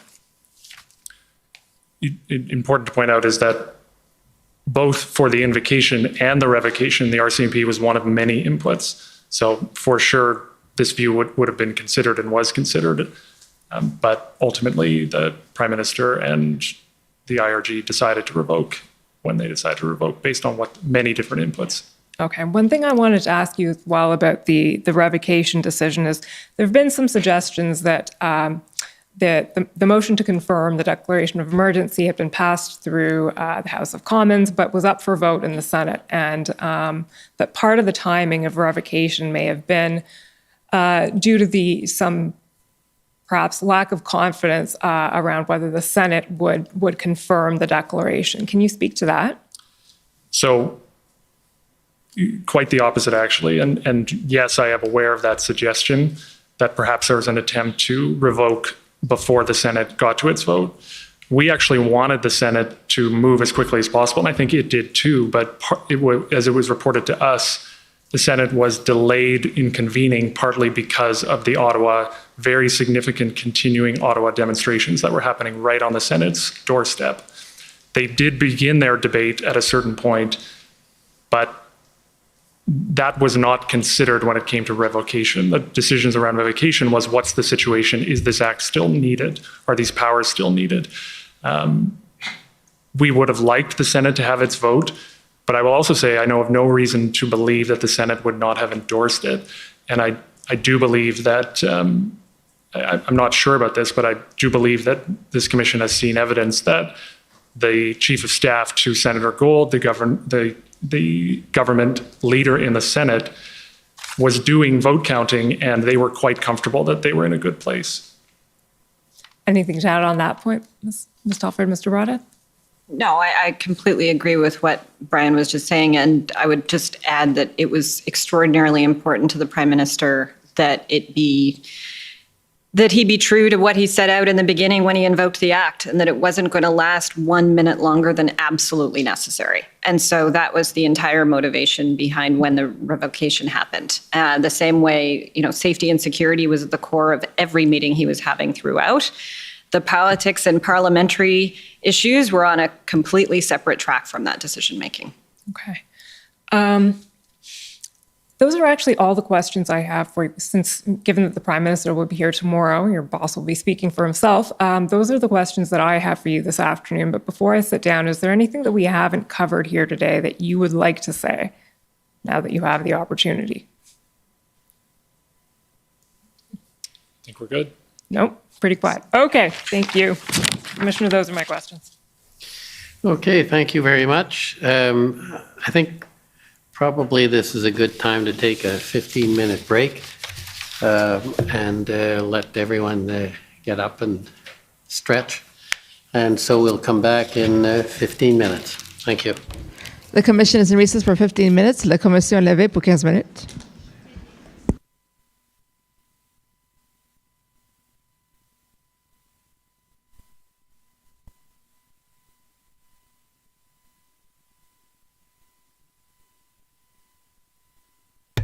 All right, there we go. All right, let me see. I think Pan just bounced out. Let me see here. There we go. Should be getting him back. So we got cross-examination coming up for the PMO. Katie Telford, somebody that I got to do some deep research on, because I just don't, man, this PMO, these guys are really, really tricky. And we've seen a lot of these internal departments up to no good. So I'm wondering what the cross-examination is going to try to get him on. Let me read the chat over here. Dave is redacted. It says peace level. That's right, Dave. Right, famous Dave. Pan, are you there, brother? Hail, brother. Beautiful. There you go. Give me a second over here. Oh, right. The House was sitting every day during the protest. What? Crap. Says Bond Pearl. Exactly. Let me take a look over here. What else we got? I got a couple nice clips that I want to show you that I was looking at. Okay, here we go. Because we only got 5-minute break here. Give me a second here. There we go. Take a look at this. Hail the chat. Hail the freedom. Thank you, everybody, for sticking with us. What a day it's been. It is. I just want to show you what's going out there in the world. All right, while we're relaxing over here. Where's my... we're not on the screen, eh? Okay, here we go. There we go. We have this person, Dr. James. Him. He has to tell you. And it says, anti-maskers hate donuts. And they hate it even more when you pick up donuts with your mask on. Yes. Okay. Yeah. That's a very heavy duty mask. I'm glad that you're trying to be Sub-Zero from Mortal Kombat over here, even though you don't even know any martial arts. I would have to assume. You know, you're hanging out in the deli aisle, maybe the pastry section. I don't know. Nice mask. I think it's been twice that these people have been asked, why did all these things occur? Right? We had Antoine Dailly from the Citizens for Freedom, I think, from Windsor. And we had, I think there was one more occasion that they were actually asked why these protests were occurring. And what I like is that these kind of people now are the outliers. They're the absolute weirdos now. That's what they are. They are the... No, he's totally normal. I mean, look at him. No, that's normal. Wearing a mask like that is normal. These are professors, by the way, at universities. This is an engineering professor. Professor of cuckery, I think. 2 minutes ago, brand new. This is hot off the presses. 2 minutes ago. Oh, okay. So he's he says, I teach in a math because I care. He cares, folks. He cares enough to keep you safe. Cares enough to not spread. If a dude came up to me like this, if I saw a guy like this walking up to me, when you're feeling the grapefruits, you're in the grocery store and you're just feeling the grapefruits. You're just hanging out. Yeah, you're doing normal shopping. Yeah, you're just feeling the grapefruits. You're not sure which one is ripe, and you're squeezing them. And then this guy walks by you. I just feel like I put down those grapefruits. I'd be like, bro, are you like Mortal Kombat? Like, what's up, bro? What is this?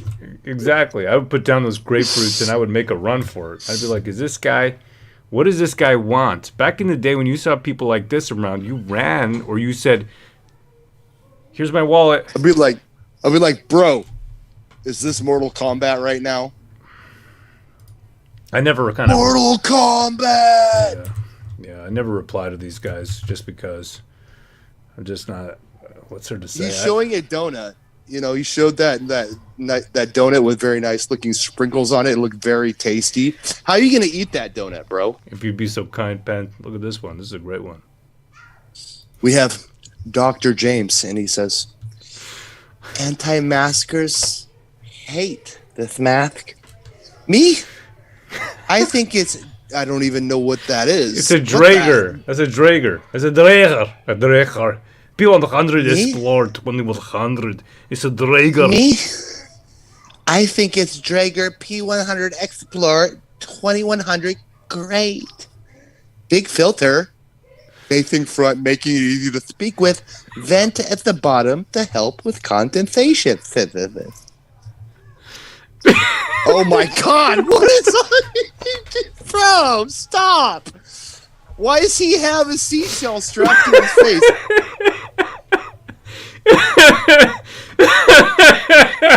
I'm sorry. I should accept it. What is this? This isn't real life. Stop. No, this guy's got an awakened humanity. Says urinal pucks. This isn't real life. The bathroom fan says Rowdy. Yeah, it's a urinal freshener, says Billy Mustang. No, it's a swimming pool filter, says Carl. Hell, brother. Dude, this is parody. This is not real. No, this is a real... This is parody. No, I bet you... Let me find out how much this thing costs here. This is parody, dude. These people cannot be real. Oh, they can. Hold on a second here. There you go, Draeger. This is a real thing. This is an expensive mask. No, it's not. Yes, it is. It's $150. No. Oh, those are just Wait a minute. That guy spent $150 to put a seashell on his face? No, those are just the filters. They're replaceable filters. Oh my God, you diaper face. This is taking diaper face to another level. Don't you... Pat, can you stop, bro? This is important stuff, all right? I don't know what Why? Wait a minute. I can't even be serious right now. I'm going to get one of these. I want to get one of these. And you know what I'm going to... Yeah, man. This is awesome. No. Wait a minute. The Draeger... Okay. There would be uses for this, but it would only be to infiltrate like leftist protests and make fun of them live. But you don't want to spend your own money on this. Like, no. Don't spend money on this. Yeah, very sexy. Oh my God, she tightened it. It almost looks like, you know, those dog masks that all the kids are wearing these days.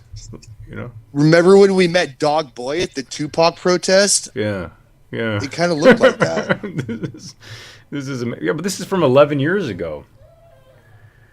Okay, hold on a second. Let's see what they say about it. This is not a new product.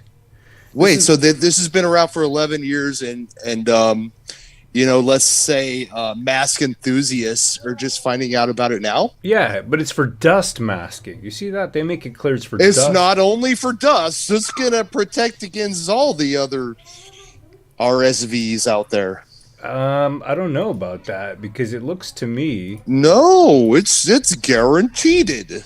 No, it's for protection against fine dust, solid, and liquid particles in dusty environments. That's what it says off the Draeger website. So then that guy wearing it trying to prevent CVID is an absolute moron, and it's not even going to help him? Well, color me surprised. Well, maybe he's in a dusty Walmart.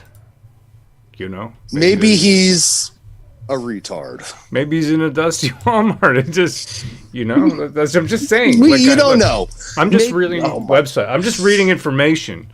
I'm not making any. I'm not passing any judgment. I'm literally just. Is reading. This guy for real? I am passing judgment. Yeah, well, you know what? Somebody's got to. What else we got over here? Oh man, he's trying to push universities. Just got an email. Oh no, look at this. This is bad, dude. Okay. Who is this person? This is Peter Kaufman. And they say, just got an email from Carlton U that strongly recommends wearing masks in dense indoor public settings. They've been strongly recommending that since August. Result, in my class, roughly 5% of students wear masks. Mandates work. Recommendations do not work. Simple as that. Yeah, just mandate it. You know, don't recommend it. Bring down that iron fist, and ensure that free people wear masks. I love how they're just totally against personal choice. It's just amazing. No, you don't actually know, like, because you're a peasant, and the class, you know, the class system, it's there for a reason. You have peasants, and then you have people that know. You got this lady over here. She says she's upset. My son attends Carlton U, has been diligent in wearing his masks, KN95, specific type of mask, everywhere he goes, which is school and grocery store. Got CVID because no one else is wearing one. No, it's sad. It's now he's got a runny nose. Okay. Yeah, there you go. It's all the same people. Some of the people you've heard of Omicron. Well, oh my God. Oh my God, yeah, man. No, I like kind of scrolling through there. I go through them and Nilly. Nilly's another one of mine. I go through. Oh no, not Neely. No, look, I mean. Oh no. Oh, what? You're blocked. Are you kidding me? She blocked you? She blocked me. You were trying not to get blocked by Neely. Come on. What have you done, Ro? I never spoke to her. I never spoke to her. No. I'm so nice on Twitter. I never talk to anyone. Come on. Ro always tries to remain professional on Twitter, and he tries to keep it real. But you know what? I don't think that these people want real.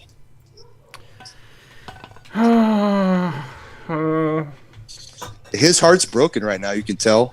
I can't believe she blocked me.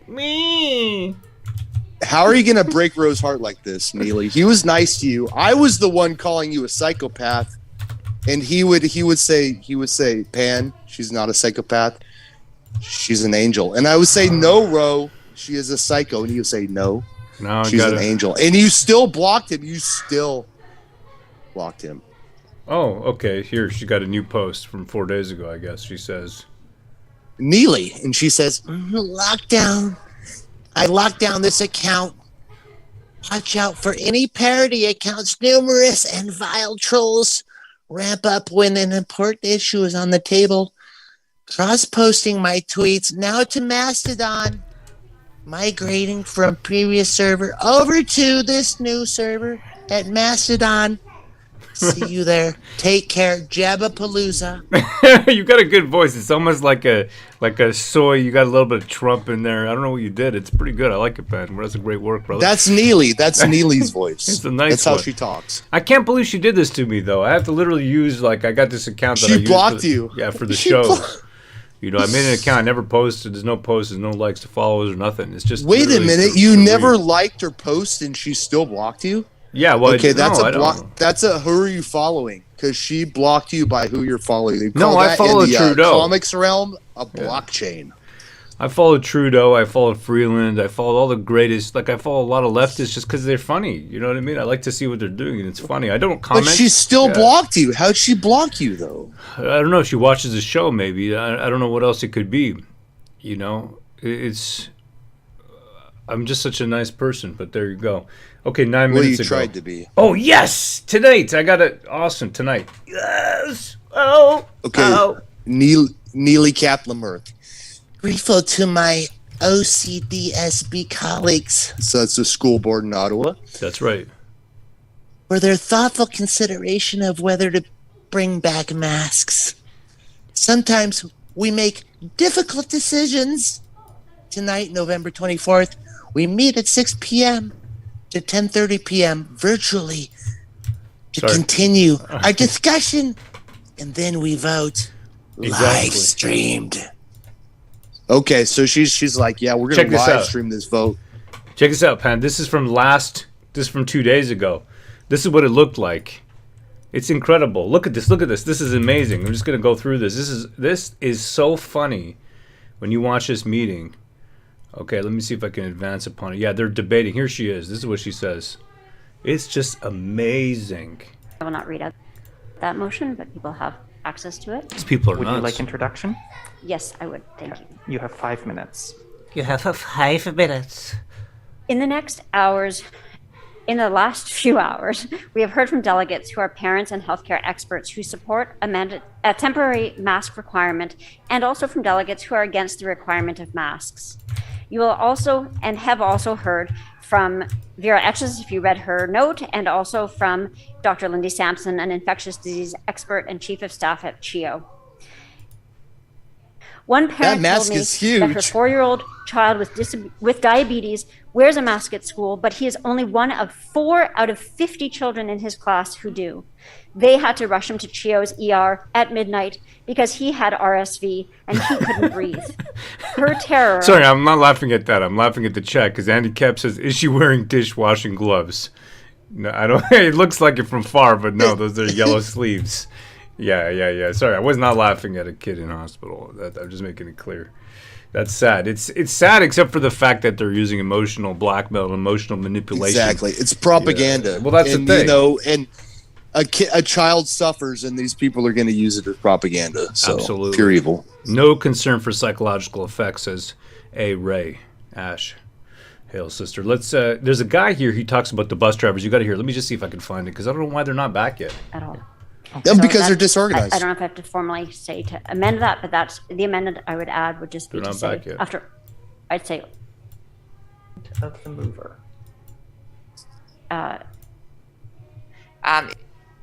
He does not want masks to be required on buses. So I do still have the floor, Madam Chair. So This is it. It's the I would buses. implore my colleagues. Here it is.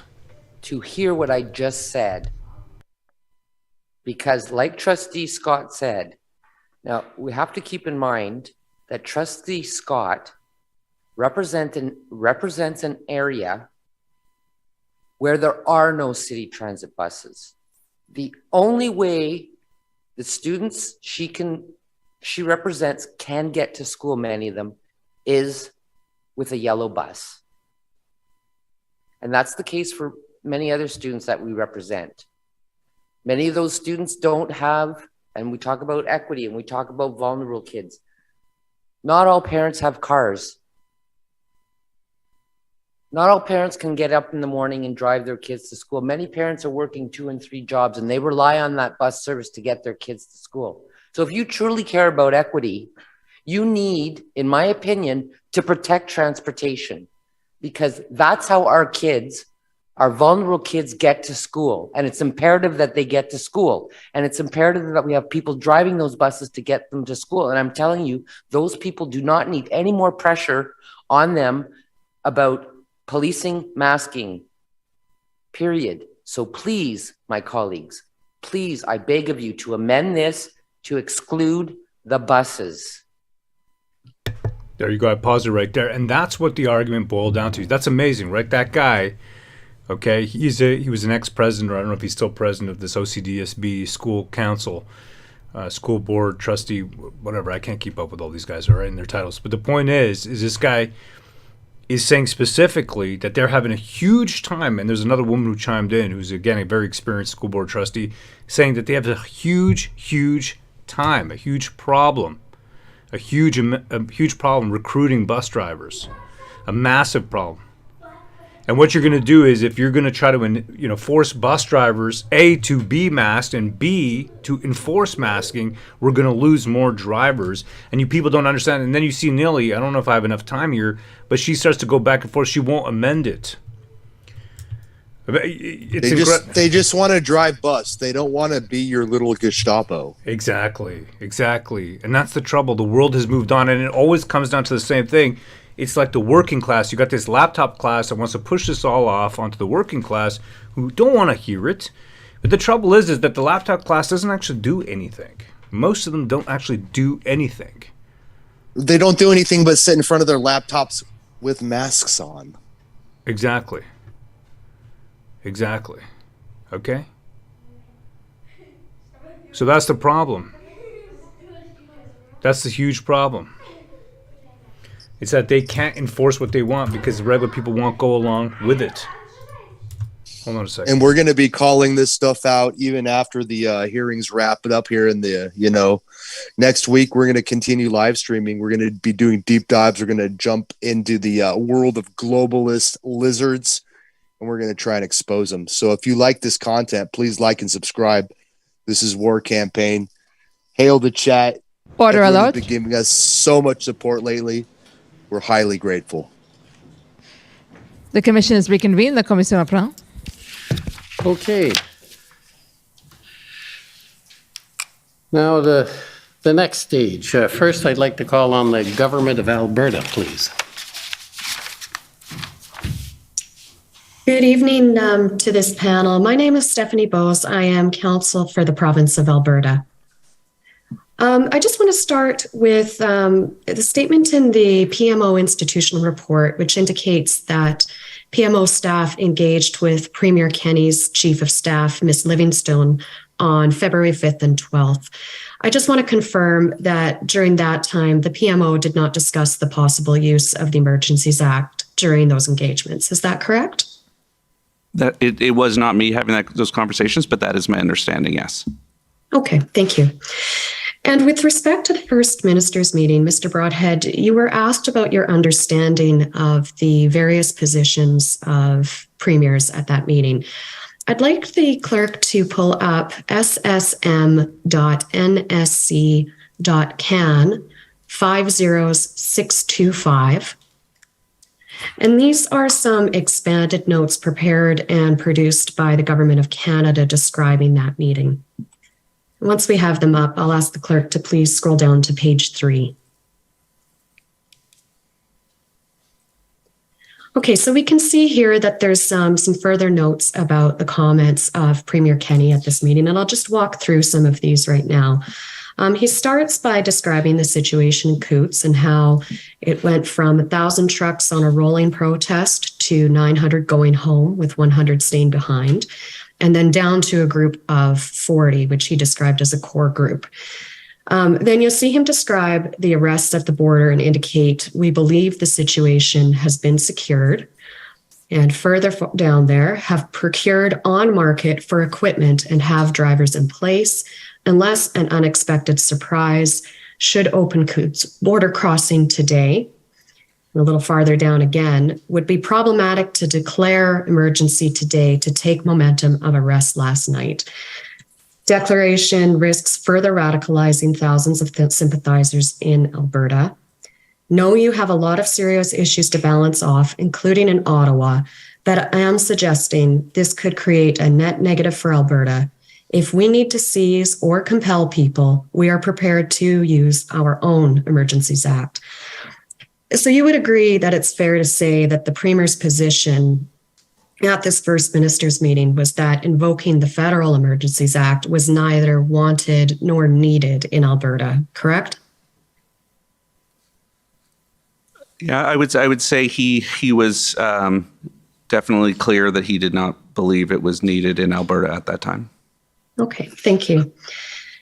And I'd like to switch tracks with you and ask about what was done to prepare the Prime Minister for the February 13th Cabinet meeting, and specifically where his inputs of information came from. So I'm going to ask you, you can answer yes or no, whether the PMO was responsible for providing the Prime Minister with the following information. And that's about the status of the RCMP operation in Coops. Was it the PMO that was responsible for providing that information to the Prime Minister? No. How about the status of Alberta's acquisition of tow trucks from the private market? The Privy Council leads these briefings that you're referring to. Okay, so I'll just name off a few more, and maybe then you can tell me if there was anything in my list that that the PMO was responsible for providing the information to the Prime Minister. And those are the status of the protests in Windsor at the Ambassador Bridge, the status of opening of the Ambassador Bridge, the status of the OPS operational plan with respect to the protests in Ottawa, or that the Commissioner Lucky was of the view that not all tools available through existing legislation had yet been exhausted. We may have added information if we'd heard it through ministers' offices or through open source information. But the briefing on all the matters would have been led by the clerk of the Privy Council, the deputy clerk of the NSIA. Okay, and thank you. I would just add that we heard at various points in the weeks leading up to Invocation of the Act that action was about to be taken in some of the places that you mentioned. And on the point about RCMP stating that not all tools have been exhausted, that was obvious to everyone. In various locations, law enforcement had tools that they weren't able to enforce because there were other more serious issues preventing that. And that's partly why decision was made to invoke the act the next day. Okay, and so you would agree that the Prime Minister had that information as well, that there were tools available, but that they weren't being used? As I said, that was obvious to everyone who was watching what was going on the ground. Okay, thank you. I would like the clerk to please pull up ssm.nsc.can402941. And this is a record that Commission Council has taken you through in some detail already. There's just a few places where I was hoping you could help me read some of the writing. So, Mr. Clerk, if you could please scroll down to page 12.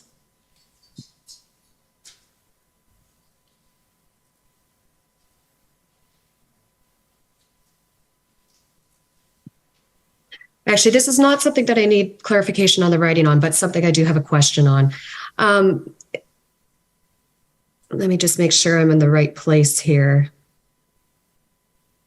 So if you see on the right-hand side, there's a note beside Brenda, and I'm assuming this is Commissioner Lucky. Is that correct? Yes. Okay. And she indicates with respect to Coots, they were almost gone, but a pastor incited them to stay, was 250 vehicles, now down to 40, and weapons are in the protest, need to go slow here. Was the Prime Minister part of this conversation? Yes, he was. This was the February 10th incident response group meeting. Okay, good. Thank you. And then if we go to page 23, here's where I'll need your help interpreting the writing. Thank you. So we can see about a quarter of way down the page, there's an arrow and it says specific. And what's the next word after that?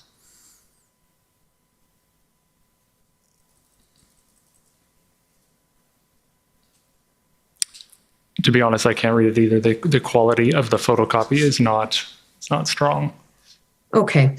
So specific something, draft list, using the money as and then what's that next word there? As a hook for the national stuff. So this was a reference to we knew and we heard on the FMM call that some premiers and some people felt that the act should not be applied nationally.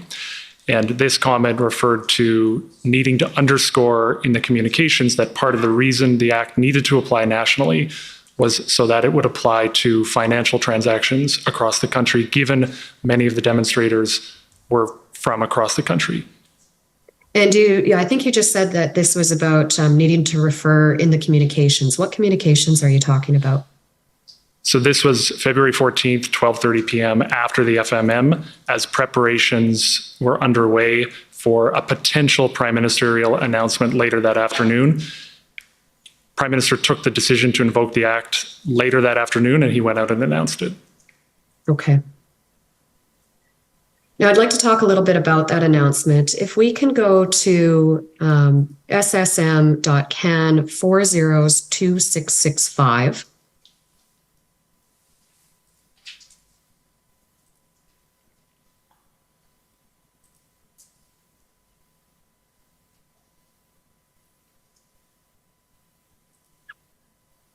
And if we go to the very last email in this record,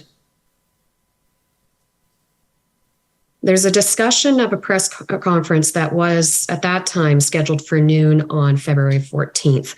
And we'll see the time of this email is listed as February 13th, 8 p.m. Now, I'm not sure if this is one of the emails that's caught with the time difference related to Greenwich Mean Time, but it's either 3 p.m. or 8 p.m. on the 13th.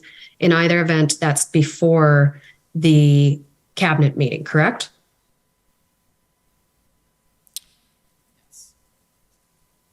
I can't confirm the timing of the email, but okay. It could be. Okay. And it indicates that there was going to be a press conference the next day with the Prime Minister, the Deputy Prime Minister, Minister Blair, Minister Mendicino, and Minister Lametti. There's a bit more discussion in other emails, including that Minister Lametti is there just to answer questions and that only the Prime Minister and the Deputy Prime Minister will provide comments. Is this because that was the press conference that was intended to announce the invocation of the Emergencies Act? So what I would say is at this point, there were numerous statements being made by the Prime Minister and other ministers to media, sometimes in the form of a press conference. My recollection was this was planning for a statement of some sort. And yes, given the Emergencies Act was under consideration, it was a scenario at that time that they could be making announcements about the Emergencies Act the next day, but the decision had not been taken at that point. So you'll see that it says, as you know, the presser is to provide an update on the federal government response to the blockades as well as the Ukraine. And I'll take it from your answer that there was some anticipation that maybe it might be about the Emergencies Act. But what other announcement was going to be made about the blockades the next day? There could have been any number of measures taken, and that was the examination going on exactly at that time. What tools could exist? Is it going to be enough? Decision was Emergencies Act had the tools required, and that's why the decision was taken the next day. And I understand that part of the DMO's role is to prepare speeches for the Prime Minister. Is that correct? The DPMO, no. The Prime Minister's office and PCO prepare speeches for the Prime Minister. Sorry, I thought in the institutional report that there was mention of drafting speeches by the Prime Minister's. Oh, I'm sorry, by the Prime Minister's office. Yes, absolutely. Okay. I'm sorry, I misspoke there. Did the Prime Minister's office... Just to let you know, I think you're over your time, so you're going to have to wrap up pretty soon. Okay, I'll just finish this area. Did the Deputy Prime Minister's office draft a speech for the Prime Minister for the press conference on February 14th? I'm not aware. You're not aware. Okay. Thank you. Those are all my questions tonight. Okay, thank you. Next, call on the convoy organizers, please.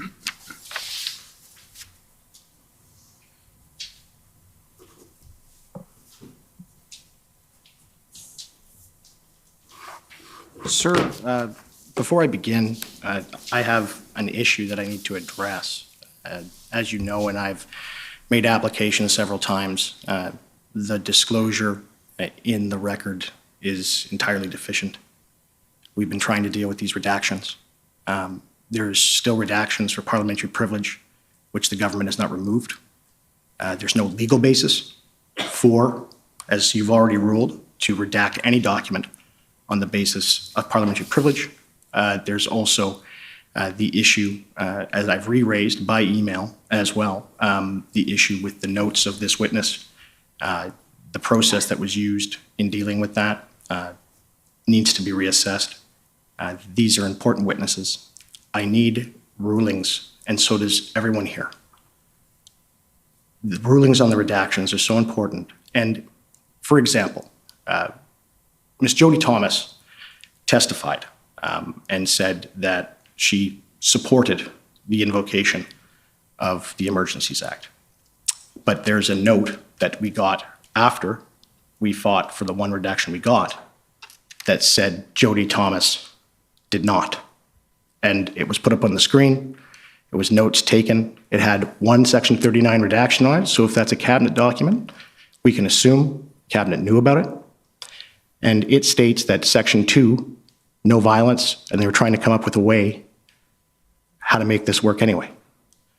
That would have been very helpful to have when she was on the stand under oath. This is happening constantly. There is thousands of documents that DOJ is dumping. If you can, I'm not looking for a speech. I understand there have been issues about redactions. I believe that one is one I ordered disclosed, and I believe you questioned somebody about it as recently as yesterday or the day before. I am not sure about the redactions, certainly for, just to qualify, the redactions with respect to parliamentary privilege. I didn't say it doesn't exist. I said it was novel and that the arguments presented were insufficient, and I ordered the 3 redactions disclosed. We received something, I think it's yesterday, or maybe it was even today, and I apologize, I haven't yet ruled on it. That's true. But I do my very best to make decisions. I try my very best to make them intelligent and thoughtful, and that sometimes is not done immediately. So that's sort of how I can respond to those points. So, sir, I can make it very easy, and we've written your counsel for a set of them. So the law is such that where a redaction is sought on the basis of irrelevance, it is not the onus of the person seeking to have it redacted on the basis of relevance. It's the onus on the person seeking for it to be redacted. And the purpose for that is that all of the documents given to us are subject to the implied undertaking rule. So they don't become public until a ruling on their relevance is made. Okay, well, I'm not in a position to rule on that. I suspect that's the request you made either yesterday or today, I don't know which, and I'm sorry, I'm not in a position to rule on it right now. Sir, but... So what I'd like you is if you could proceed with your examination, or that would be, I think, ideal at this stage, and I'll do my best to deal with the motion, the redaction issues, as soon as possible. Okay, but I just want to put on the record that throughout this entire proceeding, all counsel here, and we're on national television. This is supposed to be completely transparent. This is the purpose of this. I'm doing my very best. It's not your fault. Well, it's just the fault that nobody's ordering DOJ to actually produce what they're obliged to do. Well, that's something you can deal with in another forum. I'm doing the best I can here. I think we've gotten a lot of disclosure. There are issues, and we're dealing with those issues that are raised as they are raised. We dealt with the ones you raised, I believe, at the end of last week, made some orders, confirmed some of the redactions, and we'll deal with your most current application. But could you just not order that the redactions for parliamentary privilege, because I can tell you, I've studied that area in and out, and the reason no one could provide you an authority for the purpose of a redaction on the basis of parliamentary privilege is it doesn't exist. And parliamentary privilege is, of course, an ancient doctrine. And if you would just order the production of the records without those redactions, it would remove a whole bunch of them. Then, if you would order the production of all relevant records with respect where irrelevant is claimed, those records are then subject to the implied undertaking rule. And there's no national security issue with those. If they were, Section 38 would be claimed. There's no cabinet confidence, so Section 39 is not claimed. And that has been the law since time immemorial. How can you contest if something's relevant if you don't know what it says? And my problem is that this witness is now on the stand. One of the documents is key in my submission. It is the notes of Ms. Jackson, which is the office assistant to this witness. There are redactions therein on the basis of irrelevance, and there are redactions therein also, I believe, on one of the other grounds. And I've sent a written motion, if you will, email to your council. We've been asking for these things and asking for proper production throughout this proceeding. All council are in agreement that we don't have proper production, sir. Okay, well, I'm not sure you can speak for all council, and I'm sure they can speak for themselves as to whether or not you've been asking for this a long time. I'm not aware that you asked about those redactions. So, but maybe I don't have the records. But so, sir, anyways, we're going to have to stop this. Yeah. And despite your belief that the law is always very clear, my experience of 20 years is that's why judges are around. So if you could proceed, yes. Otherwise, we're not going to get anywhere. So if I could bring up the notes of Ms. Jackson, which are at, if I may, just a second.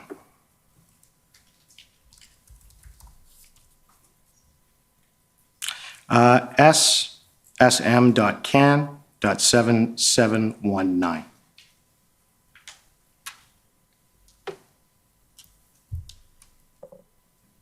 Okay, so Ms. Telford, Sarah Jackson, she's your office manager, is this correct? Yes. All right, and so obviously she's a scribe and does scribing for you when you're in meetings? No. All right, so the notes that she takes, she has, if we can scroll down. And down. Right, so that says KT call, and I take it that's you? KT usually does refer to me. Right, so she's taking notes of a phone call she has with you? I don't know. You don't know. So that's on February 4th. Do you remember February 4th? Yes. Okay, so what happened on February 4th? Well, no, I don't remember in that level of detail. Okay. Is there something you're looking for in particular? Well, I'm trying to find out, because I have to build a record for this. Do you have any idea why anything in your conversation on February 4th in that note would be irrelevant? I don't know. And I take it when you spoke to Ms. Telford, or sorry, to this individual at the time, there was no lawyer present, was there? I don't know what this call is. Okay, so can we scroll down then? So you see there, the government has claimed solicitor-client privilege, okay? And you don't remember speaking with a lawyer on February 4th, do you? As I said, I don't know what this call is. Right, so how would the government know, if you don't know, that this is solicitor-client privileged? They couldn't, could they? So it's redacted, and this is the problem, sir. You have irrelevant. Is there a question? Yes, and so if we can scroll down. Okay. And in that note, on February 4th, I know you don't have a good memory, but in your conversation. So that's a. No, I know good memory of February 4th. I know she doesn't have a good memory of it, but it wasn't an insult. Blair's current strategy, Emergencies Act, right? So I take it your understanding, she's writing down what you're saying, and you told her that Blair's current strategy is the Emergencies Act. So it was Minister Blair's strategy to invoke the Emergencies Act on February 4th. That's your understanding, isn't it? No, that's not my understanding. So what was Blair's current strategy Emergencies Act on February 20 or February 4th, 2022?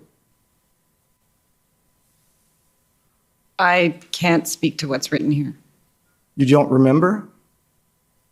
No, if you wanted to pull up notes of mine from February 4th, that might be helpful, but I can't Okay. speak to these. Do you have notes from February 4th? I have notes from a lot of days that have been provided. You've been provided? Okay. Have you provided all of them to the Department of Justice? Mhm. Okay.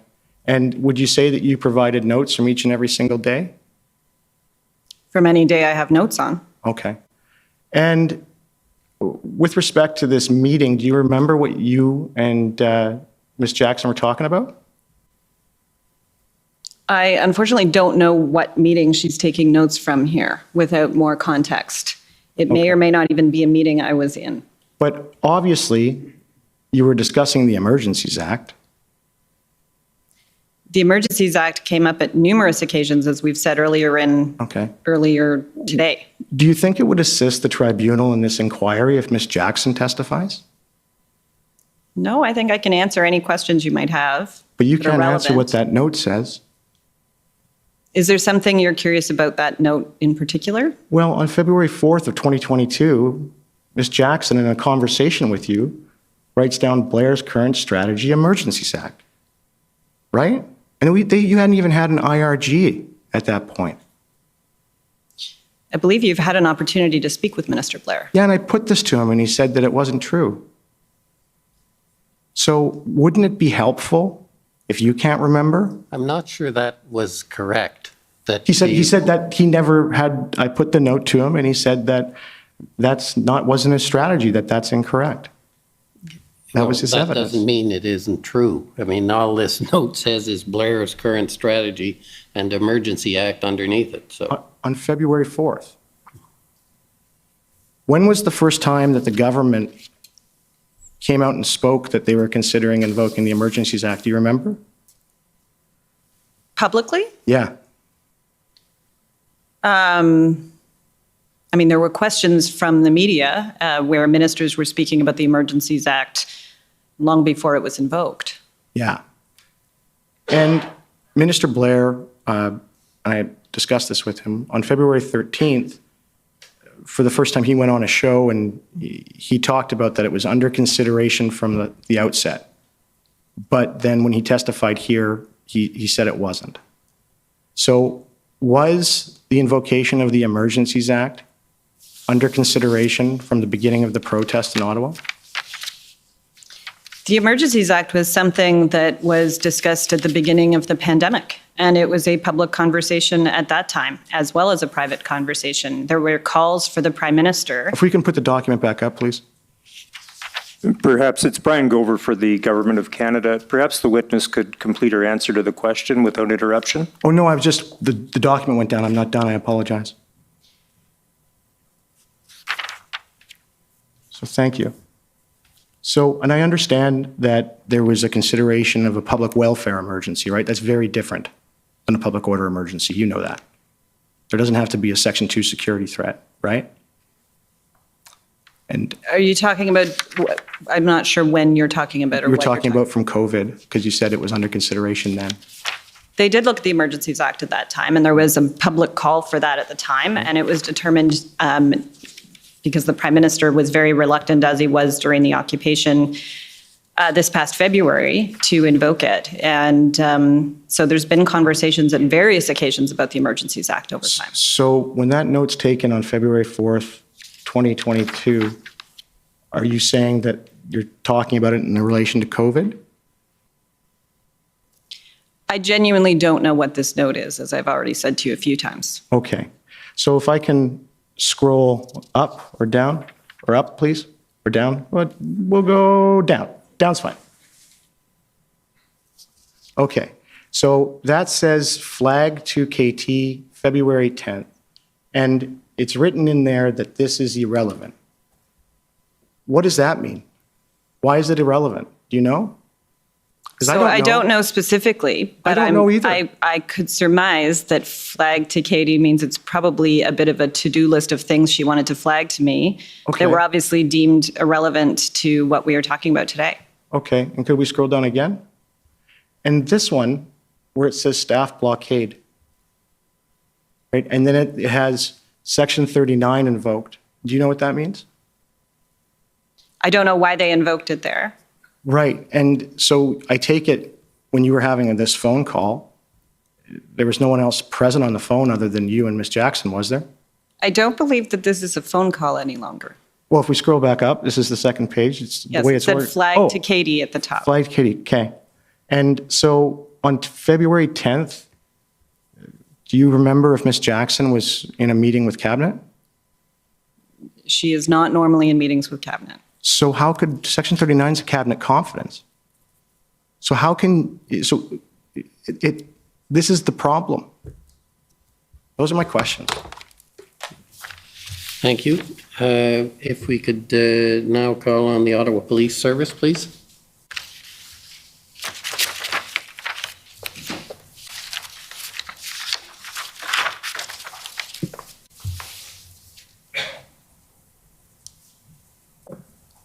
Good evening. My name is David Michikowski. I'm a lawyer for Ottawa Police Service. Ms. Telford, my questions, at least initially, will be directed to you. I understand that the PMO relies on the RCMP. Generally? What do you mean? Well, I guess the PMO relies on the RCMP to protect the Prime Minister and others. Yes. And you trust the RCMP? We do. The RCMP has kept the Prime Minister and his family safe. They have. And the RCMP takes security very seriously. They do. And one of the documents, I won't take you to it, but I believe the Commission took you to it. One of the documents that you were taken to reference the Intersect group. You're familiar with the Intersect group? Can you remind me? Sure. It was described in that document as a group that gets stood up and is composed of the OPS, the RCMP, PPS, OPP. You're familiar with that? Yes. And all of them are involved in decisions and discussions about these types of protest events and security concerns, correct? That sounds right. And in fact, in that chain of emails that you were taken to, there's reference, and it was on January 25th, Ms. Powers indicates that the key will be tomorrow's Intersect meeting and how law enforcement will pre-mobilize. So you're obviously aware that the RCMP, whom you have a lot of confidence in, is monitoring the protest as it's approaching Ottawa, correct? Yes. And on January 27th, and I won't pull it up, but I'll give the reference for the record. It's pb.can401844. There's a series of text messages, I believe, between Minister Mendocino and yourself, and you indicate that the RCMP, or he indicates to you, that the RCMP on January 27th says that the current estimate is about 2,700 trucks, but the numbers could fluctuate. Do you recall that? That sounds right. And there's another document from the PMO, I believe it's from Ms. Power.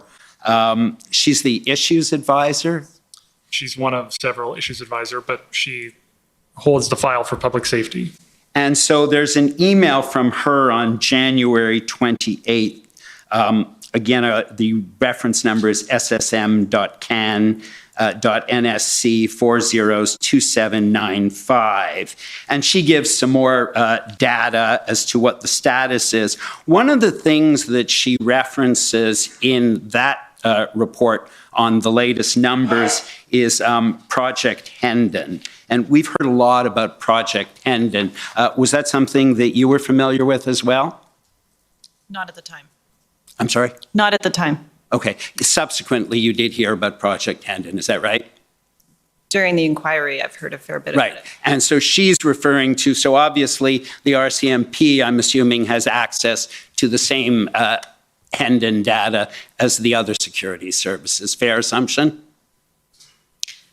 I couldn't speak to what information they had access to. Okay. And so what we see when we look at all of these documents that I'm referring to is the numbers of vehicles, of trucks in the convoy in the last couple days before it arrives is a constantly fluctuating number. Nobody seems to be able to get a full grasp on it. Is that fair? It certainly felt that way. And certainly nobody, even the RCMP, up until that day, the Friday, were saying that this protest was going to become an occupation, correct? I will say in those updates that were coming from Mary Liz Power, and they were more than once daily by the end of the week, there were some references, and I do believe this commission has seen in those emails, and I think it was attributed to Op Intersect, that this could be a prolonged demonstration.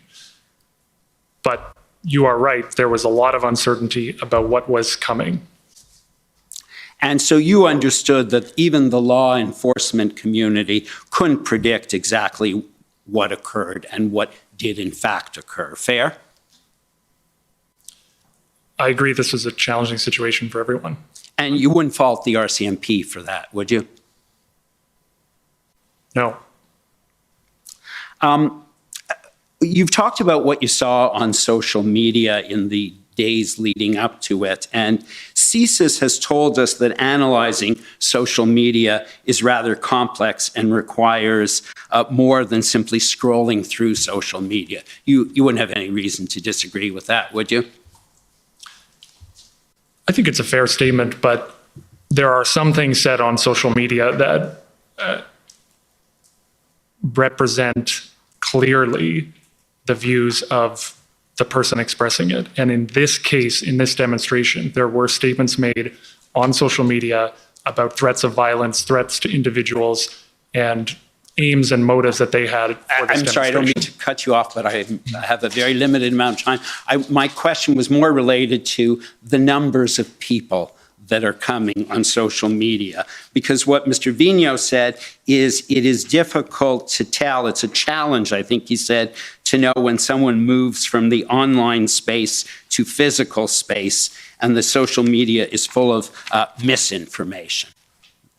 Ms. Telford, you wouldn't disagree with that, would you? I think it was challenging for everyone, and that's why it was important to bring everyone together at various points. But I do think there was, I think a number of people, including Mr. Vigneault, have spoken about how figuring out the social media space is something that needs to be done coming out of this. Right. And you recognize, just moving on to another area, you recognize that police, and we've heard from a number of ministers, that police need to have operational independence from government. Absolutely. And that police have to make operational decisions in real time for reasons that may not be evident to the government or to the public. Fair? Of course, and that's something we took very, very seriously. And again, you respected that operational independence. You wouldn't want the police, whether it's the Ottawa or OPP or the RCMP, to take action without considering what impact that action would have on officer safety or crowd safety or children in the crowd. Of course. And in fact, one of the lessons of IPERWASH that we've heard is that governments should not be allowed to influence specific law enforcement operational decisions. You'd agree with that? Fair? IPERWASH was actually something I asked after, and we got a verbal brief on very early on. I think it was actually even before before it became even an occupation, because it was something we were very preoccupied about respecting. And it's because decisions, those type of operational decisions, belong to the police based on their expertise and their discretion, correct? Yes. And there's nothing to suggest that the Ottawa Police Service did not exercise their discretion legitimately and in good faith in this case. Is that fair? Fair. The situation we've heard in Ottawa was, I'm going to use a word that we've all heard a lot in this, was a volatile one. You wouldn't disagree with that? It was extremely volatile. And ultimately, that situation was diffused.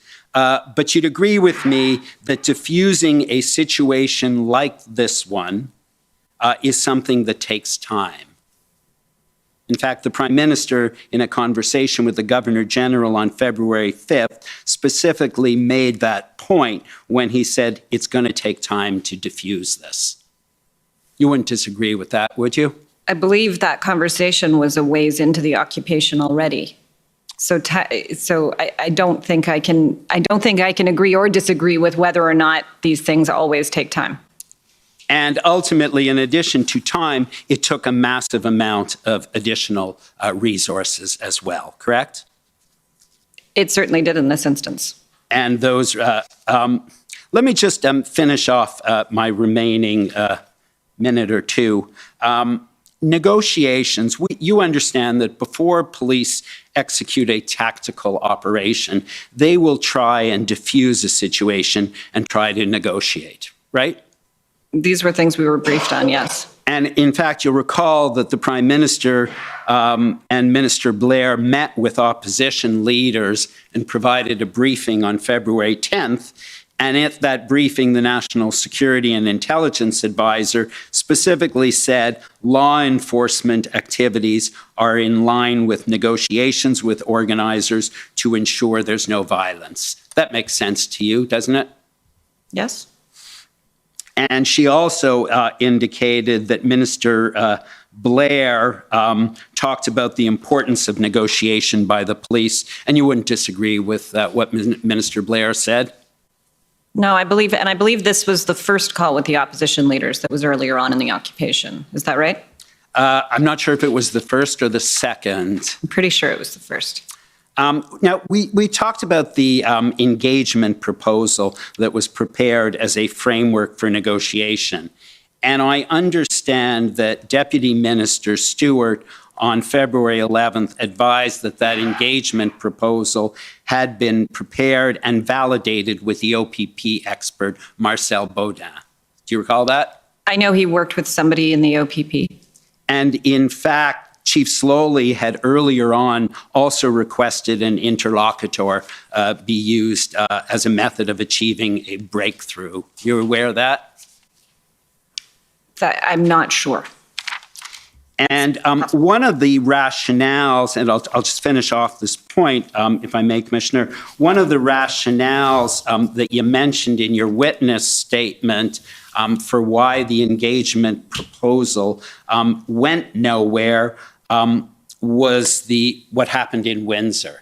And when I looked at the record, there's an indication in a document that we'd seen previously. It's PBNSC.CAN 402963. Deputy Minister Stewart said that the reason the letter from Ontario Minister Jones didn't have much effect was owing to the late hour of the day in which it was given out and the enforcement starting the next morning. You wouldn't have any reason to disagree with that, would you?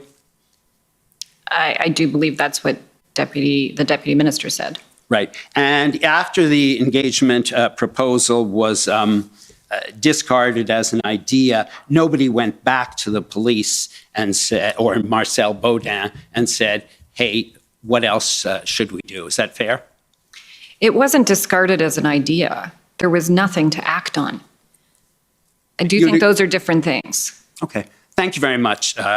Those are my questions. Thank you. If I could now ask for the CCLA, please.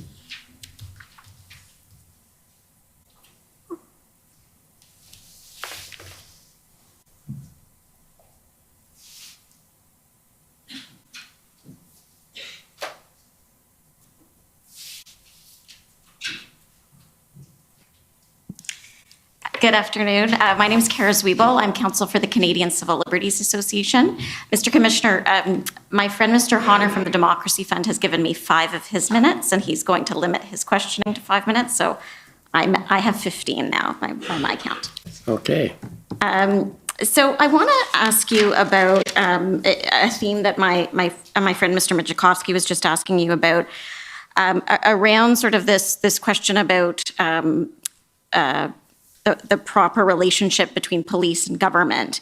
And I would imagine that as both employees in the Prime Minister's office and obviously residents of Ottawa, it might be difficult to sort of separate the fact that you're looking at what's going on both from a policy perspective, but also living through it. You live here. I don't. Oh, you don't live here. I live in Toronto. Oh, okay. So some of you live here. Now, I know you have access to briefings from the RCMP. I'm not sure if you get briefings or sit in on briefings from any of the intelligence bodies. But I think we've seen some documents that also sort of show you doing a bit of your own, getting information, as we all do, from media sources, from social media. So, for example, can we pull up SSM NSC CAN 402940? And I think, Ms. Telford, this is a text message between you and the Prime Minister.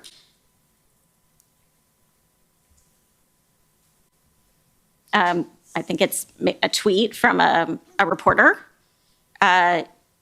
An admission police this is February 2nd, an admission police cannot control the situation. This is a complete mess and textbook mismanagement. They allowed the truckers to set up shop next to the PMO in West Block and where tens of thousands of people live, and now realize the problem they helped create. Unbelievable. And I think this is the Prime Minister writing to you. The PPS, I think that's Parliamentary Protective Service, RCMP guy in caucus said as much. He said he didn't want to let them onto Wellington, but it wasn't his call. So are you sharing this with the Prime Minister as just sort of, here's what's happening on the ground, here's what people are talking about, here's what's in the zeitgeist? In a manner of speaking, you'll find throughout a lot of the texts that I submitted a lot of different tweets, as well as information from the Prime Minister's executive assistant who lived right in Centertown and was keeping him posted on what it was like on the ground. Okay. And then can we also pull up SSM CAN 407729?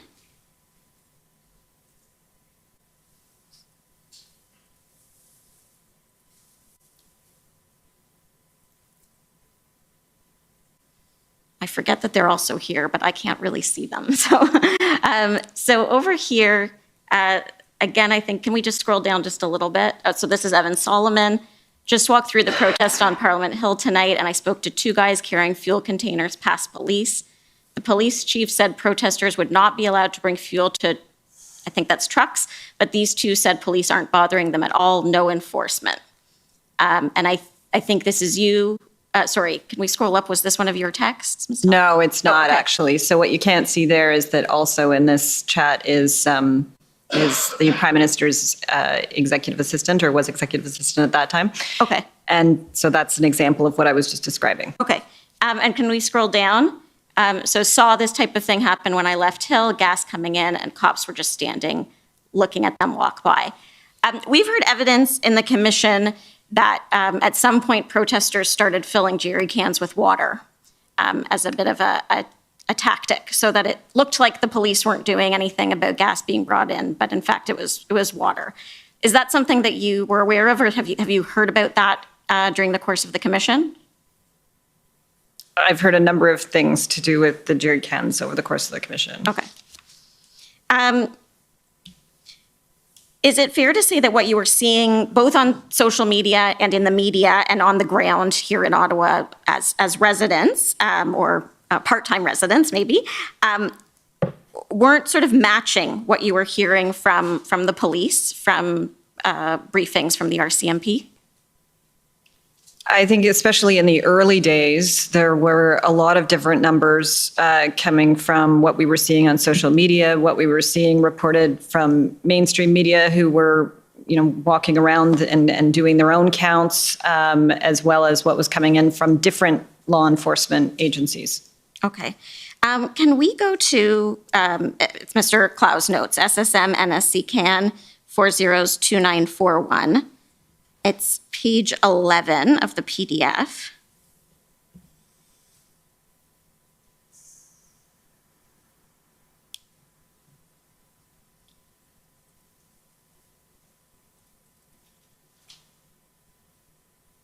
And if you can make it just a bit bigger. So I don't think we have a date on this, although I think based on where it's placed in the document,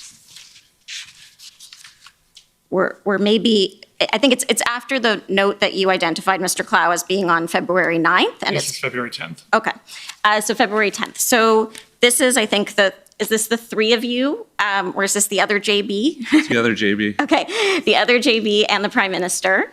KT will call clerk next. You're not being briefed by Intel officials.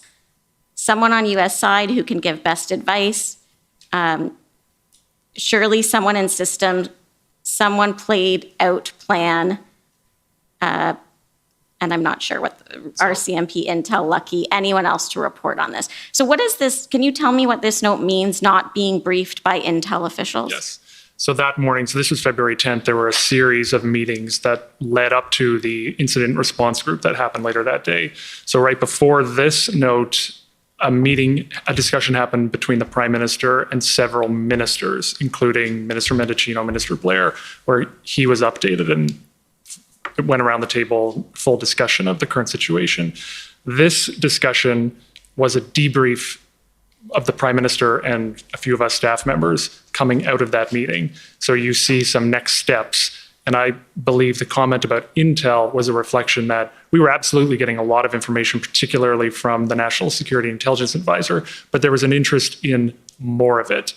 And there was still an incomplete picture when you looked at the various blockades and demonstrations across the country and what was behind it and what was going into it and where was it going. Okay, so not a lack of intelligence, but not as much as you wanted. Is that fair? Right. Okay. In your witness summary, and I can bring it up if you'd like, but there's the lessons learned sort of section or a place where you're pointing out some areas that you hoped the commission could comment on. And one of the things you say there, the panel suggested that the commission provide further guidance on the independence of police operations. Mr. Broadhurst, so that's the other one who's not here, sorry, underscored that the government understands the importance of not dictating police operations. And at times it was difficult to know whether the police and the government shared the same ultimate goal. The government should be able to discuss a desired outcome, for example, to clear the occupation and blockades and share concerns about the consequences that the country would face if that does not happen. Did you, during the time that the blockades and occupation were happening, did you have doubts about whether the police planned to clear them? I don't think it's a question of whether they planned to clear them, but that there were on multiple occasions where we were being briefed that things were going to happen that then didn't happen. So we found ourselves 3 weeks in with things continuing to escalate. Okay, but you would say that you did believe that police and government had the same ultimate goal. There were frustrations and maybe mismatches in terms of timing, but was there a doubt in your mind that the police I know it sounds silly, but did you think that the police's plan was to just allow this to continue? No, the concern was, do they have the tools, or is there more that could be done by the federal government, provinces, municipalities? Could we support them more? That was the discussion and concern. Okay. And once the Emergencies Act was invoked, I've talked to this about some other witnesses, and I think they've agreed that Although government can't direct police, one of the things that a public order emergency does is communicate very clearly to police that there are certain things that the government wants to happen, and they're giving them the tools to make those things happen. Do you agree with that? So in this case, the government wants the flow of funds to stop going to people that are funding the blockades. Right. And it's giving the RCMP and financial institutions the tools to make that happen. The government, the cabinet, the prime minister wanted the unlawful activity and the threats to stop. And the Emergencies Act and the measures in it was the best assessment of what could be provided as additional tools to help the unlawful activity stop. Okay. And once the Emergencies Act was in place and the orders were in place, I know the IRG continued to meet, and there was some tracking of the measures, of how the measures were working, right? There was an attempt to collect that information so that you could see what impact the orders were having. Is that fair? Yes. Okay, thank you. One other area I want to talk about, I understood your evidence on the engagement proposal and why that didn't go further, because there wasn't sort of a tangible plan there. I just wanted to ask you about a different aspect of this. And if we can pull up, it's, I hope I have it here. Yeah, SSM NSC CAN 50292. This is one of the, I think it's an SSE meeting notes. Sorry, let's just take a look. Yes, SSE, and it's from February 3rd. And if we can scroll, it would be probably, I think it's page 8. And Mr. Clerk, you might need to, oh, you don't have to rotate it. But if you can just move it over, yeah. So I just want to ask about some of these creative alternatives on this side of the screen. One is Le Grand Débat, modeling after 2019 Yellow Jackets protest in France. The country launched a national listening exercise, cross-country meetings. French president attended some. Did that suggestion make it to the IRG or to cabinet? Was that something that was explored beyond this sheet of paper? And sorry, what date was this from? February 3rd, I believe. February 3rd. So that was the first meeting of that cabinet committee. My assessment of this document is that it's a public service document, which is fairly normal for these discussions to fuel a discussion. I would say on that, I can't speak to what was discussed or whether that was addressed in the meeting, but I would say in February, there was a very specific, urgent need, and my view is that would not have been appropriate to address that urgent national challenge that we were facing right in that moment. Okay, and just if we can scroll down just a little bit, the last item there, communications shift. Encourage shift in communication. We hear you, we understand, go home. Question, does this legitimize protest? What about that discussion? Was there a discussion about, and I know we saw a text, a message that was communicated, I think, through Minister LeBlanc from Jason Kenney, saying, something about calling them all Nazis didn't help. I think here what someone's getting at is maybe we should tone down the rhetoric and try to, even if we're not going to meet with them, try to, in a communications way, tone it down. Was that something that was discussed or considered? There were constantly discussions like that. Is there something we could say, something we could do?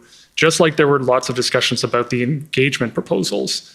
But the wall we would always hit is the assessment was, given the demands of the convoy, which was to drop all the mandates, we weren't going to get very far with this kind of suggestion. Okay. Last thing I'm going to ask, I know I'm almost out of time. I just want to ask about, and if we could pull up, Mr. Clow's notes one last time. I think the clerk probably knows the number, yeah. And here it's page 23. It's not almost, by the way. Oh, okay. May I get one last one in? Yes, Thank yes, you. you may. So we're at February 14th, and maybe we can make it just a little bigger. Thank you. So February 14th, 12:30 p.m. I'm going to look on my paper here. PM taking, I think that's maybe taking time now. Then it says he'll depart from the Hill to head to West Block. Okay, and then Jagmeet Singh, opposition leader, can do it whenever. The part that I'm interested in is this discussion about Quebec. And, you know, I gather I'm not sure I guess this is after the First Minister's meeting. So we know that Quebec is a bit concerned about the application of the Emergencies Act in the province. And it says, without saying we're sending RCMP to Quebec, PM call a go, no intention to do anything in Quebec other than Ottawa. Pablo, I assume that's Minister Rodriguez, called to Legault. Military isn't a part of this, not looking to take over, won't go to Quebec border. So it seemed, if you don't need it, then we're not going there. So this was a staff debrief following the FMM on that day, ahead of the Prime Minister's conversations with the opposition leaders. So at this time, the consideration was continuing around the Emergencies Act. So this was a quick discussion of staff of things we should be considering or doing coming out of the FMM. Given the Premier of Quebec communicated so clearly that he didn't want the act applied in Quebec, that's what that discussion reflects. It was a very brief staff discussion. Okay, it wasn't ever communicated to the Premier of Quebec that the act wouldn't apply there or that the police wouldn't take action there, because that's not something that would have been possible given what the orders said. Right, the act did apply there. Okay, thank you. Thank you for answering my questions. Thank you, Mr. Commissioner. Okay, thank you. The Democracy Fund, JCCF, please.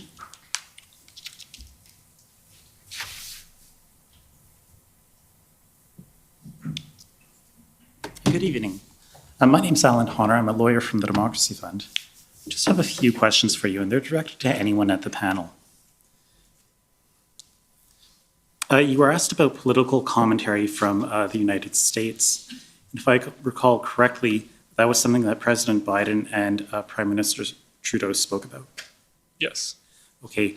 And I just want to ask you about some of the political commentary which happened after the invocation of the Emergencies Act, and after the meeting with President Biden, which I understand to be February the 11th. The phone call was February 11th, yes.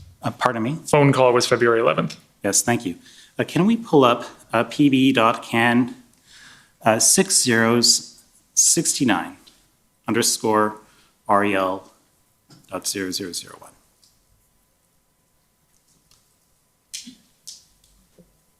And this is a letter from Premier Kenney, Premier Moe, and 16 governors from the United States of America. And I believe it's dated February the 16th. And my friends and correct me if I misconstrue this letter, but the signatories here are expressing concern over vaccine requirements and the impacts of those requirements on the North American supply chain, the cost of living, and the availability of essential products for people from both countries. My question for you is, how does a letter like this get before the Prime Minister? Could I see the signatories? Yes, of course. So in general, when correspondence comes in, especially at this moment on this issue, given the Emergency Act was in place February 16th, letters get to him sometimes through a normal course. That may take some time. Other times letters are elevated more urgently. Okay. And this letter here, I assume it's important because we got 16 governors from the United States. It's our biggest trading partner, our best ally. Notably, it's signed by the governor of Montana. Of course, Montana is right across from Coutts, Alberta. Did this letter get to the Prime Minister? Do you know? So I can't recall if this got to the Prime Minister, but I would say the views expressed match the views that we heard from a lot of people, but the government did not agree with that. Okay, thank you. Can we pull up pb.can.401045_rel.0001? And the document we're going to see here, it's not dated, but the top words are congressional reaction, and it contains a number of tweets, including a tweet from Matt Rosendale. He's a member of the U.S. House of Representatives from Montana. And this appears to be after the invocation of the Emergencies Act, and he says that he led 63 Republican colleagues in support of the truckers protesting COVID-19 mandates and urging President Joe Biden to work with Canada to lift the mandates on essential travel at the border. Do you know if this was ever brought to the Prime Minister's attention? This specifically, I can't speak to that. I don't know if it was brought to his attention. Okay, one more document, ssm.nsc.can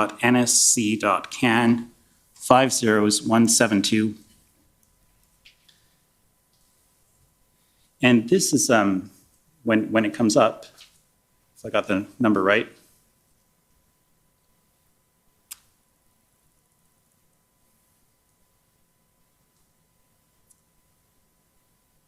Yes, so this is an email from Deputy Jacques Adam to Deputy Minister Jacques Adam to Deputy Minister David Morrison.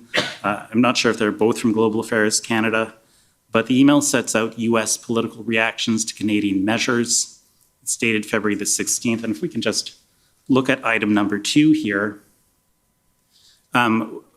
we see that there are different comments. One of the comments here is Canadian truckers being fired and now targeted as terrorists by your woke government, and it is attributed to a U.S. House of Representatives, a member, and there are other remarks from other politicians which are somewhat uncomplimentary towards our country. Do you know if this document was ever brought to the Prime Minister's attention? I don't believe this document would. This looks like an internal document at the Department of Trade. But Prime Minister, we were all well aware that these views were being expressed by a certain segment in U.S. politics. Okay. Thank you very much. Those are my questions. Thank you. And next, the Canadian Constitution Foundation, please. Yes, thank you. My name is Janani Shanmuganathan, and I am counsel for the Canadian Constitution Foundation, and my questions are for Ms. Telford. So we know that there were 3 IRG meetings that took place on February the 10th, the 12th, and the 13th. And while cabinet ministers were present at these meetings, it's not a meeting of the entire cabinet, right? Correct. And we do know that there was a meeting with the entire cabinet that took place the evening of February the 13th, right? That's right. And the following morning, on February the 14th, there was a meeting with the first ministers. And then later that day, on February the 14th, or at some point that day, there was a decision made to declare the public order emergency. Later that day, that's right. Thank you. And so I just have a few questions about cabinet meetings. Does the Prime Minister's office advise the Prime Minister on the agendas for cabinet meetings?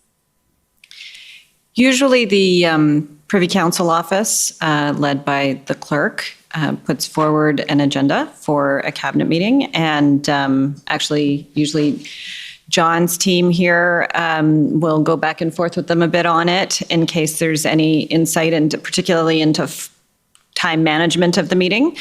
But they will present that to the Prime Minister. Okay, so it's fair to say, though, that you have some input. The Prime Minister's office has some input into the agenda. Input would be fair, yes. All right. And who ultimately decides the agenda at cabinet meetings? Like, who has the final say? The Prime Minister. And does the Prime Minister's office advise the Prime Minister on which non-cabinet officials attend cabinet meetings? No, not really. I mean, the clerk of the Privy Council would be the person who would advise and advise on officials in terms of who should attend, and then there's usually a few from the Prime Minister's office who attend, and the Prime Minister agrees with who those are. Okay, so does the Prime Minister's office offer any input in terms of suggestions of who could or who should attend these meetings that are non-cabinet members? Only of our own team. Okay, and who ultimately decides which non-cabinet officials attend these cabinet meetings? I think I just said that, but I'll try again. So the clerk in terms of officials on the public service side. And ultimately, it's the Prime Minister who decides who he welcomes in the cabinet room. But the clerk will advise and sign off on a list from an official's perspective. And then there's usually some representatives from the Prime Minister's office. Okay, but the Prime Minister, I take it, has the final say of who attends. Of course. All right. And does the Prime Minister's office advise the Prime Minister on what information should be shared at these cabinet meetings? Again, the Privy Council office, and so it's the clerk who will, and her teams, who will put together the information. And we may have some supplemental or additional information from a political perspective that we may provide in a briefing ahead of cabinet. But the documents come from the public service side. Okay, so leaving aside the physical documents that are coming in, it's fair to say, though, that the Prime Minister's office has some input into the kinds of documents that are provided at the cabinet meetings. Yes, I mean, we will provide feedback. Sometimes they'll ask us from the public service side what our thoughts are around, especially as it relates to meeting flow and what might be most useful, that kind of thing for the ministers. Okay, and I take it it's fair to say that it's, again, the Prime Minister who's got the ultimate say of the information that's provided at these cabinet meetings? Yes. And in terms of documents at the cabinet meetings, I take it you also have the Prime Minister's office also provides some input into the kinds of documents. I think we've already touched on this, the documents as well. Yes. Okay. And so in terms of the February 13th meeting, the evening meeting with the full cabinet, who sort of set the agenda for the cabinet meeting? Same process as I just described. Okay. And did the Prime Minister's office offer any input for the agenda for that February 13th evening cabinet meeting? So things were moving very quickly that day, and we were on the brief ahead of the cabinet meeting. And so I imagine we probably added some thoughts in terms of how the meeting might flow, but that would have been the extent of it that day. Okay. And what about the information that was provided at that February 13th evening cabinet meeting? Did the Prime Minister's office offer any input on the information that would be provided? I'm not even sure if we would have at that time. I don't recall doing that, no. Okay, what about the documents at that February 13th evening meeting? Did the Prime Minister's office offer any input? Sorry, I'm not sure I know the difference between the last one and this one. I thought we were just answering about documents. So same answer. So information, it could be things that are said vocally out loud to the cabinet members versus physical documents that are provided to the cabinet members. So as I said a couple of times in the briefing ahead of cabinet, we will provide our insight, our advice, our best advice and feedback in terms of how the flow might work and just ways of approaching different things. But that's really the extent of our involvement in preparation for the meeting, whether it be documents or information. And again, I guess it's fair to say for that February 13th evening meeting, it's the Prime Minister who had the ultimate say over the agenda, the information that was provided, and the documents that were shared. Is that fair? Yes. And just my last few questions I have. We've heard about this assessment from CSIS, an assessment that ultimately concluded that the situation did not amount to threats to the security of Canada as set out in the COMISSION Act. Was this a threat assessment provided to the cabinet members at the February 13th evening meeting with the full cabinet? I am not sure whether it was think part the of the deputy documents. clerk and clerk answer, like I think their testimony was on this. On this, they led that process, so I would refer to their testimony. I don't recall Okay, anything more than that. But none of you know? Okay, what about an alternative threat assessment? A threat assessment that's different from the CSIS threat assessment. Was that provided, was any such assessment provided to the cabinet members at that evening February 13th meeting with the entire cabinet? So all of these assessments were provided to the incident response, the IRG, earlier that day, and then that was really rolled up and reported out to cabinet in the evening. Okay, so, but the members of the IRG meeting, it's not the entire cabinet, right? Correct. And so I'm just asking about the actual, was there a document with a threat assessment that's different from the CSIS threat assessment? Was there a document that was shared at that February 13th evening meeting? I can't speak to that. And can either of the other two I'd of you? refer back to the deputy clerk's testimony. Okay. And we've heard about this legal opinion that was created that talked about how the definition of threats to the security of Canada in the COMISSION Act has a different interpretation when applied to the Emergencies Act. I'm not asking about the content of that opinion. I just want to know, do you know if that legal opinion had been provided at that February 13th evening meeting with the entire cabinet?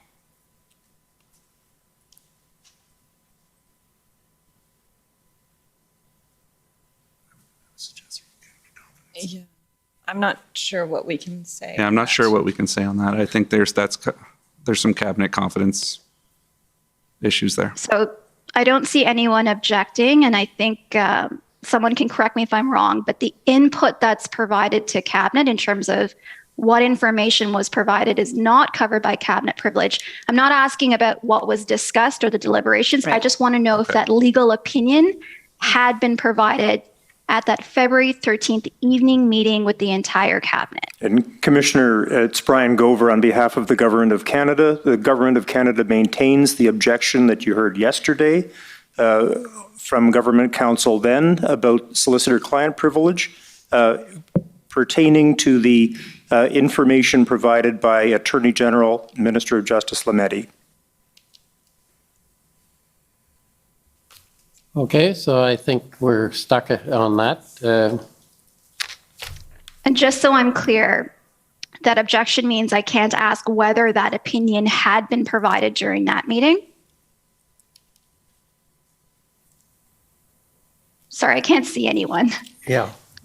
I'm just waiting for an answer on that, the position. It's Brian Gover. You may not, consistent with maintaining the objection, inquire into the content of any advice given by the Minister of Justice and Attorney General. And the question is, does that include the fact of the opinion or not? My friend may inquire as to whether an opinion was expressed. The fact of the opinion, not the content. So to be clear, I was never asking about the content of the opinion. Was the fact of this, was this legal opinion, the fact that this legal opinion existed and whatever its content may have been, shared at that February 13th evening meeting with the full cabinet? I'm not sure. From a document perspective, there were certainly discussions around it. Okay, and the final question I have is, there was this Ottawa Police Service POU plan. Was that plan shared to the cabinet members at that February 13th evening meeting with the entire cabinet? We had heard at various points in the lead up to the invocation that there were plans or action was about to be taken in various situations, including Ottawa. Absolutely, that was part of the discussion and consideration. The fact that action had not been taken up until that point. And the assessment was that was because law enforcement did not have the tools they needed. Okay, but was that plan, the document, the plan, there's a document that's called the OPSPOU. Was that document shared with the February 13th cabinet members? It's hard to comment because we don't have the document. I don't know. I'm not sure what document that is. Sure. I'm not sure how much time I have left, Commissioner Rouleau. I can just bring up the document just to ask them if this was something that was shared during that meeting. You're over time, so if you want to put up the document, that'll be it. That's fine. And just, I'm not sure they understand what it is. A POU plan is a public order unit, which are the police officers who go in on a police public order process. So I can't speak to that specific, but Cabinet was definitely aware that on February 13th, when they were discussing, the situation in Ottawa was worse than it had been at any point. And the threats of violence, the actual violence, was terrifying. That's what was discussed at Cabinet. Okay, but you can't say whether that document had been shared during that meeting. We still haven't. And I just want to be fair to the witness. Sorry. It's PBNSC CAN 407734. That's the document. And I'll just ask them if this is something they've recognized and whether they know if it was shared.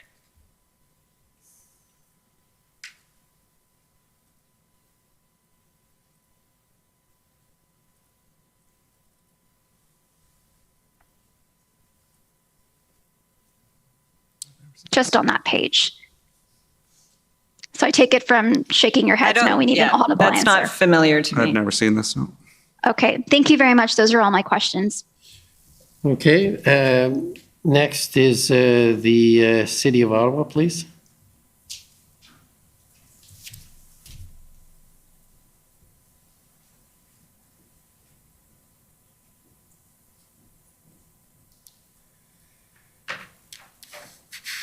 Good evening. My name is Alyssa Tompkins. I'm counsel for the City of Ottawa. I just want to ask you a couple questions about some comments in the witness summary. So, Mr. Clerk, if we could bring up the witness summary, it's WTS, however many zeros, 83.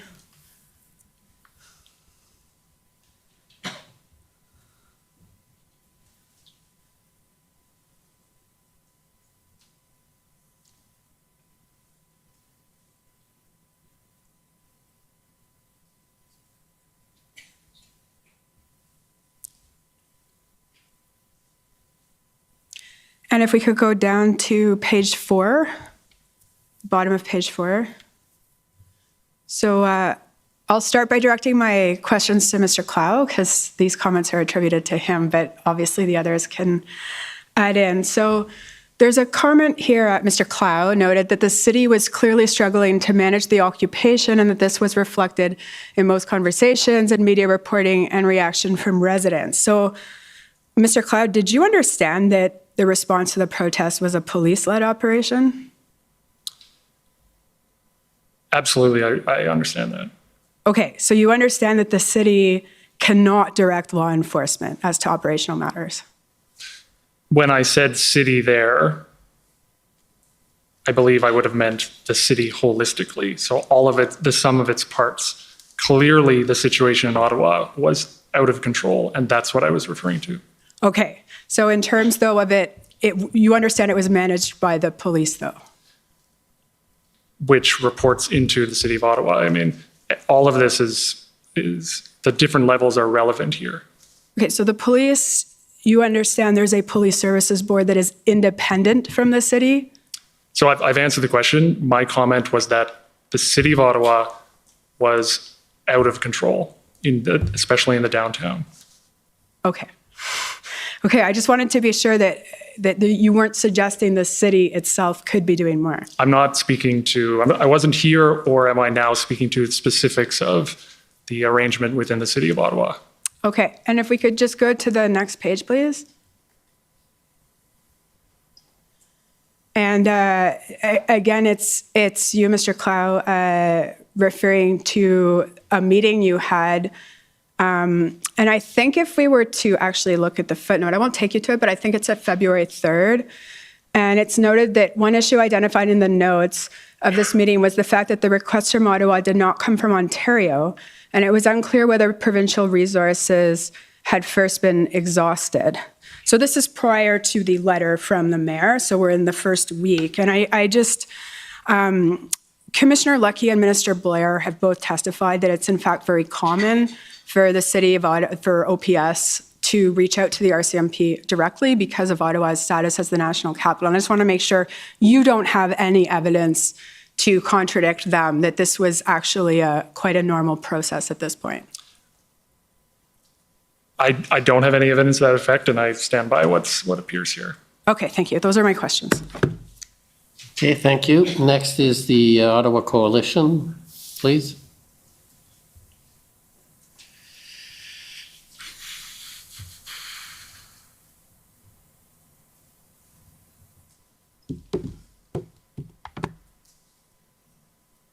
Good evening. My name is Christine Johnson. I'm counsel for the Ottawa Coalition of Residents and Businesses. I want to ask you a few questions this evening about your experiences in Ottawa and also some of the experiences you were hearing of staff members that you work with in Ottawa. And I understand, Mr. Broadhead, that you live in Toronto and we're not here for the Ottawa protests. So I will direct my questions. Okay. So I will direct these questions to Ms. Telford and to Mr. Clow. So you were both here living in Ottawa during the demonstrations? Yes.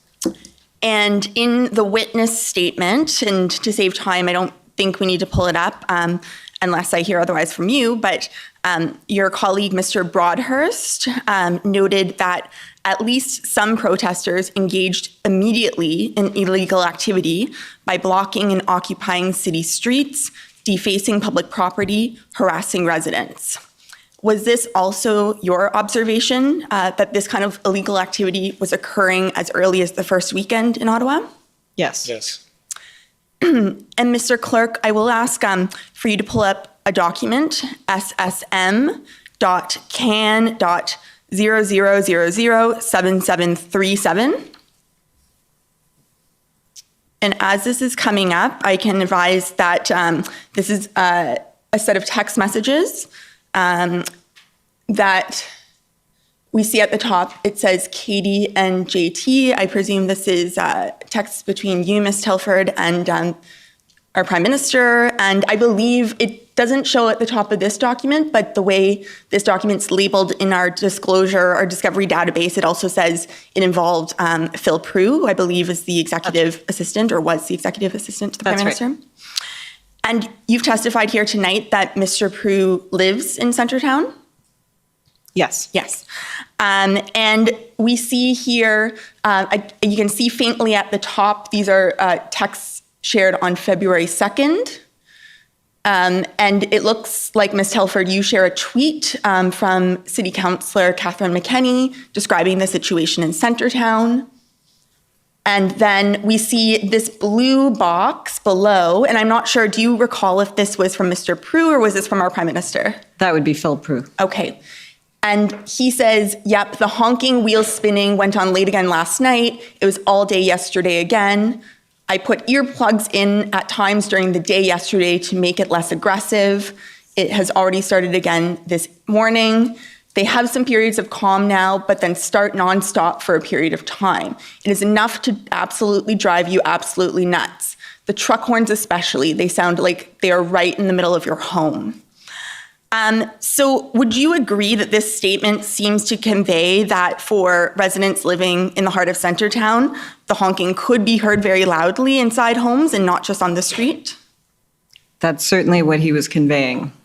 And did you hear about this experience from other residents as well through your conversations with city councillors, citizens groups? Yes, we were hearing it from local members of parliament, and they were hearing it from many of their constituents. We were hearing it from staff. We were hearing it from members of parliament who were in town. It was, and everyone was, from a staff perspective, was having to work from home during this period, or almost everyone was. So there were a few essential staff able to go in, but both because we couldn't access our offices because of the occupation, as well as Omicron. We were working virtually during this whole period. Right. And on that point, I think I saw in the witness statement that there was actually a direction at some point that staff should work from home for their safety. And it was mentioned that this was never done before. It was never communicated that staff should work from home for their safety before. That was unusual and significant. That's right. For a demonstration. Yeah. Staff had been advised to work from home during COVID pandemic at different periods, but for a demonstration, as far as we can recall, we've never had to send a notice like that saying stay away. And in terms of safety concerns regarding staff, we saw in your witness statement, there was mention of a particular incident where a convoy participant threw coffee at a pregnant staff member. Do you recall that incident? That's right. And do you know if this incident was reported to police at all? I'm not sure. Are you aware that there were incidents of threatening and assaultive nature going on that were not, in fact, always reported to police at this time, and where they were, residents were not always receiving feedback that these complaints are being followed up on? Yes. Okay. Those are all my questions for you this evening. Thank you very much. Thank you. Next is the Ontario Provincial Police.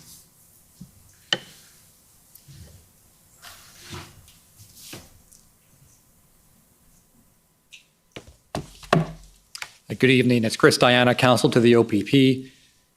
And Commissioner, I can advise that I've been gifted 5 additional minutes from the Windsor Police Service, for which I'm very grateful. I may not need that time, but I appreciate the gift, and if I need it, I will use it. Yeah, and if you don't use it, they don't get it back. Won't be my concern at that point. I wanted to ask about Ipperwash. You mentioned Ipperwash in your witness summary, and as far as who answers this, it doesn't really matter, whoever has knowledge. I was going to bring up your witness summary, but I don't think that's necessary. You referenced that there was a verbal briefing. You said that in your evidence in chief. And I wanted to ask you about that verbal briefing. What did that come out of? Why was there a verbal? What do you mean? Yes. So as I think I mentioned earlier today, it was actually something that I raised very early on in all of this, perhaps because I worked at Queen's Park once upon a time, but it was something I was just very conscious of and wanted to make sure we knew where all the lines exactly were. And the deputy clerk, who's a former deputy minister of justice, made sure to get us information on that. Right. And the reason I wanted to ask was because, I mean, that's very preemptive of you, but were there any concerns that you had about comments that had been made by anybody at that time? No, it was literally day one that I asked these questions. And when you say day one, like the first day, the day of the arrival of the protesters, approximately? It might have even been just before. It was the very first meeting I was in talking about these kinds of things and hearing about potential, how the police were going to be handling things. Were any members of cabinet asking you kind of how far can we go as far as police? Because understandably, there was some frustration that we've heard about police enforcement. No, if anything, it was everyone was extraordinarily cautious on that front. All right, Mr. Clerk, if you can bring up pb.can.1870. And Mr. Cloud, these are some text messages I believe that you were involved with, so I'd like to ask you because I think you may have some specific knowledge.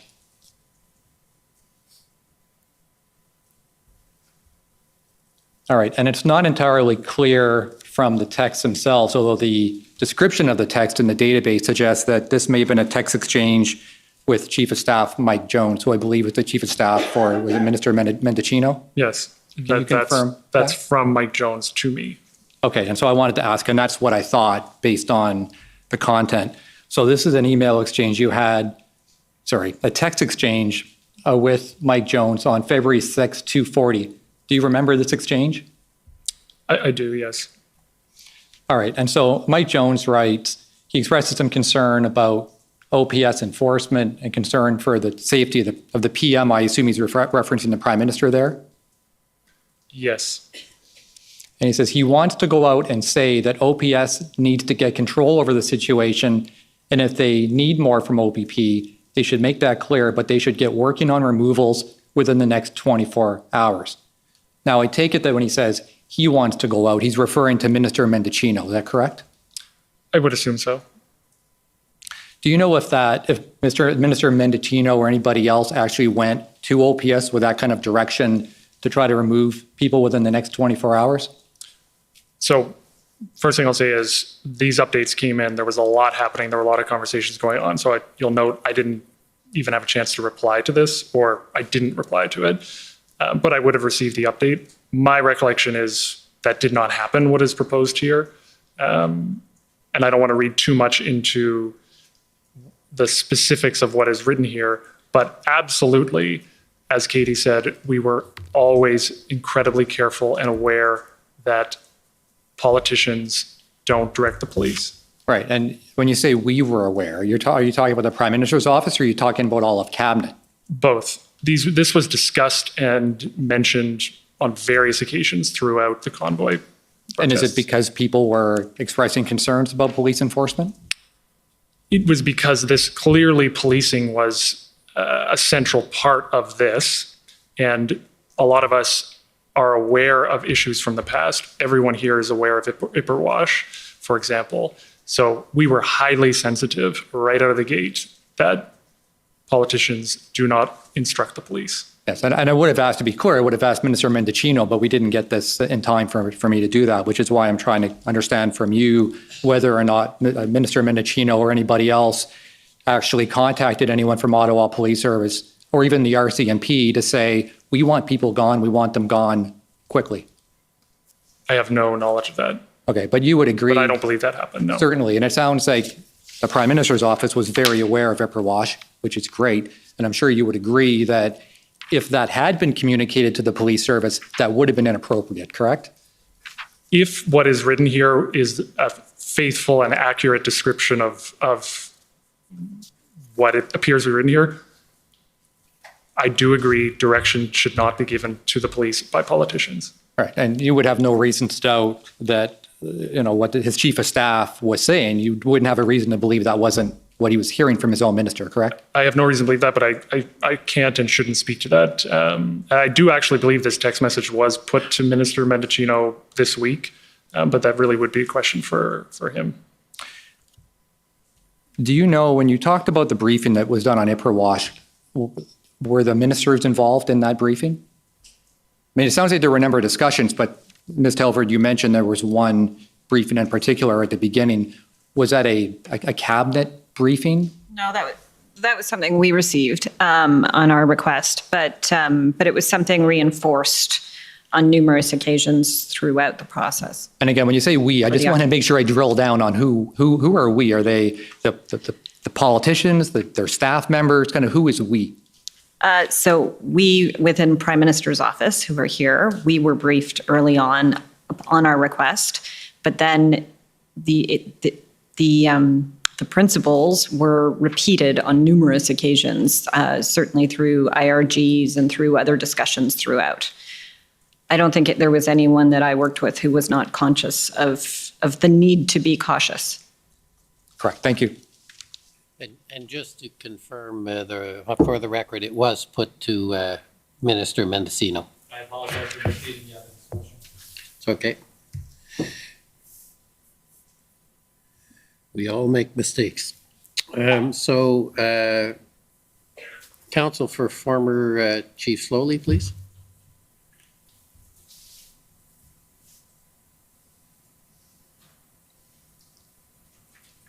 Thank you, Commissioner.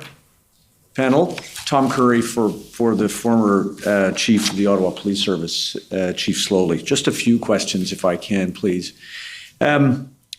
These events have been described by probably everyone who has appeared here as unprecedented, and certainly in your collective tenure in the Prime Minister's office, that would be true. Yes. And the circumstances were also, Chief Slowly described the volatile nature of the events here in Ottawa, and you share that view? Yes. I think he may have described, or others have described, a tinderbox.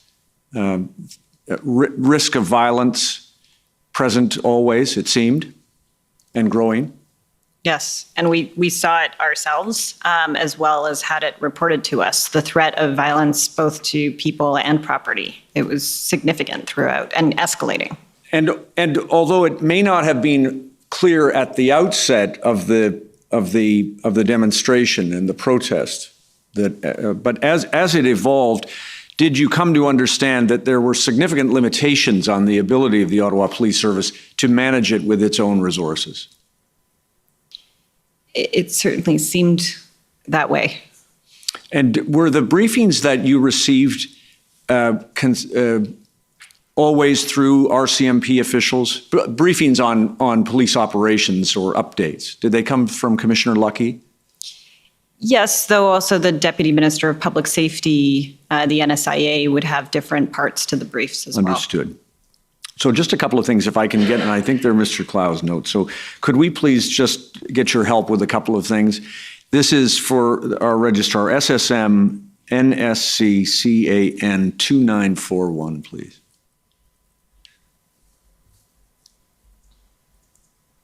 If that, yeah, thank you. Just just a little larger, thank you. So this is just to situate you.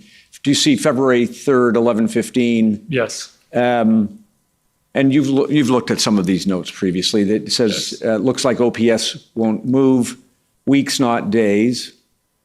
Weekend reinforcements problem. Behind the scenes, too deferential, need, I think I want to just confirm this as need bad cop.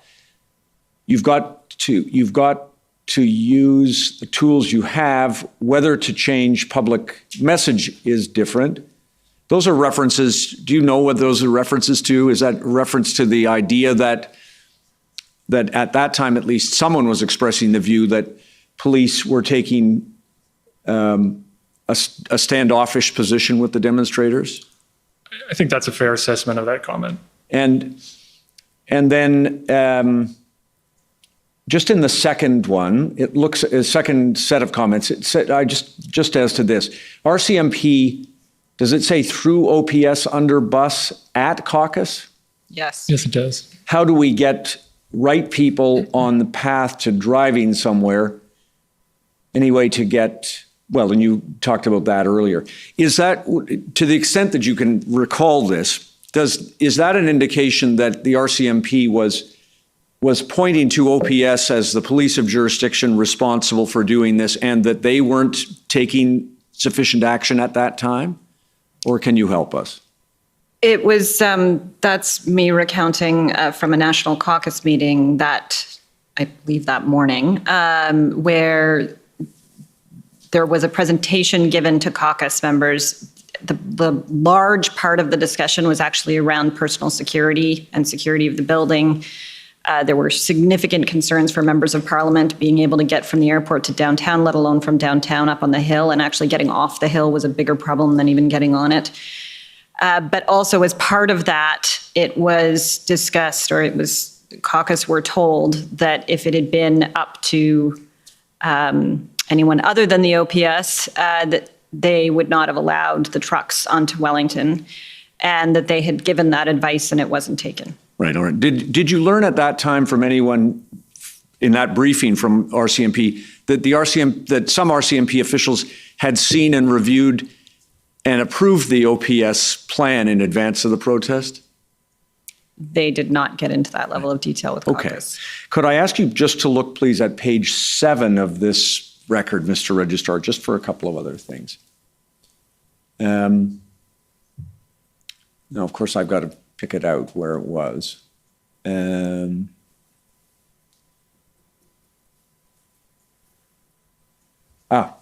About the middle of the page, you see there's a reference to, this is obviously a cabinet, it looks like it might be a cabinet committee briefing, but it says 200, about the middle, 250 RCMP assisting, some holding back for surge, and there's reference to the Ambassador Bridge up above.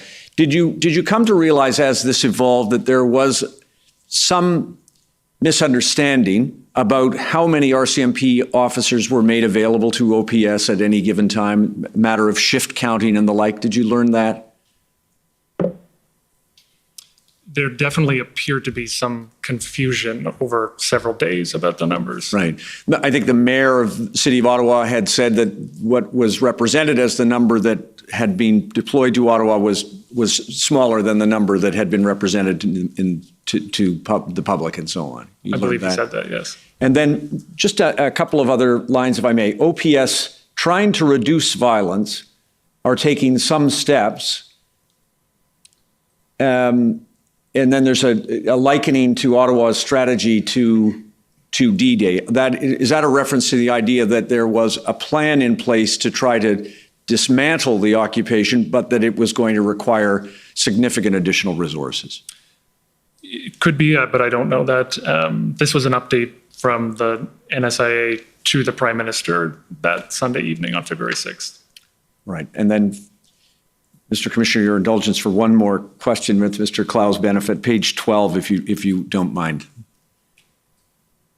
Of course, you were following this as this page is coming up. You were following this across the country. These, as you've described, Ambassador Bridge and the like. If you look at, if you scroll down a little bit, Mr. Registrar, there we go. I just want your help with this. Brenda, of course, you've described as Commissioner Lucky. Certain references to RCMP. Ottawa team headed to Windsor, York, Waterloo, OPP. Plan is to remove by morning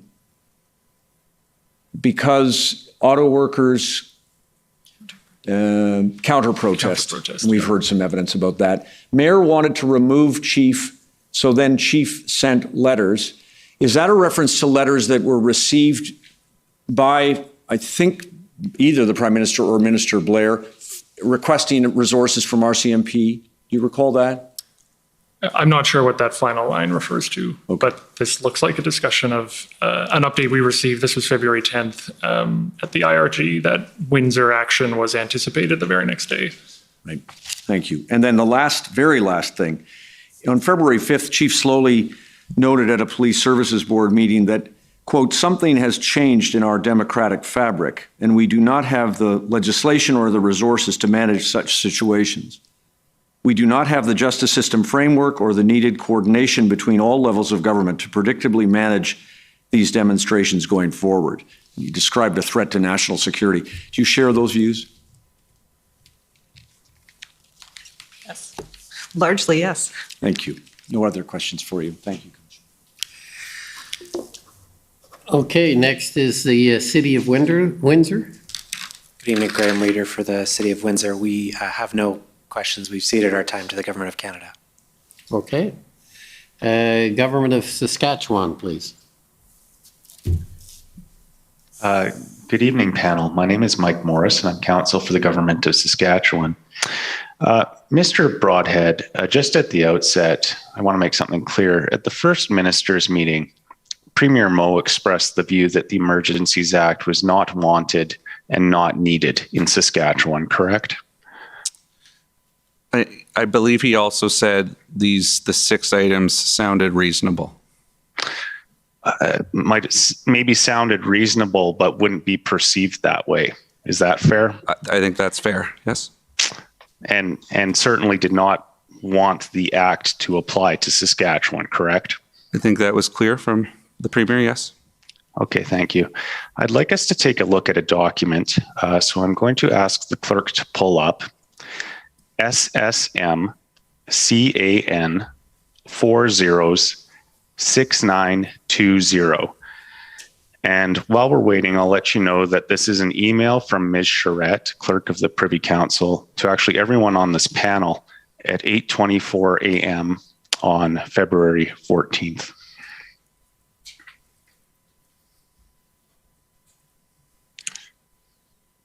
So we can see there, 8:24 a.m. From Ms. Charette. Good morning, all. There's something that's privileged, but then she is detailing work that seems to be going on. Other products in train, FMM script with Q's and A's, comms, news release, and BG, which I expect means background, decision note for PM.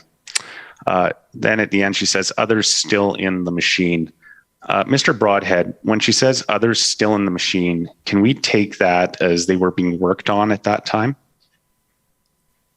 It's not a very common phrase. Like, I don't totally know what she was referring to here. Well, she says, only one I have seen is FMM script. And then she says, others still in the machine. So I take it that means those are in progress. Would that be fair? I don't really want to speculate on what the clerk of the Privy Council was thinking with that. Okay. If we could go on to a different document then. Well, before we do, does anyone else have a view on that they're able to express? Are you specifically asking others still in the machine or just the whole statement? Absolutely. It could mean a number of things. I don't think we can speculate. Okay. I'm going to ask the clerk to pull up the email that was referred to by Council for Alberta before. It's SSM CAN 402665. And this is the email thread that was entitled Presser Tomorrow.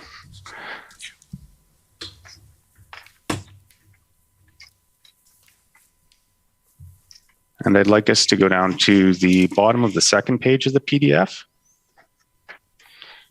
Right there is good. We can see an email from a person named Vanessa at the PMO to a number of other people, including others at the PMO, indicating presser tracking for 4 p.m. This is not to be shared publicly until FMM over and PM updated itinerary is available or is out, please. And her email there, of course, is at 11:05, I believe, if we just go up. 11:05 a.m. So my understanding is the First Minister's meeting would have been going on at that point. Ms. Telford, was the purpose in delaying the announcement of the press conference so that the premiers would not be offended? No, there was a lot of work happening concurrently at the time, and to be ready for whatever scenarios and whatever decision ultimately the Prime Minister came to. And so Vanessa, who you named there, who's our excellent Deputy Director of Communications, was making sure that all those tracks were heading in the right direction. At any point, things could have been stopped, and things could have changed just as they were. Okay. I'd like us to go to the middle of the first page of this PDF, and it'll be an email at 1:43 p.m. There it is, from Vanessa again, to David Taylor and others, stating, we just finished speech prep with PM. Alex is editing his remarks and will be able to share with this group as soon as he is done. So I gather at this point in time, 1:43 p.m. on the 14th, the Prime Minister has already rehearsed his speech that he's going to be giving at 4:30 p.m. Is that fair? Speech prep is our shorthand for going through his remarks, which we would have definitely returned to again that afternoon. And so that means they would have done a once through with him on what things could look like. Okay. He wasn't rehearsing two versions of a speech, was he? One where he was announcing the invocation of the Emergency Act and another where he wasn't. Was he? To be clear, I wouldn't call it rehearsing. The words speech prep literally mean preparing a speech. And so they would have been discussing what would have been going into the content in it, whether he was comfortable with where the drafts were at this point. Okay. We heard evidence from the clerk of the Privy Council some time ago, and her evidence was that the decision note was sent from the PCO to the PMO at 3:41 p.m. on February 14th. We can pull up a document if you need me to, or I can just ask you to take my word for it. And if that's the case, are you familiar with the decision note? I gather you've likely seen it before. Is that fair? We're familiar with the decision note. Okay. A fairly lengthy document with a number of appendices, correct? Yes. And if it was received at 3:41 p.m., do we know at what time it would have been returned with the Prime Minister's initials to the PCO? It was at some point between Yeah. receipt and when the Prime Minister made the announcement. Okay, so it's obviously sometime before 4:30 in the afternoon then, correct? That would not have given the Prime Minister much, if any, time to have read all of that material. Would you agree with me? Well, a couple of comments. One, he did read the note. Two, the start time of the press conference, it may be a bit absurd to dig in on the minutes, but the minutes are important here. I don't know that it started precisely at 4:30. I think there might have been some delay there. But after it was received, the Prime Minister did review the note, signed the note, made the announcement. And that signing of the note came after the FMM, came after the opposition leader consultation, and that was the Prime Minister making the decision there before he announced it. Okay, I'm going to ask each of you a very similar question. Ms. Telford, what I'd like to know is when you found out that the Prime Minister would be announcing the invocation of the Emergencies Act at the 4:30 p.m. press conference. He and And how? He and I would have been discussing the possibility throughout the day. Until he signed the decision note, there was nothing confirmed. Okay. Do we know when the announcement went out to the press gallery that the conference was going to be held at 4:30 p.m.? I don't know what time that went out. Mr. Clow? I believe it went out earlier that afternoon, around or shortly after 1 o'clock. And the decision at that point to issue the itinerary was to notify media the Prime Minister would have something to say. And it is absolutely possible that the Prime Minister could have decided not to proceed down this path before he addressed the media that afternoon.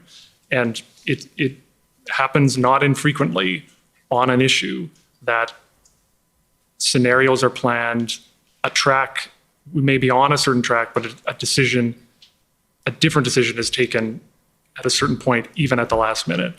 So no, the decision was not taken until shortly before it was announced to media. Okay, I'll explore that just briefly if I can. Let's call the Emergencies Act Track 1, and let's call whatever the other decision could have been Track 2. Was there material prepared for a Track 2 presentation at 4:30 p.m.? If a decision was taken not to invoke the Emergency Act on that day, the remarks and announcement would have been changed. They would have been. You're well over your time, so you're going to have to wrap up. Last question, but was there any draft material prepared in the event that the decision was to not invoke the Emergencies Act? I'm not sure if there was. You would be familiar if there was, though, wouldn't you? But my point is, even if there wasn't a draft, this can be done quite quickly in order to redraft materials. And it has happened before on different issues. We got very nimble during the pandemic, where we were putting out advisories for things where we weren't sure what the content was going to be a couple of hours later. And that's what you need to do in times of crisis. Yeah. I appreciate the entire panel answering my questions. Thank you very much. Okay, now we go to the Government of Canada, please.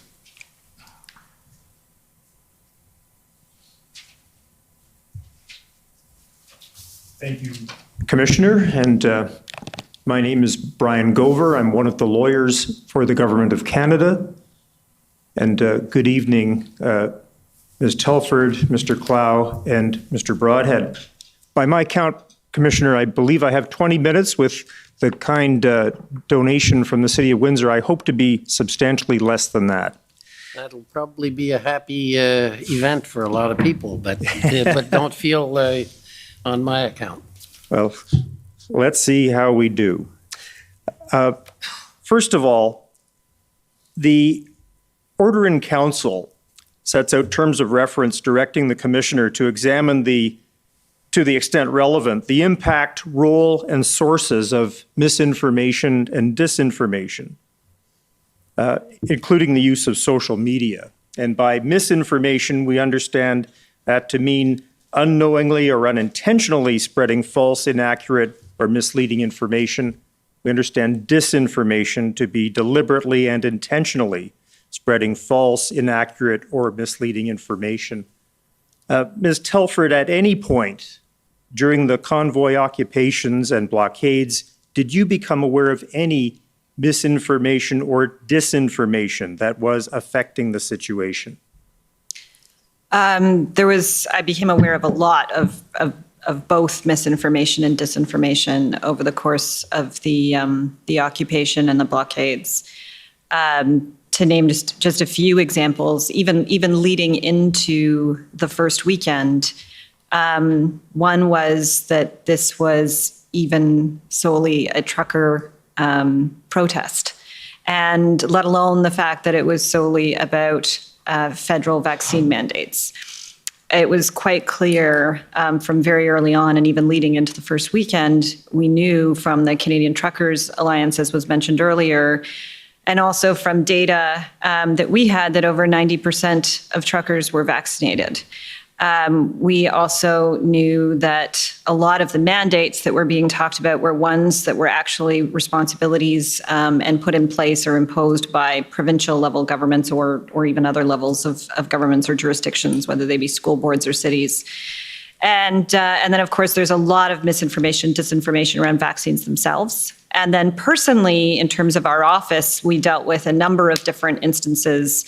Our official photographer was drawn into a conspiracy theory, unfortunately, where he was being alleged to be out taking a picture of some hate-filled flags.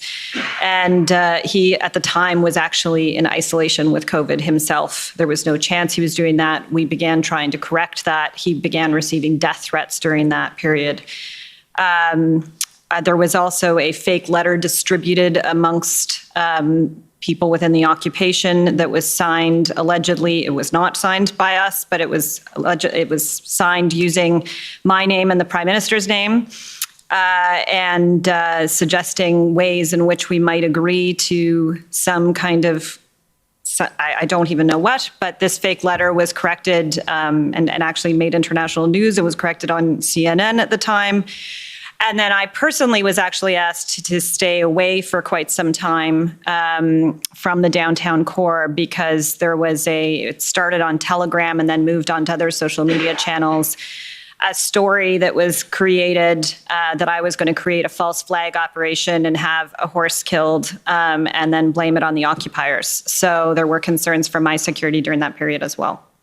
And I understand, Commissioner, that the fake letter that has been alluded to by Ms. Telford can be found at pb.can.401821.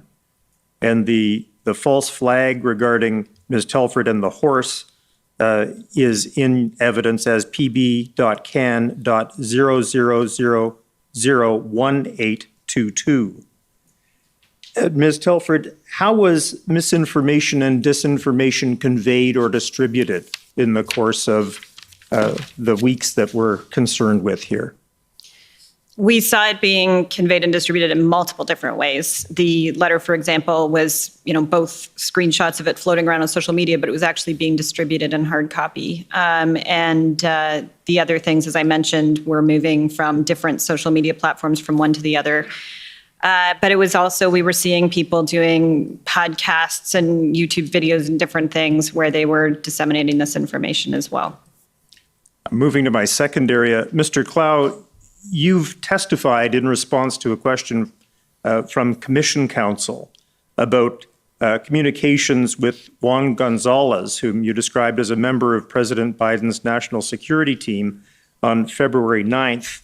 And Commissioner, we have in evidence, and I won't take the witness to it, the text message at ssm.can.407744.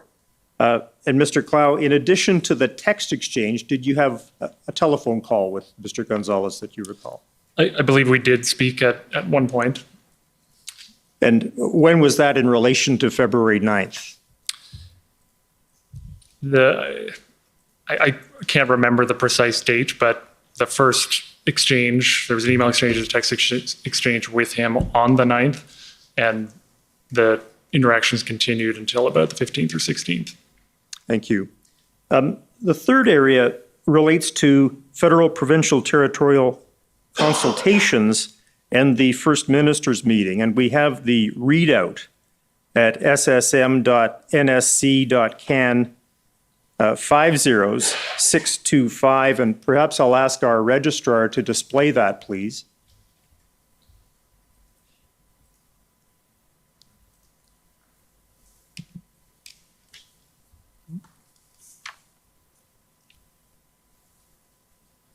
And perhaps I'll ask if we could go to the second page.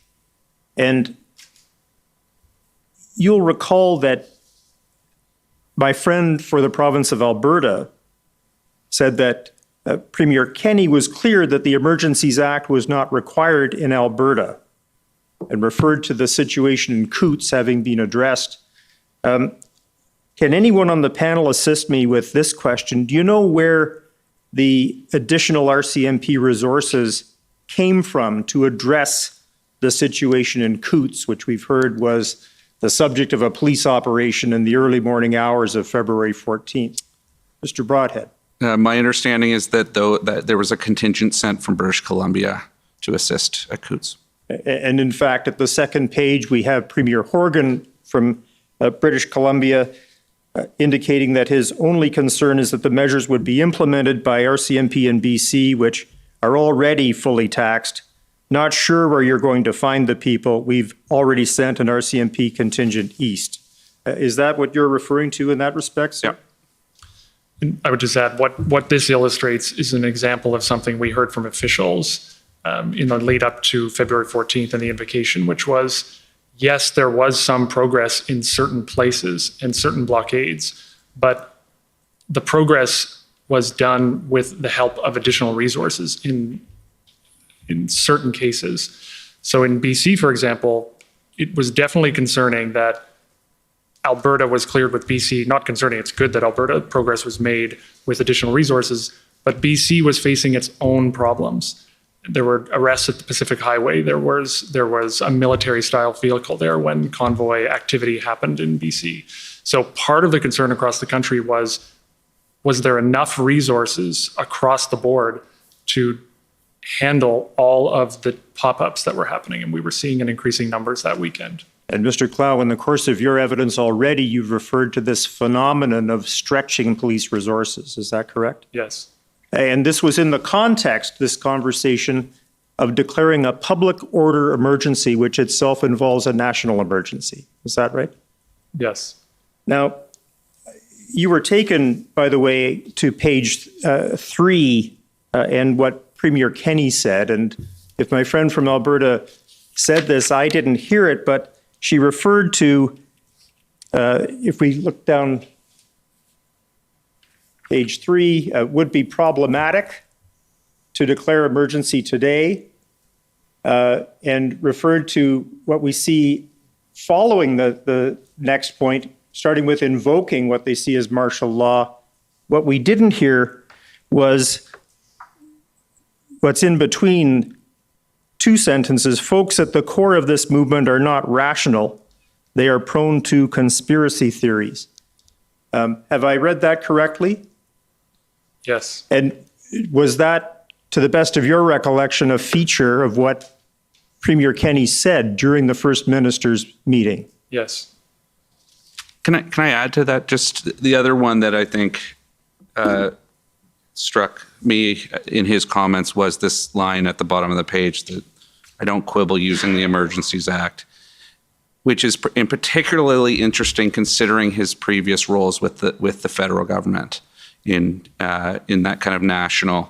And I think there, I certainly interpreted that as an important distinction between what he felt was needed in Alberta versus what we knew we were looking at from a national perspective and having to take into consideration the stretched resources, the movement, the differing situations across the country. And Mr. Broadhead, to elaborate, if you would, when you refer to Premier Kenney's previous roles with the federal government, to what are you referring?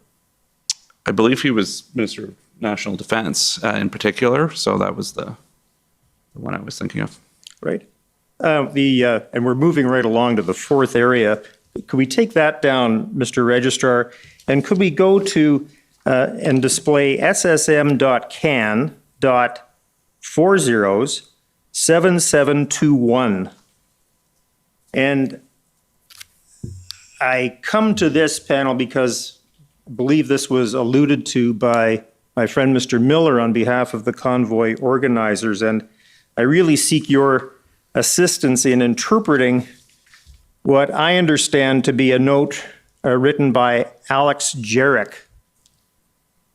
First of all, I probably mispronounced his name, but did you know who that is? Yes, he's part of the Issues Management Parliamentary Affairs team with a focus on Parliament. And so a member of the PMO? Yes.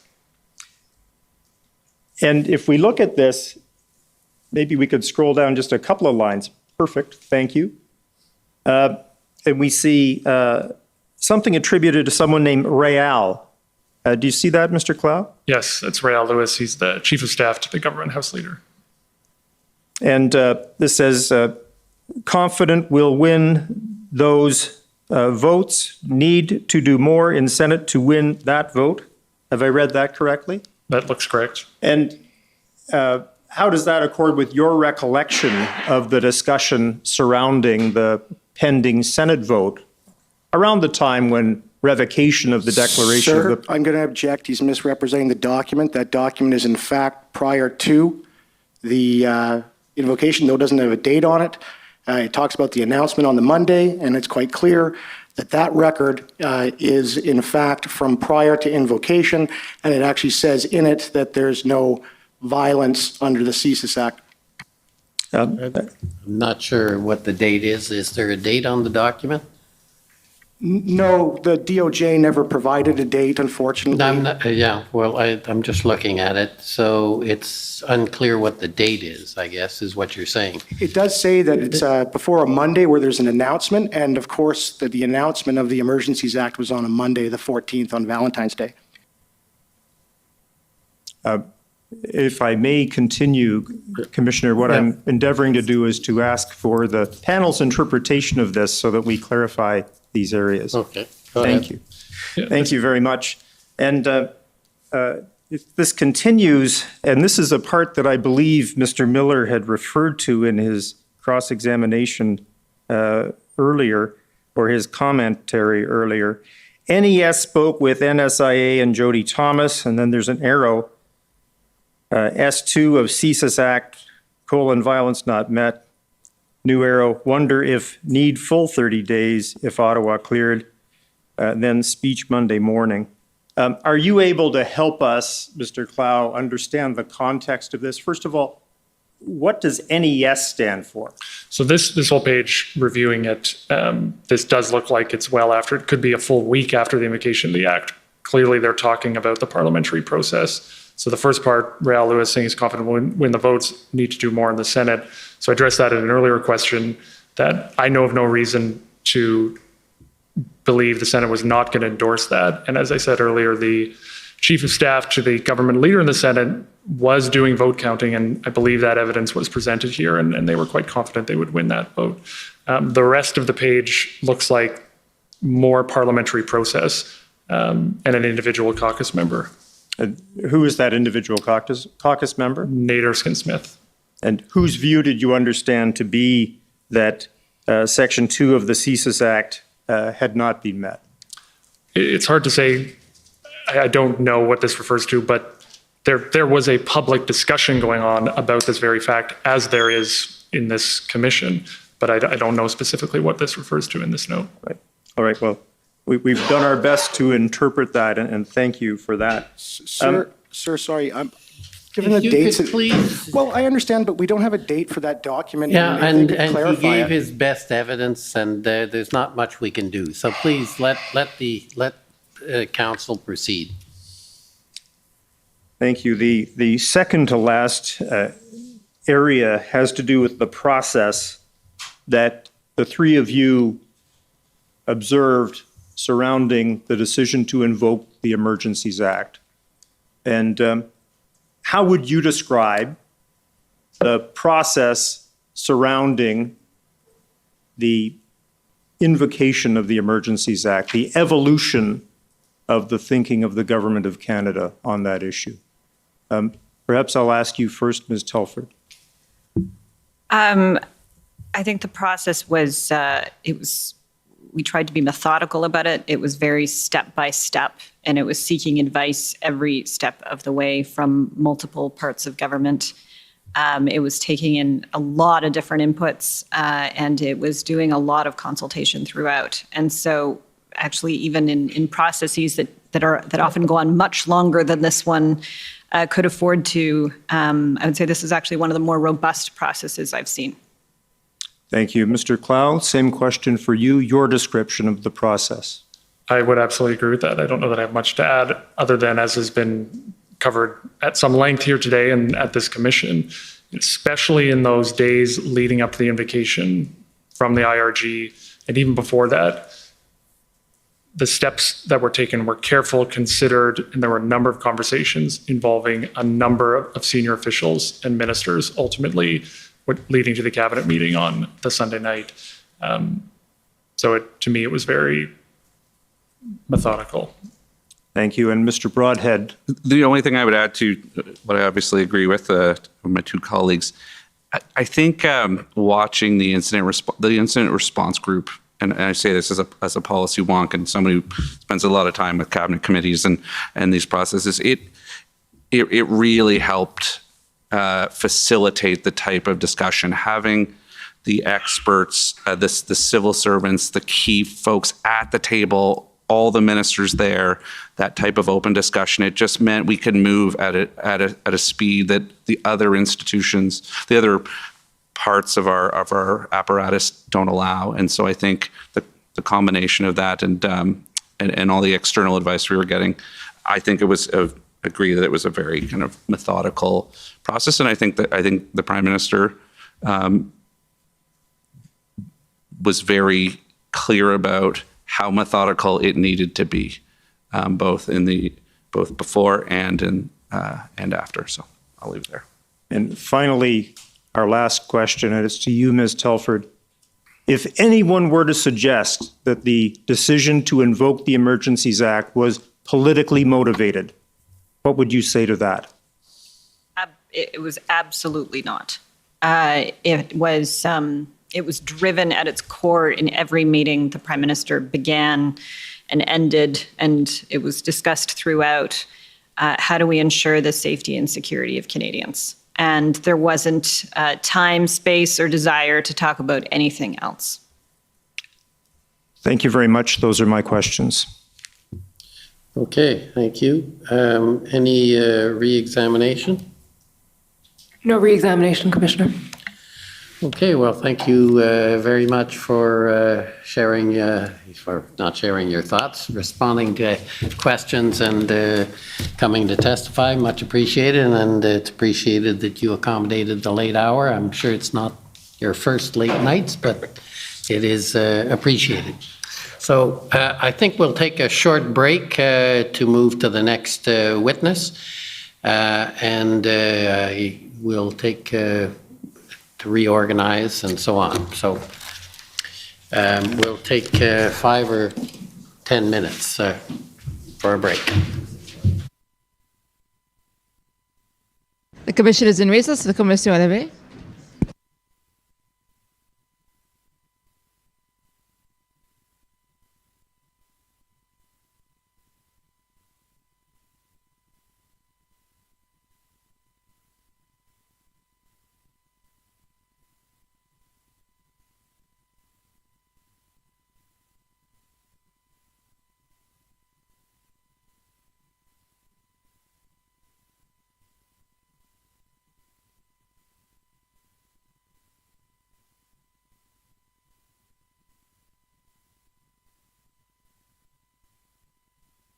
We can do it.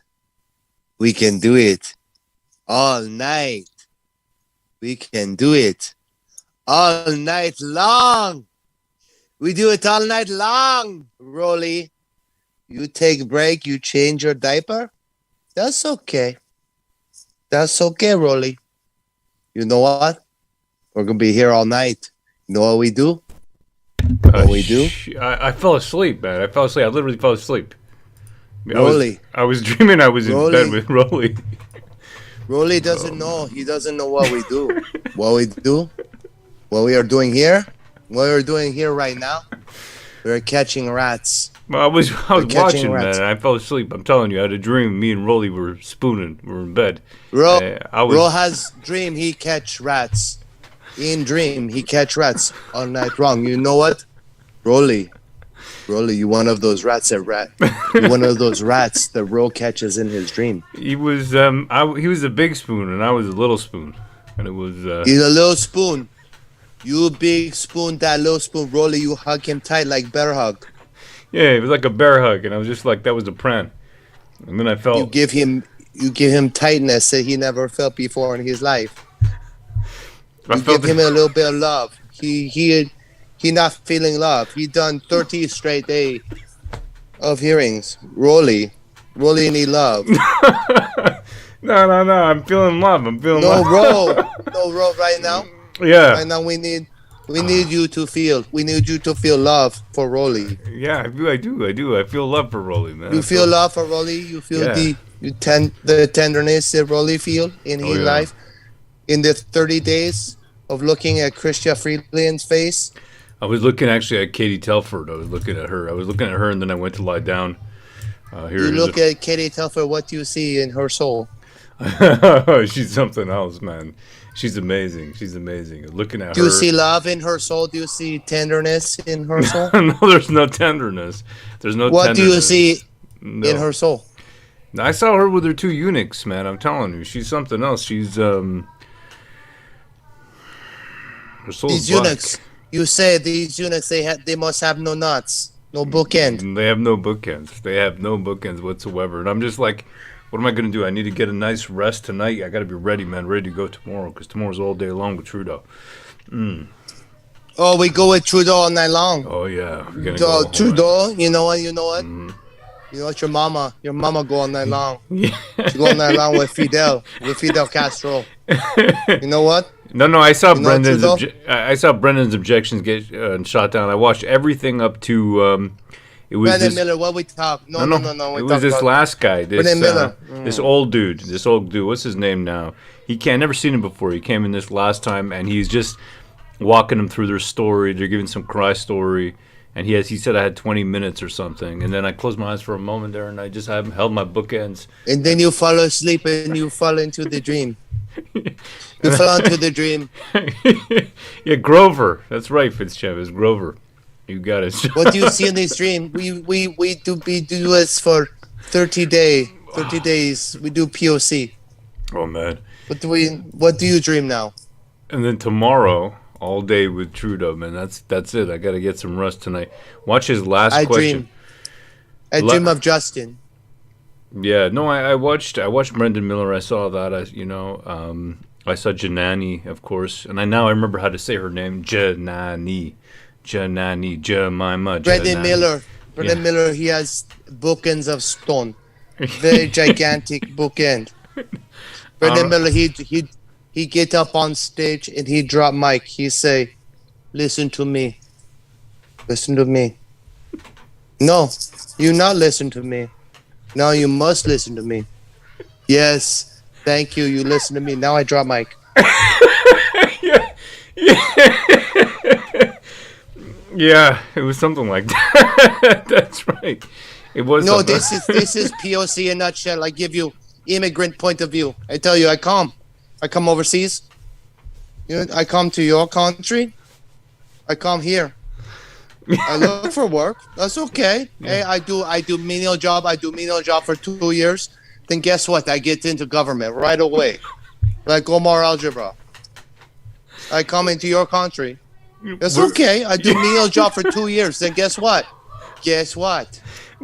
Non-elected. We don't have Mexicans. Official. We don't have Mexicans. I am a non-elected official.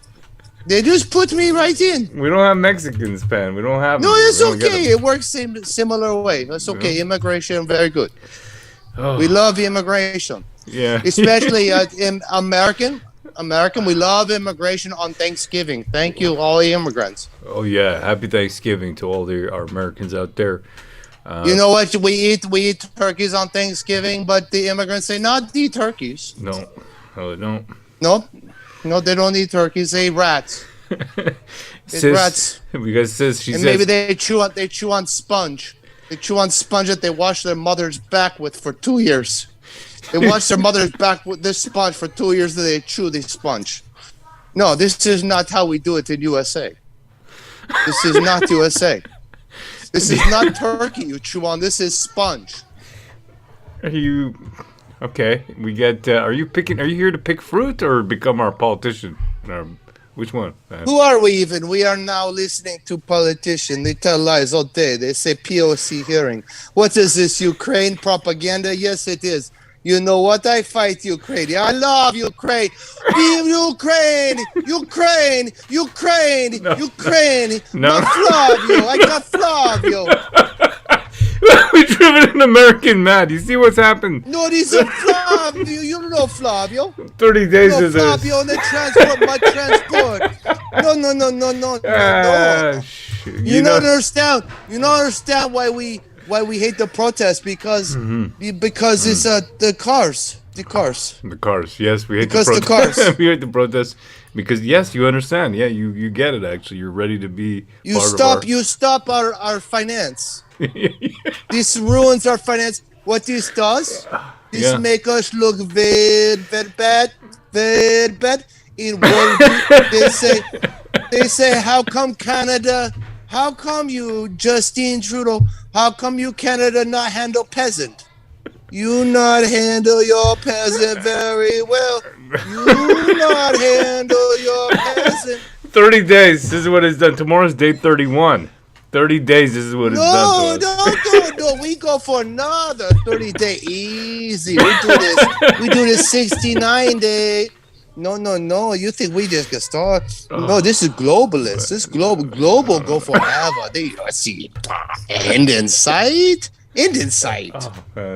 Oh man, we've driven an American. What is going on right now? I think I just snapped into like some other ethnicity. I don't even know what happened. I've been drinking beer. It's Thanksgiving here in the United States. I am celebrating. I smell turkey.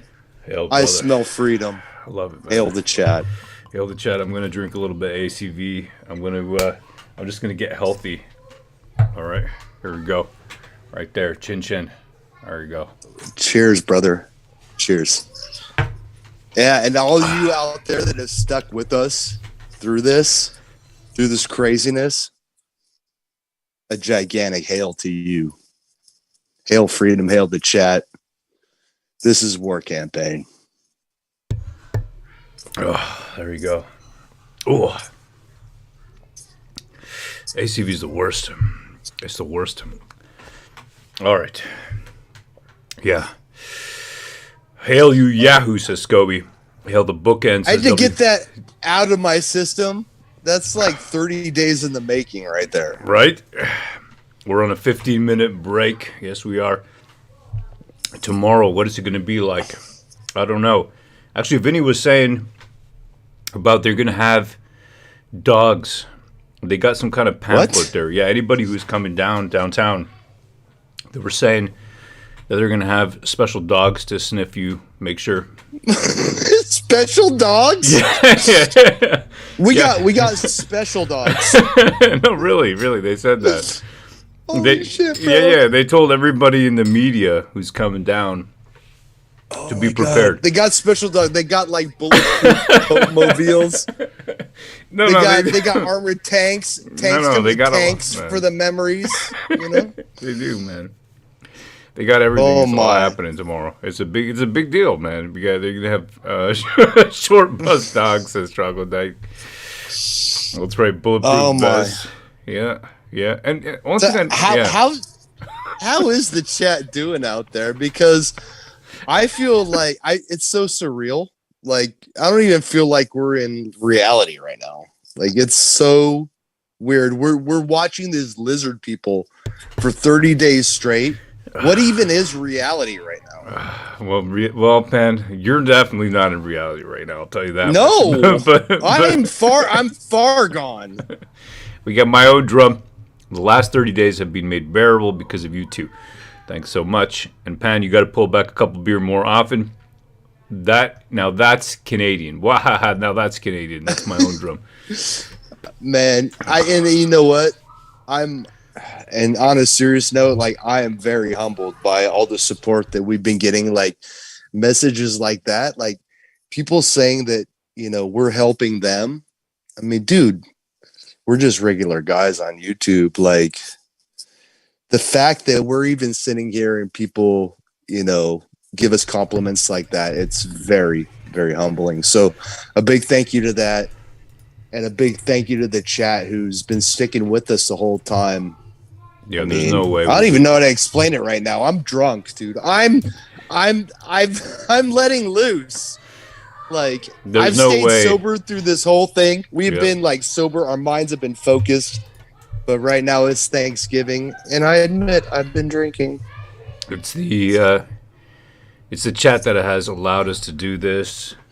When this thing started, we were saying, the first day, I remember, if you look, the first day we didn't really cover it because we're like, do we even want to cover it? We know that it's going to be a sham. We know that. But we said, no, look, we were there, the Freedom Convoy, let's just do this. Let's do it. Let's go all the way. And now it's we're on the eve. We're on Christmas Eve. Right, Christmas Eve, and tomorrow Trudeau's going to give us a lump of coal. It's going to be good. It's going to be interesting. Whole day, just him, last man standing. Going to be very interesting. So that's tomorrow. And then I think, you know what? Things are going to continue. But now we've kind of seen what our government is up to. We've kind of seen I think it's been exposed. Like, we see, like you said it earlier in the week, you said how the sausage is made. Well, I think that's it. I think we've seen how these people operate, and now we can get technical. I'm going to have to sober up a little bit. I'm going to enjoy Halloween, Thanksgiving, Christmas. What holiday are we even on? You're an American. You're an American Thanksgiving today. Yeah. We're gonna pick through these proceedings, and I think they've shown us exactly how tyrannical they are. Oh yeah, there's something else. We got Kay Luciano. Thank you very much for the donation. Highly appreciate it, brother. Thank you so much. Really do. Yeah, that's it. I've lost touch with reality, to be quite honest. Like, over the last 30 days, like, these proceedings have been so crazy. Listening to these lizard people talk It's been lies. good, though. There's been people that, I think for me, I'm going to look more into the Privy Council office, the PMO, of course, that's the Prime Minister's office, which is Katie Telford running that. You see the way she runs her two eunuchs. But the Privy Council office, no, I truly believe that right there. The Privy Council office is like the hack in the Matrix. You know what I mean? It's like that's how they're getting, they're passing through. Yes. So these are non-elected officials, correct? No, they're not. Privy Council office? No, they're not elected. No. A lot of these people are lifelong bureaucrats. The ones we've been seeing here, the PMO people, these are Justin Trudeau's people. So these are people kind of move with him between elections or whatever. They've been following him through. This woman that you said, Katie Telford, she's not very old. She's, well, I don't know, I guess. I mean, maybe we're all old. She's born in 78. I'm born in 80. So she is my wife's age. She's 44. And, man, it's just amazing to see. And from all reports, she actually got into politics grade 7. She joined up as a page in Parliament. That's right, she was a page. If you know what that is, the page program, basically you bring people sparkling water. You say still or sparkling, and then you bring them water. That kind of thing. So she's been inside, and then she got inculcated, because I think Bob Ray was her neighbor. So she got inculcated in the political game for years, and now this is where she's at. She's running the Liberal office completely. Akuma, hail, brother. Hail to the chat. Cheers. We love you all. Hail, brother. Absolutely. Hail Akuma. Yeah, and her one of our dudes. Yes, sir. Akuma been with us forever. Big shout out to all our old war campaign bros, Akuma Hail, brother. Absolutely, Akuma. Appreciate it, brother. I'm going to show you your husband. Okay, husband contract. Old news, but there it is. Trudeau government paying $84 million to firm employing Katie Telford's husband to manage rent assistance aid program. All right, Oh my God. Yeah, that's right. She scares me. I separate out the evil from the woman. I don't know if that's, you know what I mean. I can't do that. Yeah, I can do it. Let me see over here. I'm not as refined as you. No, it's not about refined. It's about I just do that. Anyways, there's more there. There's a lot more there. You can check it all out. This is her getting started back in the day as a young child. Let's take a look. That's a funny picture. It doesn't really look like her. It's a weird picture. Okay, now I just want to see this here. I don't like liberals. She's posting this. What is this? She's probably talking about disinformation or something here. Yeah. See, this is their idea that all this stuff is not true, that the WEF doesn't exist. That's the idea that they push. Really? Yep. People say the WEF doesn't exist. Like, that's the funny thing. Like, you know, back in the day, this was all conspiracy theory. Conspiracy theory. Yep. What is it now? No, it's all that. It's like, okay, I'm being harassed, I'm being annoyed, all this kind of stuff. You know, they're calling her a CUN.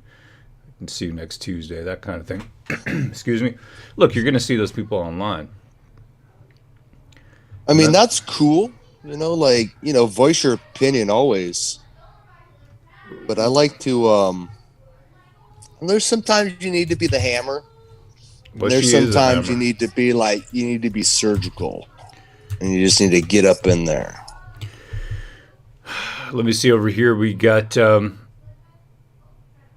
Mowat. This is true. Bob Ray changed his name to Ray from Cohen. Oh, that's interesting. I didn't know that. So his name is Bob Cohen. I got to look that up. Yeah, in plain sight. Government transparency clear as swamp mud, says Guy Manderson.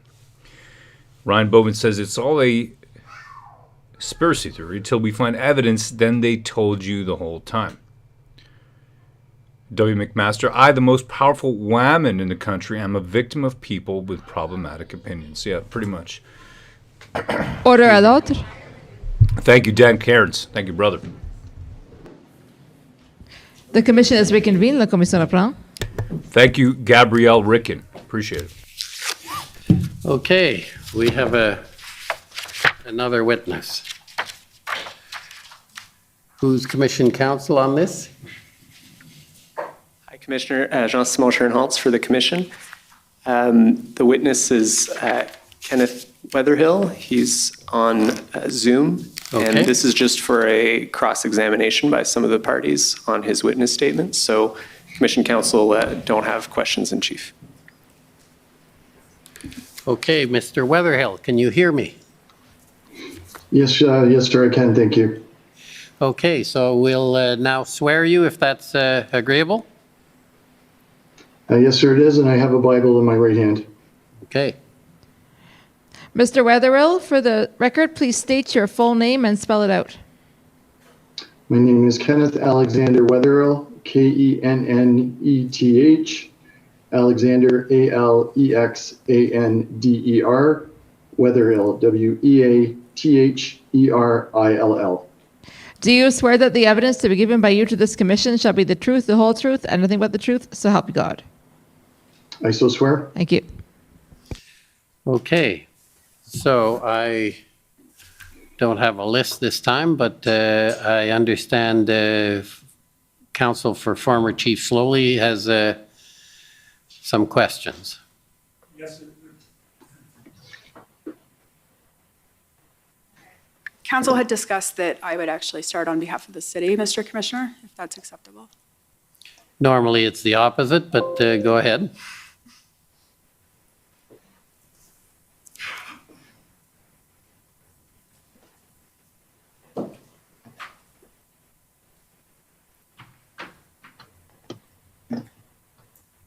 Good evening, Mr. Weatherhill. Thank you for making yourself available for us on seemingly quite short notice. My name's Alyssa Tompkins. I'm counsel for the City of Ottawa in this case. So I just have a couple of issues that I want to discuss with you flowing from your witness summary. So one of the issues you raise in there is the training that's available to members of the Police Services Board. So I just wanted to bring up the Police Services Act. If we can go to document COM, I think it's 50819.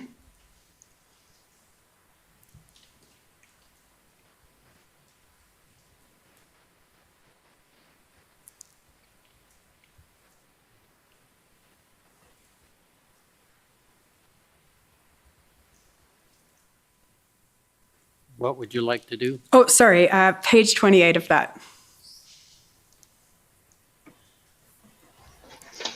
So if we can just scroll down, Mr. Clerk, when we get to, I just wanted the witness, keep scrolling, please. So this starts with section 31, which is titled Responsibilities of the Boards. And if we can keep scrolling down, if we get to subsection 5, please. Oh, there we go.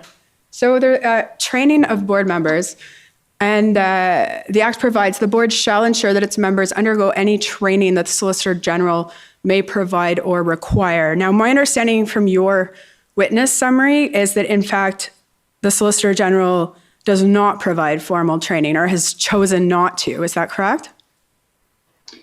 My evidence is that the police service advisors deliver orientation training. There's also a package that is provided to every board member who becomes a member of the board.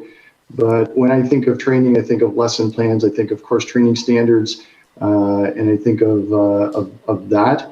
That is not the formal training that is that is delivered currently under the Police Services Act. There is ongoing training on a number of different areas that may come up that the advisors are able to help support the board or help support the board to receive training in a number of different areas, such as an example of a board asking for training in harassment and discrimination and biases, and could they get support in identifying those kinds of training plans? Okay, so maybe it'll be easier if we just go to your witness summary. If we can go to WTS 000080, however many zeros, sorry, I'm always unsure.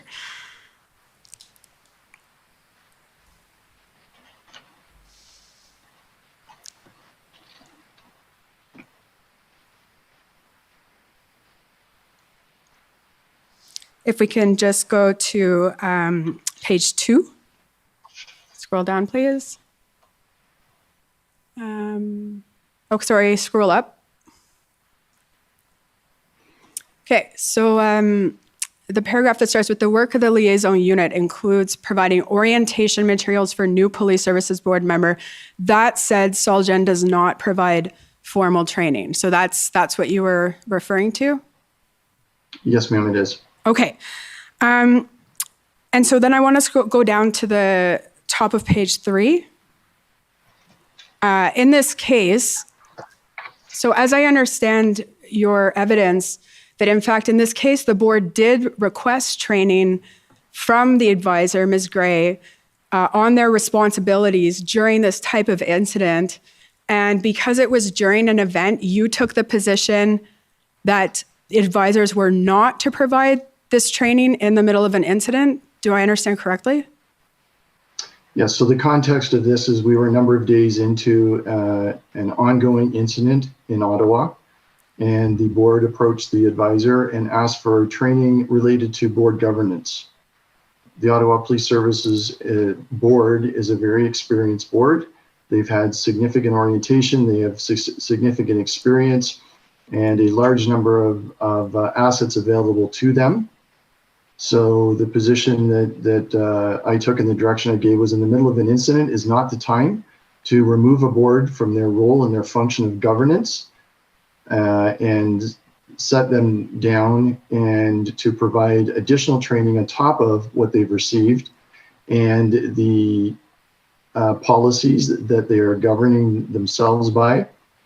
What I did ask was that the advisor ask for particular questions from the board and specifically the executive director, and then we would help facilitate those questions with the appropriate answers and assist them in the interpretation of the legislation, their roles and their functions and their responsibilities. Okay, and I'm not going to go to that document because I took the Deputy Solicitor General to it, and will the commission already has the evidence as to what information was provided to the board in terms of what authorities were available to them under the Act, and more importantly, what was not provided. I note here that it says part of the rationale for not agreeing to provide training during the incident is that the OPSB had its own resources, significant experience through former board members on city council. Now, I just want to be clear on that. Surely you agree that the board and a municipal council are separate and distinct entities? Yes, that's correct. Okay, and they're legally separate as a matter of law.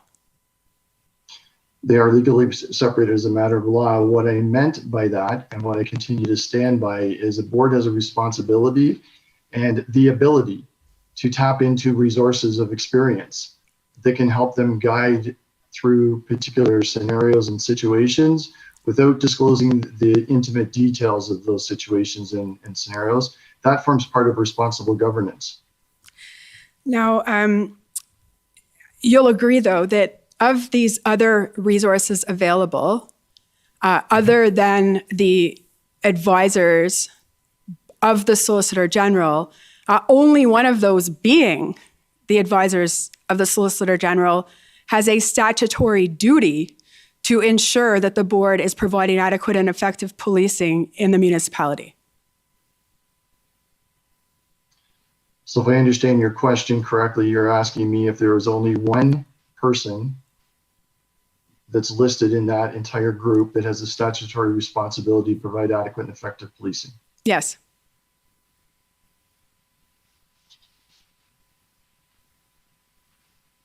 I'm just reading what's there, just so you can see what I'm wondering what I'm doing.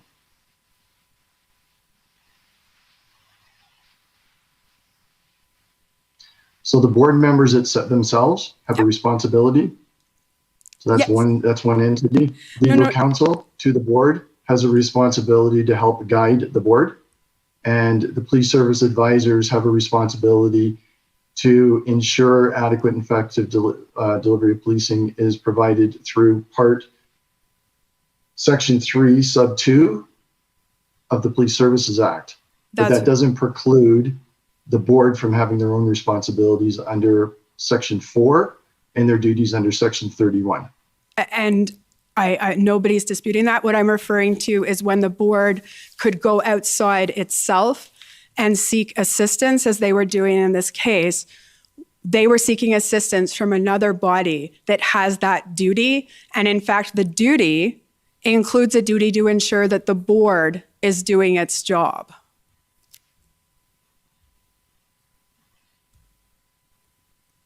Can you rephrase that question, please? I'm not quite sure I'm understanding exactly what the question is.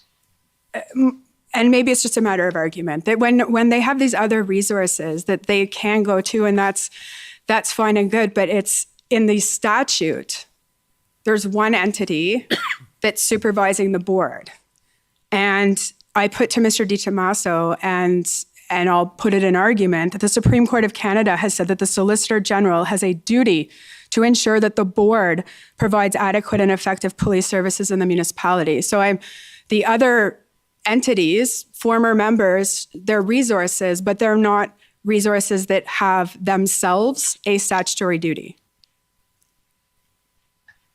So I'm not familiar with any case that the Supreme Court of Canada has ruled on.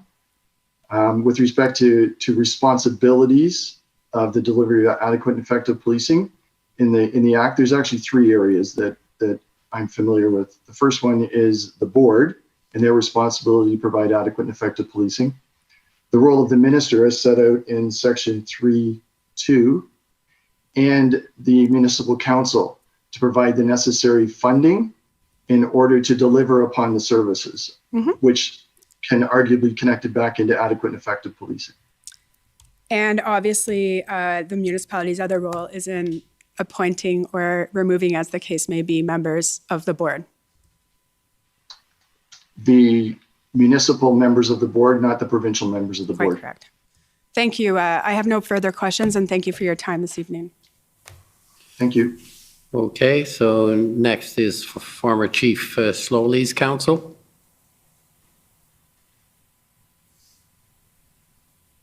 Commissioner. Mr. Weatherhill, Tom Curry for Chief Slowly. I understand you were interviewed by the Commission Council November 17th. Yes, that's correct. And can you just tell the Commissioner, how long were you with the Commission Council for that interview? 94 minutes in total. And did you have access to the information, to any information during the interview, or was it, well, I'll just stop there. Did you have access to information during the interview? I did, sir.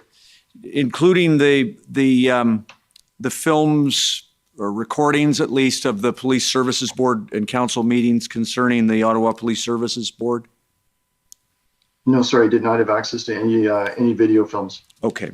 Now, just in terms of the chain of command at the Solicitor General's ministry, I understand that you are of course, you're the Inspector General of Policing, and you have a direct report to the Deputy Solicitor General. Is that true?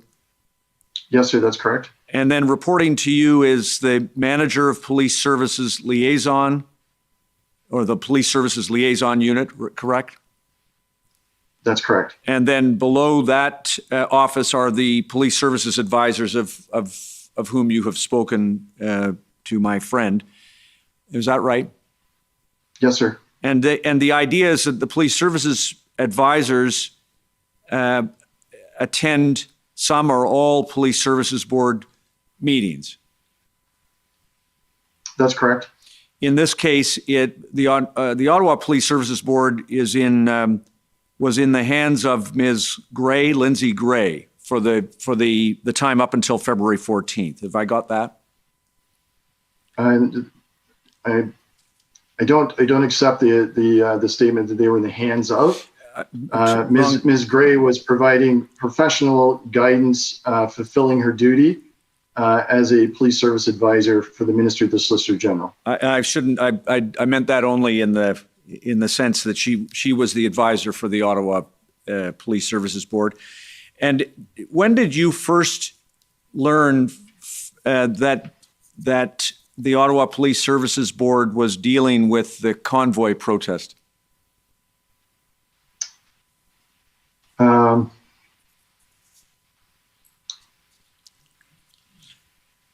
It would have been late January into early February. Right. There were board meetings taking place in January when the intelligence started to surface to indicate that there was going to be large-scale demonstrations across the country, and in particular in Ontario, and that there was believed to be a large group of individuals that may be moving towards Ottawa. And I was aware of that information in late January. Right. Now, you yourself, though, did not, if I understand it, you did not observe a Police Services Board meeting of the Ottawa Police Services Board in real time at that initial phase, at least. Is that true? There were meetings in January, no, but there were meetings in February where the link was provided for the general public to watch the open session, and I observed portions of that. Okay. And at no time during any of the meetings that you observed or that Ms. Gray observed was any comment made either to the Police Services Board or to the chief. Is that correct? Comment made by who, sir? Well, sorry, by you or Ms. Gray, I should have said. No, I had no direct contact with any members of the board nor the chief during that entire time. They wouldn't have even known you were on the line. Is that true? Yes, I would believe that to be true. And the Ms. Gray, who they would have been aware was present, also to your observation and from reports that she gave you, did not speak up at any of the meetings to either the board or any of the police services members who were making presentations. I believe that to be factual during the meetings. I know there were conversations outside of the meetings, but during the meetings, I believe that to be accurate. And even whether inside or outside of the meeting, to the extent that there was some question about what information was being provided to the board by members of the police service, or alternatively, what questions were being asked by the board, neither Ms. Gray nor you provided any guidance to the board or the service. Is that true? No, that's not true, sir. Okay. Ms. Gray provided a document that addressed questions, that provided answers for the board, and was having conversations with the executive director in relation to those questions and answers. All right, fair enough. And do I understand it that Ms. Gray and you, in your role, were content with the guidance that she provided at that time? Yes, sir, it was. And can I just have you confirm, please, Mr. Registrar, ONT 1115. Just confirm for the commissioner, if you would, Mr. Weatherhill. Now, I hope you can see this. Are you able to see a document if it's projected on your screen? Just confirm. I should be able to, sir. I'll let you know the minute it's up. Thank you. Do you recognize? It's up now, sir. Thank you very much. Do you recognize that as a briefing note provided by Ms. Gray that summarizes the information that she recorded as having occurred during the February 5th meeting? Yes, sir, I do. And can I just ask you to just scroll down, Mr. Registrar, there, thank you, just stop there. Second bullet point, you see Chair Deans stated, the meeting was called to ask the chief one question. In accordance with the mandate for the delivery of adequate and effective policing, she asked the chief if he believes he is still able to provide, given the fluid nature of the occupation, adequate and effective policing to the city, and then asked, if not, what resources from the board or assistance can be provided. Do you recall that was the single stated purpose of that meeting? That's what, I don't know if that is the single stated purpose, but that is certainly the way Chair Deans reflected that on bullet number 2. And during that, I'm not going to have the time that was a very lengthy meeting. Do you recall?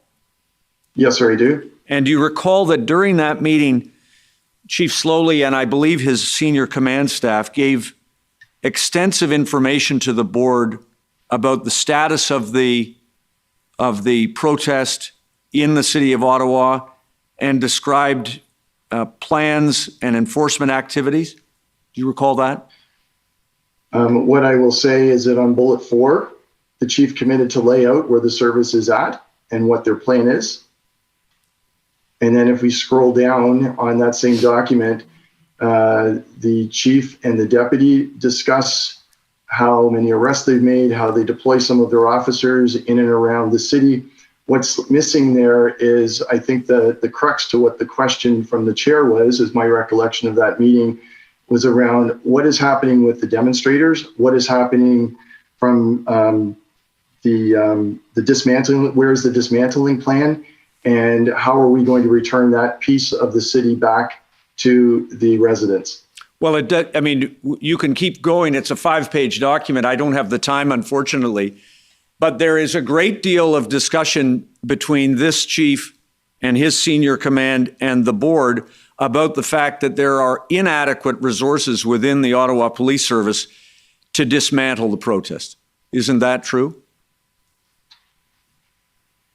At that time, what I can say is the chief makes mention of the number of officers that have been seconded and supporting. from the RCMP, from the OPP, and I believe he mentioned 7 other municipal services. So this is on the 5th of December, or of February rather, and I believe the initial demonstration began the weekend prior to that.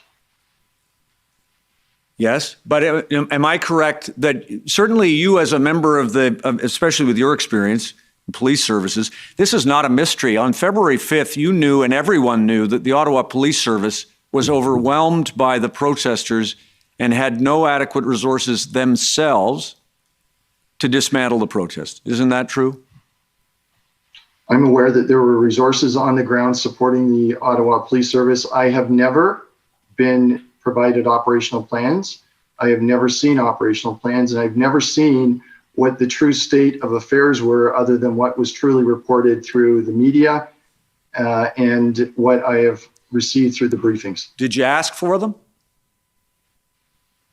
It's not my place to ask for operational plans, Okay. sir.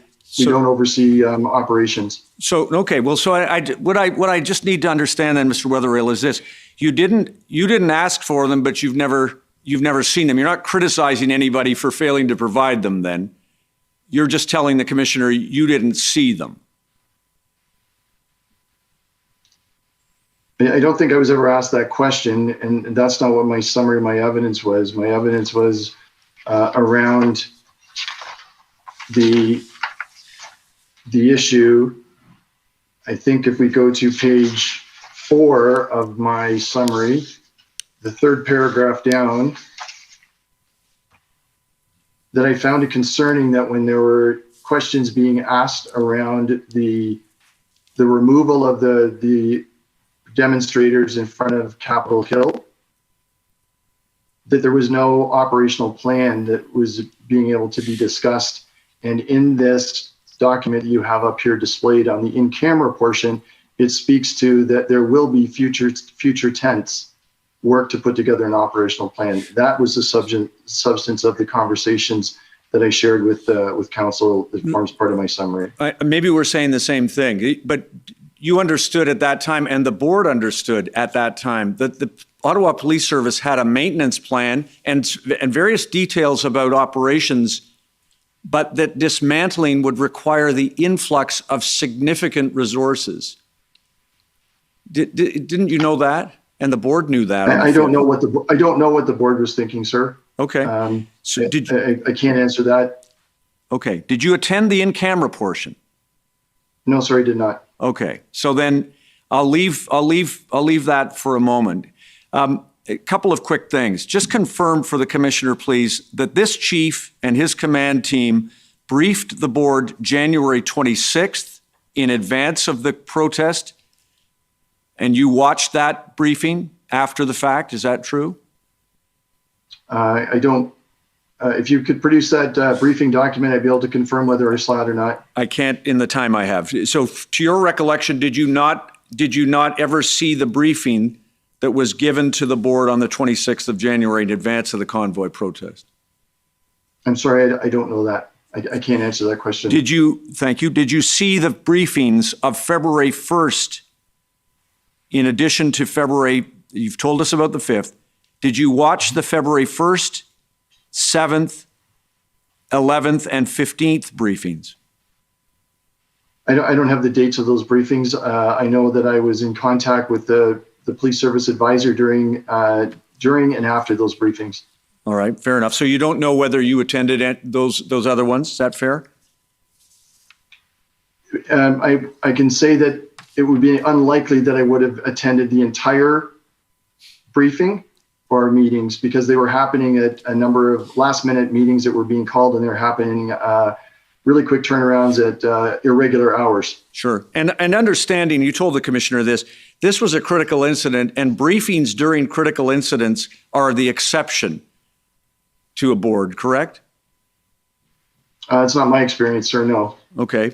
Well, just real quick on the Morden report, the Ministry of the Solicitor General has never endorsed the Morden report.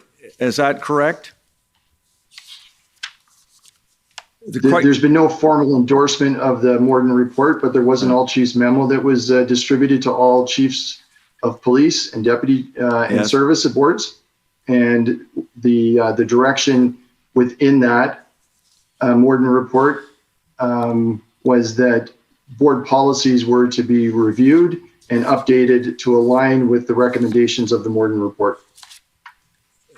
Well, yes, fair, but it hasn't, the ministry hasn't endorsed, nor the precise language that you've used is, or taken a position on the Morden report. That's correct. Okay. Last thing, please, last area. Confidentiality is a significant value in police services boards, correct? Yes, sir. A chief would not be wrong to keep in mind in briefing a board issues about leaks of information and be guided by not sharing every detail of operational plans if the board is a leaky institution. Is that fair?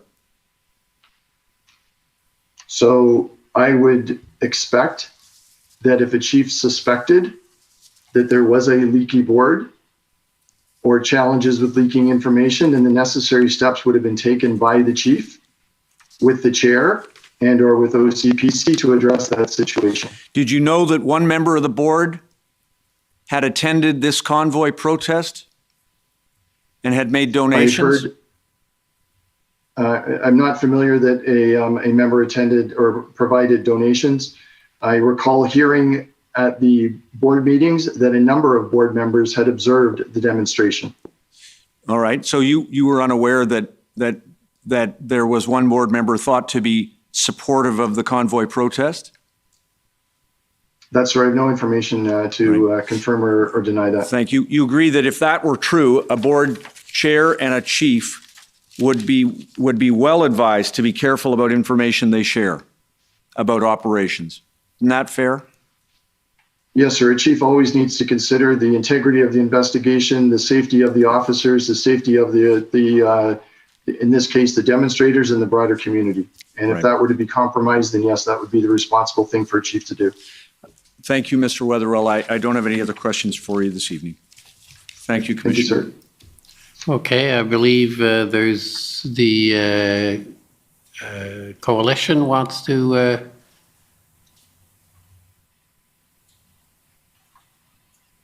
I'm sorry, who? You're okay. Yes, coalition.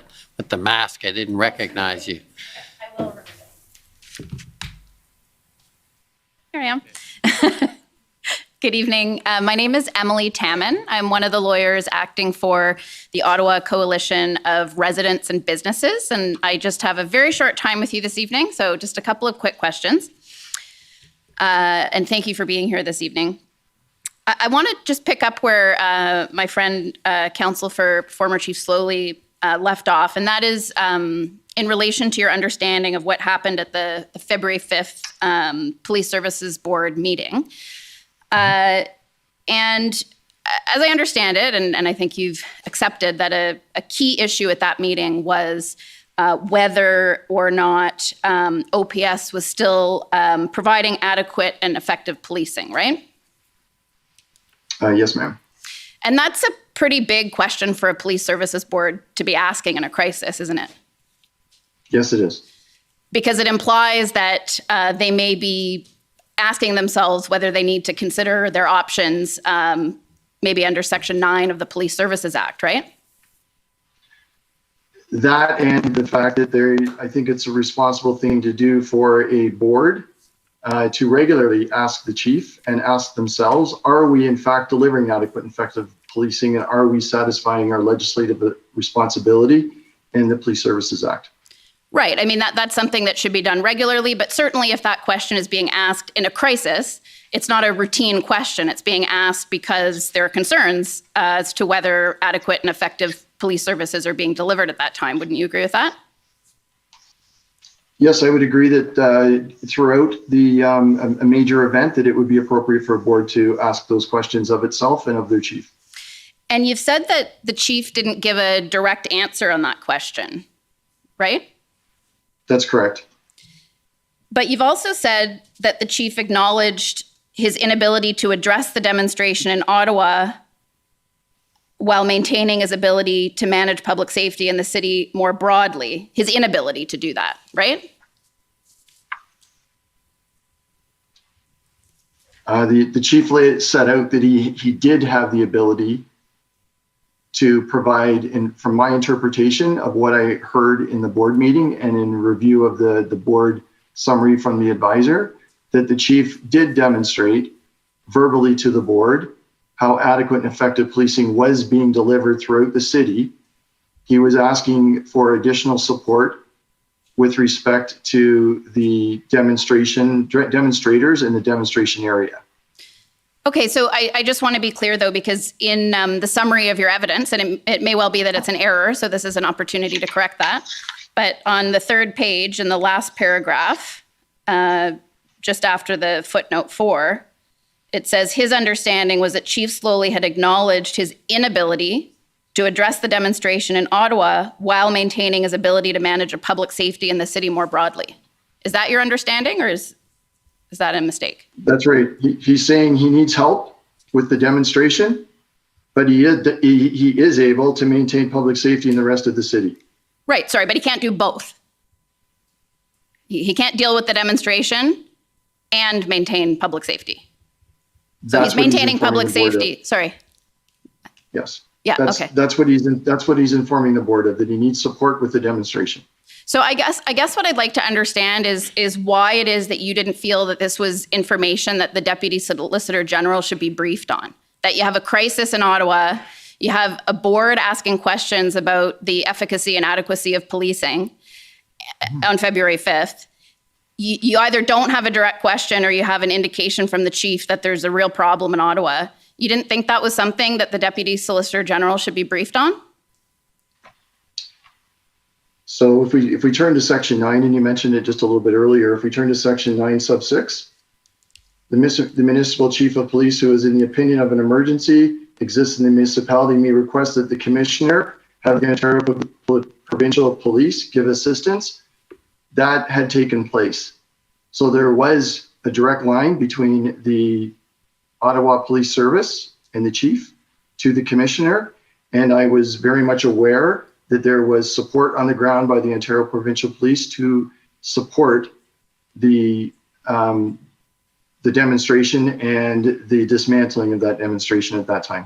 But there hadn't been a request for the OPP to come in and assume control of policing in Ottawa, right? That's correct.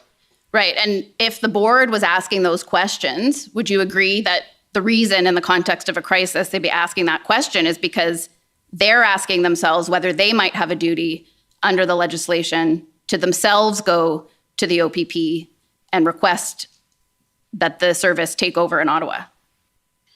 So there'd be a number of necessary steps that would need to take place if the board had lost confidence in their chief. And if the board were to reach out to the commissioner and ask for policing services, then the chief would need to be removed. And that did not happen. The chief had made the request. The board appeared to be satisfied with that request and was aware that the OPP were there and supporting the Ottawa Police Service in formulating plans along with 7 other municipal service, and on the 5th of December, up to 257 RCMP officers. December? I'm sorry, February. I apologize. No, that's okay. And just finally, I just want to understand the timing of the request by the board for training. How did that coincide with what you heard on February 5th? In other words, were they trying to figure out what it was that they were expected to do if they had concerns about adequate and effective policing? They're asking for training, they're asking for advice, and they're not getting that. Is that right? No, I disagree with that. They were asking for governance training. That board is quite experienced in governance. They wanted governance training in the middle of an incident, and that would have been irresponsible for my advisor to be there pulling a board away from their responsible duties of governance and oversight and managing the scenario from their perspective in their function and roles. Okay, thank you, sir. Those are my questions. Thank you, Commissioner. Thank you. Thank you. Any re-examination? I just had one point of clarification first, just for the record. My friend for Chief Slowly mentioned the dates of some of the board meetings.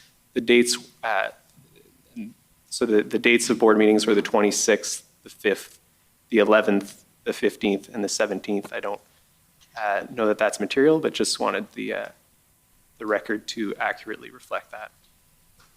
I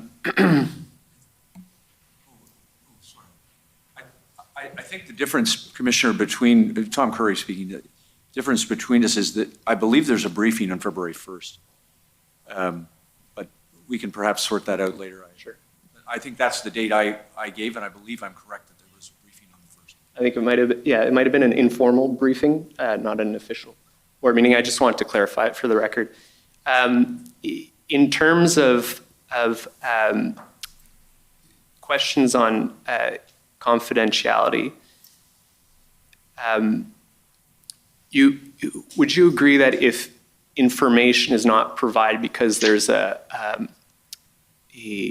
belief that a board is a leaky board, that would be an impediment to proper oversight function by the board? Yes, I would.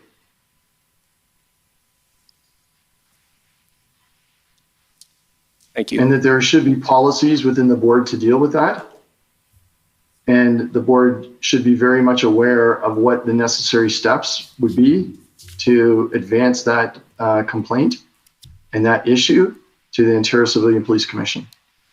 And what would you suggest the proper steps would be to follow if there was such concerns? You mentioned it, but you didn't really go into detail on what those would be. So with the chief, there's a couple different pathways that can be followed there, sir. With the chief being aware of it or the board itself being aware of it. And can you maybe just describe those for each? Of course. So generally, if it was the chief who was made aware of it, and if the chief was confident that it was not the board chair, then they would have that conversation with the board chair and give the chair an opportunity to share the appropriate policies with the broader board and address the individual that may be that leak. If that does not resolve it, or if it's of such significance, serious significance, then the board chair can go directly to the Ontario Civilian Police Commission and ask them to conduct a review and a subsequent investigation into the matter. If the board chair themselves are aware of it, then it's incumbent upon the board to address their own policies. And if that does not correct the matter, then the board, or if it's of significant severity that it would be inappropriate to do so, then the board chair would again then go directly to the Ontario Civilian Police Commission and request that they undertake a review and launch an investigation into potential misconduct of a board member.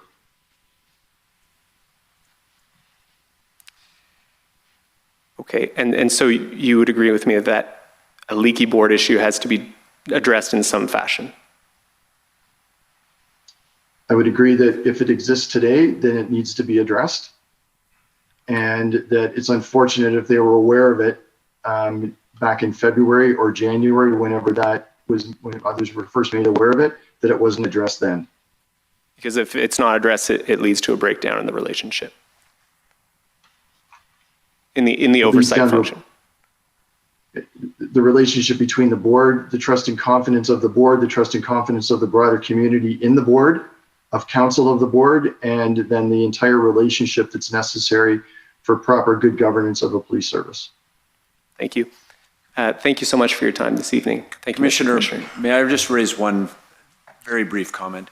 My friends. At this hour, why not? I'm sorry for this, but I think you're going to agree it's important. The Ministry of the Solicitor General knew about the leaking information from the board. It's in a statement that is from Mr. Weatherhill's subordinate. I just don't want you to be left without the third leg of that stool. because the ministry knew it as well. And I don't know if my friend wants to develop that. I don't know why, if we're going into it, we don't develop it.